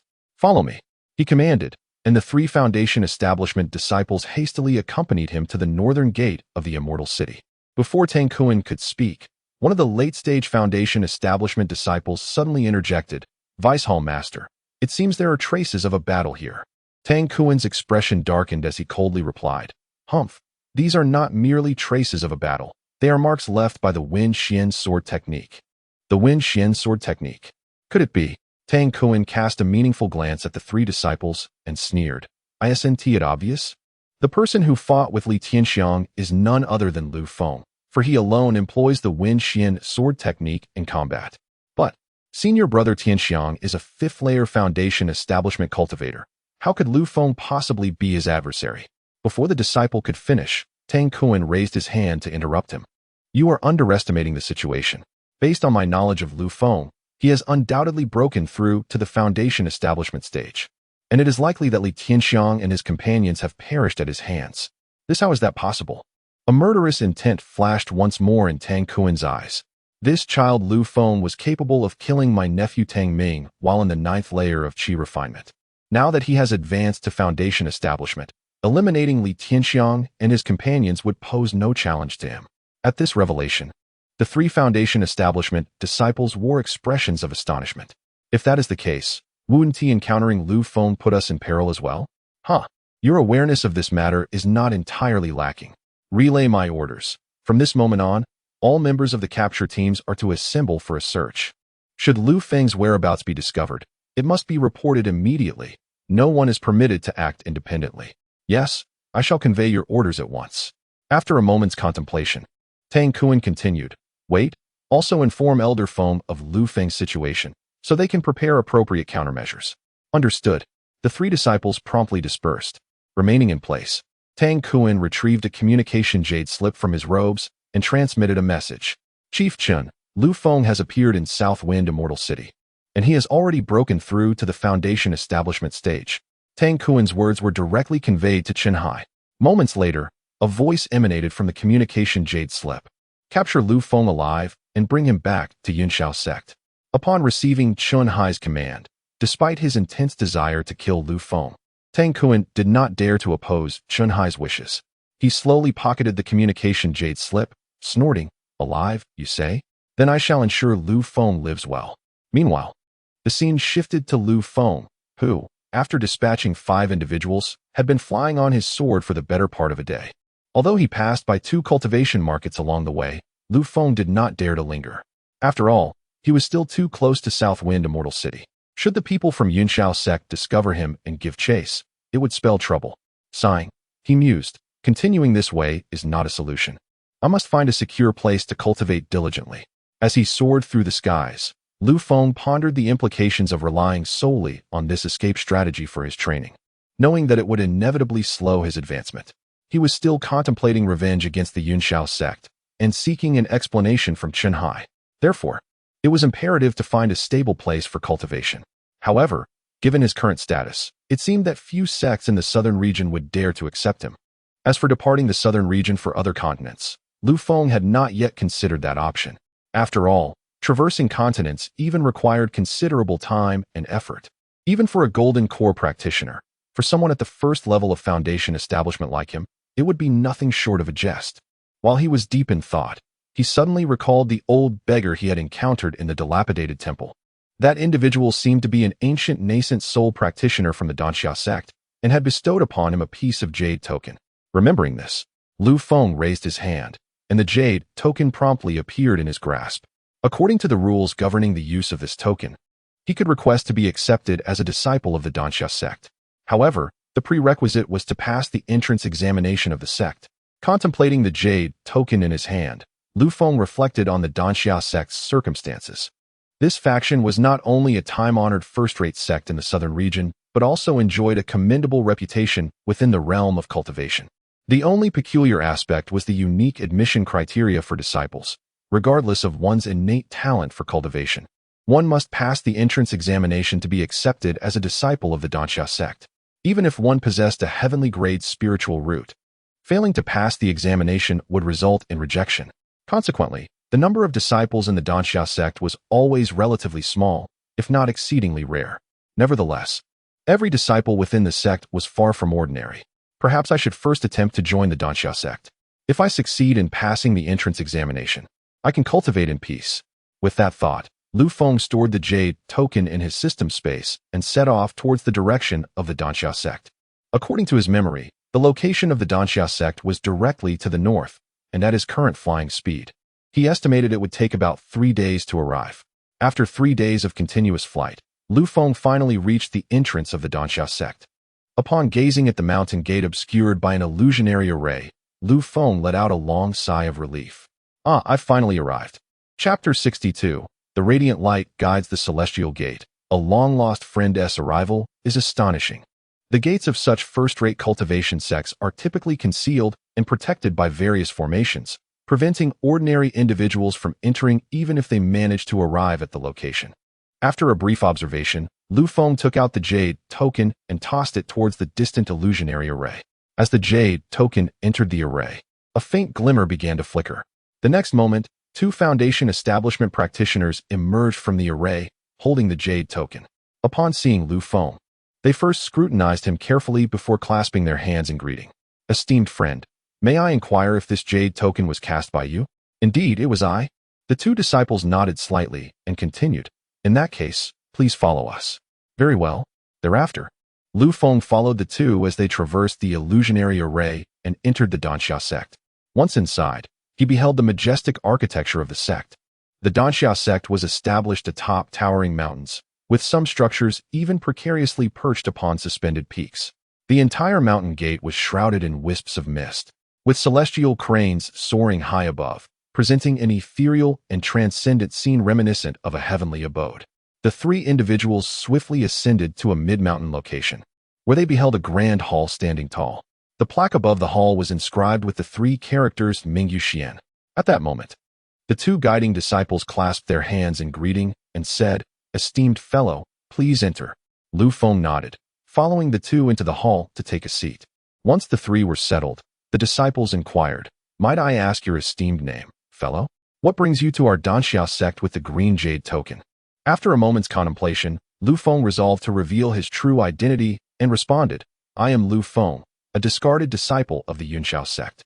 Upon hearing this, The two disciples from Cloudsoar Sect exchanged glances, their eyes betraying a hint of astonishment. Seizing the moment, Lu Feng continued. I wish to use the green jade token to obtain entry qualifications to your esteemed sect. With this, the two disciples shared another look before speaking. So it is Lu Daoyu. This green jade token was issued by our ancestor, the Wine Sword Immortal, who happens to be within the sect at this moment. Since you wish to join our Cloudsoar Sect, let us invite the Wine Sword Immortal to witness this. Lu Feng nodded. Indeed, that would be appreciated. After which, one of them produced a communication jade slip to summon the Wine Sword Immortal. Moments later, a streak of radiant light approached from the distance, followed by the sound of a hearty laugh. Haha, rascal from the dilapidated temple. I never expected you would actually come. The newcomer was none other than the old beggar Lu Feng had encountered in the ruined temple.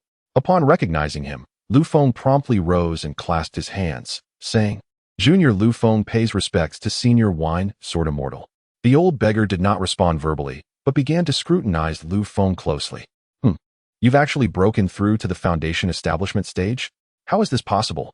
A few months prior, when the old beggar had met Lu Feng, he was merely at the 4th level of qi refinement. In just half a year's time, Lu Feng's cultivation had reached the 1st level of foundation establishment. Such a pace of advancement was nothing short of astonishing. The old beggar had never witnessed anything like it. Lu Feng offered an awkward smile.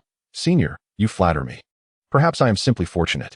With that, the old beggar grasped Lu Feng's left hand, channeling a surge of spiritual consciousness into his body for inspection. Senior, regarding your actions. Lu Feng felt somewhat bewildered. Silence. I must ascertain what kind of anomaly you are. With no choice but to comply, Lu Feng allowed the old beggar to probe. As the examination progressed, the old beggar's expression transitioned from calm to astonishment, and then to sheer shock. Once the inspection concluded, he gazed at Lu Feng with disbelief, exclaiming, You, young man, possess a heavenly grade spiritual root, and you have cultivated. Realizing the inappropriateness of the context, the old beggar abruptly ceased his speech. During the examination, he had discerned not only Lu Feng's spiritual root quality, but also the ancient cultivation method he employed. Lu Feng shrugged and replied, Indeed, as you have said, I possess a heavenly grade spiritual root. Upon the utterance of those words, the two disciples standing nearby displayed expressions of astonishment. In the southern domain's cultivation world, let alone celestial grade spiritual roots, even the finest singular spiritual roots are a rarity. A practitioner like Lu Feng, possessing celestial grade spiritual roots, would undoubtedly be coveted by various sections.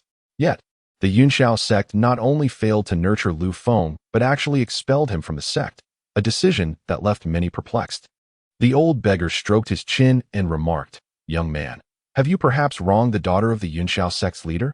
Otherwise, how could you have been expelled from the sect? Upon hearing this inquiry, Lu Feng felt 3 lines of black appear on his face. Given the earlier incident where the Wine Sword Immortal was pursued by the demonic sect Saintus, it seemed this old man was rather lecherous. Even if he wasn't a lecher, he certainly wasn't a respectable person. Clearing his throat, Lu Feng replied, Cough, Senior, you jest. I was framed due to offending certain individuals within the sect. He preferred not to elaborate on the reasons behind his expulsion. The old beggar nodded in acknowledgement. Very well, since that bunch from the Yunxiao sect no longer wants you, my Cloudsoar Sect shall take you in. With that, the two disciples beside them immediately clasped their hands and said, Master, this is contrary to the rules. Even if Lu Daoist possesses celestial grade spiritual roots, he must still pass the entrance examination to join the Cloudsoar Sect. Upon hearing their words, the old beggar's face revealed impatience. I understand. This old man will personally accompany this lad to take the entrance examination. Then that is acceptable. The two disciples dared not argue further, but they still utilized the communication jade slip to inform some higher-ups within the Cloudsoar Sect. When the prominent figures of the Cloudsoar Sect learned about Lu Feng's situation, they promptly transformed into streaks of light and flew towards the examination site. Meanwhile, the old beggar had already brought Lu Feng to the area designated for the entrance examination. They stood atop a mountain peak, and the old beggar pointed ahead, saying, Lu, do you see that suspension bridge? Simply crossing it will allow you to pass the first layer of the examination. Lu Feng looked up to see that the mountain peak he stood upon was connected to a distant floating peak by a suspension bridge devoid of a floor. Upon witnessing this scene, Lu Feng furrowed his brow. Senior, This bridge has no floor. How can I cross it? The old beggar chuckled. Are you afraid, boy? Fear is not the issue. I could simply use my sword technique to fly across. No. The first challenge prohibits the use of any magical powers. So, what say you? Do you dare to attempt it? Just as Lu Feng found himself at a loss, a voice suddenly echoed from the distant sky. Old beggar, do not mislead the youth. Step aside. Chapter 63. The Gathering of Danxia's Might. The suspension bridge of white clouds leading to the immortal path. With the resounding shout from afar, Lu Feng quickly turned to locate the source. He beheld several streaks of light rapidly approaching from the horizon, and within mere moments, these lights descended before him. Among them were men and women, young and old. Despite their varied appearances, each emanated an aura of immense power. Among the gathered individuals, a few exuded an aura even stronger than that of the old beggar, leaving Lu Feng utterly astonished. It appears that the Danxia sect indeed possesses profound depth. While Lu Feng observed the crowd, they too were scrutinizing him. At that moment, the old beggar, pouting with irritation, exclaimed, Old fool, what did you just call me? Accusing me of misleading the youth? You must provide a thorough explanation. Following this, a brown-haired elder clad in a purple robe stepped forward, retorting, Explanation? Are you not aware of your own appearance? Such promising talent should not fall prey to your misguidance. After speaking, the brown-haired elder turned to Lu Feng with a smile. Young friend, I am Su Nian, the second elder of the Danxia sect. We would be more than delighted to welcome you into our fold. Before Lu Feng could bow in respect, the old beggar interjected with evident dissatisfaction, Old fool, while I may appear somewhat disheveled, my ability to educate disciples far surpasses yours. Surely, you must concede this point. Over the past few centuries, you have only taken in 2 disciples, one of whom has already passed away, while the other remains holed up on the drunken sword peak. Who knows what you've taught them? The old beggar seemed to have struck a nerve, ready to erupt in anger. However, a woman's voice suddenly broke through their quarrel, commanding silence.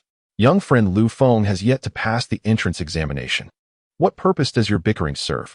Upon hearing this, the old beggar and the brown-haired elder exchanged glances but refrained from further argument.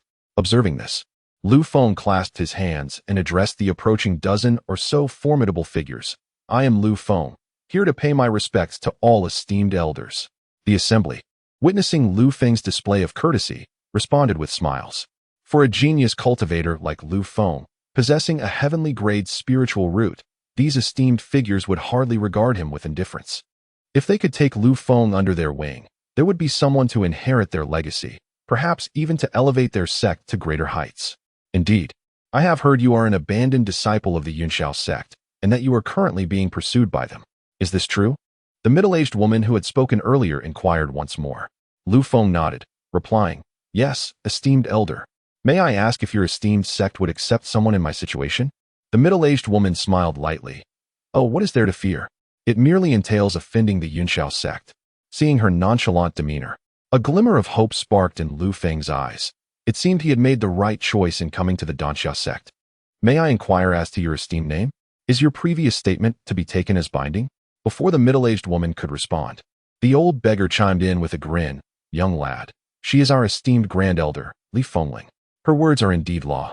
Upon realizing she was the grand elder, Lu Feng felt a slight shock. Typically, the highest authority in a sect is the sect leader, followed closely by the grand elder. As for the so-called supreme elders or ancestral figures, those are a different matter altogether. So it is elderly. In that case, I wish to attempt the entrance examination of your esteemed sect, and I kindly request the grand elder's approval. Li Fengling nodded slightly. Very well. You are indeed a person brought in by the venerable elder of wine, and I have full faith in you. Let us commence the initiation test. With the elder's consent, the old beggar chuckled as he patted Lu Feng's shoulder and said, Young lad Lu, the next steps rely solely on you. Do give it your utmost effort. Yes, I shall not disappoint my seniors. Lu Feng replied with determination. Very well, proceed. With that, Lu Feng turned his gaze towards the suspended bridge not far away.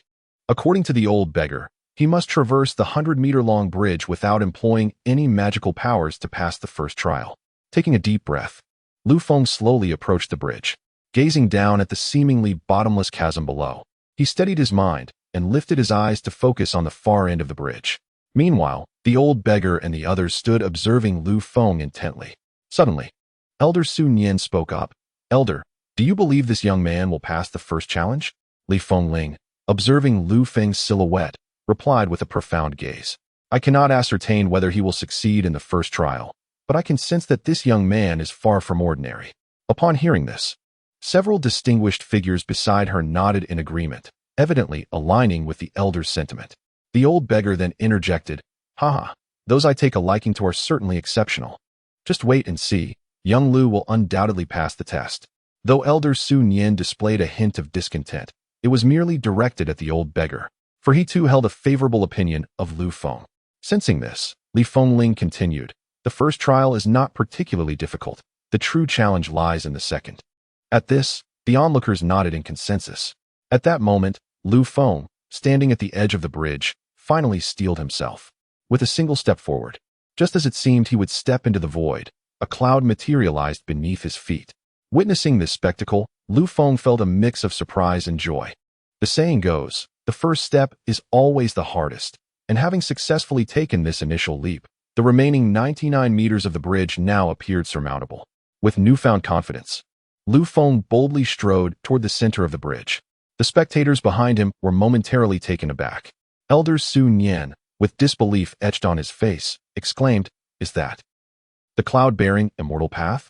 At this proclamation, a chorus of gasps echoed among the distinguished onlookers. This occurrence of Lu Feng navigating the challenge was something only the founder of the Cloudsoar Sect had previously achieved. The first trial of the bridge primarily assesses the courage, bravery, and potential destiny of aspiring cultivators. Should a challenger lack the fortune for cultivation, the bridge would unceremoniously send them plummeting into the abyss. Conversely, those with a modicum of cultivation fortune who dare to take that first step would find planks materializing to pave their way. As for those with profound cultivation fortune and formidable courage, golden planks would emerge to guide their passage. The situation with Lu Feng, stepping upon clouds, represented the pinnacle of achievement. This signified not only a fortitude as unwavering as steel, but also an immeasurable future brimming with cultivation opportunities, potentially elevating him to the rank of a transcendent being soaring amidst the clouds. Upon witnessing this scene, the grand elder Li Fengling instantly grasped the gravity of the situation. She coldly declared, all present here today must send a heavenly oath upon returning, strictly forbidding the revelation of Lu Feng's circumstances. Is that understood? As her words echoed, the assembly fell momentarily silent, only to quickly comprehend the directive, responding with respectful bows. Yes, we shall obey the Grand Elder's command. Among this group, Li Fengling held the esteemed position of Grand Elder of the sect, and her cultivation realm was unparalleled. Having resided at the 9th level of the nascent soul stage for many years, there was a substantial possibility that she would soon transcend into the formidable realm of transformation. Hence, her words carried great weight. Chapter 64. The Bridge of Inquiry and the Ladder to Heaven. As Lu Feng traversed the suspension bridge with increasing steadiness and speed, the white clouds beneath his feet grew ever more substantial. This signified that his future path to immortality was exceedingly promising, one that could not be easily shaken by outsiders. This development brought smiles to the faces of the prominent figures behind him. I told you this lad would prevail, the old beggar proclaimed, his face aglow with pride. At this moment, even the Grand Elder Li Fengling nodded in quiet approval, remarking, Indeed, if this young man passes the entrance examination, I shall personally report the merits of Elder Jio's recommendation to the sect master. Hearing the Grand Elder's words, the old beggar's smile broadened, exclaiming, Then I thank you most sincerely, Grand Elder. While the few conversed, Lu Feng had reached the midpoint of the suspension bridge. Here, he gradually slowed his pace and began to gaze at the breathtaking scenery below the cliff. As he beheld the ethereal clouds and the seemingly bottomless abyss, he was struck by a profound realization. He felt as though he had arrived at a pivotal juncture in his life, with memories flooding back, including some from his time on Earth. As these memories surfaced, a tumult of emotions surged within him. Just as these feelings escalated, the white clouds beneath his feet began to fade gradually. This sight startled the prominent figures behind him. The old beggar's brow furrowed in concern, exclaiming, This is not good. The lad is being ensnared by his inner demons. The second elder Su Nian, equally tense, inquired, How could this happen? He was fine just a moment ago. Why has he succumbed to inner turmoil? Grand Elder Lu Feng shook her head in resignation, stating, "Everyone carries their own inner demons. If one cannot overcome this trial, no matter how exceptional their talent, they shall remain mediocre." At her words, the assembly frowned. Inner demons can only be confronted by oneself. Failure to conquer them would severely limit one's potential in cultivation. There exists the grave risk of being mentally compromised, leading one to become an extremist cultivator. As Lu Feng's memories continued to resonate, the scene of his expulsion from the Yunxiao sect replayed vividly in his mind. He could hear the scornful and accusatory voices of the sect members, the reprimands from the head of the law enforcement hall, and the icy interrogations from Yi Xianming, the peak master of the Immortal Sword Peak. Lastly, he recalled Chun Hai's disdainful and indifferent gaze. In an instant, Lu Feng's expression morphed into one of defiance and fury, with the left side of his face tinged with a shadowy crimson hue. The multitude of esteemed figures observing Lu Feng were instantly struck with astonishment at the unfolding scene. Even the typically composed Grand Elder, Lu Feng, exhibited a change in demeanor, realizing with alarm that Lu Feng was succumbing to inner demons. Should this continue, he feared the young man would be irrevocably consumed by darkness. In that moment, the elderly beggar beside him, visibly anxious, declared, "Grand Elder, this cannot persist. I can no longer wait." As he spoke, the beggar prepared to intervene and disrupt Lu Feng's trial, but the Grand Elder raised his hand, conjuring a force that immobilized the beggar in place. "Elder Jiao, I understand your urgency, yet Lu Feng is at a critical juncture. The choice between becoming a demon or a god rests solely upon him." Although the beggar recognized the wisdom in the Grand Elder's words, he was acutely aware that should Lu Feng fall into the abyss of demonic influence, it would be too late for regrets. As time passed, Lu Feng became thoroughly engulfed in agonizing memories. The dark crimson hue on the left side of his face deepened, threatening to spread to the right as the white clouds beneath him finally dissipated. In an instant, Lu Feng plummeted from the suspension bridge, entirely oblivious to his descent due to his entrapment in tormenting thoughts. The assembly of dignitaries bore witness to this with wide eyes, and the elderly beggar wasted no time in transforming into a radiant light to rescue Lu Feng. Yet, at that moment, amidst his painful recollections, Lu Feng suddenly heard a resounding crash. Bang! The sound jolted Lu Feng's consciousness back to clarity, and upon opening his eyes, an unwavering determination shone within them. "Chun Hai, Yunxiao Sect, I, Lu Feng, shall undoubtedly settle this score with you." As he spoke, a vibrant rainbow light surged from the abyss, lifting Lu Feng back to the suspension bridge.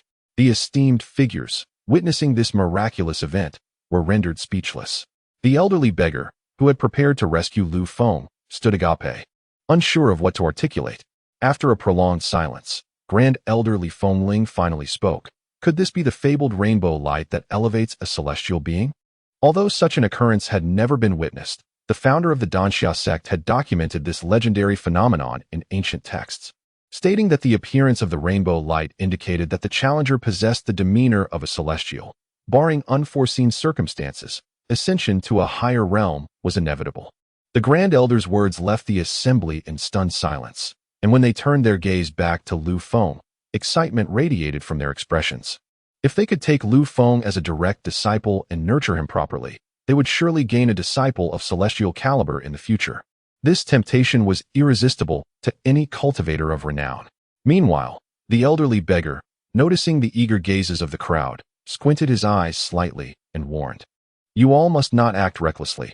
This young lad was recommended by me. Should you attempt any underhanded maneuvers, do not blame me for turning my back on you." At this declaration, the assembly erupted into light coughs, even the Grand Elder displaying a hint of embarrassment. In the meantime, Lu Feng had stepped onto the vibrant rainbow light, reaching the opposite side of the suspension bridge. Observing this, the esteemed figures swiftly transformed into beams of light, alighting beside Lu Feng. The old beggar inquired with a face full of concern, "Young Lu, how do you find the trial of the Wenchuan Bridge?" Upon hearing the question, Lu Feng realized that this precarious bridge was indeed named the Wenchuan Bridge. In response to the elder, he stated, "This Wenchuan Bridge evokes many memories from my past, yet it has also strengthened my resolve to pursue immortality." The crowd, upon hearing Lu Feng's answer, displayed expressions of delight. The old beggar laughed heartily, exclaiming, "Ha, splendid! Now, the final trial awaits. Do you see that over there? As he spoke, the old beggar raised his hand to point towards a heavenly staircase not far away. Lu Feng examined the staircase closely and discovered that it comprised 9 steps, each suspended in midair. At the end of this celestial staircase stood an ancient stone door. After observing it, Lu Feng respectfully inquired of the old beggar and the others, esteemed elders, "Is this 9-tiered staircase the second trial?" The old beggar smiled lightly, replying, "Indeed. This second trial is called the Ascension to Heaven. Do not be deceived by the mere 9 steps. Their difficulty surpasses that of the first trial, so you must tread carefully." Lu Feng nodded in acknowledgement, expressing his gratitude. "Thank you for your guidance, esteemed elder." The 9-tiered staircase before him appeared reminiscent of the staircase in the misty spirit realm. However, only by truly stepping upon it would he discern the nature of the trial. With that thought, Lu Feng advanced towards the staircase, while the other notable figures stood silently, awaiting his progress. Soon, he stood before the staircase, which, though it had only 9 steps, loomed tall into the clouds. Gazing upward instilled in him a sense of ascending to the divine realm. Steadying his nerves, Lu Feng murmured, "To ascend the heavenly staircase, is it? Let me test your difficulty." With that, he took a step forward, placing his foot upon the first step. Initially expecting to encounter overwhelming pressure or pain, Lu Feng was surprised to find no discomfort whatsoever. What is this? Noticing no issues from his first step, he proceeded to take the second. At that moment, 2 golden lotuses of energy suddenly surged beneath his feet. This caught Lu Feng off guard, yet he felt no ill effects. Meanwhile, the notable figures in the distance were no longer composed. They stared in astonishment, and the old beggar began to leap with joy. "Haha, this is the legendary Golden Lotus of the Earth. The Golden Lotus of the Earth." The old beggar danced with the exuberance of a madman. Chapter 65. Bravely ascending the celestial path, gaining the true inheritance of Danxia. Lu Feng paid no heed to the unusual behavior of the old beggar and others, continuing his ascent. With each step he took, golden lotuses blossomed beneath him, yet he felt no pressure or discomfort. By the time he reached the 8th step of the staircase, the assembled figures began to realize that his pace of ascent was rather extraordinary. "This is unusual."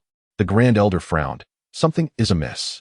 Even with the emergence of the golden lotuses of the earth, one should not ascend so swiftly." Upon hearing this, the others also began to react. The second elder, Su Nian, wore a perplexed expression.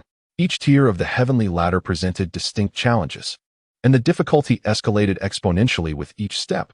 Yet, why did it seem to Su Nian that Lu Feng appeared utterly unfazed? At that moment, the old beggar also sensed something unusual. Although he felt a twinge of confusion, he chuckled and remarked, "Hee, this merely signifies that Lu Feng is no ordinary individual. In due time, you shall comprehend the sharpness of my discernment." While the conversation unfolded, Lu Feng had already ascended the 9th tier and stood before the ancient stone door. As he pondered how to unlock it, the door creaked open of its own accord. A cascade of multicolored light emanated from within, and after a brief pause, Lu Feng stepped inside. Upon entering, a force of spatial energy transported him to an unfamiliar grand hall. Before he could fully survey his surroundings, a voice resounded through the hall, declaring, "Lu Feng, you have successfully passed our sect's entrance examination. From this day forth, you shall be recognized as the 5th true disciple of the Danxia sect. Do you accept?" Startled, Lu Feng looked up to see an elderly man clad in a green robe with white hair seated at the head of the hall. Without hesitation, Lu Feng clasped his hands and replied, "I am willing." The elder nodded slightly, then waved his hand, causing a storage ring to soar towards Lu Feng. "Excellent. I am Dan Xingzi, the Grand Elder of the Danxia sect. Within this ring lies your identity token as a true disciple and various cultivation resources. A token of my welcome." The revelation that the speaker was the Grand Elder left Lu Feng in a state of astonishment. "Thank you, Grand Elder, for your generous gift. Unless there is anything else, I shall escort you from this place," Dan Xingzi stated. After a moment's contemplation, Lu Feng respectfully inquired, "Grand Elder, my identity is somewhat unique, and I fear that should the Yunxiao sect come seeking me." Dan Xingzi smiled gently and replied, "Do not worry about this matter. Even if the venerable Xiantian of the Yunxiao sect were to come personally, he would not be able to harm you." With those words, Lu Feng felt a profound sense of relief. The most formidable figure within the Yunxiao sect was indeed Xiantian, a superpower at the 2nd tier of the transformation realm. If Dan Xingzi was unafraid of him, then Lu Feng had little cause for concern. He could finally devote himself to cultivating within the Cloudsoar Sect in peace. Yes, I shall remember, he affirmed. At that moment, Dan Xingzi slowly rose and, in an instant, appeared before Lu Feng. Before you depart, I have a few admonitions for you. Please, enlighten me, senior. Now that you have become a true disciple of the Cloudsoar Sect, you shall have the opportunity to vie for the position of sect leader. Cultivation is not merely a contest against others. It is also a struggle against the heavens. I hope you carve out your own path in this world of intense competition. Dan Xingzi's words stirred a tempest within Lu Feng's heart. The prospect of contending for the position of sect leader indicated that he had already been positioned as a candidate for the next leader, a privilege far surpassing his status within the Cloudsoar Sect. As long as he did not betray the Cloudsoar Sect, he would likely remain free from any sectarian retribution. Moreover, Dan Xingzi had just remarked that this is an era of great contention, which left Lu Feng somewhat perplexed. Esteemed elder, what do you mean by an era of great contention? Lu Feng inquired further. Dan Xingzi raised his gaze towards the expanse beyond the hall, an enigmatic expression gracing his countenance. An era of great contention signifies that in your time, numerous extraordinary prodigies will emerge, accompanied by countless significant opportunities. To cultivate successfully in such an environment, one must strive relentlessly. Do you understand? Lu Feng nodded. Disciple comprehends. Since it is an era of great contention, I shall not lag behind. Hee. Your confidence is commendable, but remember that your life is of utmost importance. Yes, disciple shall heed your wise counsel. Dan Xingzi surveyed Lu Feng before continuing. Very well, it is time to send you out. Otherwise, that drunken lad will surely cause a ruckus again. With a gentle wave of his hand, Lu Feng was promptly transported back before the old beggar and the others. Upon seeing Lu Feng's arrival, the group gathered around him. The old beggar was the first to approach, expressing concern. Young Lu, did you meet the esteemed elder? Lu Feng nodded. Indeed, I did. Did the elder give you any trouble? Not at all. The elder appeared very amiable. The old beggar's expression shifted to one of skepticism. Are you certain that old man was amiable? Ahem, Elder Jiao, mind your words. Li Fengling interjected with a light cough. Lu Feng scratched his head and produced the token of a true disciple, stating, I speak the truth. The esteemed elder even conferred upon me the title of the 5th true disciple. Here is the token. The assembly gazed in astonishment at the token in Lu Feng's hand. What? How is this possible? Chapter 66. The first hearing of the true disciple's name. A surprising revelation. The token in Lu Feng's grasp was evidently authentic. For such tokens are exclusively awarded by the sect leader and the esteemed elder of the Cloudsoar Sect. Hence, Lu Feng's claims were undeniably true. The old beggar took the token from Lu Feng's hand for a closer examination, his surprise intensifying. Young Lu, I never anticipated the esteemed elder to hold you in such high regard, designating you as the 5th true disciple. You have truly struck it rich. Upon hearing this, Lu Feng raised an eyebrow. Elder Jiao, what do you mean by that? Previously, when he was at the Cloudsoar Sect, there were also 9 true disciples. Yet their status was only marginally higher than that of the direct disciples.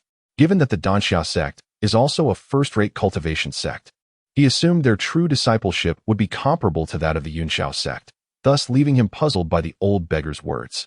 The old beggar returned the token to him and spoke with a significant tone.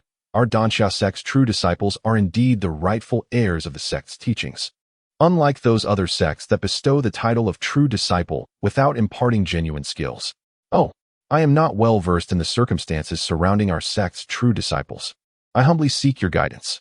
Lu Feng clasped his hands and continued to inquire, genuinely intrigued about what distinguished the true disciples of the Cloudsoar Sect. The Cloudsoar Sect remains rather understated within the southern domain's cultivation realm, leading outsiders to possess scant knowledge of this esteemed faction.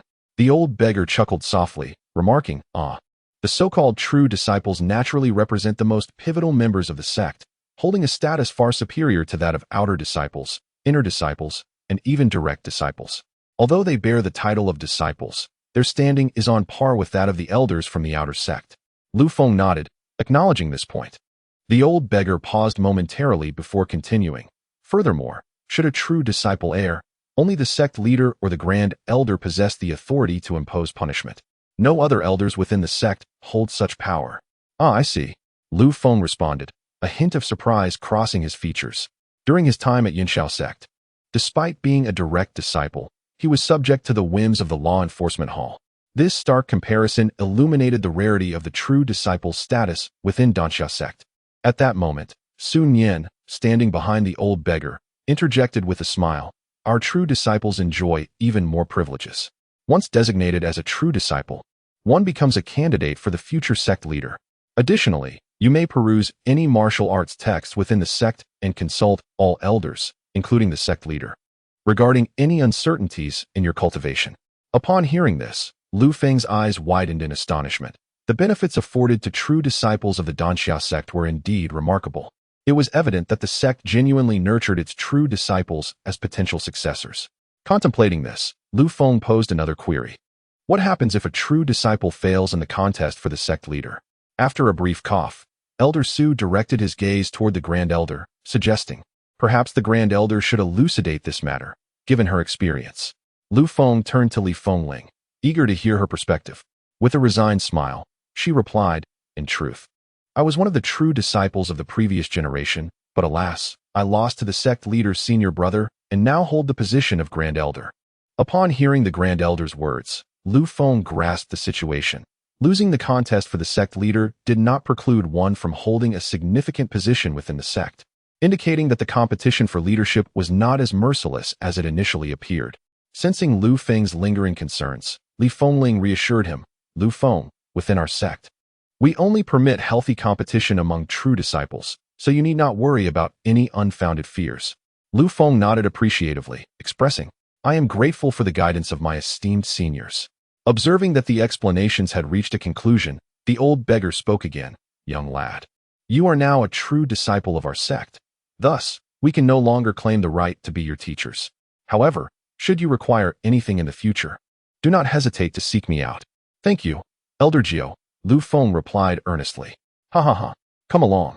I shall now escort you to select a celestial abode as your true disciple's residence." Lu Feng nodded and bid farewell with a respectful gesture to the Grand Elder and others. Subsequently, the old beggar led him into the sky, gesturing towards the sect's architectural marvels below as he provided explanations. The Cloudsoar Sect's entrance comprises 3 distinct layers, with the outermost tier designated for the use of outer disciples, which also includes areas for receiving external guests. However, the spiritual energy concentration in the outermost region is the weakest. Further inward lies the residence of the inner sect disciples and several esteemed elders, encompassing various departments and the 9 grand peaks. At this point, Lu Feng recalled the Danding Peak and the Xianjian Peak of the Yunshao Sect, both of which are situated within the inner sect region. "Young Lu, although the concentration of spiritual energy in this inner sect area is commendable, it pales in comparison to the core region," the old beggar remarked, stroking his beard thoughtfully. Lu Feng paused momentarily, inquiring, "Oh, what accounts for this disparity?" "Ha ha, while the core region may be modest in size, it harbors 3 great caves and 6 blessed lands. Furthermore, only the true disciples, the sect master, and the venerable elders are permitted access. Other disciples and elders of the inner sect lack such privileges." Naturally, Lu Feng had heard of these caves and blessed lands, renowned as the optimal sanctuaries for cultivators, where the spiritual energy is not only abundant but also enhances one's comprehension. Additionally, some caves and blessed lands possess unique functions, such as connecting to the earth's fire or channeling the power of the stars. However, Lu Feng had only heard tales of such places and had never beheld them himself. As he pondered this, the old beggar had already guided him to the formation that guarded the core region. "Ahem, young Lu. This formation is the great protective array of the core region. I lack the authority to enter, thus I must borrow your true disciple token." Upon hearing this, Lu Feng nodded and produced the token, handing it to the old beggar. The beggar received the token and tossed it towards the formation, causing a gap to manifest, through which the token was promptly returned. Seeing this, the old beggar smiled at Lu Feng and said, "All right, keep your token safe. We can now enter the core region." With that, the two of them soared through the gap in the formation. Once inside the core region, Lu Feng immediately noticed several peculiarities. The area appeared smaller than the inner sect, and the structures were few and far between. Yet, the concentration of spiritual energy here was evidently several times denser than that of the inner sect. Observing Lu Feng's astonished expression, the old beggar grinned. "Haha, can you feel it? This is the heart of our sect. Lu Feng closed his eyes to savor the energy, realizing it was more than adequate for his daily cultivation. He exclaimed, "Senior Jiao, this place is indeed extraordinary." It was well known that Lu Feng had a significant demand for spiritual energy, and the fact that this location could satisfy his routine cultivation spoke volumes about its potency.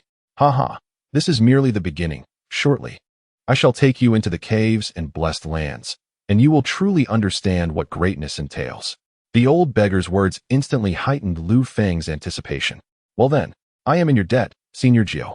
As the two prepared to advance, three figures suddenly approached from the distance. Upon closer inspection, Lu Feng discerned that all three were young cultivators, one female and two males. The trio clasped their hands in salute to Elder Jiao, exclaiming, "Disciples pay their respects to Elder Jiao."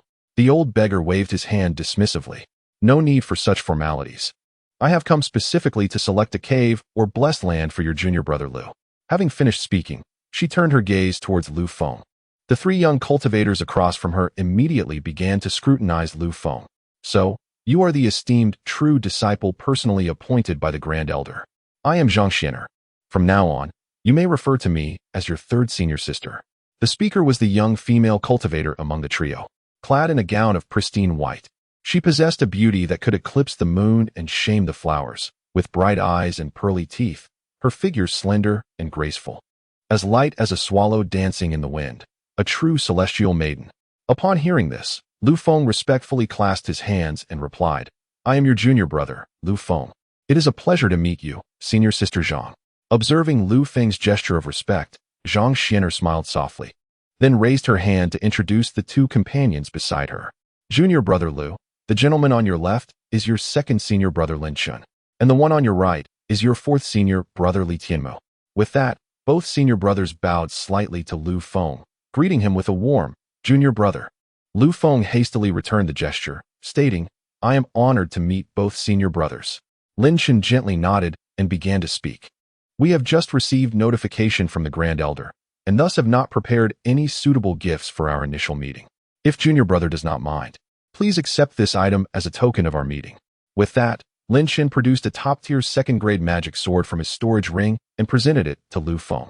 Upon receiving such a precious gift, Lu Feng was momentarily taken aback. After all, this was a second-grade magic sword, which could fetch at least several 100,000 lower-grade spirit stones if sold in the market. To bestow such a valuable treasure upon Lu Feng right at their first meeting was truly extravagant. The old beggar beside him noticed Lu Feng's astonishment and prompted, "Young lad, this is the meeting gift from Lin Chun. You should graciously accept it." Realizing what was happening, Lu Feng finally responded, "Oh, thank you very much, senior brother Lin." Seeing Lu Feng accept the gift, Lin Chun merely smiled and nodded, choosing not to elaborate further. Meanwhile, third senior sister Zhang Xianer also smiled and retrieved a mirror from her storage ring, presenting it to him. "Junior brother Lu, I may not be as wealthy as senior brother Lin, so I can only offer you this defensive talisman. I hope you do not find it lacking." Upon closer inspection, Lu Feng discovered that the copper mirror she gifted was a second-grade upper-tier defensive talisman. While it did not quite match the value of Lin Chen's offering, it was still worth around 1 or 200,000 lower-grade spirit stones. Therefore, Lu Feng clasped his hands and expressed, "Senior sister Zhang, you are too modest. How could I ever disdain your gift?" A smile graced Zhang Xianer's lips as she replied, "As long as you do not mind." At that moment, fourth senior brother Li Tianmu, with a hint of resignation, remarked, "Since my senior brothers and sisters have all presented gifts, I cannot be empty-handed either. This item was a serendipitous find of mine. I shall give it to you as a meeting gift." With that, he tossed a square jade box, roughly the size of a head, to Lu Feng. Lu Feng caught the box, but did not open it immediately. Instead, he looked at Li Tianmu with curiosity. "Senior brother Li, what is this?" "You shall find out once you open it." "All right then." Lu Feng slowly opened the jade box, and a rich fragrance wafted out from within. Upon closer inspection, he discovered a fist-sized, vibrant red fruit nestled inside the box. Although Lu Feng was unfamiliar with this particular fruit, its appearance and aroma indicated that it was certainly no ordinary spirit fruit. At this moment, Zhang Xianer exclaimed, "Li Shidi, you have actually gifted the dragon blood Tao fruit to Lu Shidi? Why not?" Li Tianmu replied with a chuckle.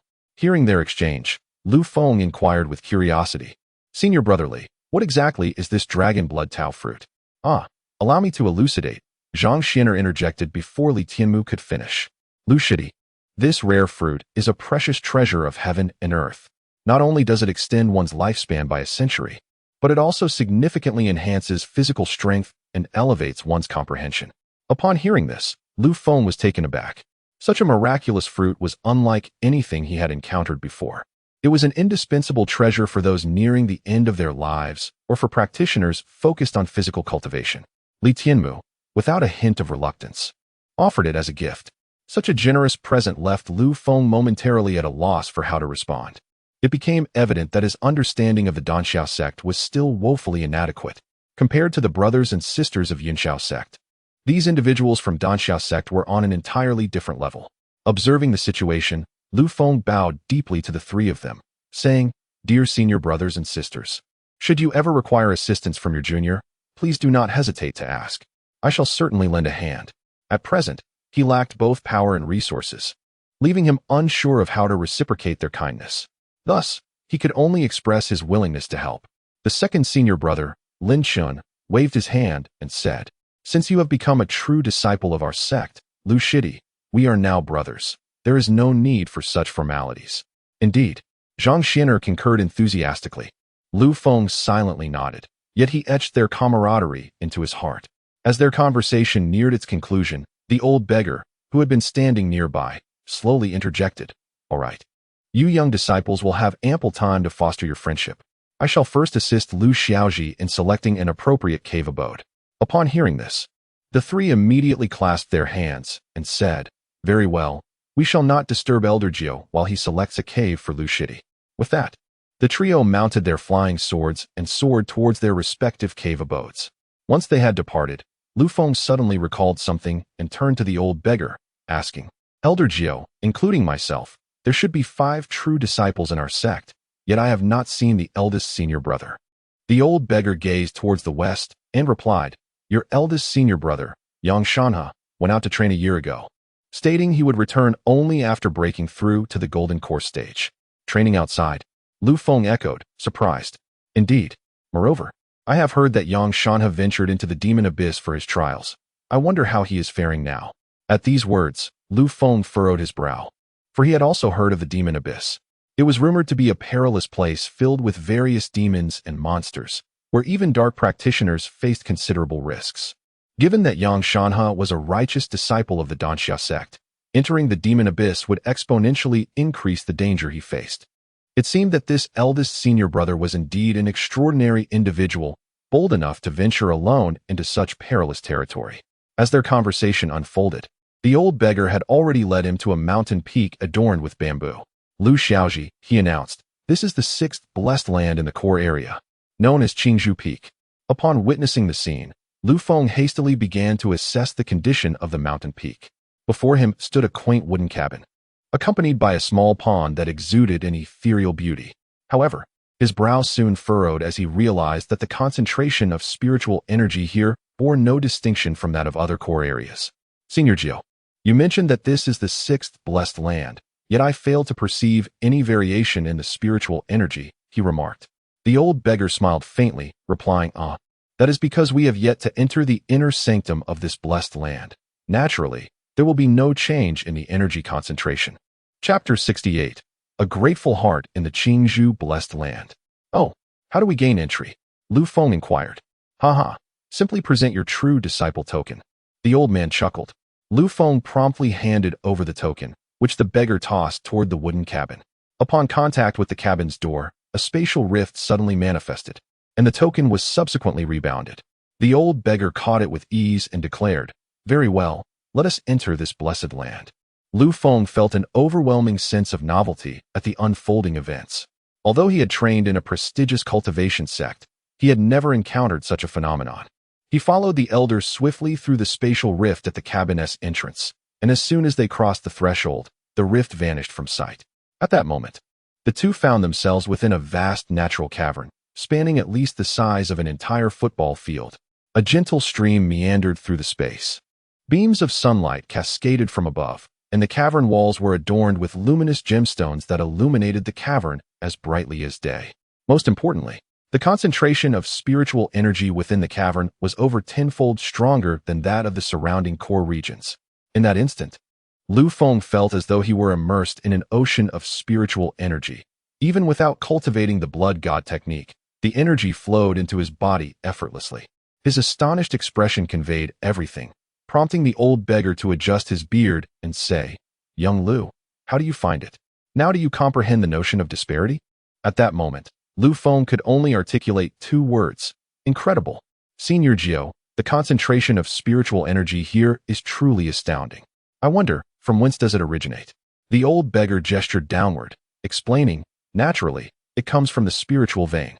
This blessed land is situated precisely at the node of the vein. Noticing your affinity for alchemy, I specifically selected a location enriched with earthly fire for you. Touched by the elder's thoughtfulness, Lu Feng was moved. He had not anticipated such genuine concern from the sword immortal. Observing Lu Feng's expression of gratitude, the old beggar waved his hand dismissively. Very well. Let me first show you around the Qingzhou Peak, blessed land. If it does not suit your fancy, I shall take you to explore other blessed lands. Oh, Senior Geo, may I choose a cave heaven? It is important to note that cave heavens and blessed lands are distinct entities, with the former being of a superior caliber. The old beggar shook his head, stating, "Our sect possesses only 3 cave heavens. Regrettably, they have already been utilized by the Grand Elder, the Sect Master, and Yang Shana. Thus you may only select from the blessed lands." Ah, I see. After concluding their conversation, the old beggar guided Lu Feng on a tour of this sacred place. The Qingzhou Peak. Within this enchanting realm, not only was there a source of geothermal energy, but also a bed of cold jade ice. Meditating upon this bed not only facilitates the calming of the mind, but also serves to quench the inner fire, allowing practitioners to maintain a tranquil state of thought. Thus, the interplay of fire and ice is what renders this place truly exceptional. After examining the layout, the old beggar turned to Lu Feng and inquired, "What do you think? Are you satisfied with this place?" Lu Feng nodded, expressing his profound contentment with the sacred grounds. "Ah, since you are pleased, this land shall henceforth be your abode." With that proclamation, the old beggar produced his disciple's token, raised his hand, and a stream of violet energy surged into the token. Instantly, the token radiated a powerful formation, intertwining with the array of this sacred site. Once this was accomplished, the old beggar handed the token to Lu Feng, saying, "Young lad, this place is now yours. Moreover, I have linked my communication jade slip with your token. Should you have any questions, feel free to reach out through it." Holding the token, Lu Feng bowed deeply to the old beggar. "Esteemed elder, I am eternally grateful for your kindness. Allow me to pay my respects." Yet, before he could kneel, the old beggar lifted him effortlessly with his power, stating, "I do not appreciate such formalities. If you truly wish to express gratitude, then devote yourself to your training and bring honor to me." At these words, Lu Feng felt a warmth in his heart. "Yes, I shall strive diligently. That's the spirit. If there is nothing else, I shall take my leave. Otherwise, the elder will surely have words for me," the old beggar remarked. "Allow me to see you off," Lu Feng offered. The old beggar waved his hand and transformed into a streak of violet light, soaring away from the sacred site. Once the elder departed, Lu Feng found himself alone in the vast cave. Reflecting on his journey into the Cloudsoar Sect, he marveled at the unpredictable nature of life. Once merely a discarded disciple of the Cloudsoar Sect, even a wanted one at that, he now stood as a true disciple of the Cloudsoar Sect, bestowed with a sacred abode for his cultivation. After this moment of reflection, Lu Feng retrieved the storage ring gifted by the elder. Inside, he discovered not only the token denoting his status as a true disciple, but also a complete set of disciple robes, a tome, and various cultivation resources. As he unfurled the robes, astonishment washed over him. The attire comprised 4 second-tier superior magical artifacts: a Lioli purple gold crown, a golden silk silver robe, star-frost jade bracers, and flowing cloud sky-treading boots. This formidable ensemble ensured that as long as he did not encounter a golden core master, his life would be secure. The Cloudsoar Sect truly offered remarkable benefits to its true disciples. With excitement, Lu Feng donned the robes, instantly enhancing his appearance, making him even more strikingly handsome and charismatic. After changing into the attire, he took out the tome from the storage ring and began to peruse its contents. Within, it chronicled the history of the Cloudsoar Sect and outlined its rules and regulations. After reviewing the materials, Lu Feng gained a deeper understanding of the Cloudsoar Sect, particularly intrigued by the allocation rules for resources designated for true disciples. According to the documented regulations, true disciples are entitled to receive corresponding cultivation resources at each level, with distributions occurring annually.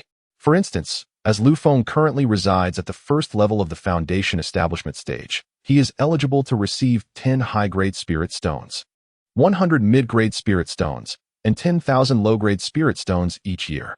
In addition to spirit stones, he can also claim 1,000 superior true spirit pills and 300 other second-tier medicinal pills. The sheer abundance of cultivation resources was something Lu Feng had never envisioned.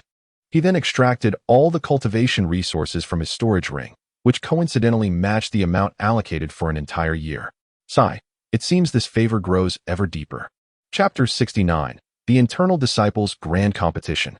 After inspecting the items sent by the esteemed elder, Lu Feng turned his gaze to the storage ring on his finger. While both storage rings and storage bags serve the purpose of item retention, the storage bag pales in comparison to a true magical artifact. Moreover, it is relatively easy for outsiders to access the contents of a storage bag, unlike a storage ring. This ring not only qualifies as a third-tier magical artifact, but also offers a considerably larger storage space than that of a bag, with the paramount feature being its ability to recognize its master.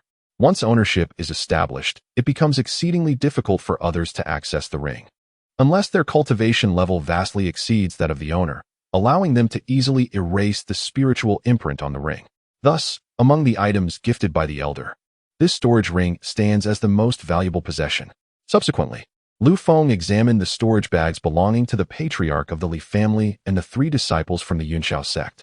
After a thorough inventory, he discovered a total of 7 mid-tier second-grade magical artifacts, 5 low-tier second-grade artifacts, and a few high-tier first-grade spirit tools. In addition, there were 320,000 low-grade spirit stones and various ordinary-grade medicinal pills. If one were to include the treasures, medicinal pills, and rare materials from the storage bags of Tang Ming and others, they could fetch a considerable sum of spirit stones. However, Lu Feng found himself in no immediate need of spirit stones and, as a newcomer to the Cloudsoar Sect, decided to postpone dealing with these spoils. His current focus is on diligent cultivation, aiming to familiarize himself with the people, affairs, and items within the Cloudsoar Sect. As for the dragon blood fruit gifted by Li Tianmu, Lu Feng resolved to refrain from consuming it just yet. After all, he does not currently lack longevity, and the blood god technique is continuously enhancing his physical strength. Hence, it would be prudent to keep the fruit for a time when its benefits are truly needed. After inventorying all his possessions, Lu Feng stored the more valuable treasures within the system space, while the remainder was placed into the storage ring. It was now time to engage in cultivation, and he was eager to discover the unique aspects of practicing within the auspicious environment of Qingzhou Peak. With that, Lu Feng settled onto the cold jade ice bed, assuming a cross-legged position, and instantly felt a refreshing energy coursing through his body. A subtle smile graced his lips as he experienced the bed's effects. He then closed his eyes, concentrating fully on operating the blood god technique for rapid cultivation. As the blood divine art operated, the dense spiritual energy around Lu Feng began to surge continuously into his body. Although Lu Feng absorbed the spiritual energy at an astonishing rate, there was no sign of depletion in the cave's spiritual energy. No matter how much he absorbed, it would soon be replenished. Realizing this, Lu Feng finally comprehended the terrifying nature of this blessed land. It seems I can finally immerse myself in cultivation. With that, Lu Feng once again activated the blood divine art, this time without restraint, fully dedicating himself to his practice. At this moment, the scene shifted to the discussion hall of the Cloudsoar Sect, where more than 20 senior members of the sect were seated. Among them were several prominent figures who had just witnessed Lu Feng's entrance examination. Sitting at the head of the hall was a middle-aged man clad in a gray robe. His appearance was unremarkable, yet he emanated an air of elegance and authority. This man was none other than Feng Qingxian, the sect leader of Cloudsoar. At this juncture, Jiao Jianxian rose and clasped his hands, saying, "Sect leader, Lu Feng's cave dwelling has been arranged in the blessed land of Qingzhou Peak. It appears this young man is quite satisfied with that location." Feng Qingxian nodded slightly, acknowledging that Qingzhou Peak was indeed a commendable place for cultivation. With this, our sect now has 5 true disciples. I trust that there will be no objections regarding Lu Feng's status as a true disciple. Upon hearing this, the majority present raised no objections, as they had witnessed firsthand how Lu Feng passed the entrance examination. Thus, they all supported his recognition wholeheartedly.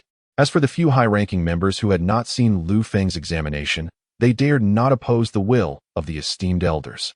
Therefore, Feng Qingxuan's inquiry was merely a formality. Noticing the consensus among the crowd, elderly Fengling suddenly stood up and addressed them, sect leader, esteemed peak masters and elders. It has been over a decade since our sect has seen the emergence of a true disciple. This situation is well known to all, yet we find ourselves powerless. Unlike other cultivation sects, our Cloudsoar sect has strict entrance examination rules, which have led to the elimination of many promising talents with exceptional aptitude. Consequently, our number of disciples has greatly diminished, and given the high standards for true disciples, we have only selected 4 in the past few decades. Now, with Lu Feng, we have merely 5. Pausing for a moment, Lu Fengling continued. As for this Lu Feng, I have personally verified his qualifications. His talent and temperament undeniably merit the title of true disciple. The only complication lies in his identity. Among the leaders present, a few were still unaware of Lu Feng's background, which prompted Lu Fengling to address the matter specifically. Moreover, since Lu Fengling had already voiced her endorsement of Lu Feng, it indicated that several elders and peak masters within the sect also recognized him. Thus, Lu Feng's status as a true disciple was beyond question, especially given Lu Fengling's considerable prestige within the Cloudsoar sect. Hearing the elder's remarks, Feng Qingxian, seated at the head, inquired, "Oh, junior sister mentions that Lu Feng's identity poses some complications. May I ask what she means?" Before the commencement of the assembly, Feng Qingxian was already well aware of Lu Feng's circumstances. His sudden inquiry seemed to aim at bringing the matter to light. Lu Fengling exchanged a glance with Feng Qingxian, and a subtle smile flickered in their eyes. In response to the elder brother of the sect leader, it was revealed that Lu Feng was originally a disciple of the Cloudsoar sect, specifically a direct disciple of Master Chen Haifeng. However, due to offending certain individuals, he had been expelled from the sect. Upon hearing this, Feng Qingxian silently nodded. If that were the case, what trouble could it possibly pose for the Cloudsoar sect to accept Lu Feng? Alas, it was unfortunate that Lu Feng had recently slain several disciples of the Cloudsoar sect, which led to a bounty being placed on his head. This revelation clarified the source of the trouble for everyone present. Feng Qingxian smiled faintly and remarked, Lu Feng's actions were likely driven by resentment stemming from his expulsion. Such feelings are only human and can be understood. Upon hearing the sect leader's perspective, the crowd quickly grasped the underlying implication. This indicated a determination to protect Lu Feng, regardless of the Cloudsoar sect's threats. At that moment, a middle-aged woman clad in a dark robe rose and clasped her hands, addressing the leader and the elder. Although our sect may not boast a large number of disciples, each one is meticulously chosen, with some inner disciples and direct disciples being exceptional. Since Elder believes Lu Feng's talent and disposition are commendable, why not hold a grand competition among our disciples? If Lu Feng can secure a top 3 position, then his status as a true disciple will go unquestioned. Feng Qingxian and Lu Fengling turned their gazes to the speaker, who was none other than Feng Wenqin, the leader of the Zuan peak of the Cloudsoar sect. Although Lu Feng's title as a true disciple was granted by the Grand Elder, earning the respect of others required tangible proof of his capabilities. Therefore, Feng Wenqin's proposition held no flaws. Observing this, Feng Qingxian addressed the assembly, inquiring, "What are your thoughts on Feng Peakmaster's suggestion?" The esteemed individuals, having witnessed Lu Feng's entrance examination, furrowed their brows. They were unequivocally convinced of Lu Feng's talent and character. However, Feng Wenqin's reasoning was compelling, leaving them uncertain about their stance. As the members hesitated, the wine sword Immortal cast a glance at Feng Wenqin and then stood to speak. "Leader, Feng Peakmaster's suggestion is indeed sound, and I firmly believe Lu Feng can achieve a top 3 result, perhaps even claim the first place. Thus, I wholeheartedly support the notion of a disciple competition." Everyone was aware that Lu Feng had been introduced by the wine sword Immortal, so if he dared to make such a statement, what reservations could they possibly have? The Grand Elder, Lu Fengling, exchanged glances with the wine sword Immortal, then nodded in agreement. "Since Feng Peakmaster wishes to hold the competition, let us proceed. This will also serve to assess the progress of our disciples' cultivation over the years." Seeing the Grand Elder's endorsement, the others promptly expressed their agreement as well. Consequently, Feng Qingxian found it difficult to object and decisively stated, "Since no one opposes, we shall proceed with Feng Peak Master's proposal. As for the time of the grand competition, it has been set for 1 month hence. Should Lu Feng achieve a position within the top 3, our sect shall publicly announce his status as a true disciple of our lineage." Upon hearing this, the crowd rose in unison, bowing respectfully, affirming their compliance with the sect leader's decree. Unbeknownst to Lu Feng, he remained immersed in his cultivation within the cave abode.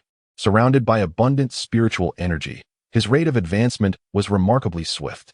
In just 3 days, he had condensed approximately half of the spiritual liquid within his dantian. At this pace, he would only require an additional 3 or 4 days of diligent cultivation to break through to the second layer of the foundation establishment stage. At this moment, Lu Feng gradually ceased his practice and attuned himself to the changes within his body. He discovered that as he continued refining the blood god technique, both his spiritual awareness and physical strength were steadily enhancing. Upon his initial breakthrough into the foundation establishment stage, his spiritual awareness could only extend to a distance of 10 zhang. Now, however, it had increased to approximately 12 zhang. In addition to the augmentation of his spiritual perception, his physical transformation was also substantial. The changes had been less apparent during his qi refinement stage, but since his ascension to the foundation establishment realm, he sensed a remarkable increase in his physical prowess. Yet, to truly ascertain the extent of his physical strength, he would need to endure a bit of injury. After a moment of contemplation, Lu Feng flipped his hand, and his jade-green long sword materialized instantly. Without further ado, he swung the sword against his left forearm. With a resounding thud, the blade struck, leaving merely a white mark upon his skin despite the fact that he had exerted 50% of his strength. Although he unleashed his full power, his physical capabilities far surpassed those of an ordinary cultivator. Witnessing this, Lu Feng's eyes widened in astonishment. While he could sense the significant enhancement of his physique, he had yet to grasp its true might. At that moment, he comprehended the terrifying strength of his physical body, which likely rivaled that of a first-tier superior spiritual weapon. Yet, to test the limits of his physical defenses, Lu Feng increased his strength by an additional 20% and struck his left forearm once more. With a sharp sound, the skin on his arm was sliced open, revealing a slender wound. Although it was somewhat painful, the injury began to heal at a visibly rapid pace. Within approximately 3 breaths, the wound had completely mended, appearing as if no harm had ever been inflicted. It turns out that the bodies of body-refining cultivators are indeed formidable. I must remain cautious when facing such practitioners in the future. In the realm of cultivation, there exist those who tread the path of physical refinement. While these practitioners possess immense strength in their early stages, they often struggle to ascend to higher realms, primarily due to the inherent limitations of the human body. After conducting a series of tests, Lu Feng had come to understand the strength of his physique. In a scenario where he refrained from utilizing spiritual power and relied solely on his physicality, he could easily send his peers of the same tier fleeing in panic. When compared to his body and spiritual awareness, it was, in fact, Lu Feng's spiritual energy that proved to be the most formidable. I wonder, when I elevate my cultivation to the second layer of the foundation establishment stage, how much more formidable will my strength become? After finishing his words, Lu Feng closed his eyes once more, immersing himself in his cultivation. Days swiftly passed, and soon 4 days had elapsed. On this particular day, Lu Feng's dantian underwent another transformation, albeit this change was distinct from that experienced during the qi refinement stage. Previously, with each minor advancement in the qi refinement realm, his dantian would expand incrementally. Since his breakthrough to the foundation establishment stage, the size of his dantian had already reached that of a woman's fist. However, in this latest breakthrough, the size of his dantian remained unchanged. Instead, the density of the spiritual liquid within had doubled. After sensing the alterations within his dantian, Lu Feng began to perceive the changes in his physical body and consciousness. To his astonishment, the range of his spiritual awareness had extended to an impressive 25 zhang, more than double what it had been before. As for the strength of his physical form, Lu Feng felt it now rivaled that of a top-tier first-grade spiritual weapon. Given this rate of growth, how formidable would he become upon reaching the 12th level of the foundation establishment stage? The mere thought ignited a spark of excitement in his eyes. Steadying his mind, Lu Feng closed his eyes again to continue his cultivation. As days passed, news of the disciples' competition at the Cloudsoar Sect reached every disciple's ears. In no time, Both outer and inner disciples, as well as direct disciples, began to eagerly sign up. While these disciples may not have fully grasped the primary purpose of this competition, the elders and peak leaders of the sect were acutely aware. Consequently, these higher-ups urged their direct disciples to register, insisting that they strive for commendable rankings. The competition was divided into two major groups, corresponding to the Qi refinement and foundation establishment stages. The top 10 in each group would receive generous rewards, with the top 3 gaining promotion eligibility. According to Cloudsoar Sect's regulations, only true disciples could advance to the foundation establishment stage, while Qi refinement disciples could only ascend to direct disciples. Such high-caliber rewards had not been seen in many years, prompting a majority of Qi refinement and foundation establishment disciples to enroll. Before long, more than half of the 1-month preparation period had passed. As the competition approached, with only 3 days remaining, Zhang Xian'er unexpectedly arrived at the serene abode of Qingzhou Peak. Observing the tranquil bamboo grove and wooden house before her, a contemplative expression crossed Zhang Xian'er's face. The sect leader had instructed her to inform Lu Shidi about the competition, and she pondered whether he had been diligently cultivating during this time. Nevertheless, she decided to relay the message to Lu Shidi first.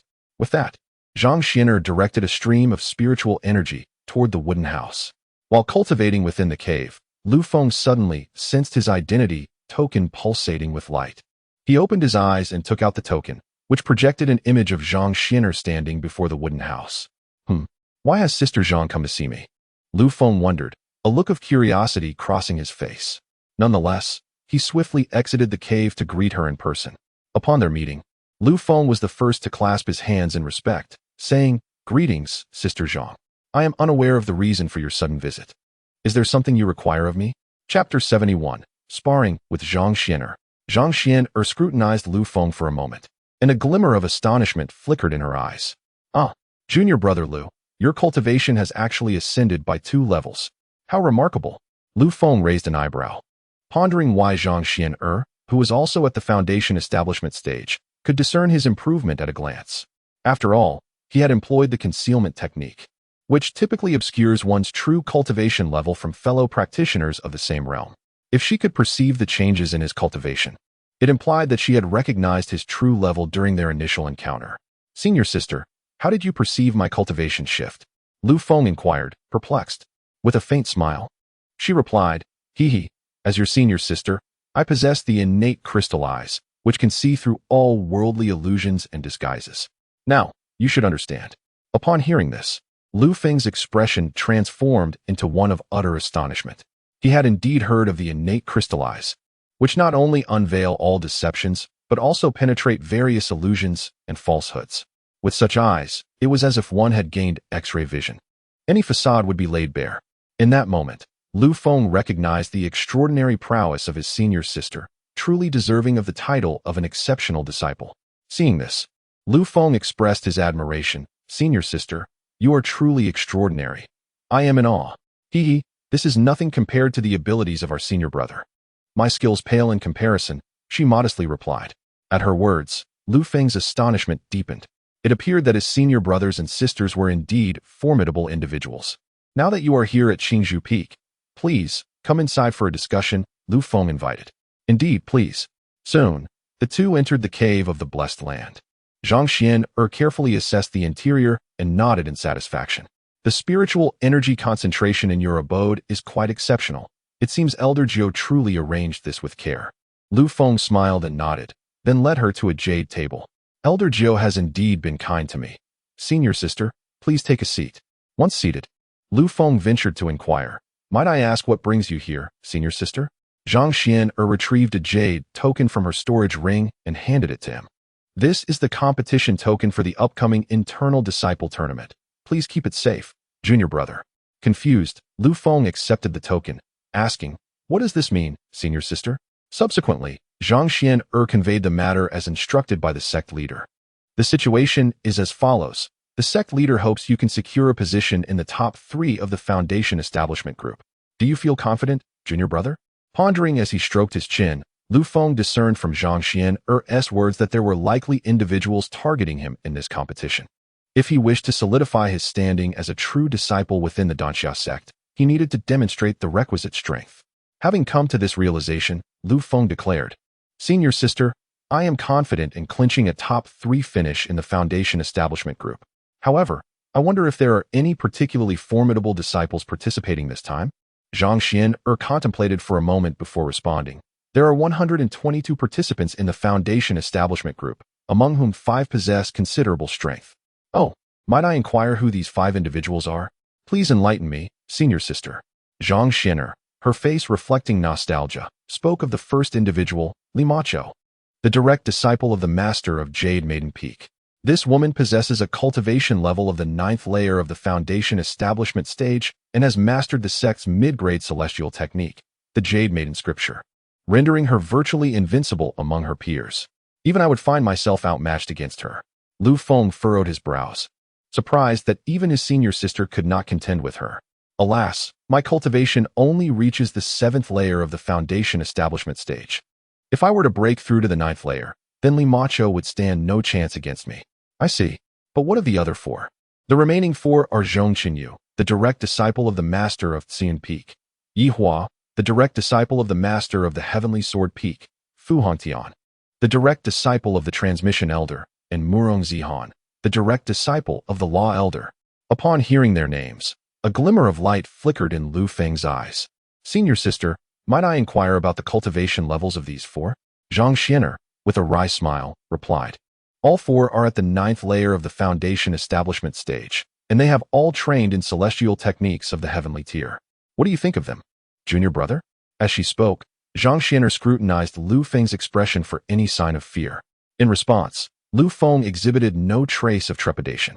Though the strength of these 5 individuals is indeed formidable, he now stands at the 3rd layer of the Foundation Establishment stage and feels undaunted even in the face of them. Their prowess is undeniably impressive. They would be regarded as top talents in any sect.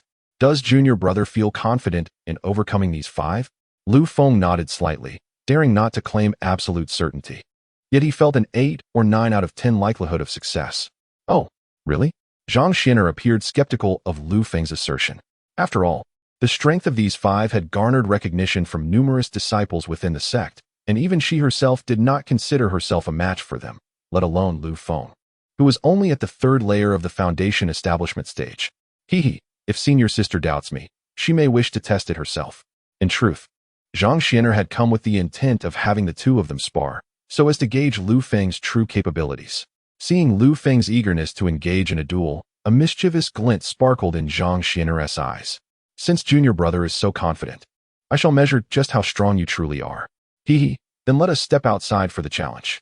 With that, the 2 soared out of the cave, taking positions above Qingzhou Peak. Over the past month and a half, Lu Feng had diligently refined the authentic disciple attire bestowed upon him by the Elder, as well as the 2nd-grade premium magical sword, the Fire Cloud Sword, gifted by senior brother Lin Chun. Gazing at Zhang Xian across from him, Lu Feng once again cupped his hands in respect. "Senior sister Zhang, I must ask you to be cautious in our upcoming exchange." Zhang Xian smiled lightly, urging him to proceed without hesitation. "Very well. Prepare yourself." With that, Lu Feng raised the Fire Cloud Sword and executed a swift strike, unleashing a surge of crimson sword energy. Observing the oncoming blade of energy, Zhang Xian narrowed her eyes and deftly wielded her own sword, sending forth a shimmering silver sword energy. The 2 energies, one red and one silver, collided instantaneously, resulting in a resounding explosion. With a decisive blow, Zhang Xian cast a transformed glance towards Lu Feng. The strike had allowed her to distinctly sense the formidable power of that crimson sword energy. Had she not unleashed 90% of her strength in her own strike, she would likely have sustained injuries. Indeed, her junior brother possesses remarkable skills. Thus, I shall not hold back. Lu Feng smiled faintly and replied, "I humbly request your guidance, senior sister." Chapter 72, The Majestic Might of the 9 Heavens Profound Sword. A celestial force that resonates deeply. As Lu Feng's words faded, Zhang Xian pointed her silver sword towards the heavens, and an overwhelming sword intent surged forth from her being. The previously clear sky abruptly transformed, shrouded in tumultuous clouds. When the sword intent reached its zenith, Zhang Xian shouted, "First style of the 9 Heavens Profound Sword, the winds and clouds stir." Flash. In an instant, a silver sword imprint, stretching 10 zhang in length, descended upon Lu Feng's head. He gazed upward, and the terrifying sword might approached him, causing his garments to flutter violently. In that moment, he comprehended the vast disparity between the true disciples of a first-rate sect and the foundational cultivators he had encountered in the outside world. Take the patriarch of the Li family he had previously faced as an example. He would have undoubtedly been annihilated by this single strike. Even the inner disciples of the Yunxiao sect at the foundational level could not hope to match such combat prowess. To wield such a powerful sword technique required not only immense spiritual energy, but also a profound understanding of sword intent to manifest it. Observing this, Lu Feng swiftly rotated the fire cloud sword with one hand, channeling the surging spiritual energy within him towards the sword. Third style of the wind, profound sword technique. Sword shadows unfurl, go. With that, a barrier composed of hundreds of sword shadows surged forth, colliding with the silver giant sword above. In the next moment, a thunderous roar echoed through the sky. When the two combatants looked again, they found that both the silver giant sword and the sword shadow barrier had vanished. Seeing this, Zhang Xian'er smiled and remarked, "Junior brother, you truly possess great skills. Now, brace yourself for my next attack." With that, she began to gather sword intent once more, preparing to unleash her second technique. The tremendous noise generated by their earlier clash drew the attention of their second senior brother Lin Chen and fourth senior brother Li Tianmu, who immediately flew out from their cave dwelling. Upon witnessing Lu Feng and Zhang Xian'er engaged in their magical duel, they exhibited not surprise, but rather keen interest. Second brother, whom do you believe holds the upper hand, senior sister Zhang or junior brother Lu? Li Tianmu inquired of Lin Chen. After a moment of contemplation, Lin Chen replied, "Senior sister Zhang has been a true disciple for some time, while junior brother Lu has only recently begun his journey. Thus, I believe senior sister Zhang has the advantage." Li Tianmu chuckled with intrigue. "Ah, second brother, I hold a differing opinion." "Oh, do you favor junior brother Lu?" Lin Chen questioned. Li Tianmu nodded slightly. "Indeed. Though I cannot discern junior brother Lu's true cultivation level, I can sense that his vitality surpasses that of senior sister Zhang significantly. Hence, I believe he has a greater chance of victory." Lin Chen seemed to ponder this, and then remarked thoughtfully, "Fourth brother, could it be that you are sensing this through your pure yang body?" "Yes, to me, junior brother Lu's vitality radiates like a small sun, powerful and full of vigor." "Ah, I see. If that is the case, then the outcome of their duel remains uncertain." During their conversation, Zhang Xian'er once again summoned her second move, the Nine Heavens Profound Sword. However, this time, it was not a colossal silver sword that materialized, but rather hundreds of silver sword imprints of normal size. "Junior brother, be cautious. This attack will be exceedingly dense." Observing the multitude of sword imprints behind Zhang Xian'er, Lu Feng merely smiled slightly. "Sister Zhang, you are indeed formidable. Please proceed." With that, Lu Feng once more wielded the fire cloud sword, and immediately, a myriad of sword shadows appeared above him. At this moment, both sides exhibited a remarkable similarity in their swordplay, employing techniques that focused on continuous group strikes. In an instant, both combatants launched their attacks simultaneously, and the silver sword imprints intertwined with the myriad sword shadows, creating a thunderous symphony in the heavens, a dazzling spectacle. Soon, their second wave of attacks concluded, yet neither managed to gain the upper hand. Zhang Xian'er had come to acknowledge Lu Feng's prowess. However, since it was a spar, a victor must be determined. Suddenly, Zhang Xian'er positioned the silver, magic sword in front of her, her left hand deftly weaving intricate hand seals. At that moment, dark clouds gathered ominously in the sky, accompanied by the rumbling of thunder. Lu Feng stood across from her, observing as her sword intent coalesced once more. And this time it was significantly more potent than in their previous exchanges. After 3 breaths, Zhang Xian'er lifted her gaze to Lu Feng, declaring, "Junior brother Lu, if you can withstand this strike, I shall concede." Hearing this, Lu Feng's expression turned serious, sensing a hint of threat emanating from her move. It appeared that Zhang Xian'er's third strike would indeed be formidable. "Very well, bring it on." Lu Feng suddenly sheathed the fire cloud sword behind him, standing still as he awaited her assault. Witnessing Lu Feng's unusual demeanor, not only did Zhang Xian'er furrow her brow, but the two true disciples observing from the sidelines were also filled with confusion. Although Zhang Xian'er had not reached the 9th level of foundation establishment, her combat prowess far surpassed that of an ordinary 9th level cultivator. Moreover, given that the Nine Heavens Profound Sword was a low-grade heavenly technique, Even Golden Core practitioners would not dare underestimate her current capabilities. Yet, Lu Feng had inexplicably sheathed his sword, opting to confront her with sheer physical strength, which seemed nothing short of reckless. Despite not understanding Lu Feng's intentions, Zhang Xian'er could only proceed with her attack, as her sword technique was already primed. With a sudden, forceful shout, she declared, "Ninth style of the Nine Heavens Profound Sword, Profound Thunder Divine Sword. Go." Upon uttering these words, the storm clouds above split open, revealing a massive chasm, through which a gigantic silver sword imprint, enveloped in countless bolts of lightning, plummeted downward. Lu Feng, positioned below, could distinctly sense that this strike possessed far greater power than the first. However, he displayed no signs of fear. Instead, he slowly raised his left hand towards the descending lightning-laden sword, murmuring to himself, "It is time to test the extent of my spiritual power." With that, Lu Feng clenched his left hand tightly, and a colossal red spiritual hand materialized above him. The ethereal hand of spiritual energy was no less than several dozen feet in size, surpassing the descending thunder sword by more than double. Witnessing this spectacle, Zhang Xian'er, Lin Chun, and Li Tianmu finally comprehended Lu Feng's intentions. He intended to confront the opponent's celestial-level sword technique with his own spiritual force. Upon realizing this, Lin Chen's expression shifted, a sense of foreboding washing over him. Lu Feng was in peril. He prepared to intervene and assist Lu Feng in receiving the blow.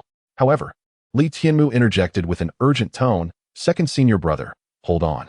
Have you not sensed the terrifying intensity of Lu Feng's spiritual hand?"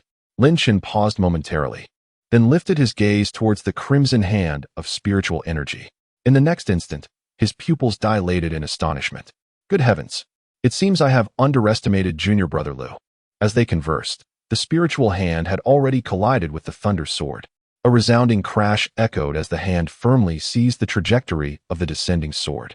With Lu Feng exerting force with his left hand, the power of the spiritual hand intensified, rendering the still struggling thunder sword utterly immobilized. The onlookers were struck with amazement, unable to fathom that Lu Feng's spiritual hand could so effortlessly withstand the sword's assault. Yet, what transpired next was even more unexpected. Lu Feng exerted additional force, and with a thunderous boom, the colossal thunder sword was crushed to oblivion. The terrifying explosion sent Zhang Xian'er, Lin Chun, and Li Tianmu hurtling through the air. In stark contrast, Lu Feng remained steadfast, standing his ground with an air of invincibility. Chapter 73. Lu Feng's Unique Cultivation Method. As the three were propelled through the air by the explosion, a protective force enveloped them. When they looked up, they discovered that their savior was none other than Feng Qingxian, the head of the Cloudsoar Sect. Upon realizing this, the trio promptly bowed and greeted. Disciples pay their respects to the sect master. Feng Qingxian offered a gentle smile, saying, "No need for such formality. I witnessed your battle just now. It seems Elder Jiu has indeed introduced a prodigious talent to me." With that, Feng Qingxian led the trio before Lu Feng. Having never encountered the head of the Cloudsoar Sect before, Lu Feng found himself momentarily at a loss upon seeing the refined middle-aged man. At this moment, Zhang Xian'er introduced, "Junior brother Lu, this is our sect master, Feng." Hearing this, Lu Feng quickly clasped his hands in respect, stating, "Disciple Lu Feng pays respects to sect master Feng." Feng Qingxian remained silent, scrutinizing Lu Feng intently. Not bad. You may rise." "Thank you, sect master." Observing the middle-aged man before him, Lu Feng sensed no trace of the latter's cultivation or imposing presence. He appeared akin to a mere scholar from the mortal realm. "Lu Feng, your earlier sparring with Zhang Xian'er was commendable. Initially, I harbored concerns regarding your strength, but it appears I was overly apprehensive." Upon hearing Feng Qingxuan's words, Lu Feng suddenly recalled the sect master's intention for him to participate in the disciples' competition. Thus, he proclaimed, "Sect master, in this upcoming competition, I assure you I will secure a place among the top 3, ensuring neither you nor the elder will be put in a difficult position." His position as a true disciple was granted by the elder, yet to maintain it, he knew he must rely on his own merit. Upon hearing Lu Feng's words, Feng Qingxian smiled faintly and said, Since you comprehend the essence of the competition, I can rest assured. If you manage to secure a position within the top 3 of this grand contest, I shall officially announce your identity as my true disciple." Upon hearing this, gratitude welled up within Lu Feng. He was still being pursued by the Cloudsoar Sect, and to put it bluntly, he was still a fugitive. However, Feng Qingxuan's intention to publicly acknowledge his status as a true disciple meant openly siding with him, even risking the ire of the Yunxiao sect for his sake. Contemplating this, Lu Feng once again clasped his hands in reverence and expressed, "Thank you for your grace, Master. I shall not disappoint you. Since the elder has accepted you as a true disciple of our sect, I shall naturally protect you. Should the Yunxiao sect dare to cause trouble, I will make them understand the meaning of regret." As he spoke, a formidable aura, characteristic of the transformation stage, suddenly emanated from Feng Qingxian. Feeling this overwhelming presence, Lu Feng was visibly startled. According to his prior understanding, the leader of the Yunxiao sect had not reached the transformation stage. Only the Xiantian ancestor of the Yunxiao sect was a formidable figure in that realm. It seemed that the Danxiao sect possessed greater strength than the Yunxiao sect. Thus, Lu Feng felt a newfound sense of security. Observing Lu Feng's astonished expression, Feng Qingxian displayed a look of satisfaction. "Very well, Lu Feng, you may return and prepare. I shall personally attend the competition 3 days hence." "Yes, I take my leave," Lu Feng responded. Go on." Once Lu Feng departed, Feng Qingxian turned to Zhang Xianer and the other two, inquiring, "How did you find the recent sparring session?" His tone resembled that of a teacher soliciting reflections from his students. Naturally, Zhang Xianer was the first to speak. Replying to the master, "I felt Lu Shidi's spiritual power to be exceptionally formidable. If we were to engage earnestly, I fear I would suffer a devastating defeat." Feng Qingxian nodded slightly, and then turned his gaze to Lin Xun and Li Tianmu. Li Tianmu clasped his hands and replied, "Master, I believe Lu Shidi is certainly concealing further trump cards. Even in a duel between us, victory would be elusive." Feng Qingxian then looked at Lin Xun, who respectfully stated, "Master, I previously underestimated Lu Shidi, but it seems I must broaden my perspective." Among the trio, Lin Xun possessed the strongest prowess, which led him to harbor a hint of disdain. Yet, Lu Feng's strength astounded all three, compelling Lin Xun to reflect upon his own assumptions. After they spoke, Feng Qingxian nodded slightly. "You three have made valid points, but you have not fully grasped the situation." Hearing this, the trio immediately clasped their hands and implored, "We are dull-witted. Please bestow your teachings upon us." Firstly, one must not only consider the present moment, but analyze from multiple temporal perspectives. Feng Qingxian paused before continuing. Lu Feng was previously a direct disciple of the Yunxiao sect. Despite his identity, status, and cultivation environment being inferior to yours, he possesses such formidable combat prowess. Have you ever pondered why this is so? Upon hearing this, the three were momentarily taken aback. Feng Qingxuan's words illuminated their understanding. Yet they remained puzzled as to the source of Lu Feng's extraordinary strength. "Master, Lu Shidi is only at the 3rd layer of the foundation establishment stage. Yet his spiritual power is terrifyingly potent. How has he cultivated to such a degree?" Zhang Xianer inquired, filled with curiosity. Upon hearing this, Lin Xun and Li Tianmu widened their eyes in astonishment. Lacking the innate talent of Zhang Xianer, they were utterly unable to fathom Lu Feng's true cultivation level. Initially, they had presumed that Lu Feng had attained the 9th layer of the foundation establishment stage. However, upon learning the reality of his prowess, their hearts were filled with profound shock. Had it not been for Feng Qingxuan's presence, they would have undoubtedly exclaimed in disbelief. Feng Qingxian glanced at Zhang Xianer and chuckled. "Ah, that is an excellent question. Allow me to enlighten you. Lu Feng has cultivated an ancient method, having broken through from the 12th layer of the Qi refinement stage to foundation establishment, which accounts for his formidable spiritual power. An ancient cultivation method? 12th layer of Qi refinement. When did the Qi refinement stage allow for such advancement?" Zhang Xianer questioned, her confusion deepening. Lin Xun and Li Tianmu also exhibited expressions of bewilderment. Anticipating their reactions, Feng Qingxian continued, "The so-called ancient cultivation methods have long been severed for hundreds of thousands of years, and techniques capable of reaching the 12th layer of Qi refinement were exceedingly rare even in ancient times, attempted only by the most exceptional prodigies within the grand sections." "Oh, so Lu Shidi is indeed practicing an ancient method," Zhang Xianer remarked with curiosity. "Indeed. And this ancient technique allows one to cultivate to the 12th layer at every major realm, which is truly extraordinary." Upon hearing this, the trio's astonishment intensified. If Lu Feng had merely reached the 12th layer of Qi refinement, they could have accepted it. Yet, Now Feng Qingxian claimed that he could achieve this at every major realm. This was indeed terrifying. Lin Chen swallowed hard and inquired, Master, if that is the case, does it not imply that Lu Shidi's future is limitless? Although Lin Chen's sentence trailed off, everyone understood the implication. Feng Qingxian nodded solemnly. Yes, your Shidi's future is boundless. However, the path of cultivation is fraught with mysteries. It is uncertain what opportunities the three of you may encounter ahead. So you must focus on your training and await the right moment. Yes, we shall heed the master's teachings. One more thing. Regarding Lu Feng's cultivation status. You must not divulge it to others. Do you understand? The three nodded in unison, affirming their understanding. Chapter 74, Hundredfold Return. The competition commences. Upon returning to his cave abode, Lu Feng began to reflect on the recent battle with Zhang Xianer. From their confrontation, it was evident that her strength surpassed that of any foundation establishment cultivator he had ever encountered. The methods employed by the Cloudsoar Sect in nurturing their disciples were indeed remarkable. Had a true disciple from Immortal Sect faced Zhang Xianer, the likelihood of defeat would have been exceedingly high. Moreover, Zhang Xianer had only reached the 7th layer of foundation establishment, not the 9th. Additionally, from their dialogue, Lu Feng discerned that Zhang Xianer was not among the most formidable of the true disciples, with the eldest senior brother, Yang Shanhe, being the strongest. Contemplating this, Lu Feng resolved to maintain a humble and cautious demeanor.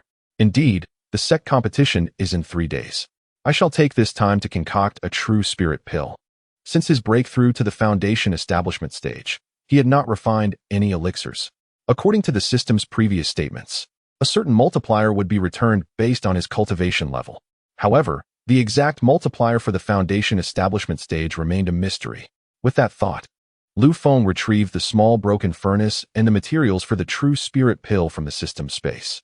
Although his cave abode was naturally imbued with ground fire, the small broken furnace did not require external flames for elixir refinement, making it remarkably convenient.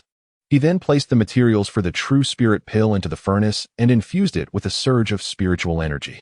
In less than the time it takes to brew a cup of tea, the spiritual herbs within the furnace had been melded into a liquid essence. Observing this, Lu Feng directed another pulse of spiritual energy into the furnace. With meticulous control over this energy, he quickly compressed the essence to its utmost limit. The next moment, a muffled bang resonated from the small broken furnace. Witnessing this, Lu Feng's face lit up with excitement. Finally, it had exploded. He wondered how many times the system would reward him this time. With that thought, Lu Feng sent another surge of spiritual energy into the furnace, resulting in 10 pitch-black pills and a burnt aroma wafting out. He caught the waste pills and stored them in his storage ring. Just as a notification from the system echoed in his mind. Ding! You have caused an explosion while refining true spirit pill, triggering a 100-fold return reward. Please select your reward. Reward 1. Obtain 1,000 low-grade true spirit pills. Reward 2. Obtain 150 superior-grade true spirit pills. Reward 3. Obtain 50 heavenly-grade true spirit pills. Upon hearing the system's notification, Lu Feng was taken aback. He had anticipated only superior-grade pills would be available, yet heavenly-grade pills had unexpectedly appeared. This was indeed the heavenly-grade true spirit pill. Previously, during his time at the Immortal Sect, he had encountered descriptions of heavenly-grade elixirs in texts. Such elixirs surpassed superior-grade pills in both efficacy and rarity by several magnitudes. If superior-grade pills had a minuscule chance of appearing on the market, heavenly-grade pills were utterly non-existent in such venues. The rarity of this grade of elixir rendered it a collector's item, with its intrinsic value eclipsing its medicinal properties. Furthermore, heavenly-grade elixirs boasted effects that were threefold superior to those of superior-grade pills. Thus, without a moment's hesitation, Lu Feng chose reward 3. I select 50 heavenly-grade true spirit pills. Ding! Congratulations! You have obtained 50 heavenly-grade true spirit pills. The elixirs have been placed in the system space. Please retrieve them at your convenience. As the system rewarded him, Lu Feng willed forth a heavenly-grade true spirit pill from the system space, holding the jade-green pill adorned with 5 intricate patterns. A rich fragrance permeated his senses. What an exquisite aroma! With that, Lu Feng swallowed the pill, eager to discern the unique attributes of a heavenly-grade elixir. As the pill dissolved in his abdomen, torrents of pure spiritual energy surged within him. Lu Feng refrained from immediately absorbing and refining it. choosing instead to attune himself to the sensations. He discovered that the spiritual power contained within this celestial-grade true spirit pill was equivalent to the total energy of 100 supreme chi-gathering pills. In other words, by refining a single celestial-grade true spirit pill, he would effectively be assimilating the energy of 100 supreme chi-gathering pills. Understanding the nature of this pill, Lu Feng promptly began to channel the blood god art to refine the pure spiritual energy within him. In less than a quarter of an hour, he had completely refined the pill. Phew! The speed of refinement was commendable. Given my current reservoir of spiritual energy, I would require approximately 150 pills to break through to the fourth layer of the foundation establishment stage. Furthermore, he could refine 96 celestial-grade true spirit pills in a single day. Thus, within 3 days, he could elevate himself by a minor realm. With this thought in mind, Lu Feng wasted no time and resumed the process of concocting true spirit pills, or rather, he continued to detonate the furnace. Time swiftly passed, and soon he had exhausted all 100 sets of materials he had purchased in Southwind Immortal City. Notably, all of these materials had been selected for the celestial-grade true spirit pill. Presently, Lu Feng's system space contained 4,999 celestial pills. Gazing at the abundance of celestial pills, a smile crept upon Lu Feng's lips. He thought, surely, this multitude of celestial pills should suffice for me to cultivate to the 12th layer of the foundation establishment stage. Although his current cave abode was an excellent place for cultivation, it paled in comparison to the speed afforded by the celestial-grade true spirit pills. Without the aid of pills, it would take him at least half a month to ascend from the 3rd to the 4th layer of the foundation establishment stage. In contrast, with the celestial-grade true spirit pills, he would only require 2 days. Given such a significant disparity in time, Lu Feng naturally opted to utilize the pills for his cultivation. Resolute in his decision, Lu Feng stowed away the small furnace and took out the celestial-grade true spirit pills to commence his training. 2 days later, his cultivation successfully broke through to the 4th layer of the foundation establishment stage, and he spent an additional half-day solidifying his newfound strength. At this juncture, the time for the internal competition had finally arrived. Lu Feng adjusted his attire and took to the skies on his flying sword towards the inner gate area. Moments later, he arrived at the inner gate, where he observed disciples bustling about, many of whom were soaring through the air on their swords, all heading in a particular direction. Noticing this, Lu Feng followed suit and soon found himself in a vast valley. This is the martial arts arena. As he beheld the expansive arena below, astonishment flickered in Lu Feng's eyes. Just then, a voice resonated in his mind. Lu, come this way. Following the sound, Lu Feng saw the wine sword Immortal seated on a terrace, beckoning him. Without hesitation, Lu Feng flew over.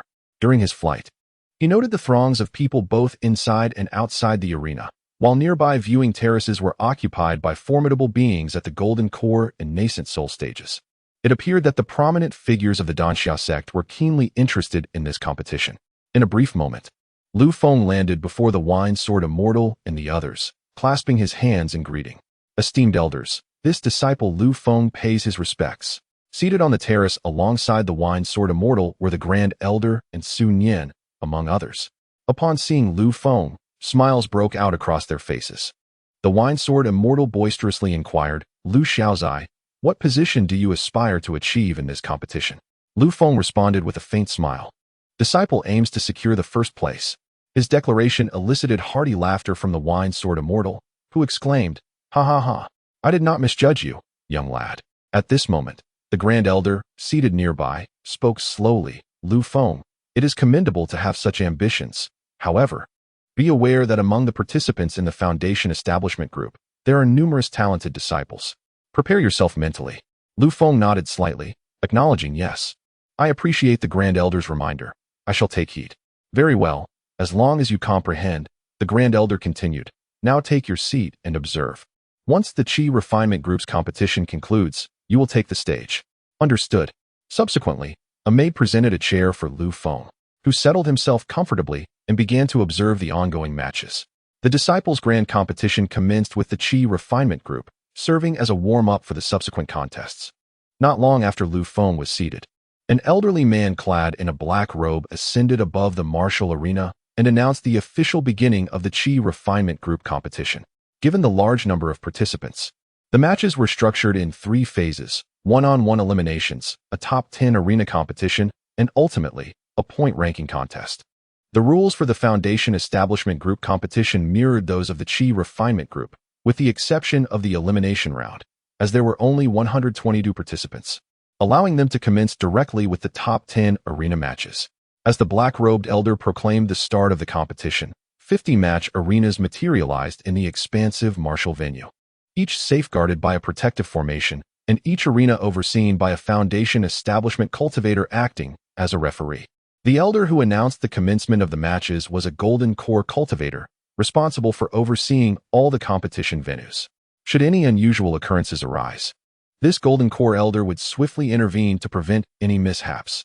Once the competition commenced, disciples of the Cloudsoar Sect at the Qi refinement stage began to take the stage. After observing for a while, Lu Feng discerned that the battles at the Qi refinement level no longer captivated his interest.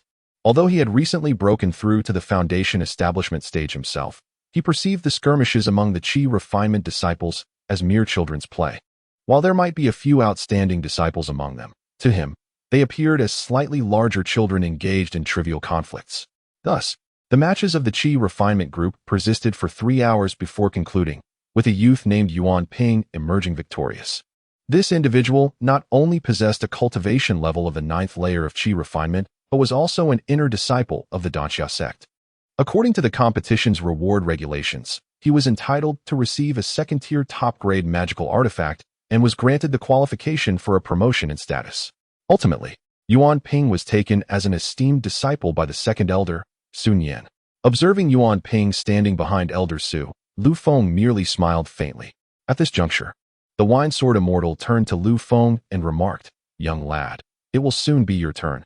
Be sure to perform admirably." Lu Feng replied, "Rest assured, Elder Wine. I shall not disappoint you." As Lu Feng spoke, the wine sword Immortal cast a sidelong glance at Sun Yan, noting that the latter had taken Yuan Ping, the first-place disciple of the Qi refinement group, as his apprentice. Therefore, Lu Feng felt compelled to achieve commendable results in the Foundation Establishment Group to maintain his standing. Otherwise, Sun Yan would undoubtedly seize the opportunity to ridicule the wine sword Immortal. "Very well, you may proceed," Lu Feng concluded, offering a respectful gesture towards the wine sword Immortal and the Grand Elder before soaring away on his sword towards the competition grounds. At that moment, a dark, ethereal radiance suddenly streaked across the sky, descending gracefully upon the martial arena. As the gathered crowd looked up, a wave of reverence washed over them. "We pay our respects to the esteemed sect master." The newcomer was none other than Feng Qingxian, the leader of the Cloudsoar Sect. Observing the bowing crowd, Feng Qingxian raised his hand and said, "Please, rise.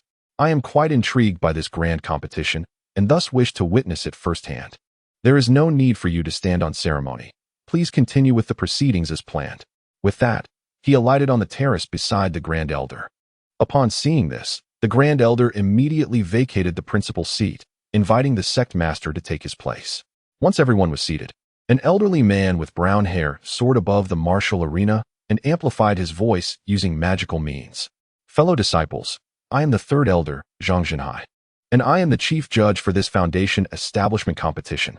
According to the rules for this group, the first round will consist of a top 10 challenge, lasting for 1 hour. At the conclusion of the time, the 10 disciples who remain standing on the platforms will advance. Now, let the competition begin."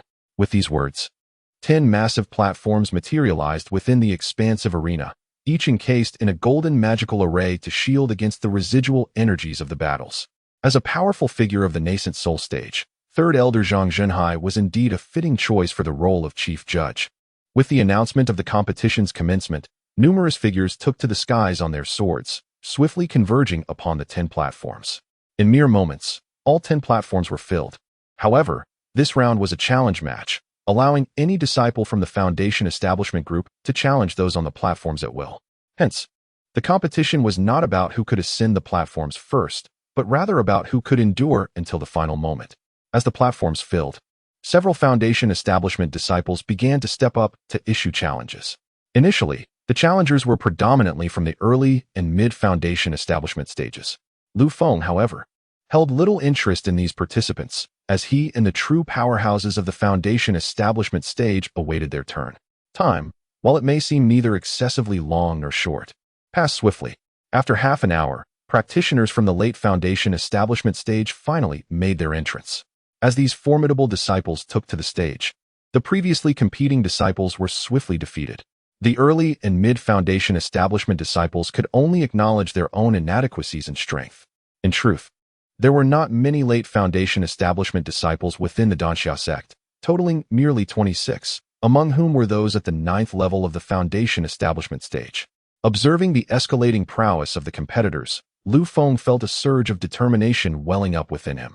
At this moment, a contestant on Arena 1 had just been defeated, and without a moment's hesitation, Lu Feng soared onto the stage. The victorious disciple on Arena 1 was an inner sect disciple at the 8th level of Foundation establishment. Upon seeing Lu Feng, he furrowed his brow slightly and inquired, "Who are you? I do not believe I have ever seen you before." The disciples of the Cloudsoar Sect were not numerous. Combined, the outer and inner sects numbered only a few thousand. Thus, it was not difficult to recognize all of them. However, since it was Lu Feng's first appearance among these disciples, they naturally did not know him. Lu Feng clasped his hands in greeting and introduced himself. "I am the newly appointed 5th true disciple, Lu Feng. I humbly seek your guidance." Upon hearing his name, the other disciples' eyes sparkled with realization. "Oh, so you are the new true disciple. I am Feng Hu, and I have the honor of meeting you, Senior Brother Lu." The status of a true disciple was naturally higher than that of an inner sect disciple, which compelled Feng Hu to address Lu Feng as Senior Brother. Lu Feng nodded slightly. "Well then, since we are acquainted, let us commence. Indeed, I look forward to your guidance, Senior Brother Lu." Although Feng Hu spoke respectfully, there was an aggressive gleam in his eyes. Just as his words fell, he raised his hand and slashed forward with his sword. With a swift whoosh, a white sword chi darted toward Lu Feng.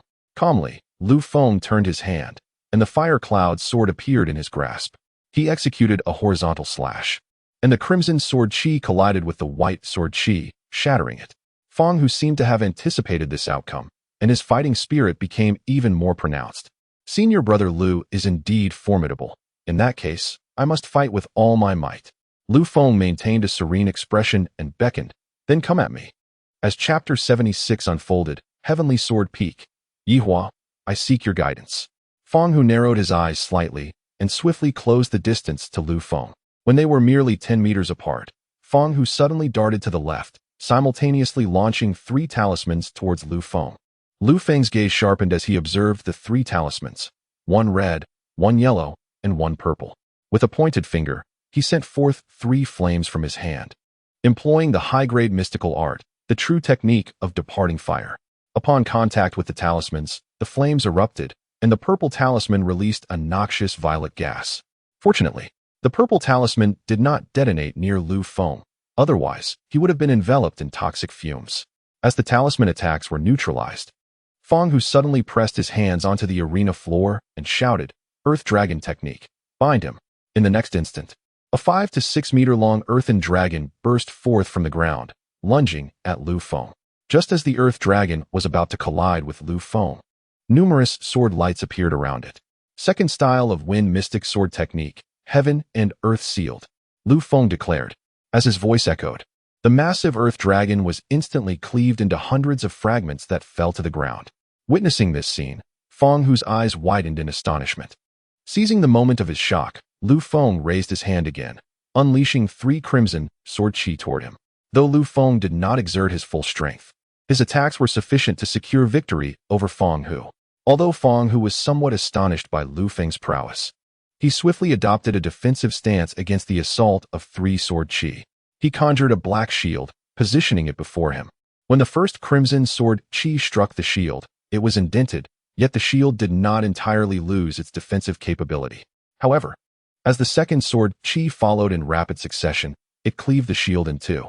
Immediately afterward, the third sword chi struck Feng Hu's chest, sending him hurtling backward, blood spurting uncontrollably from his mouth. Huffed. Cough, how could this be? My earth shield has been shattered. Feng Hu, prostrate on the ground, gazed at the bisected black shield, disbelief evident in his eyes. It was crucial to note that this shield was a mid-tier magical artifact of the 2nd rank. Yet, under Lu Feng's sword chi assault, it could barely withstand 2 attacks.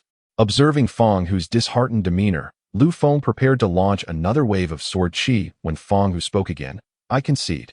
Upon hearing this, the Golden Core Realm referee standing beside the first arena promptly leaped onto the stage and declared, "In this match, Lu Feng emerges victorious." Witnessing this, Lu Feng elegantly twirled his sword with one hand and smiled. Hee, Brother Feng, I appreciate your graciousness. With the aid of the referee's magical energy, Feng Hu slowly rose to his feet and clasped his hands in gratitude towards Lu Feng. Thank you, Brother Lu, for your guidance. This time, it is my lack of skill that led to defeat. I shall return to challenge you again. Despite his loss, Feng Hu had not lost his fighting spirit. In response, Lu Feng merely nodded, choosing not to elaborate further. As soon as Feng Hu stepped down from the stage, a resonant sword cry echoed from afar. With a sharp clang, a cerulean magical sword descended upon the first arena. The disciples below, upon seeing the sword, expressed their astonishment. Is that not Senior Brother Ye's jade sword? This remark sparked a flurry of discussion among the gathered disciples. At that moment, a figure appeared on the first arena. Lu Feng glanced up to find a young man clad in a purple robe, with striking features and eyes brimming with confidence. I am Yi Hua from Tianjin Peak, here to seek guidance from Brother Lu. The young man bowed respectfully. Lu Feng raised an eyebrow, recognizing the name he had previously heard from Zhang Xianer. Yi Hua was a direct disciple of the Tianjin Peak's master, having reached the 9th layer of the Foundation establishment stage, making him one of the 5 most formidable disciples of the Cloudsoar Sect. Ah, so it is Junior Brother Yi from Tianjin Peak. In that case, let us see how formidable your skills truly are, Lu Feng replied with a smile, exuding an air of calmness.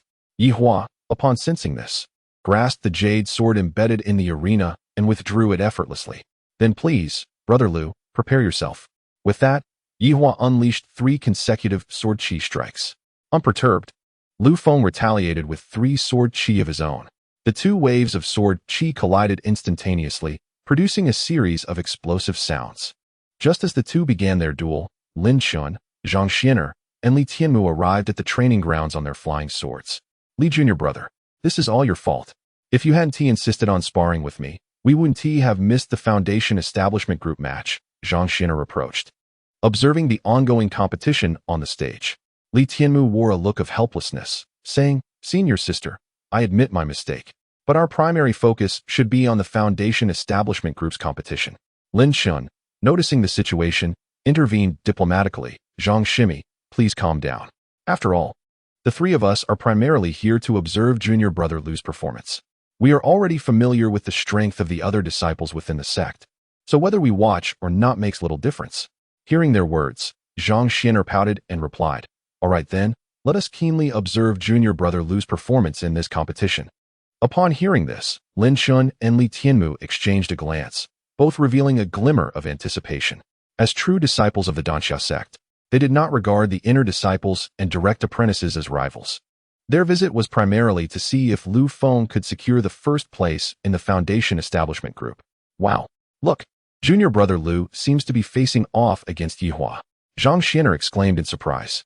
Lin Shun and Li Tianmu turned to follow her gaze, observing Lu Feng and Yi Hua engaged in a fierce struggle on the first arena. The 2 were darting and maneuvering around the stage, their sword energies clashing in the air, creating an intense battle scene.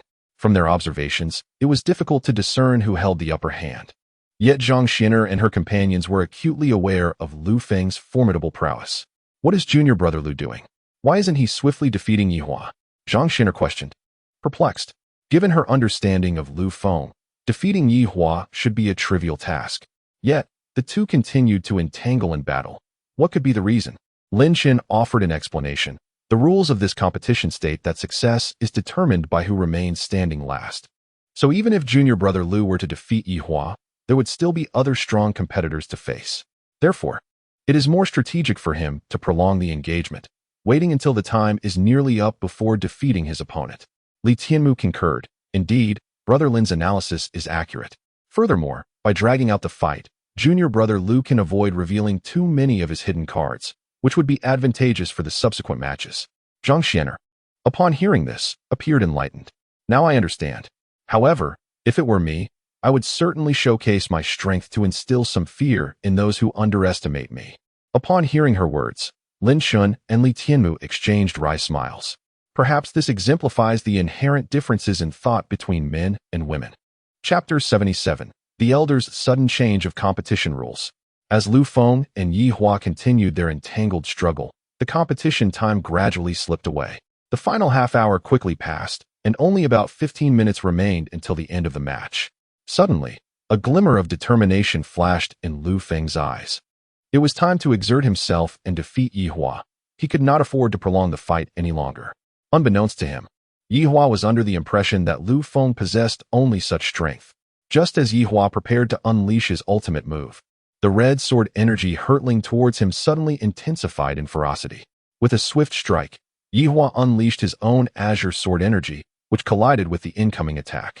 Yet, in the next moment, the red sword energy was not fully repelled, striking Yi Hua and sending him flying.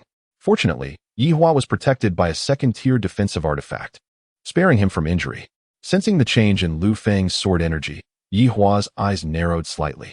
It turns out this is truly Lu Shixiang's remarkable prowess, which indeed takes his junior by surprise.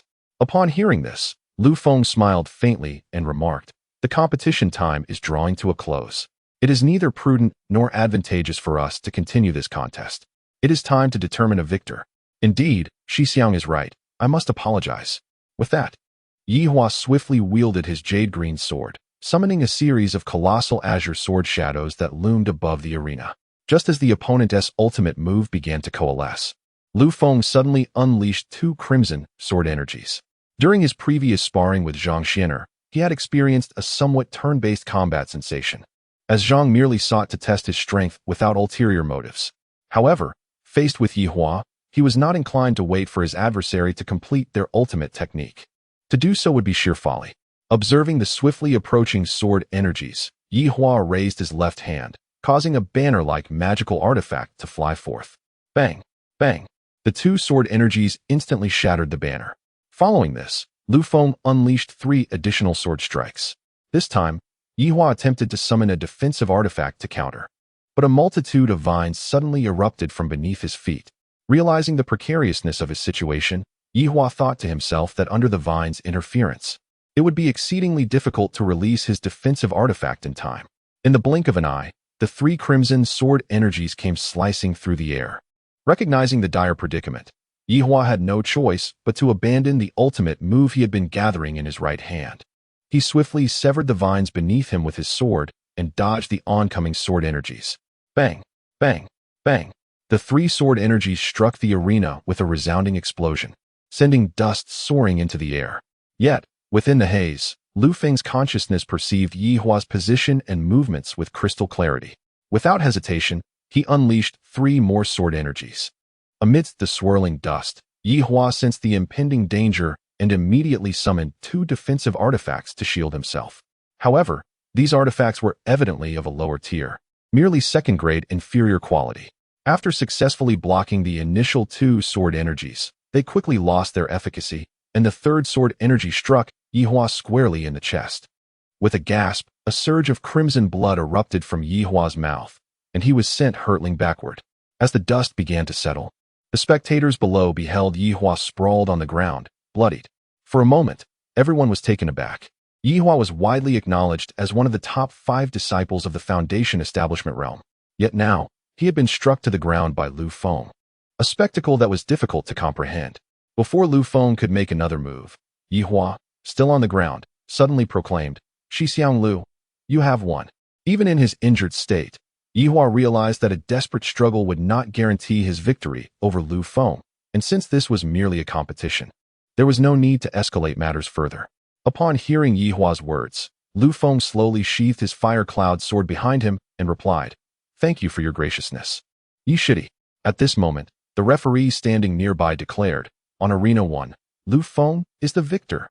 Although the first round of the competition had not yet concluded, Lu Feng's displayed strength had already left many disciples in awe. If even someone of Yi Hua's caliber could not contend with Lu Feng, it was evident that the other late-stage Foundation establishment disciples would stand little chance as well.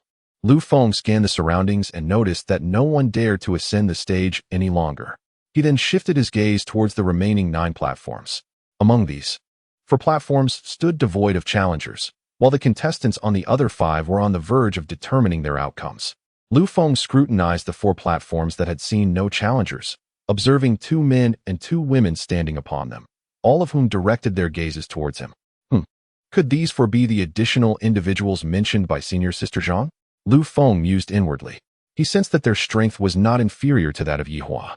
Judging by this alone, his conjecture was likely correct. However, if these 4 were only of Yihua's caliber, he would undoubtedly secure the first position in the Foundation establishment group. After a brief moment, the 5 remaining platforms finally revealed their victors. At this juncture, Elder Zhang Zhenhai reappeared in the air above the martial arena, addressing the assembly. Esteemed fellow disciples, I hereby declare the conclusion of the first round of the Foundation establishment competition. Before Elder Zhang could finish, a voice resonated throughout the arena, interrupting him. Hold on. As the words fell, everyone turned to behold an elderly man clad in a brown robe gracefully stepping through the air. With each stride, he traversed hundreds of feet, as if manipulating space itself. This venerable figure was none other than Dan Qingzi, the Supreme Elder of the Cloudsoar Sect. Upon recognizing the Supreme Elder, the crowd rose in unison, bowing respectfully. We pay our respects to the Supreme Elder.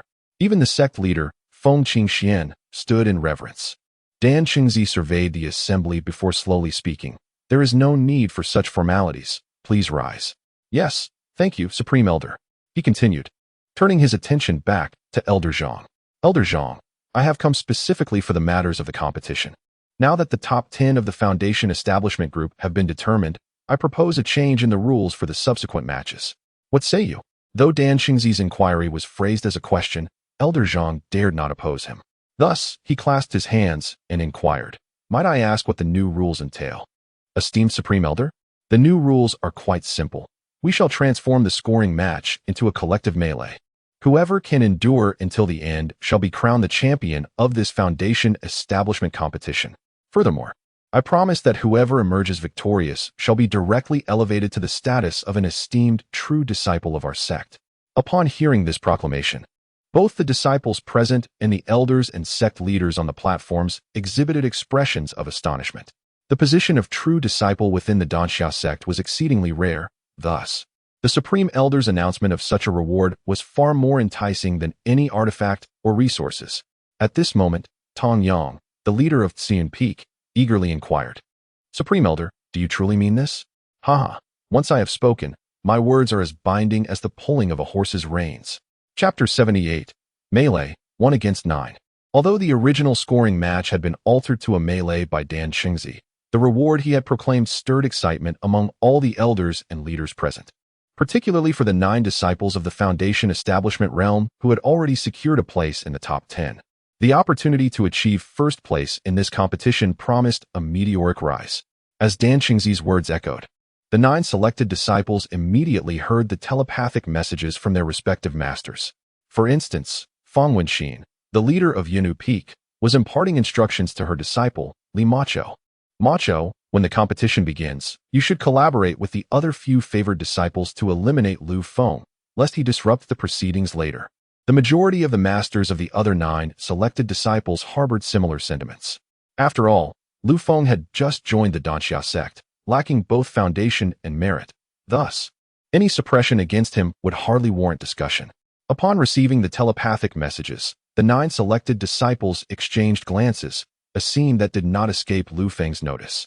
Just as he furrowed his brow, a voice suddenly resonated in his ear. It was the transmission from Jiao Jianxian. Lu, my boy, once the competition commences, you can be assured that the other participants will unite against you.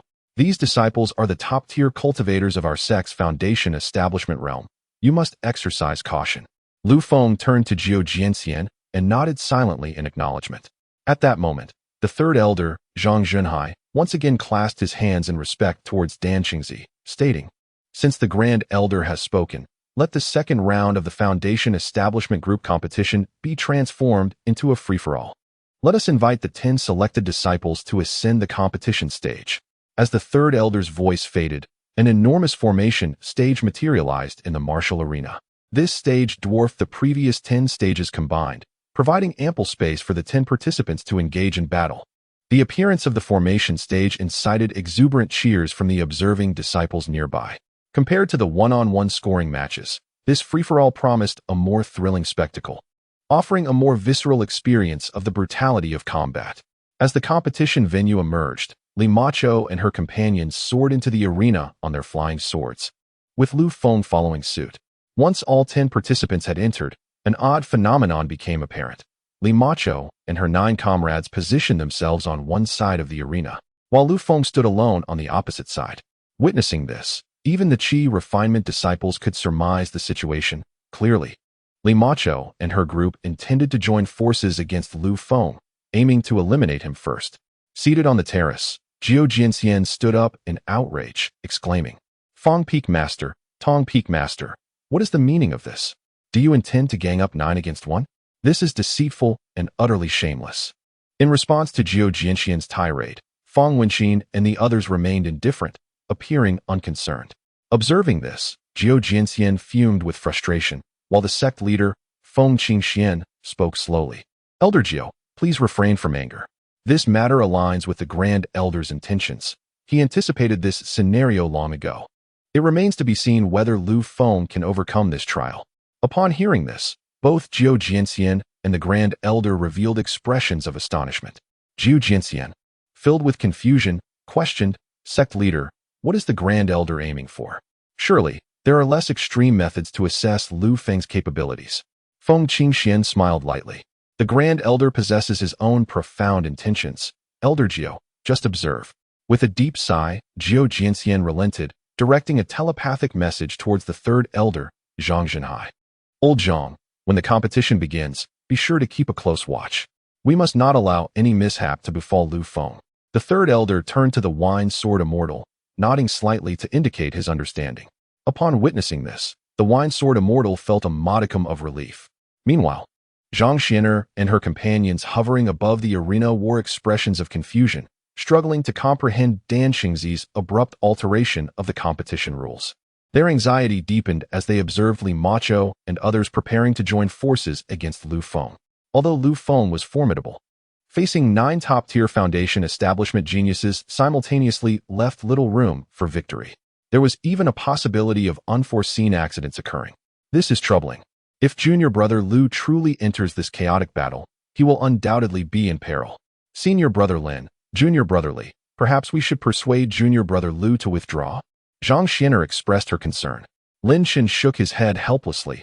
"Though my acquaintance with junior brother Lu is limited, I can confidently assert that he will not concede this competition."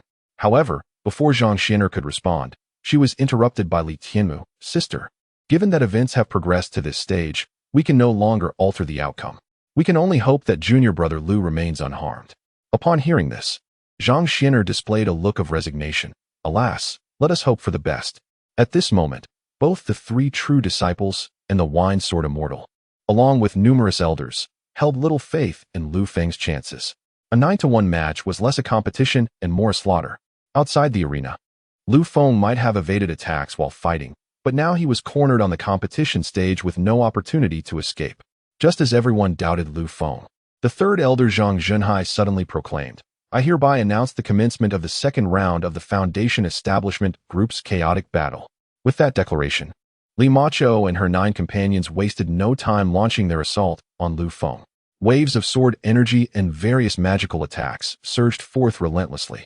Faced with the united onslaught of 9 prodigious disciples, Lu Feng's expression remained devoid of fear. Instead, a slight smile graced his lips. Having 9 opponents at once certainly simplifies matters. Now, let me discern who is superior. Shadow of the sword, arise." Upon uttering these words, Lu Feng twirled the fire cloud sword in his grasp, summoning a colossal sword-shaped barrier spanning dozens of feet, which successfully deflected the oncoming attacks from the 9 adversaries. Seeing Lu Feng's formidable defensive capabilities, the 9 exchanged glances and swiftly transformed into 9 spectral figures, circling around him. Realizing the precariousness of his situation, Lu Feng scanned his surroundings with heightened vigilance. In the next moment, the 9 launched their assault anew, this time from all directions. Lu Feng raised his hand, revealing a yellow copper mirror that materialized within his grasp. "Xianguang mirror, go." With a soft command, the yellow copper mirror soared above his head, and a beam of golden light erupted from it, enveloping Lu Feng's form within its protective radiance. The attacks from the 9 disciples struck against the golden light. Clang, clang. Clang. A cacophony of metallic clashing resonated throughout the arena, yet the golden aura enveloping Lu Feng remained unyielding, merely dimming slightly. This mystical mirror. A parting gift from Zhang Xin'er, though merely a second-tier superior magical artifact, greatly amplified its defensive prowess under Lu Feng's formidable spiritual power. Observing this, Li Macho immediately commanded her fellow disciples, brothers and sisters, intensify your attacks. This copper mirror cannot withstand much longer. With that, the 9 disciples surged forth with renewed vigor, unleashing a torrent of assaults upon the golden light of the mirror. The relentless metallic clangor rendered Lu Feng's figure within the luminescence nearly indistinguishable to the onlookers. What transpired was no mere contest, but a relentless siege against Lu Feng. Within the protective golden light, Lu Feng refrained from counterattacking, instead meticulously gauging the true strength of his adversaries. In his discerning assessment, the disciple named Li Macho exhibited the greatest prowess, followed by Zhong Qinyu, Fu Hongtian, and Murong Zihan. The remaining 5 disciples were notably weaker in comparison. Having discerned the exact capabilities of his foes, Lu Feng resolved to harness his true power. He stowed the fire cloud sword into his dimensional space, bringing his hands together in a meditative pose to concentrate his internal spiritual energy. Just as the golden light of the mirror appeared on the verge of shattering, 9 crimson spiritual energy hands erupted from within. These ethereal hands swelled with the wind, rapidly expanding to a formidable size of several dozen feet. Li Macho and her companions furrowed their brows at this sight, sensing an overwhelming might emanating from the spiritual hands. Should these appendages strike, few would be able to withstand the onslaught. As the 9 disciples knitted their brows in concern, a voice resonated from the golden light. You've attacked for long enough. It is now my turn. Be restrained. With those words, the colossal spiritual hands surged forth toward the 9. In response, Li Macho and her companions directed their might against the hands, unleashing a flurry of sword light and spells. While they managed to inflict some damage, the hands swiftly restored themselves and continued their advance. Damn it! Li Macho cursed inwardly, realizing that unless they could obliterate the hands with a single strike, they would remain impervious. However, given the limited power of their attacks, shattering such massive constructs was an impossible feat as the hands drew perilously close. Li Macho and her companions had no choice but to unleash their ultimate techniques in a desperate bid against the spiritual hands. The arena erupted with a deafening roar as the 9 disciples unleashed their most powerful abilities. A massive cloud of dust engulfed the area, obscuring the view for many Qi refinement disciples. When the dust settled, it became evident that the spiritual hands had only sustained minor damage and remained intact. Hovering in the air, Lu Feng deftly maneuvered his hands, channeling an overwhelming surge of spiritual energy toward the hands. In but a heartbeat, the 9 spiritual appendages rejuvenated to their former glory. At this moment, Li Macho and her 9 companions were panting heavily, evidently exhausted from the excessive consumption of their spiritual energy due to their previous ultimate attack. Observing this, Lu Feng issued another command, continue to suppress them. As he spoke, 9 colossal hands of spiritual energy descended upon Li Macho and her group once more. The scene before the onlookers elicited expressions of shock and terror. The elders and leaders seated on the terrace stood in unison, their faces marked by astonishment. Even Elder Gio, with a look of disbelief, exclaimed, "What on earth is happening with this lad Lu? How can his spiritual energy be so astonishing?" The leaders of Yinu Peak, Fang Wenxin, and Xiyun Peak, Tong Yang, shared similar bewilderment. How has this young man cultivated to wield such immense waves of spiritual energy? It is beyond what a mere human can achieve. Fang Wenxin remarked in awe. Tong Yang concurred. Indeed, I have never witnessed such spiritual energy. It appears that the elder has triumphed in his gamble once more. Meanwhile, Zhang Zuner, soaring above the martial arts arena, exclaimed with delight, Lin Shixiang, Li Shidi, look, Lu Shidi has turned the tide. He is truly remarkable. Lin Chun and Li Tianmu, upon witnessing this, were first taken aback, then their faces brightened with joy. Indeed, Lu Shidi has indeed reversed the situation. Lin Chun said with a smile, I never anticipated his spiritual energy would be so formidable. I am utterly outmatched. Li Tianmu added with a wry smile.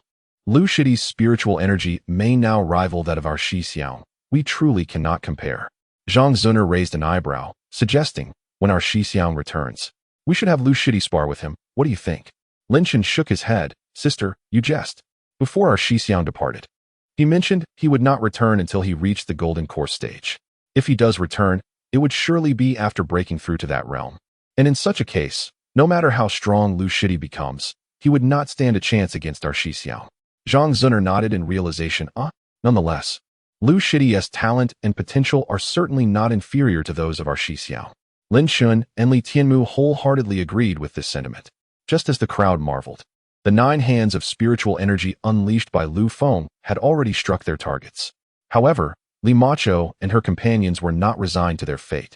They quickly summoned their defensive treasures to shield themselves.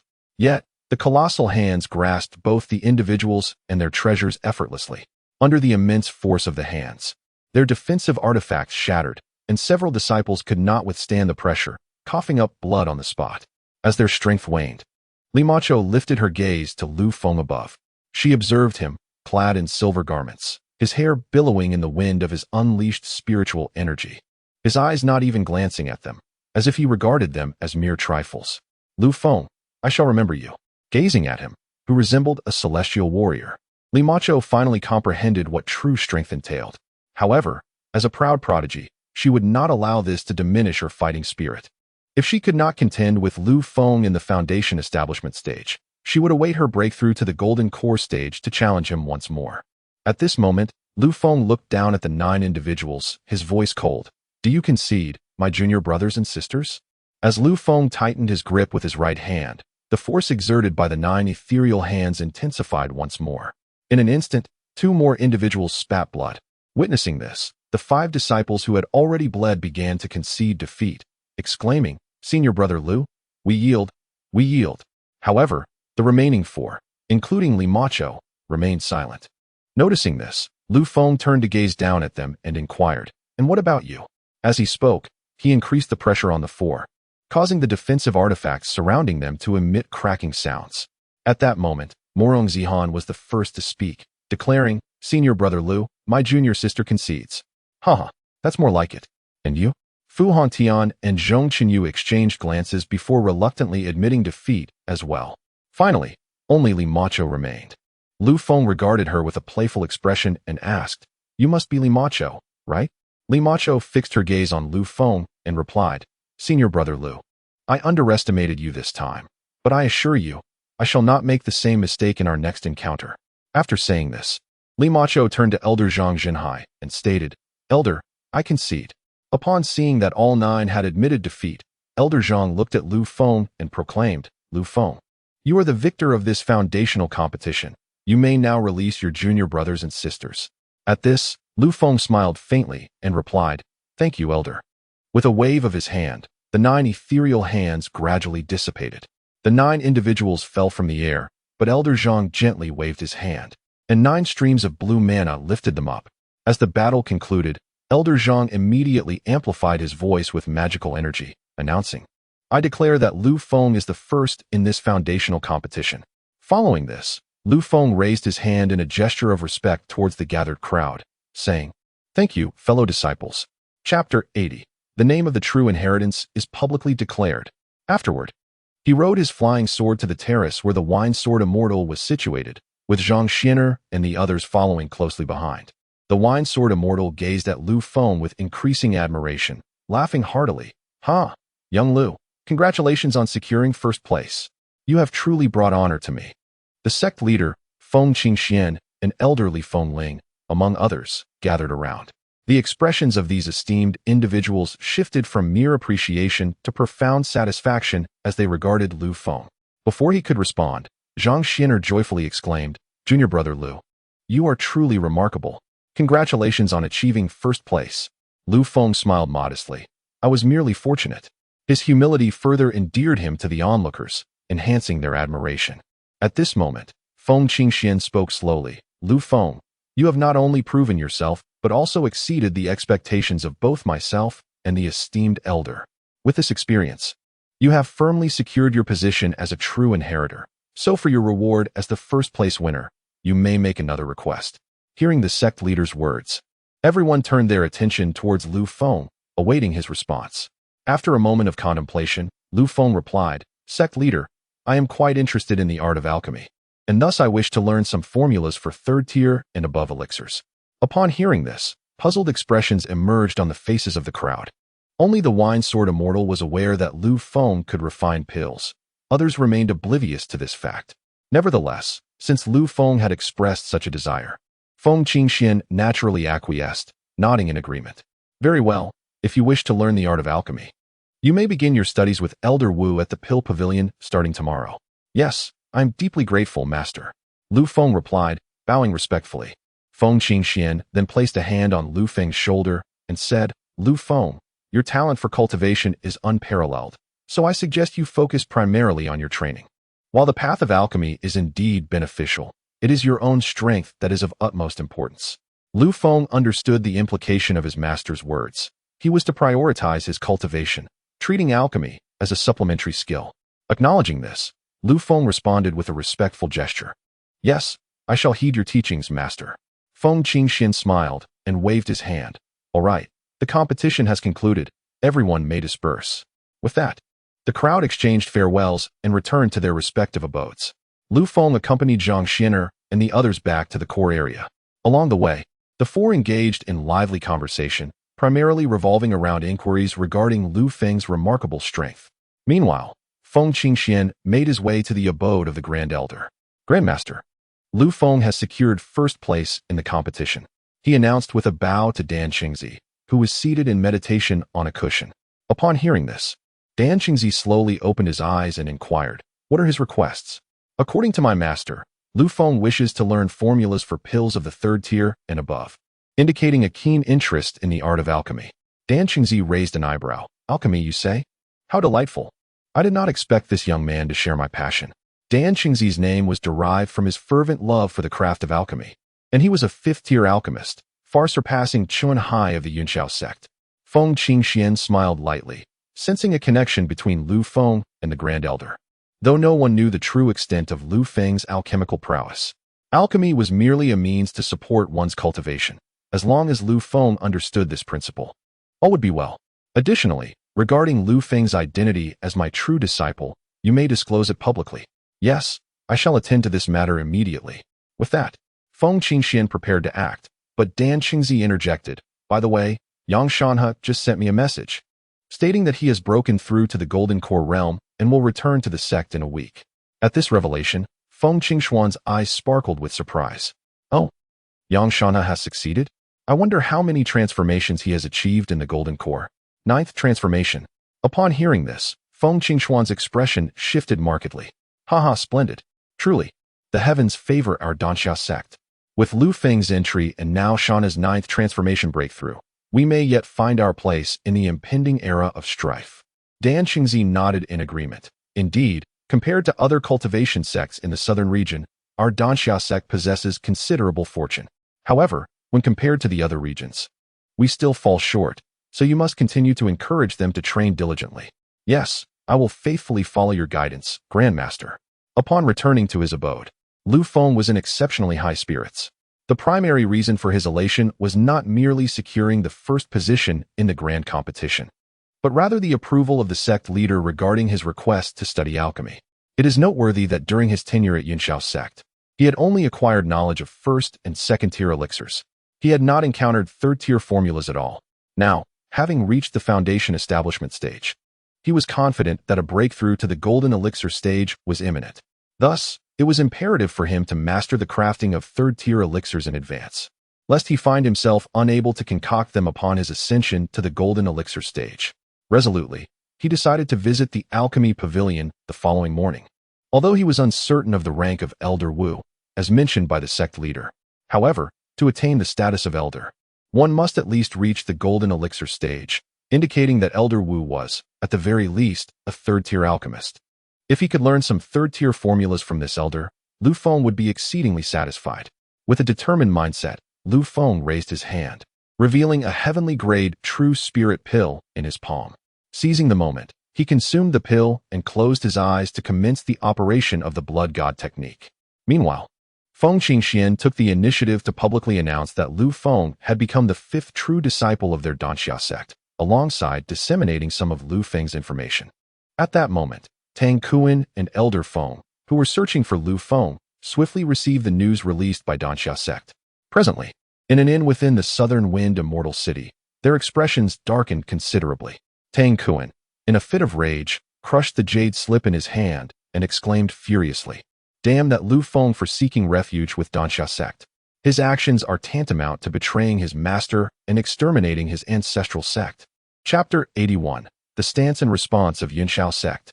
Observing Tang Kuan's fury, Elder Feng spoke slowly. "I find no surprise in Lu Feng aligning himself with Cloudsoar Sect. What perplexes me is why this prestigious first-tier sect would publicly announce Lu Feng's status as a true disciple." Upon hearing this, Tang Kuan, consumed by his anger, momentarily faltered. The news of Lu Feng's defection had completely clouded his judgment, preventing him from grasping the deeper implication of Elder Feng's words. "Elder Feng, are you suggesting that Cloudsoar Sect's public acknowledgement of Lu Feng's true disciple status indicates they are prepared to face our Cloudsoar Sect's wrath?" Elder Feng nodded silently, affirming, "Indeed. By boldly declaring Lu Feng's identity, it signifies that Cloudsoar Sect has allied with him, and they are unperturbed by the prospect of offending our Cloudsoar Sect." At this, Tang Kuan narrowed his eyes slightly. The actions of Cloudsoar Sect were beyond the scope of a mere deputy hall master to manage. "Elder Feng, what course of action do you propose we take? Should we truly demand Lu Feng from Cloudsoar Sect?" Elder Feng shook his head with a wry smile. "With our cultivation at the Golden Elixir stage, we would likely be unable to even enter the gates of Cloudsoar Sect, let alone retrieve him. Then what do you suggest we do?" Tang Kuan's face betrayed his anxiety, for he had been dispatched with the mission to apprehend Lu Feng. Yet now, with Cloudsoar Sect's unexpected maneuver, how could he possibly fulfill his task? "This matter is beyond our capacity to handle. I suggest we return to the sect and report this issue to the higher-ups, who will be better equipped to resolve it." Although Tang Kuan felt a sense of reluctance, he could only helplessly nod in agreement, saying, "Alas, we must proceed in this manner." Once their discussion concluded, the two immediately led their disciples back to Cloudsoar Sect. On the way, Tang Kuan reported the situation to sect leader Lu Feng, who, after understanding the circumstances, simply replied, "I see." Upon their return to Cloudsoar Sect and presenting the matter, the sect leader and the senior officials promptly convened a meeting. Within the grand hall of the sect sat a dozen formidable figures of the nascent soul stage, including Chen Hai, the leader of Danding Peak, and Yi Xianming, the leader of Xianjian Peak. Presiding over the meeting was sect leader Mo Wentian. Mo Wentian cast his gaze around the assembly, lingering on Lu Feng before addressing the assembly. "Esteemed colleagues, I have summoned you all to discuss how we should respond to the situation concerning the ex-disciple Lu Feng." Upon hearing this, many in the hall displayed expressions of confusion. The name Lu Feng was familiar to them. He had once been the prized disciple of Lu Feng, but had been stripped of his cultivation and expelled from the sect months earlier due to repeated violations of sect rules. Naturally, these esteemed figures were unaware of the subsequent events involving Lu Feng, hence their perplexed expressions. Observing their reactions, Mo Wentian continued, "After being expelled from our sect, Lu Feng inexplicably regained his cultivation through some fortunate encounter, and he has even killed 9 of our disciples within the Lanling secret realm." This revelation elicited shock among the assembly. The notion that a discarded disciple, whose cultivation had been obliterated, could restore his power in mere months and slay 9 disciples of the sect was an unprecedented occurrence, one they had never even heard of before. At this juncture, Elder Luo Hua rose and clasped his hands in respect, inquiring, "Sect leader, since this Lu Feng has dared to kill our disciples, it is likely born of resentment from his expulsion. I propose we issue a warrant for his capture." Mo Wentian sighed and responded, "Alas, we did indeed issue a warrant some time ago, but not only did we fail to capture Lu Feng, he has now joined the Cloudsoar Sect. This is the recent announcement from Cloudsoar Sect. Please take a look." With that, Mo Wentian gestured, causing a jade talisman to fly into the hall, which began to play the announcement from Cloudsoar Sect. As the content of the jade talisman was disclosed, astonishment spread across the faces of many senior officials in the hall.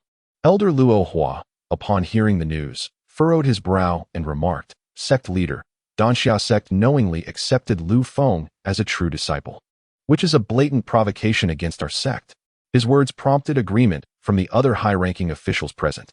However, sect leader Mo Wentian remained silent and turned his gaze to Lu Feng, asking, "Leader Chun, given that Lu Feng was once your prized disciple, how do you propose we address this situation?" Mo Wentian's inquiry jolted the higher-ups in the hall into awareness. This matter indeed had significant implications for Chenhai, as had he not relinquished Lu Feng, they would not find themselves in this predicament now. Thus, all eyes were suddenly fixed upon Chenhai, awaiting his response.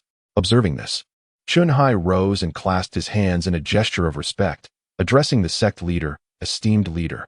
It is due to my shortcomings as a teacher that such a malicious disciple, who harms his fellow sect members and betrays his masters, has emerged. I implore you to punish me accordingly. Mo Wentian waved his hand dismissively, stating, while this matter bears some relation to you, the primary issue lies with Lu Feng. Therefore, there shall be no punishment. Let us instead discuss how to resolve this situation. Chenhai, possessing a cultivation level of the 4th layer of the nascent soul stage and being a 4th-tier alchemist, held a significant status within the sect. Mo Wentian could not genuinely impose a penalty on Chenhai for Lu Feng's actions. Grateful for the leader's understanding, Chenhai again clasped his hands, expressing, I thank the sect leader for your leniency. Although Lu Feng has become a true disciple of the Cloudsoar Sect, this young man undoubtedly harbors resentment towards our sect. To eliminate future troubles, I have 2 suggestions. Oh, what might those 2 suggestions be? Mo Wentian inquired once more. Esteemed leader, Chenhai replied, my first suggestion is to publicly demand that the Cloudsoar Sect expel Lu Feng, though they are unlikely to comply. Therefore, my second suggestion is to eliminate Lu Feng discreetly. Upon hearing Chenhai's proposals, Mo Wentian appeared contemplative. The first suggestion is indeed feasible, but how should we execute the second suggestion? Chenhai responded, in 1 month. The 10-year grand competition of the southern region will take place. Although the Cloudsoar Sect has not participated in previous events, I believe that if we enhance the rewards, Lu Feng will surely join. At that point, it would provide an opportunity to eliminate him before he poses a threat. Once he is gone, even if the Cloudsoar Sect were to be enraged, they would not wage war against our Yunshao sect over a deceased individual. Mo Wentian pondered for a moment before nodding in agreement. Very well, I shall entrust this matter to you, Chenhai, and the 3rd elder. Yes, we accept the mission. As the 2 clasped their hands in acknowledgement, Mo Wentian added, remember, it is imperative that this matter is conducted discreetly. We must not allow the Cloudsoar Sect to seize any evidence against us. Understood? Yes, esteemed leader. We comprehend. Chapter 82. The Trial of Elder Wu. At this moment, the scene shifts to the day following Lu Feng's victory in the internal competition. Early in the morning, Lu Feng arose and departed from his cave dwelling, making his way to the entrance of the Dan Pavilion within the sect. This pavilion, located in the inner sect area, emanated a familiar aroma of medicinal herbs as Lu Feng approached. This scent evoked memories of his days within the Yunshao sect. The earth fire rages, and the fragrance of elixirs permeates the air. It seems many are engaged in alchemy within. With that thought, Lu Feng stepped towards the pavilion, whereupon the 2 guarding disciples, upon recognizing his attire as a true disciple, immediately clasped their hands in greeting. We have met the senior brother. Lu Feng responded with a light acknowledgement before inquiring, brothers, is Elder Wu present within the pavilion? In response, the disciple replied, Elder Wu is likely inside refining pills. If you need to speak with him, I can convey your message. It was common for various disciples and elders, including the Peak Master, to seek Elder Wu's assistance with alchemical matters. The profession of an alchemist is indeed highly esteemed, regardless of its context. Upon hearing this, Lu Feng nodded slightly and said, I would appreciate it if you could convey my message to Elder Wu, stating that the true disciple Lu Feng seeks an audience. Upon hearing Lu Feng's name, the 2 gatekeeping disciples displayed expressions of astonishment. It turned out that their senior was none other than Lu Feng, the champion of the Foundation Establishment Competition. To encounter Senior Lu here is truly a stroke of luck for us. Lu Feng smiled lightly, saying, Oh, you flatter me. Please, do relay my message. Certainly, I shall do so at once. Please wait a moment, Senior Lu. With that, one of the guarding disciples hurriedly made his way inside, while Lu Feng was escorted to a waiting room by the other disciple. A quarter of an hour later, the messenger disciple returned, trotting up to Lu Feng and said, Senior Lu, Elder Wu has agreed to meet with you. Please follow me. Thank you for your assistance. Soon, Lu Feng followed the disciple into an alchemy chamber. Before even entering, he sensed the presence of an elderly man within, accompanied by the lingering warmth of the earth fire.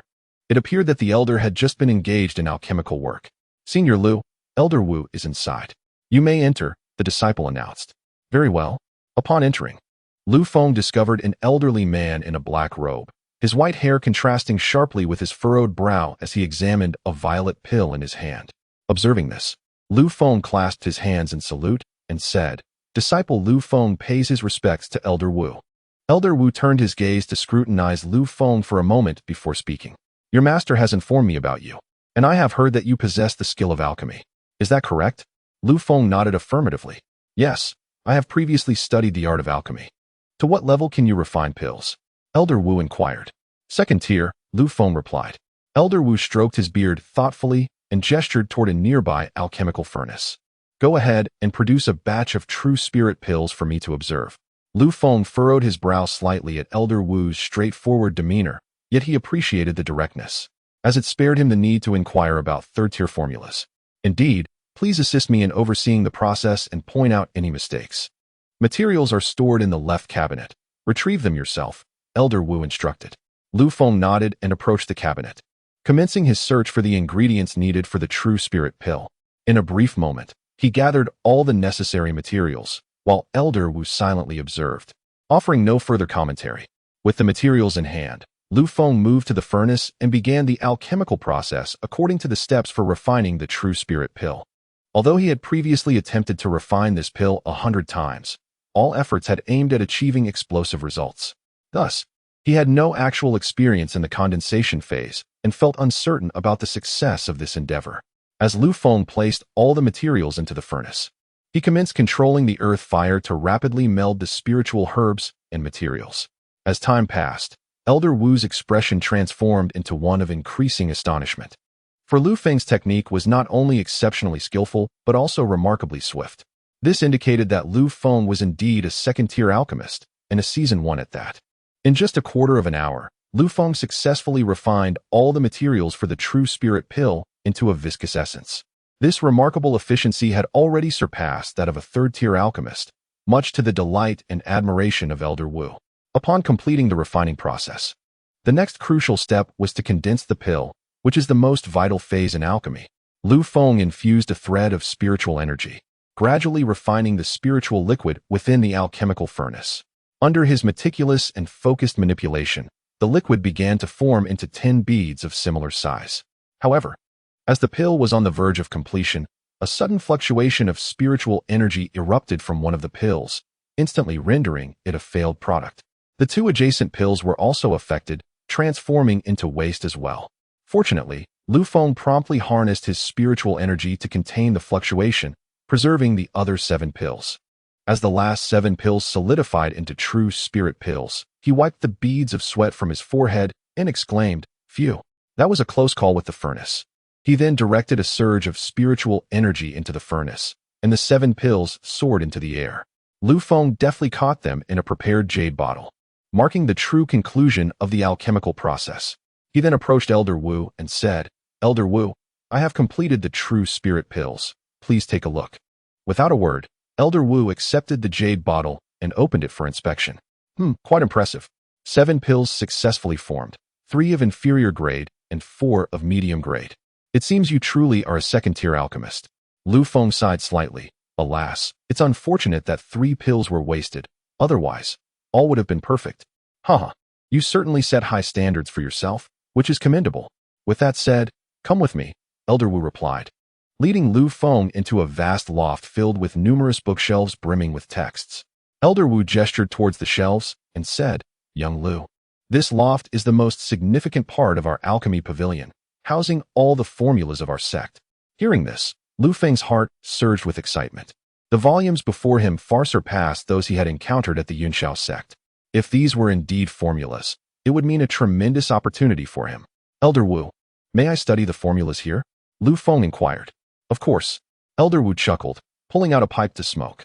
"As a direct disciple of our sect, you are entitled to learn any techniques, texts, or formulae you desire." Enlightened, Lu Feng's face lit up with joy. "Are there formulas of third tier or higher available here?" "Indeed. The books on the first floor primarily catalog various spiritual herbs and medicines. The second floor contains first-tier formulas, but to access third-tier formulas, you must ascend to the 4th floor." Upon hearing this, Lu Feng looked up to see that the loft had 7 levels. implying that the highest grade formulas reached the 6th tier. With this thought, astonishment spread across his face. Elder Wu, I observe that this loft comprises 7 floors. Does it indeed house 6th tier formulas? Observing the astonishment on Lu Feng's face, Elder Wu took a couple of contemplative puffs from his pipe and replied, Indeed. The attic houses 2 types of 6th tier alchemical formulas. Unfortunately, our sect no longer possesses any 6th tier alchemists. The tier of these formulas corresponds directly to the levels of cultivation. 1st tier elixirs are linked to the qi refinement stage, 2nd tier to the foundation establishment phase, while 6th tier elixirs are associated with the enigmatic void refinement stage. Such formidable beings are a rarity. Lu Feng had only encountered them in books. In the southern domain where Lu Feng resided, not a single void refinement master could be seen on the surface. Elder Wu, may I ascend to the attic to study the formulas now? Lu Feng inquired. Certainly, but you may only study 3 formulas each month, as decreed by the sect leader, Elder Wu responded slowly. Upon hearing this, Lu Feng scratched his head with a wry smile, fully aware of the sect leader's intent to prevent him from dedicating all his energies to alchemy. Very well. Since it is the sect leader's command, I shall comply. Elder Wu glanced at Lu Feng and murmured, In truth, you need not adhere strictly to this. If you manage to concoct a 5th tier elixir, the sect leader will not reproach you. Elder Wu, please refrain from jesting with me. With my current alchemical skills, I cannot even produce a 3rd tier elixir, let alone a 5th tier one. Elder Wu grinned. Haha, I merely spoke in jest. Go on and study. Once you've mastered it, I shall escort you away. It is often said that alchemists possess peculiar temperaments, and Lu Feng found Elder Wu's demeanor to be quite unconventional. It became evident from their earlier conversation that Elder Wu shared a brotherly bond with the sect leader, indicating that he had once been a true disciple himself. Subsequently, Lu Feng made his way to the 2nd floor. Upon entering, he immediately discerned the distinct atmosphere. Although a plethora of books adorned the shelves, each tome was safeguarded by a formation, and beside every book lay a palm-sized jade slip. Lu Feng had previously encountered this arrangement in the Cloudsoar Sect's scripture pavilion, where the books protected by formations were the original texts, while the jade slips contained the entirety of the content for each respective text. Thus, disciples wishing to learn need only retrieve the jade slip, ensuring the original texts remained within the sect's confines. Lu Feng swiftly approached the bookshelves, discovering that the 2nd floor was dedicated solely to 1st tier alchemical formulas. The titles of each formula were inscribed on their spines. After a thorough examination, he counted a staggering total of 356 1st tier formulas. The sheer quantity was indeed formidable, a testament to the profound heritage of this venerable first-rate sect. After surveying the 2nd floor formulas, Lu Feng chose not to select any, instead continuing his ascent to the 3rd floor. Before long, he arrived at the 3rd level, where he noted a significant reduction in the number of bookshelves. A meticulous count revealed there were only 122 formulas on this floor. Among the foremost titles were the Foundation Establishment Pill and the True Spirit Pill. However, these were formulas he had already mastered, rendering further study unnecessary. Just then, Lu Feng's gaze was drawn to a particularly unique formula. This elixir, known as the Purifying Elixir, possesses the remarkable ability to cleanse impurities, elixir toxins, and old ailments from the bodies of cultivators.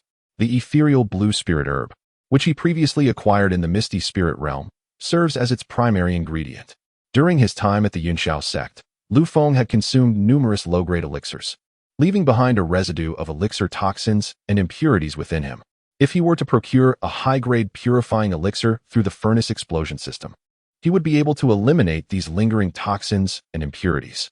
With this thought in mind, Lu Feng unhesitatingly took hold of the jade slip containing the elixir formula. He placed the slip against his forehead and infused it with a trace of spiritual energy. Instantly, the contents of the formula surged into his mind. In just a brief moment, Lu Feng comprehended the entire method of concocting the purifying elixir, as well as its required materials. This jade slip is indeed quite useful. Just as he voiced this thought, he noticed that the slip had completely shattered, disintegrating into countless fragments that fell to the ground. Undeterred, Lu Feng continued his ascent to the 4th floor, now left with only 2 opportunities to learn new elixir formulas. He pondered carefully over which 2 he should select. Upon reaching the 4th floor, he observed a stark reduction in the number of books available, with only a meager 36 tomes remaining. After a thorough examination, He discovered that several of these formulas were precisely what he required, including the third-tier golden elixir and the third-tier Xianling elixir, among others. The golden elixir shares similar effects with the foundation establishment elixir, typically consumed by cultivators at the foundation establishment stage when they aim to break through to the golden core realm. The Xianling elixir, on the other hand, is taken by golden core realms during their cultivation, akin to the true spirit elixir in efficacy. These two elixirs are indispensable to Lu Feng. Thus, he resolved to select the formulas for the golden elixir and the Xianling elixir for his 2 learning opportunities this month. Firmly decided, he placed the jade slips of these 2 formulas against his forehead. After a quarter of an hour, Lu Feng successfully mastered the methods of concocting both the golden elixir and the Xianling elixir. Well, with all 3 opportunities utilized, it is time to depart. With that, Lu Feng raised his gaze towards the upper 3 floors, his eyes glimmering with anticipation. When would he be able to concoct 4th-tier and 5th-tier elixirs? Gathering his thoughts, Lu Feng slowly descended to the 1st floor and respectfully addressed Elder Wu. Elder Wu, I have completed my studies. Very well, then let us be on our way, Elder Wu replied.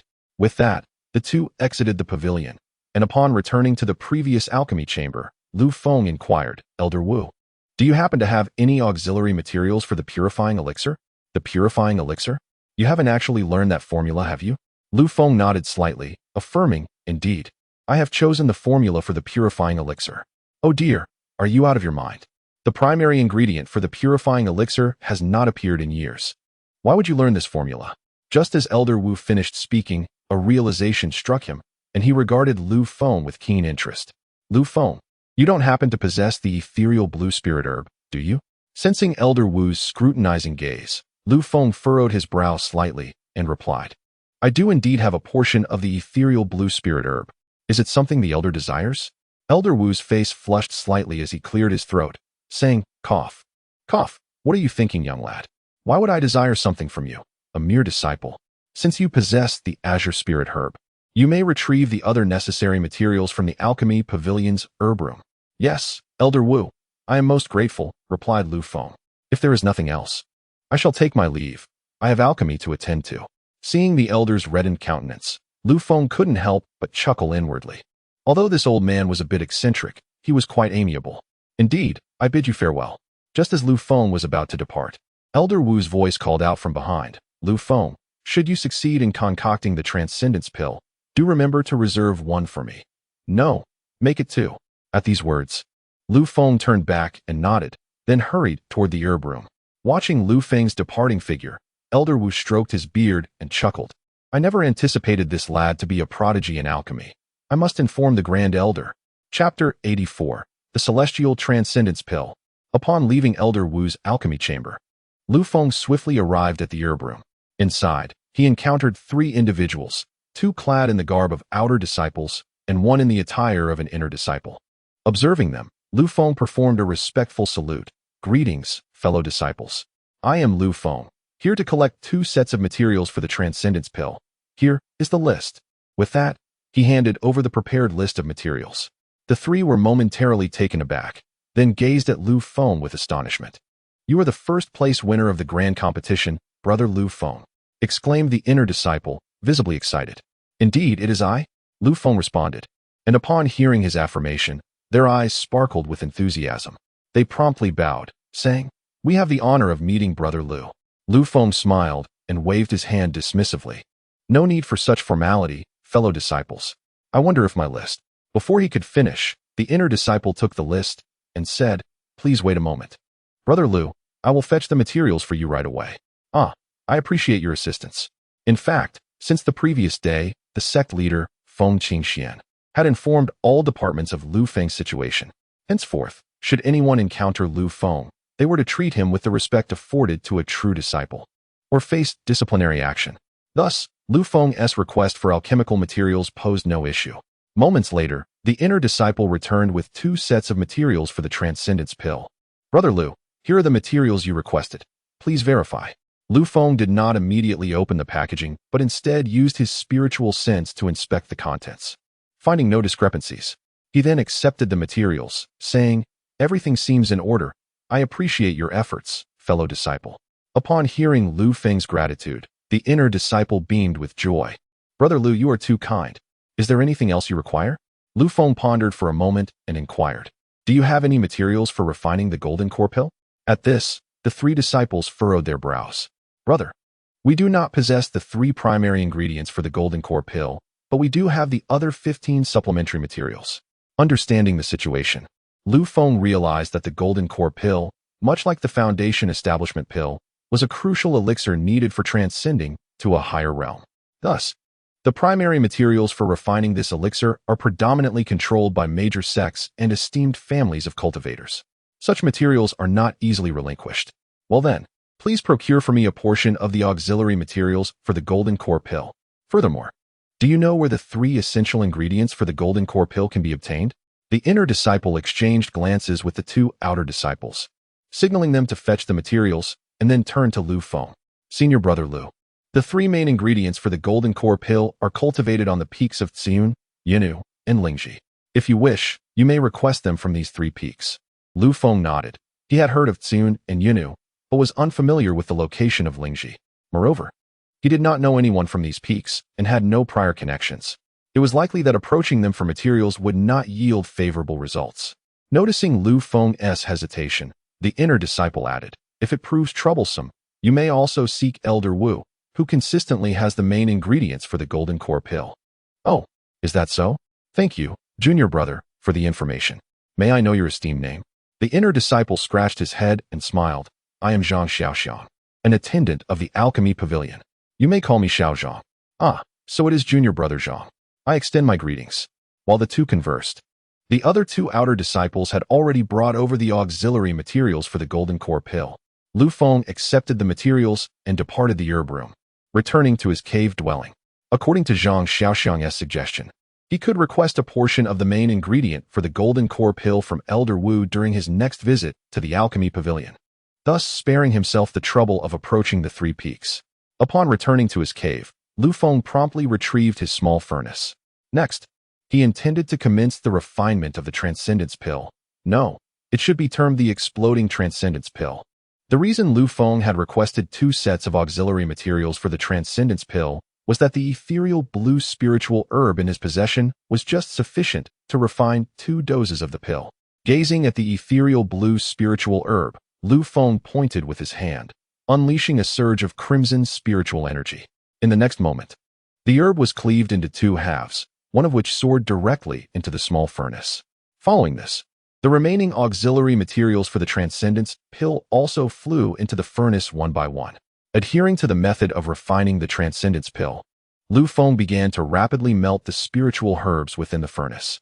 Once transformed into spiritual liquid, he directed another pulse of spiritual energy into the furnace, commencing the compaction of the liquid. After a short while, a muffled sound emanated from the small furnace.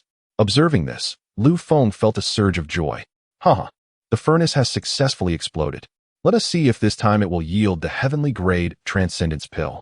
With that, Lu Feng opened the right aperture of the small furnace, and 10 waste pills tumbled into his hand. Simultaneously, a notification echoed in his mind. Ding! You have triggered a furnace explosion while refining the Transcendence Pill, activating a 100-fold return reward. Please select your reward. Reward 1. Receive 1,000 low-grade Transcendence Pills. Reward 2. Receive 150 premium Transcendence Pills. Reward 3.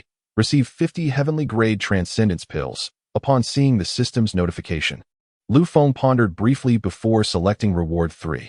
I choose 50 heavenly grade Transcendence Pills. Ding! Congratulations on receiving 50 heavenly grade Transcendence Pills. The pills have been placed in the system space for your retrieval. Upon completion of the selection, Lu Feng raised his hand and beheld a pill of pure azure hue, radiating a faint glow. Is this the heavenly grade Transcendence Pill? It appears remarkably enticing. According to his calculations, a single heavenly grade Transcendence Pill would suffice to cleanse his body of the pill toxins and impurities. Gazing at the pill in his hand, Lu Feng did not hesitate for a moment and swallowed it whole. In the next instant, the heavenly grade Transcendence Pill gradually dissolved within his abdomen, releasing a unique azure energy. This energy swiftly coursed through Lu Feng's veins, circulating throughout every part of his body. With meticulous awareness, Lu Feng discerned that this azure energy dissolved all the impurities in his blood and the pill toxins within his meridians. Even the impurities nestled within his bones were gradually eradicated. When Lu Feng opened his eyes once more, a significant portion of the day had elapsed, and his entire body was exuding a layer of crimson sweat. Truly, the heavenly grade transcendence pill has effectively resolved the impurities and toxins within me with just one pill. I feel my body has become even lighter. With that thought, Lu Feng gestured with his right hand, and his golden silk silver robe immediately emitted a wave of energy. In the blink of an eye, all the crimson sweat flowing from his body was entirely cleansed. This second-tier premium robe not only possessed defensive qualities, but also had a dust-removing effect. Having addressed the minor issues within his body, Lu Feng commenced the alchemical process for a second batch of transcendence pills. He had previously promised Elder Wu 2 pills. However, Lu Feng could not present Elder Wu with a heavenly grade transcendence pill, as that would risk exposing his secret. Therefore, he resolved to select a lower grade pill as the reward for this second batch. In doing so, no one would uncover the secret of his explosive furnace system. A quarter of an hour later, the small broken furnace emitted a muffled sound once more. Lu Feng, adhering to his plan, chose the reward from this explosive furnace as lower grade pills, amounting to 1,000 lower grade transcendence pills. Now, he should be able to fulfill his obligation to Elder Wu. He wondered how much a single lower grade transcendence pill could sell for. Chapter 85. The Yunshao Sect Comes Knocking. The following morning, Lu Feng returned to pay a visit to Elder Wu. This time, the gatekeeper disciple directly escorted him to Elder Wu's alchemy chamber. Senior Brother Lu, Elder Wu is currently engaged in alchemy. Please wait here for a moment. The gatekeeper disciple said as he brought a stone stool for Lu Feng to sit on. Seeing this, Lu Feng clasped his hands in gratitude to the disciple. Thank you for your kindness, junior brother. You're welcome, senior brother. If you have no further instructions, I shall take my leave. Very well, go ahead. After the disciple departed, Lu Feng reflected on his experiences over the past few days. He noticed a stark contrast between the camaraderie of the Donxiao sect disciples and that of the Yunxiao sect. The disciples here exhibited far less treachery among themselves. Although competition existed, it was of a healthy nature. In contrast, the disciples of the Yunxiao sect resorted to extreme measures to ascend the ranks. Although both sects are righteous factions, there exists a considerable disparity between them. Nevertheless, Lu Feng finds the atmosphere of the Donxiao sect quite appealing, as it alleviates his concerns about being betrayed by his fellow disciples. While Lu Feng sat on a stone bench in contemplation, Elder Wu gradually opened the door and emerged from the room. Upon noticing him, Lu Feng promptly rose and clasped his hands in greeting, saying, Disciple Lu Feng pays respects to Elder Wu. Elder Wu shook his sleeves and gazed at Lu Feng, inquiring, young Lu, what brings you here again? Surely you haven't ruined the refining of the transcendence pill, have you? Thanks to Elder Wu, I successfully refined the transcendence pills. Lu Feng exclaimed as he presented 2 low-grade transcendence pills. Observing the blue pills in Lu Feng's hand, Elder Wu instantly teleported beside him. After examining the pills closely, a smile broke across his face. Haha, you truly are a genius in alchemy. I never expected your first attempt at refining the transcendence pill would meet with success. Well done. With that, Elder Wu stored the 2 pills in his spatial ring. Lu Feng felt somewhat speechless at Elder Wu's behavior, thinking to himself how brazen the old man was. Sensing that his actions might have been inappropriate, Elder Wu cleared his throat and remarked, Ahem. You didn't come here solely to deliver pills, did you? Lu Feng smiled slightly, acknowledging, Elder Wu, your insight is as sharp as ever. I do have another matter to discuss with you. Elder Wu adjusted his beard and replied slowly, Very well, what do you require of this old man? I wish to request a portion of the primary ingredients needed for the golden core pill.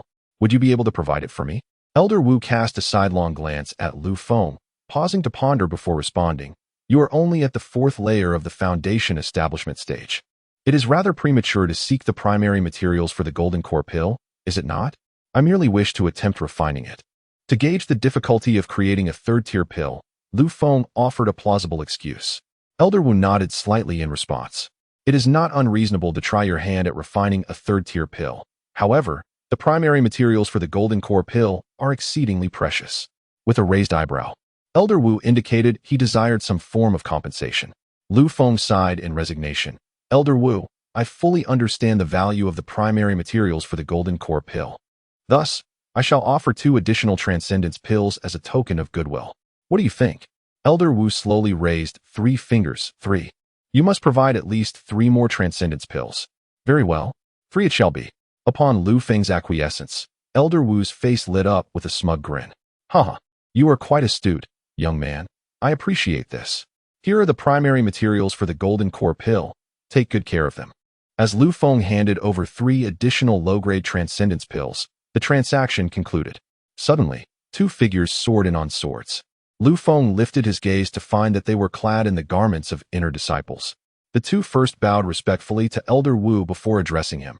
Elder Wu, the Grand Elder has sent us to inform you that members of the Yunxiao sect have arrived. They are currently in the outer hall. With that, the 2 inner disciples flew away on their swords. Meanwhile, Lu Feng furrowed his brow, taken aback by the rapid arrival of the Yunxiao sect. As for the Grand Elder Li Fengling sending someone to notify him, it was merely to allow him to make his own choice about whether to meet the representatives of the Yunxiao sect. Observing the silent Lu Feng, Elder Wu gently patted his shoulder and reassured him, do not fear the Yunxiao sect, young Lu. Even if their sect master were to come personally, they would not pose a threat to you. Lu Feng's eyes glimmered with gratitude as he replied, I understand, master. I am merely contemplating whether I should meet with these old acquaintances from the Yunxiao sect. Elder Wu snorted, if I were in your position, I would certainly seize the opportunity to meet them, and not just that, I would flaunt my accomplishments before them. Well then, let me go and meet these Yunxiao sect individuals. That's the spirit. Come, I shall escort you myself. With that, Elder Wu waved his hand, transforming both himself and Lu Feng into a streak of light as they soared towards the outer hall. At that moment, within the outer hall of the Yunxiao sect, Grand Elder Li Fengling, accompanied by several elders and disciples, was receiving a delegation of cultivators from the Yunxiao sect. Leading the delegation was Yi Xueming, the peak master of the Xianjian Peak. Yi Xueming cast a frosty gaze upon Li Fengling and spoke, Grand Elder Li, your Yunxiao sect and our Yunxiao sect have always maintained a peaceful coexistence. Why, then, have you chosen to engage in actions that disrupt our harmony? Li Fengling maintained a serene demeanor, unaffected by Yi Xueming's inquiry. Is the disruption you speak of the fact that our sect has accepted Lu Feng as a true disciple? If you are aware of this, why proceed with such actions? Are you attempting to provoke our Yunxiao sect? Despite Yi Xueming's cold expression, Li Fengling remained composed. Your assertion is misguided, Peak Master Yi. Are you suggesting that disciples abandoned by your Yunxiao sect are off limits to other sects? Of course, they can be accepted. However, Lu Feng has previously slain 3 of our true disciples and 6 inner disciples. How can you, Yunxiao sect, not only accept such a rebellious individual, but also publicly declare him a true disciple? What is your true intention? Do you truly believe the Yunxiao sect is easy to bully? Upon finishing his words, Yi Xueming unleashed his formidable aura, emanating from his 3rd-level nascent soul realm.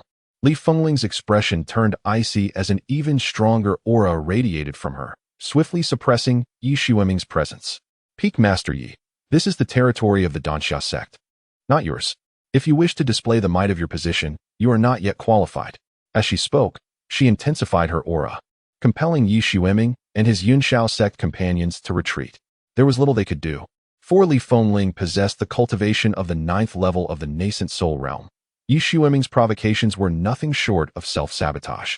Yi Xueming's countenance darkened considerably as he responded, very well. So this is how the Yunxiao sect operates, by using power to intimidate. I see now. Just as these words left his mouth, a streak of yellow light descended into the hall.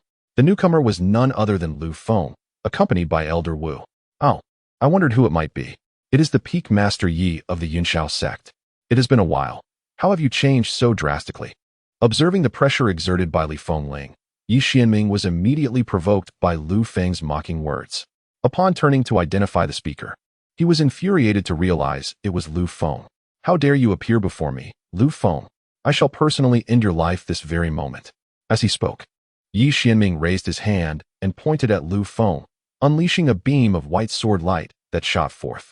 Naturally, Lu Feng could not withstand an attack from a powerful figure in the nascent soul stage, but Elder Wu, standing nearby, would not allow such an assault to succeed.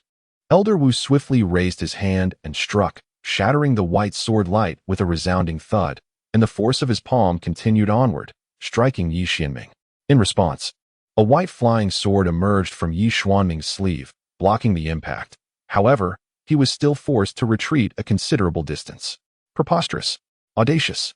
The hall echoed with the simultaneous furious shouts of Li Fengling and Elder Wu. Yi Xianming cast a wary glance at Elder Wu. Recognizing the disparity in their strengths from that earlier encounter, he was no match for Elder Wu. Coldly, Elder Wu addressed Yi Xianming, stating, "Yi Peak Master, as long as I am present today, you shall not harm Lu Feng in the slightest. Should you doubt my resolve, feel free to attempt it again." Yi Xianming's eyelids twitched. His previous attempt to strike Lu Feng was intended to catch Li Fengling off guard. However, he had not anticipated the presence of an 8th-layer nascent soul elder beside Lu Feng, which thwarted his murderous intentions. Seeing Yi Xianming silent, Li Fengling spoke again. "Yi Peak Master, your recent aggression towards my sect's true disciple. Do you mean to declare war on the Cloudsoar Sect?" At this, Yi Xianming's expression shifted. He had only come to apply pressure on the Cloudsoar Sect, intending merely to stage a show of force. If a full-blown conflict between the two sects were to erupt, he could not bear the responsibility. Thus, Yi Xianming retracted his icy demeanor and clasped his hands, addressing Li Fengling. "Elderly, my earlier actions were impulsive. My Yunyao sect holds no intention of declaring war on the Cloudsoar Sect. However, I implore you to hand over Lu Feng, and in doing so, our sects can resolve this conflict amicably." Li Fengling bore a cold smile as she retorted, "Oh, Yi Peak Master, are you perhaps being overly naive? Lu Feng is a true disciple of our sect and a candidate for the next sect leader. Do you truly believe the Cloudsoar Sect would ever relinquish him?" Yi Xianming, aware of some of the Cloudsoar Sect's regulations, replied coolly, "Then how do you propose we resolve this matter?" Resolution is simple. Either we fight, or you leave." Li Fengling's words left Yi Xianming at a loss for words, his frustration mounting. "Very well. Since the Cloudsoar Sect adopts such a stance, I have nothing further to say. We have ample time ahead." With that, Yi Xianming prepared to lead his fellow cultivators from the Yunyao sect away. However, at that moment, Lu Feng brandished Zhang Bin's spirit sword, giving it a light flourish. "Ah, this spirit sword is indeed exquisite. I wonder how many spirit stones it could fetch." Zhang Bin, a disciple of the inner sect of the Immortal Sword Peak, was easily recognized by Yi Xianming as the owner of the sword in Lu Feng's possession.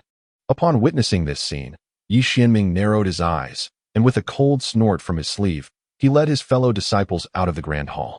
Once they departed, Lu Feng sheathed his spiritual sword and bowed respectfully to Li Fengling.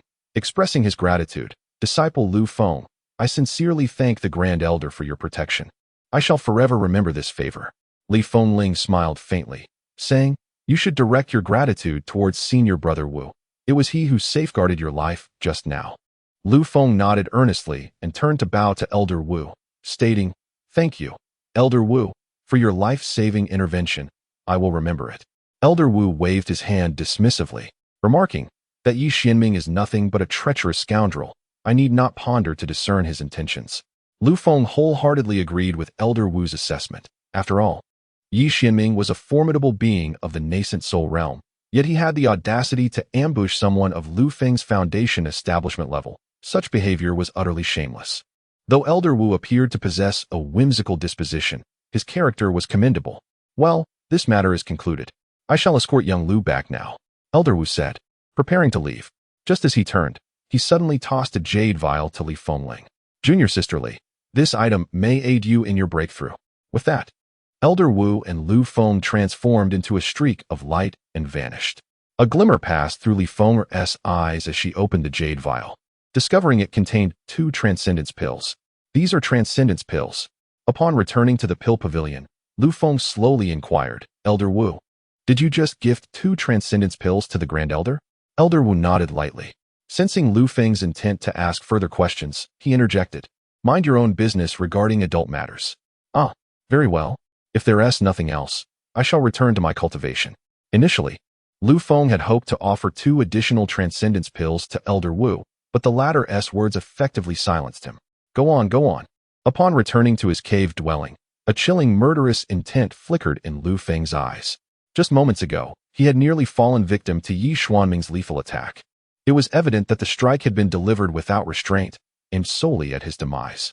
Yi Xianming had previously crippled his cultivation at the Yunyao sect, and now this attempted ambush indicated that his desire to eliminate Lu Feng remained unquenched.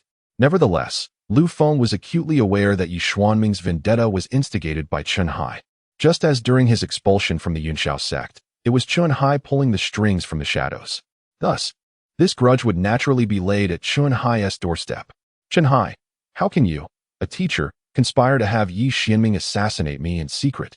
Lu Feng took a moment to temper his murderous intent, then produced a celestial-grade true spirit pill and swallowed it. I must hasten my cultivation, given Chen Hai's character. He will undoubtedly plot against me in the shadows. Only by enhancing my strength can I confront the dangers that lie ahead. With this resolve, he closed his eyes and began to cultivate the blood god technique. Time passed quickly, and 5 days slipped by. One day, a golden streak of light suddenly appeared outside the gates of the Cloudsoar Sect. Before the patrolling disciples could inquire, the light soared directly into the mountain gates formation, which showed no sign of resistance. Observing this, the patrolling disciples immediately understood that the owner of this golden light must be one of their own from the Cloudsoar Sect. A luminous streak of light swiftly traversed the outer gate, then deftly glided over the expansive inner gate area, plunging directly into the core region. Upon reaching the skies above the core area, the light came to a halt, revealing a tall and imposing middle-aged man, characterized by his sharp brows, bright eyes, and resolute demeanor. After over a year away, I wonder how things have unfolded within the sect? Chapter 87. The Gift from the Senior Brother, Celestial Rank Spell, Heavenly Flip Seal. Just as Yang Shanha pondered, a voice suddenly resonated from afar. Shanha, you have returned? At the sound of this, joy illuminated Yang Shanha's eyes as he transformed into a golden beam, soaring towards the source of the voice. He landed before a rustic farmhouse, situated halfway up the mountain, a clear indication that it was no ordinary dwelling. Disciple Yang Shanha pays respect to the esteemed elder, standing at the gate. Yang Shanha bowed respectfully with cupped hands.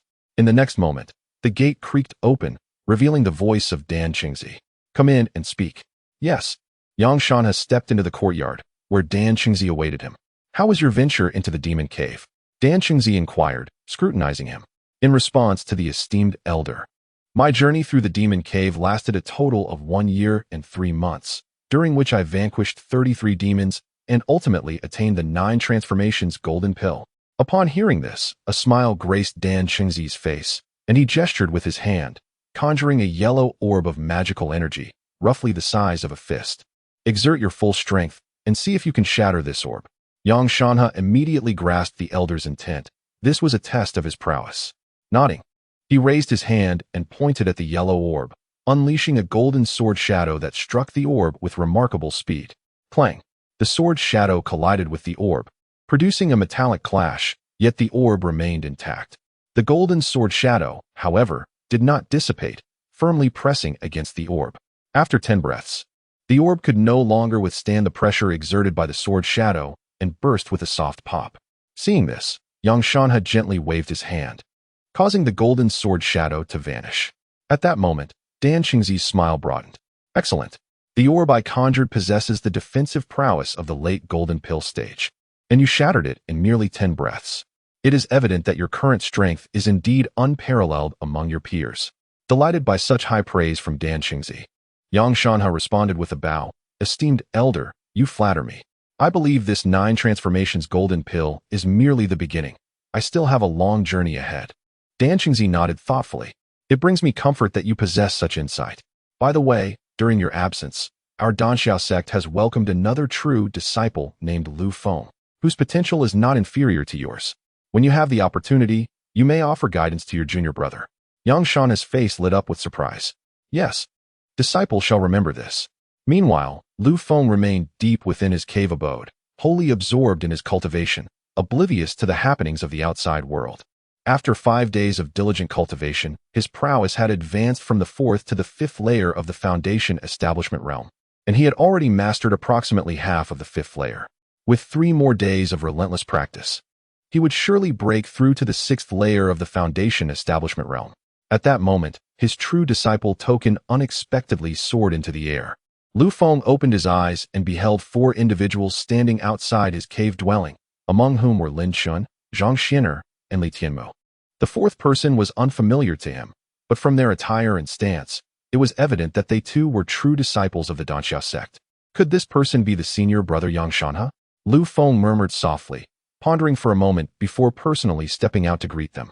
Upon arriving outside the cave, Lu Feng immediately smiled and clasped his hands in salute. Greetings, esteemed senior brothers and sisters. I apologize for my inadequate reception. The four, upon seeing Lu Feng, returned the gesture with respect. Zhang Xianer was the first to speak. Junior brother Lu, we have come today primarily to introduce you to someone. At her words, Lu Feng turned his gaze towards the tall, distinguished middle-aged man standing at the forefront, an unmistakable figure of a genuine cultivator of the Xianmen. Although the man did not exude any imposing aura, Lu Feng could sense that his strength undoubtedly surpassed the Foundation establishment realm. While Lu Feng scrutinized the man, the middle-aged figure was likewise observing him intently. After a few moments, Lu Feng smiled and remarked, "If I am not mistaken, this esteemed individual must be our senior brother?" Upon uttering these words, the others were momentarily taken aback before breaking into smiles. Haha, junior brother is truly astute. He recognized the senior brother at first glance. Zhang Xianer replied, her smile radiant. Lu Feng performed a respectful bow to the middle-aged man. I am Lu Feng, honored to meet senior brother Yang. Yang Shanha raised his hand to assist Lu Feng, chuckling, there is no need for such formalities, junior brother. I was away on a journey and could not visit you sooner. I hope you do not take offense. I have prepared a gift for you. I hope you find it satisfactory. With that, Yang Shanha revealed a jade slip. Seeing this, Lu Feng scrutinized the senior brother, noting the admiration in his eyes. Furthermore, he could detect an extraordinary resolve within them, a quality not often found in ordinary individuals, indicative of someone with great inner strength. It is only natural for senior brother to be away for training. I harbor no grievances, Lu Feng replied calmly. Yang Shanha smiled lightly. In that case, please accept this meeting gift. Lu Feng regarded the jade slip with a look of confusion. What is this? Oh, I almost forgot to mention. This is a mid-tier heavenly spell, the Heaven-Turning Seal, which I fortuitously acquired during my travels. I wonder if it suits your preferences? Upon hearing the origin of the jade slip, Lu Feng's eyes widened in astonishment. This was a mid-tier heavenly spell, a treasure even among first-rate sects, a privilege denied to many direct disciples. The nonchalance with which Yang Shanha offered such a precious spell left Lu Feng utterly speechless. Currently, what Lu Feng lacks are advanced spells. The only technique he can wield is the wind sword technique, which is merely of the mid-grade earth level. This swordsmanship pales in comparison to the heavenly seal. Observing the jade slip in Yang Shanha's hand, Lu Feng's eyes shimmered with gratitude, expressing his appreciation for the senior brother's gift, an offering he truly cherished. I am pleased that you like it, junior brother Lu. This brings me comfort, Yang Shanha replied with a smile. As Lu Feng accepted the jade slip of the heavenly seal, he invited, esteemed senior brothers and sisters, please enter the estate for a discussion. Certainly. After you. The four followed Lu Feng into the blessed land of Qingzhou Peak. Upon entering the cave, Yang Shanha, Lin Shun, and Li Tianmu began nodding in silent approval. Lin Shun even voiced his admiration. Indeed, junior brother Lu's estate at Qingzhou Peak is truly exceptional. Splendid. Li Tianmu echoed his sentiments. Indeed, it is remarkable. Both the concentration of spiritual energy and the layout of the cave are excellent. Lu Feng guided the four to a stone table, but since he usually practiced alone in the cave, he had not prepared any hospitality items, rendering the place somewhat austere. Observing this, Zhang Xianer raised her hand, and a set of jade tea utensils appeared on the table. Junior brother Lu, I noticed during my last visit that you lacked furnishings. I present you with this tea set, she said. At this gesture, Lu Feng felt warmth in his heart. Although he had only recently met Zhang Xianer, her attentiveness and care were remarkable. He realized he must reciprocate their kindness. Chapter 88. The Secret of the Golden Core. As Lu Feng pondered what he could offer in return, Zhang Xianer produced 5 jade-hued leaves and placed them into the teapot to steep. The others looked on in astonishment, with Li Tianmu exclaiming, Senior sister, those 5 leaves you just added to the teapot, are they the enlightenment tea? Zhang Xianer, while preparing the tea, responded, Junior brother Li, you have a discerning eye. This tea is indeed from my Zhang family's enlightenment tea. Upon hearing this, the others displayed expressions of joy. Lin Chen chuckled. Who would have thought we would bask in junior brother Lu's fortune and savor senior sister Zhang's enlightenment tea? Yang Shanha smiled, adding, Indeed, I still vividly remember senior sister's enlightenment tea. Lu Feng, sitting nearby, was perplexed and could not grasp the significance of their conversation. Noticing his confusion, Li Tianmu explained, Junior brother Lu, you may not be aware, but senior sister Zhang is the legitimate eldest daughter of the Zhang family from the southern region. The Enlightenment tea is a special treasure of the Zhang family. Merely inhaling its aroma refreshes the spirit, and drinking it enhances our comprehension as cultivators. Upon hearing this, Lu Feng finally understood the remarkable efficacy of the 5 leaves Zhang Xian'er had brought forth. So that is it. Thank you, senior sister Zhang. Lu Feng bowed respectfully. At that moment, Yang Shanhe turned to Lu Feng and said, Junior brother Lu, I have heard from our fellow disciples about your exploits. Achieving first place in the recent sect competition is a testament to your strength, and I believe you will no longer face trouble from other disciples. Lu Feng nodded slightly, responding, What you say is true, senior brother. I merely had a stroke of good fortune. Indeed, fortune is an integral facet of one's prowess. My visit today serves 2 purposes, to foster our acquaintance and to engage in a discourse on the path of cultivation. Yang Shanhe, while referring to it as a discussion, is essentially here to impart his insights on breakthroughs. Although Lu Feng is still distant from achieving the Golden Core realm, Lin Chun, Zhang Xian'er, and Li Tianmu have already reached the late stages of foundation establishment, edging closer to their own breakthroughs. As the elder brother who has already ascended to the Golden Core realm, Yang Shanhe naturally feels a responsibility to guide his junior disciples. Upon noticing this, Lu Feng and the others rose in unison, clasping their hands in a gesture of respect, humbly requesting their elder brother to share his wisdom. Yang Shanhe waved his hand dismissively, urging them to take their seats. Let us engage in our discourse privately, without the need for formality. Once they were seated, Lin Chun took the initiative to inquire, Elder brother, I have now reached the 8th layer of foundation establishment and am nearing completion of the 9th. What should my next step be? Upon hearing Lin Chun's question, Lu Feng perked up, eager to absorb the knowledge. Despite being a direct disciple at Yangxiazong, he had only managed to reach the 9th layer of qi refinement and was entirely unfamiliar with the process of breaking through to the Golden Core realm. Given the opportunity at hand, he was determined to listen intently. Yang Shanhe regarded Lin Chun thoughtfully before responding, Junior brother Lin, given your unique talents, the path to breaking through to the Golden Core realm may prove more challenging. Lin Chun implored, Please, elder brother, enlighten me. Indeed, you possess a spiritual physique that allows for communication with the spiritual entities of this world, coupled with the cultivation methods you practice to transcend into the Golden Core realm. You must achieve this breakthrough in conjunction with your innate spiritual companion. Upon hearing this explanation, Lu Feng's gaze towards Lin Chun was imbued with astonishment. Zhang Xian'er possessed special eyes, Li Tianmu had a pure yang body, and Lin Chun was endowed with a spiritual physique. In contrast, Lu Feng felt rather ordinary, devoid of such extraordinary attributes. Eagerly, Lin Chun asked, Elder brother, how can I achieve this simultaneous breakthrough? Yang Shanhe chuckled, Do not rush. There are matters that require your attention before the breakthrough. He then turned his gaze towards Lu Feng and the others. You may also benefit from this preparation. The 4 nodded in agreement, attentively ready to listen. First and foremost, Yang Shanhe began. The Golden Core realm is the initial stage for cultivators to nurture their primordial spirit. To traverse further along the path of cultivation, one must solidify their foundation within this realm. He elaborated on the intricacies of breaking through to the Golden Core realm, likening the condensation of the Golden Core to a woman carrying a child for 10 months. The child within represents the cultivator's future nascent soul. Therefore, to ensure the strength of this child, one must cultivate an extraordinary Golden Core. There are 5 distinct grades of Golden Cores. The lowest grade is known as the Yin Core, which hardly qualifies as a true Golden Core. Rather, it is a mere half-finished product.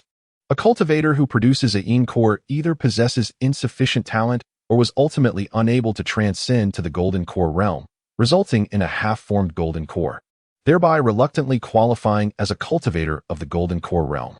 However, such individuals will find it exceedingly difficult to advance their cultivation thereafter, effectively severing their path to growth. Upon the foundation of the Yin Dan lies the most commonplace form known as the non-turning golden elixir. The majority of cultivators within the realm of immortality typically condense this type of elixir. This golden elixir not only possesses a limited reservoir of spiritual power, but also faces significant obstacles in transcending to the nascent soul stage in the future. Absent any substantial fortuity, one's journey will be confined to the golden elixir realm for the entirety of their life. Yang Shanhe's narration greatly benefited Lu Feng. And upon hearing this, Lin Shun inquired anew. Senior brother, I have previously familiarized myself with these two types of golden elixirs. However, you mentioned that there are 5 tiers of golden elixirs. What are the remaining 3 levels? Do not rush, Brother Lin. Allow me to elaborate at my own pace. Yang Shanha replied. He proceeded to elucidate the tiers of the other 3 golden elixirs. Above the non-turning golden elixir is the human origin golden elixir, also referred to as the 3-turning golden elixir.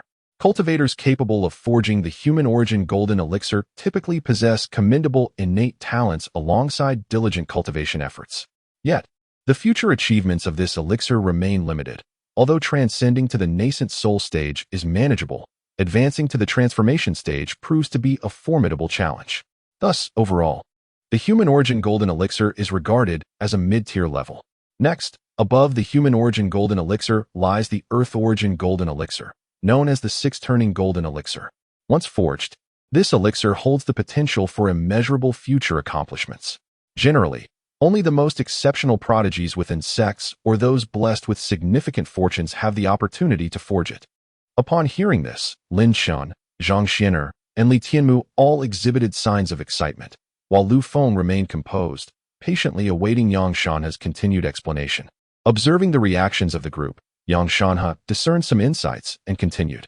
Lastly, there exists the 9-turning golden elixir, also referred to as the celestial origin golden elixir. Upon this revelation, Lin Shin eagerly interjected, the 9-turning golden elixir? I have heard the sect leader mention this term before, yet when I inquired, the leader stated that my foundation was insufficient and that I needed further refinement. Yang Shanha nodded, affirming what the sect leader said is indeed correct. To condense the 9-turning golden elixir, one requires not only a formidable foundation, but also immense fortune and unwavering determination. At that moment, Zhang Xian'er suddenly asked, Senior brother, based on my conjecture, the golden elixir you have condensed is the 9-turning golden elixir, is it not? Yang Shanha smiled at Zhang Xian'er, her vibrant eyes capable of discerning certain truths. You are correct, junior sister Zhang. The golden elixir I have condensed is indeed the 9-turning golden elixir. At this declaration, all present displayed expressions of astonishment. Lin Shun then respectfully requested, Senior brother, please impart upon me the knowledge of how to condense the 9-turning golden elixir. Alas, it is not that I do not wish to teach, but rather that the 9-turning golden elixir cannot simply be condensed at will. Oh, what do you mean by that? Chapter 89, Beyond the 9-turning golden elixir, the flawless golden elixir. Yang Shanha lifted a cup of insight tea, savoring a gentle sip before continuing. You should be aware that I have ventured out on a journey of cultivation for over a year. Do you know why I embarked on this journey? Upon his words, Lu Feng and the others exchanged glances, each revealing a look of curiosity. We are unaware. Please enlighten us, senior brother. Yang Shanha let out a sigh and said, in truth, 2 years ago, my cultivation had already reached the pinnacle of the foundation establishment stage, merely a step away from a breakthrough. However, had I broken through at that time, I would have only forged a 6 transformation golden pill. At this point, Lu Feng and the others began to grasp the purpose of Yang Shanha's expedition. He glanced at the group again and continued. As I mentioned earlier, to forge a 9 transformation golden pill, one must possess great fortune. And my fortune is the 9 heavens white jade snow lotus. Upon hearing this, Lin Shun exclaimed in astonishment, the 9 heavens white jade snow lotus? Could it be the legendary life and death lotus? Indeed, during my ventures in the demon lair, I encountered a formidable demon. I battled fiercely for 7 days and nights, and in a state of severe injury, I finally managed to slay it. As Yang Shanha spoke, a nostalgic look crossed his face. At that moment, I thought I would perish in the demon lair, but heaven did not abandon me. Just as I was on the brink of death, I stumbled upon a 9 heavens white jade snow lotus, which I promptly consumed and refined. Not only did I survive, but I also forged the 9 transformation golden pill. With that, Yang Shanha ceased his narration and took a gentle sip of the enlightenment tea. A glimmer of brilliance shone in the eyes of Lu Feng and the others. They now understood that the great fortune Yang Shanha spoke of was a chance earned at the cost of one's life, a fortune not easily obtained by an ordinary person.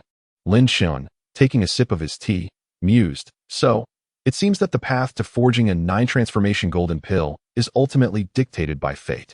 Zhang Xian'er and Li Tianmu nodded slowly in agreement. Yet, Yang Shanha smiled and shook his head, saying, Junior siblings, While it once was true that forging a 9-transformation golden pill depended on luck, the situation has changed now. Oh, what has changed? Before my expedition, the Grand Elder remarked that our generation is one of great contention, and various fortunes will frequently emerge. However, whether one can seize them depends on one's own abilities. Upon hearing this, excitement flickered once again in the eyes of the four. Lu Feng nodded in affirmation. Indeed, I have heard similar sentiments from the Grand Elder. The previously disheartened Lin Chen's confidence reignited, and he inquired, Senior brother, I understand now. In that case, I too wish to contend for the 9-transformation golden pill. Yang Shanha patted Lin Chen on the shoulder, exclaiming, Haha, well said. As a true disciple of Cloudsoar Sect, you must possess such confidence. However, before you embark on your journey, ensure that both you and your spiritual companion reach the 9th layer of perfection. That will ensure greater stability. Yes, I understand, Senior brother. Yang Shanha then turned to Zhang Xian'er and Li Tianmu, stating, You too shall do the same.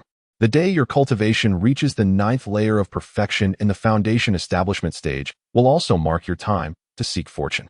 Do you understand? The two immediately clasped their hands in reverence and replied, Yes, we shall remember your teachings, Senior brother. Yang Shanha paused and looked at Zhang Xian'er, saying, Junior sister Zhang, once you achieve perfection, you may return home.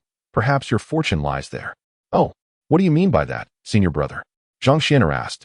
Her brow furrowed in confusion.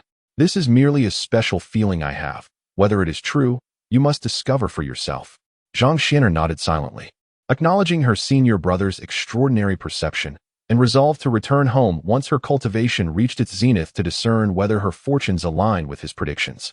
Yang Shanha then turned his gaze toward Lu Feng, only to furrow his brow in contemplation. Observing this, Lu Feng inquired, Senior brother, is there something amiss with me? Indeed not.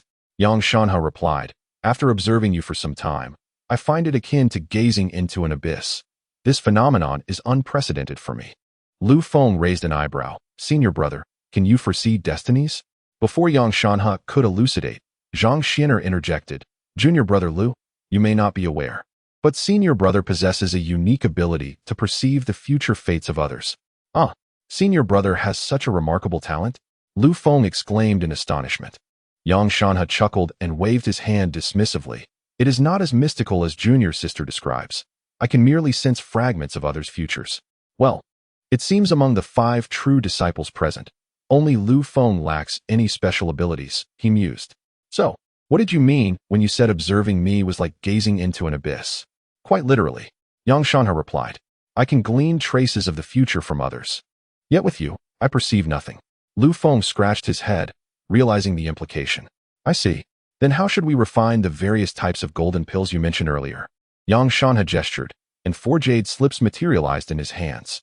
These slips contain techniques and methods for refining golden pills. Each of you shall take one. Thank you, Senior brother. As the 4 disciples pressed the slips to their foreheads, the methods for refining golden pills instantly penetrated their minds. At this moment, they grasped their next course of action. Suddenly, Yang Shanha spoke again. Dear disciples, remember, the methods for refining golden pills must not be divulged. They are the foundation of our Cloudsoar Sect.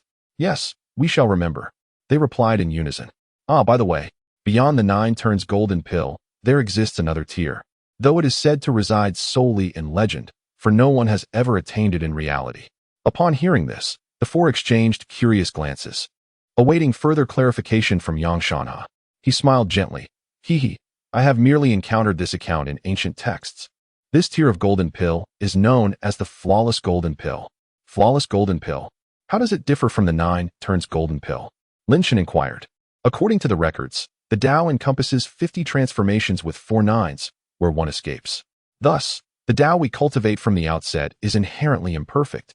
And while the 9 turns golden pill reaches the limit of imperfection, the flawless golden pill rectifies those flaws, achieving true perfection. The 4 nodded in understanding. With Lin Chen adding, I see.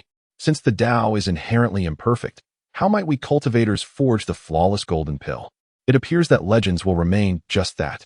Indeed, Brother Lin's reasoning is sound. Li Tianmu concurred with a nod.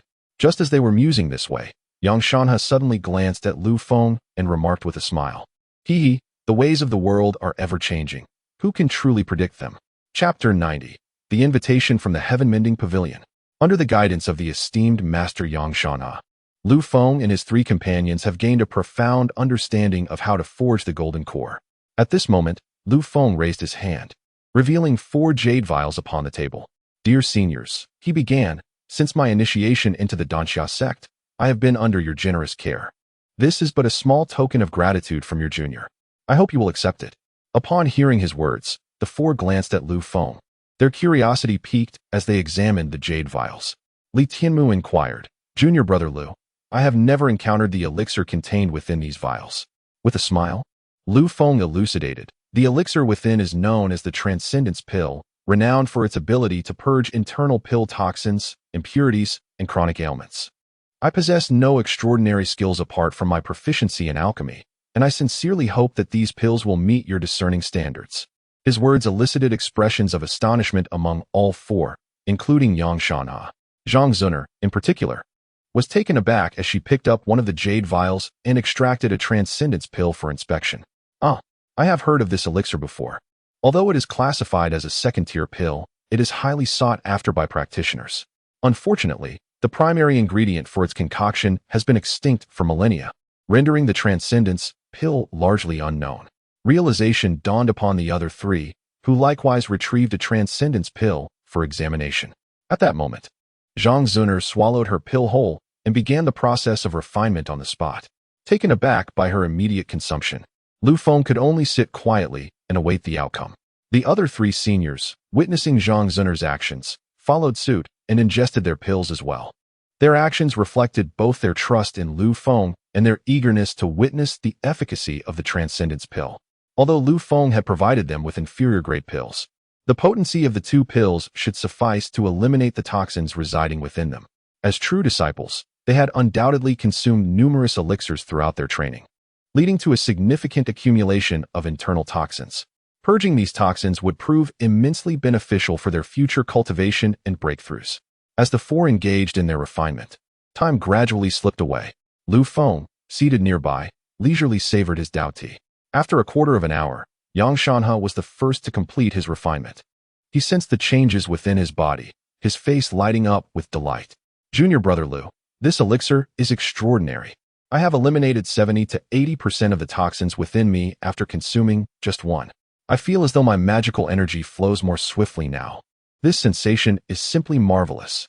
Seeing Yang Shanha's excitement, Lu Feng offered a slight nod.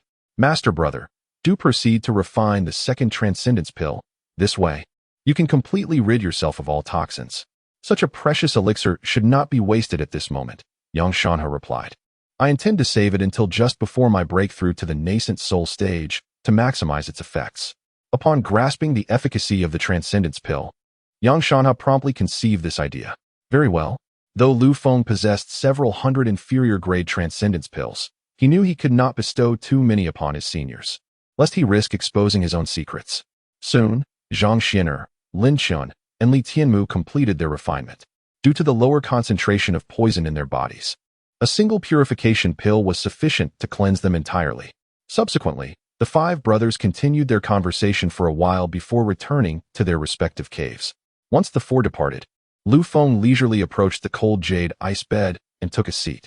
He gazed at the cultivation jade slip of the celestial seal in his hand, his eyes shimmering with a flicker of light. After a moment of contemplation, he pressed the jade slip to his forehead. Instantly, the cultivation method of the celestial seal surged into his mind.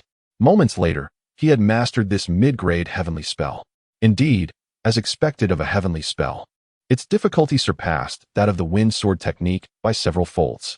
Furthermore, the minimum cultivation requirement for the celestial seal is the late stage of the foundation establishment realm, primarily due to the immense consumption of spiritual energy it demands, let alone chi refinement stage cultivators. Even ordinary mid-stage foundation establishment practitioners would struggle to sustain the energy expenditure of the celestial seal. However, Lu Feng possessed extraordinary strength in terms of spiritual energy.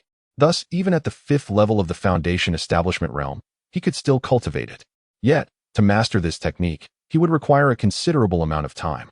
Well, since I have some free time, I shall enhance my cultivation level while practicing the celestial seal. With that thought, Lu Feng consumed a heavenly grade true spirit pill and began to meditate with closed eyes. Meanwhile, at the Cloudsoar Sect, two mysterious guests arrived. At this moment, in the outer reception hall, elderly Feng was personally attending to them. These two enigmatic visitors, one old and one young, were clad in black robes, their cultivation reaching the nascent soul realm. Lu Feng greeted them with a smile and a respectful bow, inquiring about the purpose of their unexpected visit to the Cloudsoar Sect. The elder, known as Tian Su, slowly spoke. Elderly, we are here on the orders of the Pavilion Master to deliver an invitation to your esteemed sect. As he spoke, he waved his hand, and a golden letter flew towards Lu Feng. She caught it and opened it to reveal the contents. Oh, so it pertains to the South Region's 10-year Grand Tournament. Tian Su nodded slightly. Indeed. The South Region Grand Tournament will be held on the 15th of next month at Tianmu Mountain, and we kindly request your sect to dispatch 5 Foundation Establishment disciples to participate. Lu Feng smiled gently. I believe both of you are aware that my Cloudsoar Sect has never placed much importance on such tournaments, as we have not participated in previous ones. Tian Su adjusted his beard, speaking leisurely. I am well aware of your sect's stance. However, the first prize of this tournament is extraordinary. Does elderly not wish to hear more? Oh, what might that prize be? Tian Su smiled faintly. Has elderly ever heard of the Heavenly Gang treasure essence?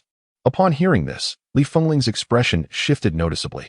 I have indeed heard of this treasure. It is a divine gift formed from the condensation of Heavenly Gang energy. Tian Su nodded. You are correct, elderly. I trust you are also familiar with the effects of this treasure? A glimmer of brilliance flashed in Lu Feng's eyes, and she instinctively recognized that this treasure could assist Foundation-level cultivators in forging the 9-turn golden pill, a divine object among the rarest of heavenly materials. Since elderly is aware, we shall refrain from further discussion, she concluded. With that, the two nascent soul cultivators, Tian Su and Tian Ming, rose and clasped their hands in farewell. Observing their departing figures, Lu Feng appeared composed in her seat, yet her right hand unconsciously clenched tightly. Sighing, she resolved to confer with her senior brother, the sect leader, before proceeding. With that thought, Lu Feng transformed into a stream of purple light, soaring towards the core region. Chapter 91. The Contestants of Cloudsoar Sect. Since the departure of Yang Shanhe and his companions, 3 days had elapsed. During this time, Lu Feng dedicated 2 days to elevating his cultivation to the 6th layer of the Foundation Establishment stage, subsequently immersing himself in the study of the celestial technique, the celestial flip seal. However, practicing this advanced spell could not be done within the confines of his cave dwelling. Thus, Lu Feng found himself on Qingzhou Peak, diligently honing his skills. With each attempt to condense the spell seal, he finally materialized a red spiritual power seal approximately 10 feet in size in midair. It has finally been formed. Let me test its might, he exclaimed, directing the spiritual seal towards a distant mountain peak. The resulting explosion echoed with a thunderous crash as the seal obliterated the mountain. The sheer destructive force far surpassed that of his wind-profound sword technique. Indeed, quite impressive. I now possess another means of attack, though the consumption of spiritual energy for this technique is rather substantial. Based on Lu Feng's calculations, with his current reserves, he could manage to cast the celestial flip seal no more than 10 times. Fortunately, the spell's destructive potential was astounding. Even a golden core master would find it difficult to emerge unscathed from a direct confrontation. As Lu Feng practiced his spell, a figure suddenly soared toward him from the distance. Upon closer inspection, he realized it was his senior sister, Zhang Xianer. Immediately, Lu Feng withdrew his spiritual energy and greeted her with a respectful clasp of his hands. Junior disciple Lu pays his respects to senior sister Zhang. Zhang Xianer waved her hand dismissively. Junior disciple Lu, you are too courteous. There is no need for such formality in our future encounters. Yes, I shall remember that. May I inquire if senior sister has come to see me regarding a particular matter? The sect leader has tasked me with bringing you to the discussion hall for a meeting.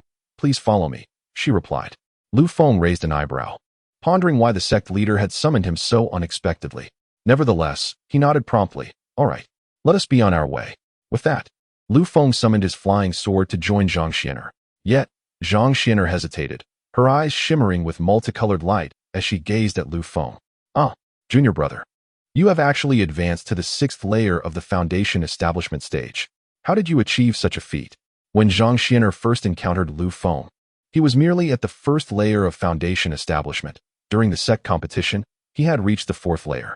Now, he had astonishingly broken through to the 6th layer in less than a month, a pace of advancement that was truly astounding. Lu Feng offered an awkward smile. Hee. I merely had some insights, which led to this rapid progression. Zhang Xin'er, however, believed not a single word of his explanation. Yet, understanding that everyone harbors their own secrets, she chose not to pry further. It appears I have underestimated junior brother Lu. In that case, let us depart. After a brief moment, the two arrived at the assembly hall, where they found it already filled with the prominent figures of the sect. Lu Feng cast a sweeping glance and noted that even the least distinguished among them were outer sect elders. Among the assembly were also the esteemed disciples Yang Shanhe, Lin Chun, and Li Tianmu. Consequently, Zhang Zun'er guided Lu Feng to take a seat behind Yang Shanhe and the others. The 5 exchanged nods, a gesture of mutual acknowledgement. As for the other elders, Lu Feng was largely unfamiliar with them and thus refrained from greeting each esteemed individual. While Lu Feng observed the assembly, the venerable elder Dan Qingzi and the sect leader Feng Qingxian gracefully entered the hall. Upon their entrance, all present rose and offered respectful salutes. We pay our respects to Elder Dan and sect leader. Once the two took their seats, Dan Qingzi gestured, saying, "There is no need for such formalities. Please be seated." "Yes, thank you, Elder Dan." With all settled, Feng Qingxian continued. "The purpose of gathering you all here today is to discuss the upcoming Southern Domain Grand Competition among the myriad sections 3 days ago. Our Cloudsoar Sect received an invitation from the Repairing Heaven Pavilion, stating that the prize for the victor of this competition is the Celestial Gang Treasure Essence. Hence, I wish to hear your thoughts on whether our sect should participate." Upon hearing this, many of the esteemed members in the hall gasped in astonishment. Even the senior disciples seated before Lu Feng widened their eyes in disbelief. Noticing this, Lu Feng leaned towards Zhang Zun'er and whispered, "Senior sister, what is this grand competition among the myriad sects?" Having only spent a decade in the world of cultivation, he had just missed the 10-year interval of the Southern Domain Grand Competition, leaving him quite bewildered. Zhang Zun'er turned to him and replied softly, "This grand competition is a gathering of all sects in our Southern Domain every decade for a contest among disciples. Each sect may send 5 foundation establishment disciples to participate." Lu Feng nodded slightly. "And what exactly is the Celestial Gang Treasure Essence?" Upon hearing this, Zhang Zun'er's eyes sparkled with excitement. "Junior brother, do you remember the 9 heavens white jade snow lotus mentioned by senior brother?" "Yes, I do," she continued, her eyes gleaming. "The Celestial Gang Treasure Essence is even more formidable than the 9 heavens white jade snow lotus. Acquiring it significantly increases the chance of forging a 9-turn golden pill." Upon hearing this, Lu Feng's expression shifted to one of astonishment. "I see now. Thank you for enlightening me, senior sister." At this moment, the second elder Su Nian rose and clasped his hands in respect, addressing the sect leader. "Although our Cloudsoar Sect has not participated in the grand competition in recent years, the prize this time is exceptionally rare, and I propose that we send representatives to compete." As soon as Su Nian finished, many elders and peak masters nodded in agreement. The master of Yinu Peak, Fang Wenxin, also added, "Elder Dan, sect leader, I wholeheartedly support Elder Su's suggestion. The Celestial Gang Treasure Essence is a once-in-a-millennium opportunity. Although our sect does not seek fame and notoriety, we must strive for such a treasure." Although the Cloudsoar Sect appears harmonious, it is internally divided into 3 factions. One faction is led by the Grand Elder Li Fengling, known as the True Transmission faction, which includes notable figures such as the second elder Su Nian, the Pill Pavilion Master Elder Wu, and the Wine Sword Immortal. Another faction is represented by the aristocratic families of Yinu Peak and Xian Peak, where influential characters and prodigies abound. Additionally, there exists a neutral faction primarily represented by the sect master Feng Qingxian. Although the neutral faction is small in number, its members hold significant positions and generally refrain from participating in factional disputes. However, the fact that the Yinu Peak Master Fang Wenxin has endorsed Su Nian's suggestion signifies a unification of opinions between the 2 major factions. Consequently, the participation of the Cloudsoar Sect in the grand competition of 10,000 sects is effectively settled. Upon witnessing the consensus among the attendees, Sect Master Feng Qingxian turned to the Supreme Elder, who subtly nodded in agreement. Encouraged by this, Feng Qingxian declared that since everyone supports Elder Su's proposal, The decision to participate in the grand competition is now finalized. Nonetheless, with only 5 slots available for the competition, it is imperative to deliberate on whom to send. Following this remark, the assembly erupted in discussion.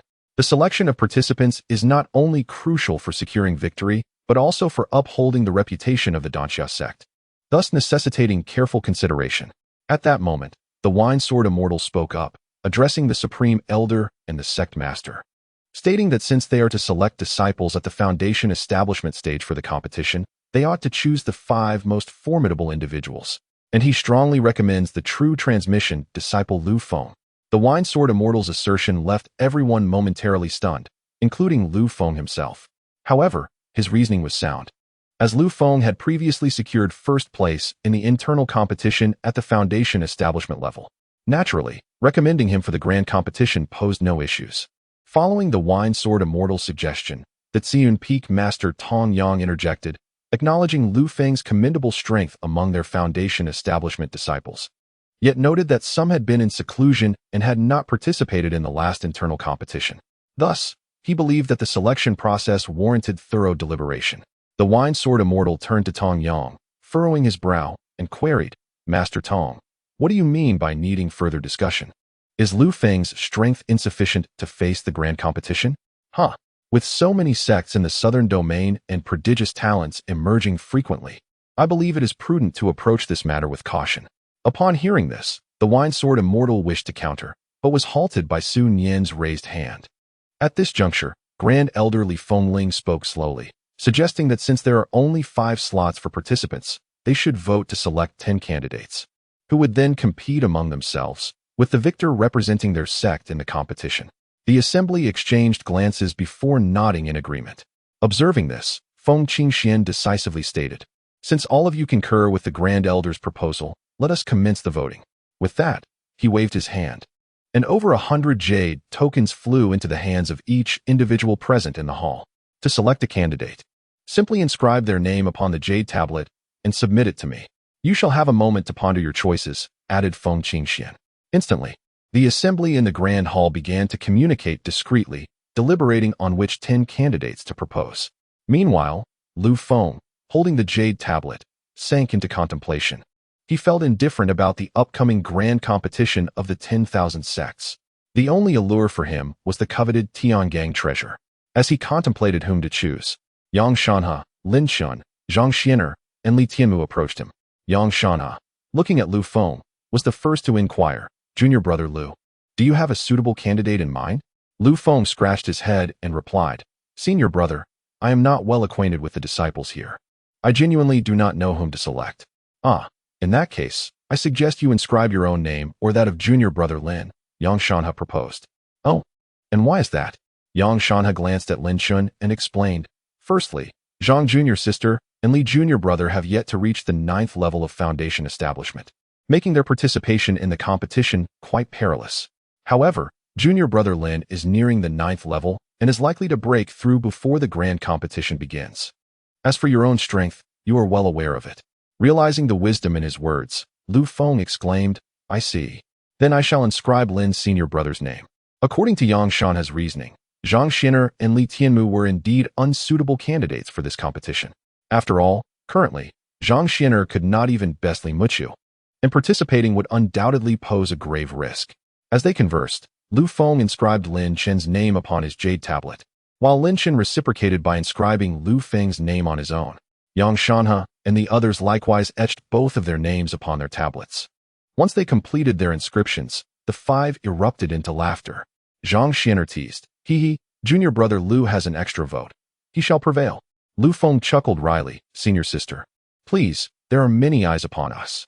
With that, the 5 presented their jade tablets to Feng Qingxian and returned to their seats to await the outcome. After a brief interlude, all the jade tablets were collected by the sect leader. Following a thorough tally, the final 10 candidates were determined to be Lin Shun, Lu Feng, Li Muqiu, Zhong Qinyu, Yi Hua, Fu Hongtian, Morong Zihan, Li Qiong, Wang Yunfei, and El Yang. Lu Feng recognized the first 7 but was unfamiliar with the last 3.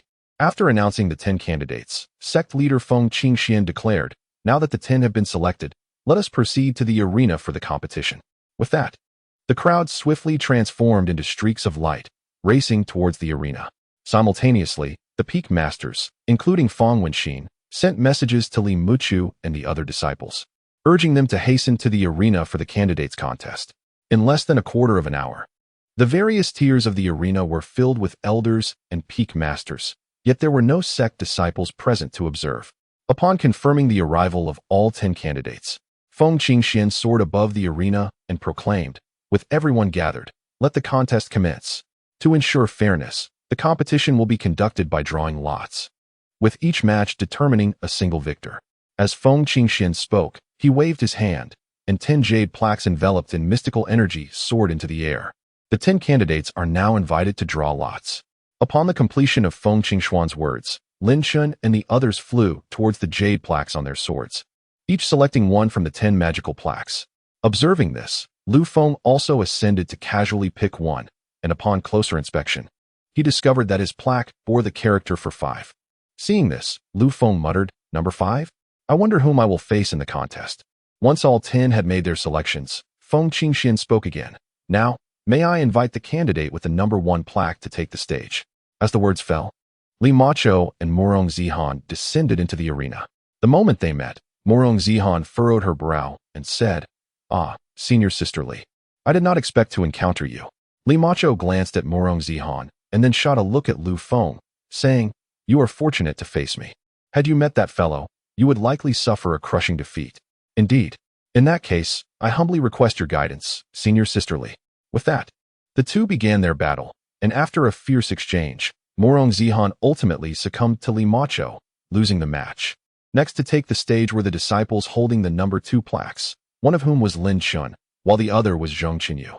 With a resigned expression, Zhong Qinyu flew to the arena and, before the match commenced, declared his surrender. "Senior brother Lin, I am well aware that my strength pales in comparison to yours. I concede." Lin Chun merely nodded in acknowledgement without further comment. Observing this scene, Lu Feng couldn't help but grimace. He had hoped to witness Lin Chun's prowess, but now, he would see nothing at all. Soon, the candidates with the number 3 and 4 plaques concluded their matches, with the victors being Fu Hongtian and Wang Yunfei. At this point, only Lu Feng and Li Qiong remained untested. Just as Lu Feng prepared to soar into the arena for his match, Lin Chun suddenly interjected, "Junior brother Lu, be cautious. Li Qiong's strength surpasses even that of Li Macho." Lu Feng nodded in response and then ascended into the arena. At that moment, Li Qiong had already been awaiting him. Upon his arrival, she greeted him with a smile, saying, "Senior brother Lu, during the last competition, I was in seclusion and missed the chance to witness your prowess. I hope you will show me your skills this time." Lu Feng assessed her briefly before replying, "There's no need for guidance. We can engage in a friendly spar." Senior brother Lu is being modest. "In that case, let us begin." Chapter 93, Contestants Confirmed. Observing the confident demeanor of Li Qiong, Lu Feng maintained a calm expression and said, "Please, go ahead." Li Qiong was another direct disciple of the transmission elder. Although she too was at the 9th layer of the foundation establishment stage, her combat ability was slightly superior to that of Li Macho. As soon as Lu Feng finished speaking, Li Qiong raised her hand and unleashed 3 flying swords, her figure vanishing from sight. Lu Feng flipped his palm, and the fire cloud sword appeared in his grasp, swiftly slicing through the 3 incoming flying swords with 3 arcs of crimson sword energy. Clang, clang, clang. The crimson sword aura instantaneously shattered the assault of the 3 flying swords. However, at that moment, Li Qiong unexpectedly appeared behind Lu Feng and launched a powerful punch. Lu Feng's gaze flickered as he deftly sidestepped the attack, yet Li Qiong's relentless barrage of punches showed no sign of mercy. The ferocious iron fists surged towards Lu Feng, each imbued with a layer of white spiritual energy. Should he be struck, the repercussions would be severe. Just as the onlookers anticipated Lu Feng's impending misfortune, they were taken aback to see that he effortlessly evaded Li Qiong's close-range attacks. Observing this, Li Qiong let out a fierce shout, enveloping his fists in a white spiritual aura that soon expanded to engulf his entire being, significantly amplifying his aura. "Brother Lu, be cautious." Noticing Li Qiong's transformation, Lu Feng smiled faintly, exclaiming, "Ah, brother Li, it appears you are a cultivator of both law and body. Truly impressive." "Indeed. The reason Li Qiong surpassed Li Macho in strength lay primarily in his prowess as a gifted disciple adept in both disciplines. While Li Macho may not have been inferior to Li Qiong in terms of spiritual energy, she fell short in physical prowess. As Li Qiong entered a state of explosive power, Lu Feng raised his left hand and grasped at the air, conjuring a massive red spiritual hand of Tenjiang, which lunged towards Li Qiong. Rather than show fear upon witnessing Lu Feng's spiritual hand, Li Qiong displayed a glimmer of anticipation. A spiritual hand, you say? Let me see just how formidable your power truly is. With a swift call, Li Qiong charged headlong into the spiritual hand. As they drew near, Li Qiong unleashed a punch that collided with the spiritual palm. A thunderous explosion echoed as 2 fingers of the massive hand burst apart. Yet, in an instant, the hand reformed and continued its advance towards Li Qiong. Interesting, Li Qiong scoffed, launching a flurry of punches and kicks against the spiritual hand. Bang, bang, bang. The sound of Li Qiong's strikes reverberated as he bombarded Lu Feng's spiritual hand. Even though the hand could regenerate swiftly, it could not withstand the relentless onslaught of Li Qiong's attacks. Witnessing this, Lu Feng gradually retracted his left hand, causing the enormous spiritual palm to dissipate rapidly. Brotherly, your skills are indeed remarkable. Since the spiritual hand proved ineffective, allow me to employ this technique. Heavenly Seal, go. Recognizing that Li Qiong's strength was formidable, Lu Feng understood that a mere spiritual hand could not subdue him. Thus, he decided to unleash a newly learned spell. As soon as Lu Feng's words fell, a 3-zhang-sized red spiritual seal materialized above Li Qiong's head. In the next moment, the seal radiated an overwhelming aura, descending upon Li Qiong. Positioned below, Li Qiong could keenly sense the terrifying nature of the spiritual seal, prompting him to unleash all his strength in a punch. Break for me. With a resounding roar, Li Qiong's iron fist collided with the heavenly seal. A deafening boom erupted, stirring up a cloud of dust within the martial arena. When the dust settled, it became evident that the heavenly seal had firmly pinned Li Qiong beneath it, even shattering the white spiritual energy surrounding him. At this moment, Li Qiong was half kneeling on the ground, his hands firmly bracing against the overwhelming force of the Tianfan seal. A closer inspection would reveal that all the fingers on his right hand had sustained fractures. At this juncture, Lu Feng slowly spoke. Junior brotherly, do you concede? Upon hearing this, Li Qiong maintained an expression of defiance. Despite being severely injured in multiple places, he gritted his teeth and persisted. Observing this, Lu Feng raised his left hand and gently pressed downwards, instantly increasing the weight of the Tianfan seal. With a crack, Li Qiong was forced to kneel fully, his visage becoming increasingly grim. Do you concede? Lu Feng inquired once more. Yet, Li Qiong continued to bite his tongue in silence, embodying an unwavering spirit. Witnessing this scene, Lu Feng sighed, and then applied a firm downward pressure with his left hand. A thunderous sound erupted as the Tianfan seal pinned Li Qiong to the ground, the terrifying force rendering him unconscious. With the attack concluded, Lu Feng waved his hand, causing the Tianfan seal to vanish in an instant. Looking at the unconscious Li Qiong, a glimmer of admiration flickered in Lu Feng's eyes. Li Qiong's character mirrored his own. Both were individuals who would rather perish than yield. Just then, a cascade of multicolored energy enveloped Li Qiong, protecting his body.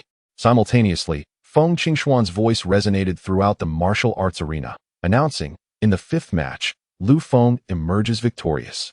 Now that all matches have concluded, the final competitors are determined to be Li Macho, Lin Shun, Fu Hongtian, Wang Yunfei, and Lu Feng. With that, Feng Qingxian and the esteemed figures of the sect transformed into beams of light and departed the arena. Elder Lu Yinyang, responsible for passing down teachings, also took the unconscious Li Qiong away from the competition grounds. Observing this, Lu Feng was about to return to his cave abode on his sword when he noticed Yang Shanhe and the others approaching him. Congratulations, junior brother, on securing a spot in the competition. With a smile, Lu Feng responded, it was merely luck. Junior brother Li's strength is indeed formidable. Yang Shanhe nodded slightly, stating, yes. Li Qiong's prowess would undoubtedly rank among the top 3 in our sect's foundation establishment realm. It is unfortunate that he encountered junior brother Lu and had to face defeat. Lin Shan added, what the senior brother said is correct. Even if I were to face Li Qiong alone, my chances of winning would only be about 60%. The ease with which junior brother Lu subdued Li Qiong clearly indicates his extraordinary strength. You both flatter me. I still have much to learn, Lu Feng replied humbly. Amidst their mutual compliments, Zhang Zuner suddenly interjected, Senior brother Lin, Junior brother Lu, you must strive to secure first place for our sect in the 10,000 clans competition. Oh, why is securing first place so imperative? Lu Feng inquired, turning to her.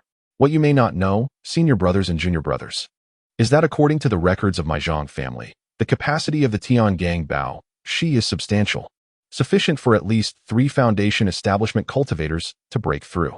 Thus, should we obtain this treasure, senior brother Lin and junior brother Lu will no longer need to seek opportunities elsewhere.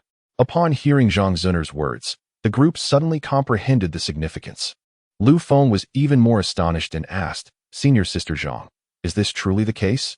Zhang Xian'er pondered for a moment before responding. The ancient texts record it as such. However, the reality remains unclear to me. Nonetheless, since you are set to participate in the competition, it is only natural that you aspire to acquire this item. Lin Chun and Lu Feng exchanged glances and then nodded in silent agreement. What Zhang Xian'er stated was indeed correct. If the Tiangang Baoshi possesses such capacity, it is certainly worth striving for. Should this treasure truly enable the 3 of them to forge the 9 turns golden pill, Lu Feng would undoubtedly endeavor to seize it. If they were to succeed, he and Lin Chun could steadily cultivate to the 9th layer of the foundation establishment stage, subsequently utilizing this treasure to create the 9 turns golden pill, thus saving them the time otherwise spent seeking opportunities elsewhere. After a brief conversation, the 5 individuals parted ways and returned to their respective abodes. However, upon arriving at Qingzhou Peak, Lu Feng was taken aback to find a familiar figure standing before the wooden cabin. It was none other than elderly Fengling. Chapter 94, the eve of the 10,000 sects competition, breaking through to the 9th layer of foundation establishment. Seeing the elder, Lu Feng promptly approached and bowed respectfully. Disciple Lu Feng pays his respects to elder. Li Fengling smiled upon noticing Lu Feng's return, saying, No need for such formalities. May I ask the reason for your unexpected visit, elder? Instead of answering immediately, Li Fengling scrutinized him closely. It has been some time since we last met. Your cultivation has advanced remarkably. Quite impressive. Lu Feng scratched his head, replying, Ah, elder, you flatter me. I merely had some insights, which facilitated my rapid progression. Indeed, rapid breakthroughs are commendable, yet one must establish a solid foundation and not blindly pursue higher realms. Do you understand? Yes, disciple understands.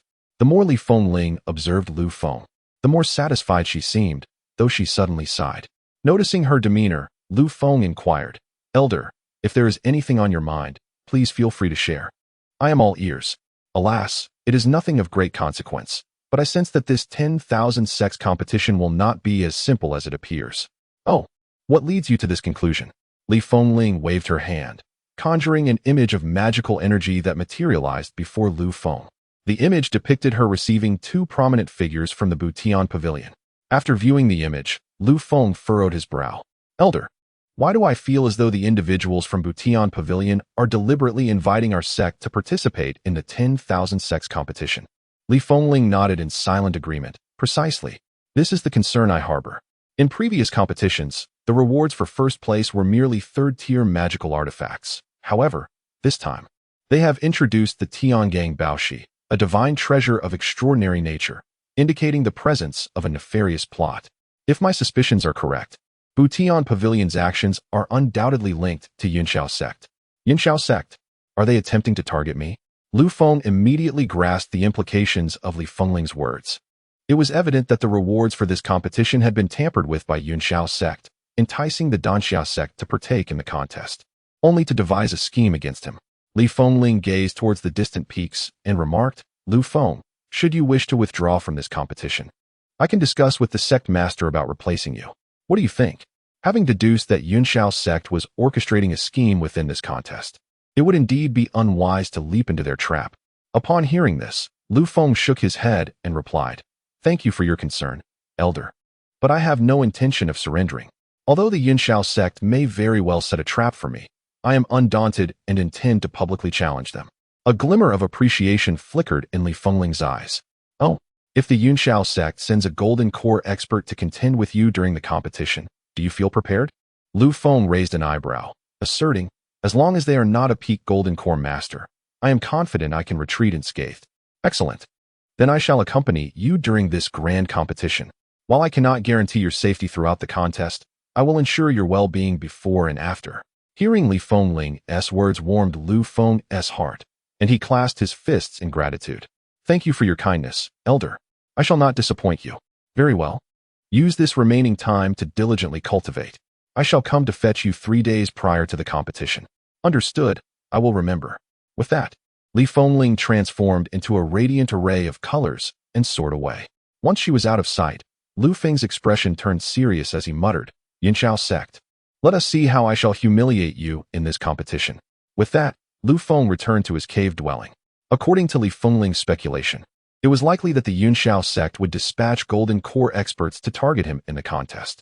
Although the grand competition forbade cultivators above the foundation establishment stage from participating, the Yunshao Sect undoubtedly possessed means to involve golden core practitioners.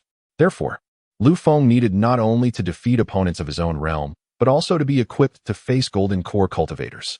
Given his current strength, he might have a chance of escaping from initial stage golden core practitioners, but encountering mid-stage experts would spell danger for him. However, with more than half a month remaining until the grand competition, he could utilize this time to elevate his cultivation to the 9th level of the foundation establishment stage. This way, even if he faced initial stage golden core practitioners, he would be able to contend with them. Having come to this conclusion, Lu Feng wasted no time and consumed a high-grade true spirit pill, immediately commencing his cultivation with the blood god technique. Time flew by, and a week passed. Through his diligent efforts, Lu Feng's cultivation finally ascended to the 7th level of the foundation establishment stage. Yet, this was not the end. He continued to train fervently to break through to the 9th level. Days turned into weeks, and soon 20 days had elapsed.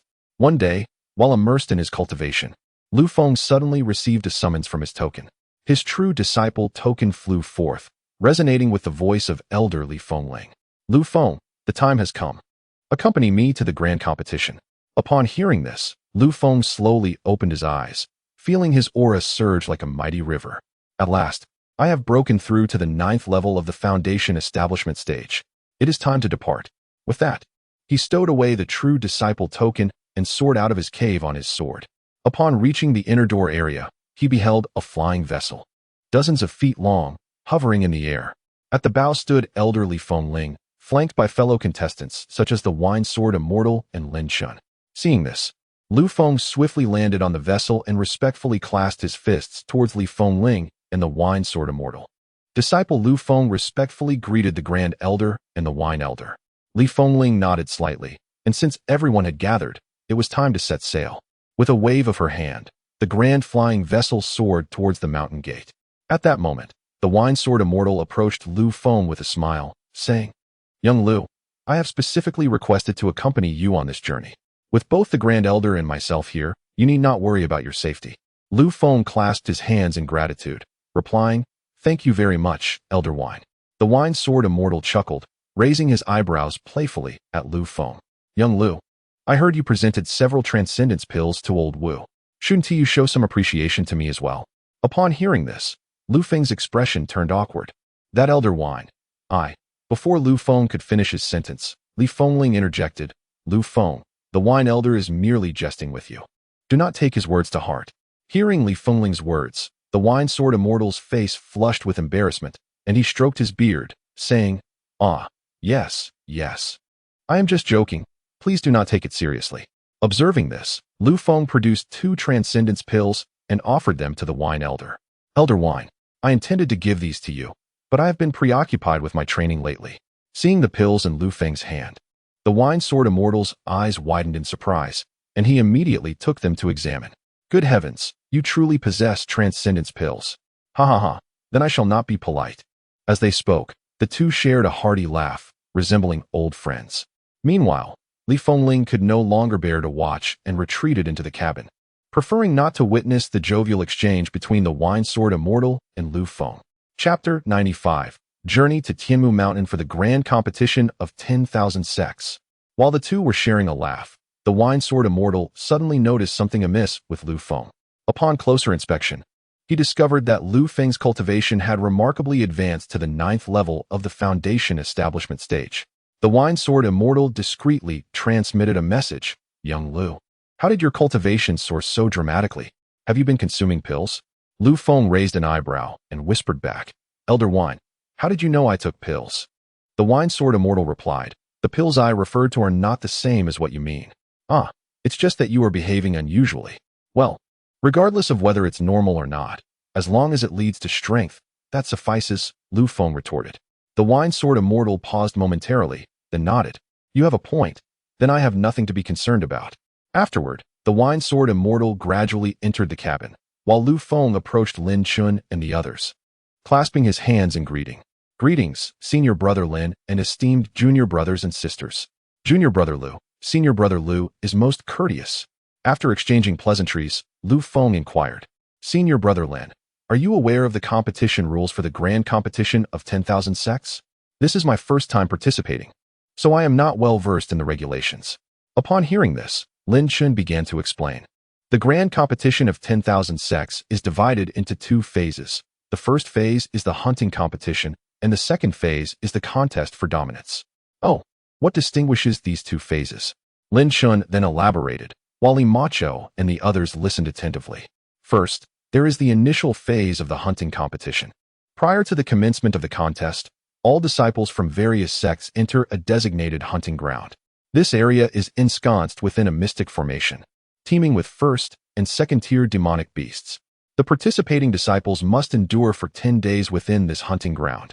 After the 7th day, a flag will materialize along with a third-tier initial stage guardian beast, marking the transition to the contest phase. Ultimately, the individual who successfully seizes the flag will be declared the victor of this competition. With this explanation, Lu Feng grasped the rules of the Wan Zone Grand Competition. Lin Chun continued to elaborate, stating that this competition significantly differs from others. Aside from prohibiting cultivators above the foundation establishment stage from participating, there are no further restrictions. Whether one acts independently or in a group within the hunting ground is entirely permissible. Upon hearing this, Lu Feng and the others recognized the competition's inherent brutality. If this were the case, many disciples could form private teams beforehand, thereby substantially increasing their chances of victory. At this moment, Macho suddenly inquired, Senior Brother Lin, should we act as a team or disperse once we enter the hunting ground? Lin Chun scanned the group and replied, that depends on you all. I am amenable to either solo or team actions. However, I recommend we operate as a unit, as the hunting ground harbors not only demonic beasts but also disciples from rival sects who are equally our adversaries. Upon hearing this, the others nodded in agreement. They were here to compete, not to gamble with their lives. Thus, banding together seemed the wisest course of action. Macho and the others silently concurred, affirming, I support Senior Brother Lin's suggestion. Since we can team up, let us confront the challenges together. Fu Hongtian and Wang Yunfei also nodded in agreement with Lin Chun's proposal. After everyone had shared their thoughts, Lu Feng spoke up, Senior Brother Lin, you mentioned that there are many first and second-tier demonic beasts in this hunting ground.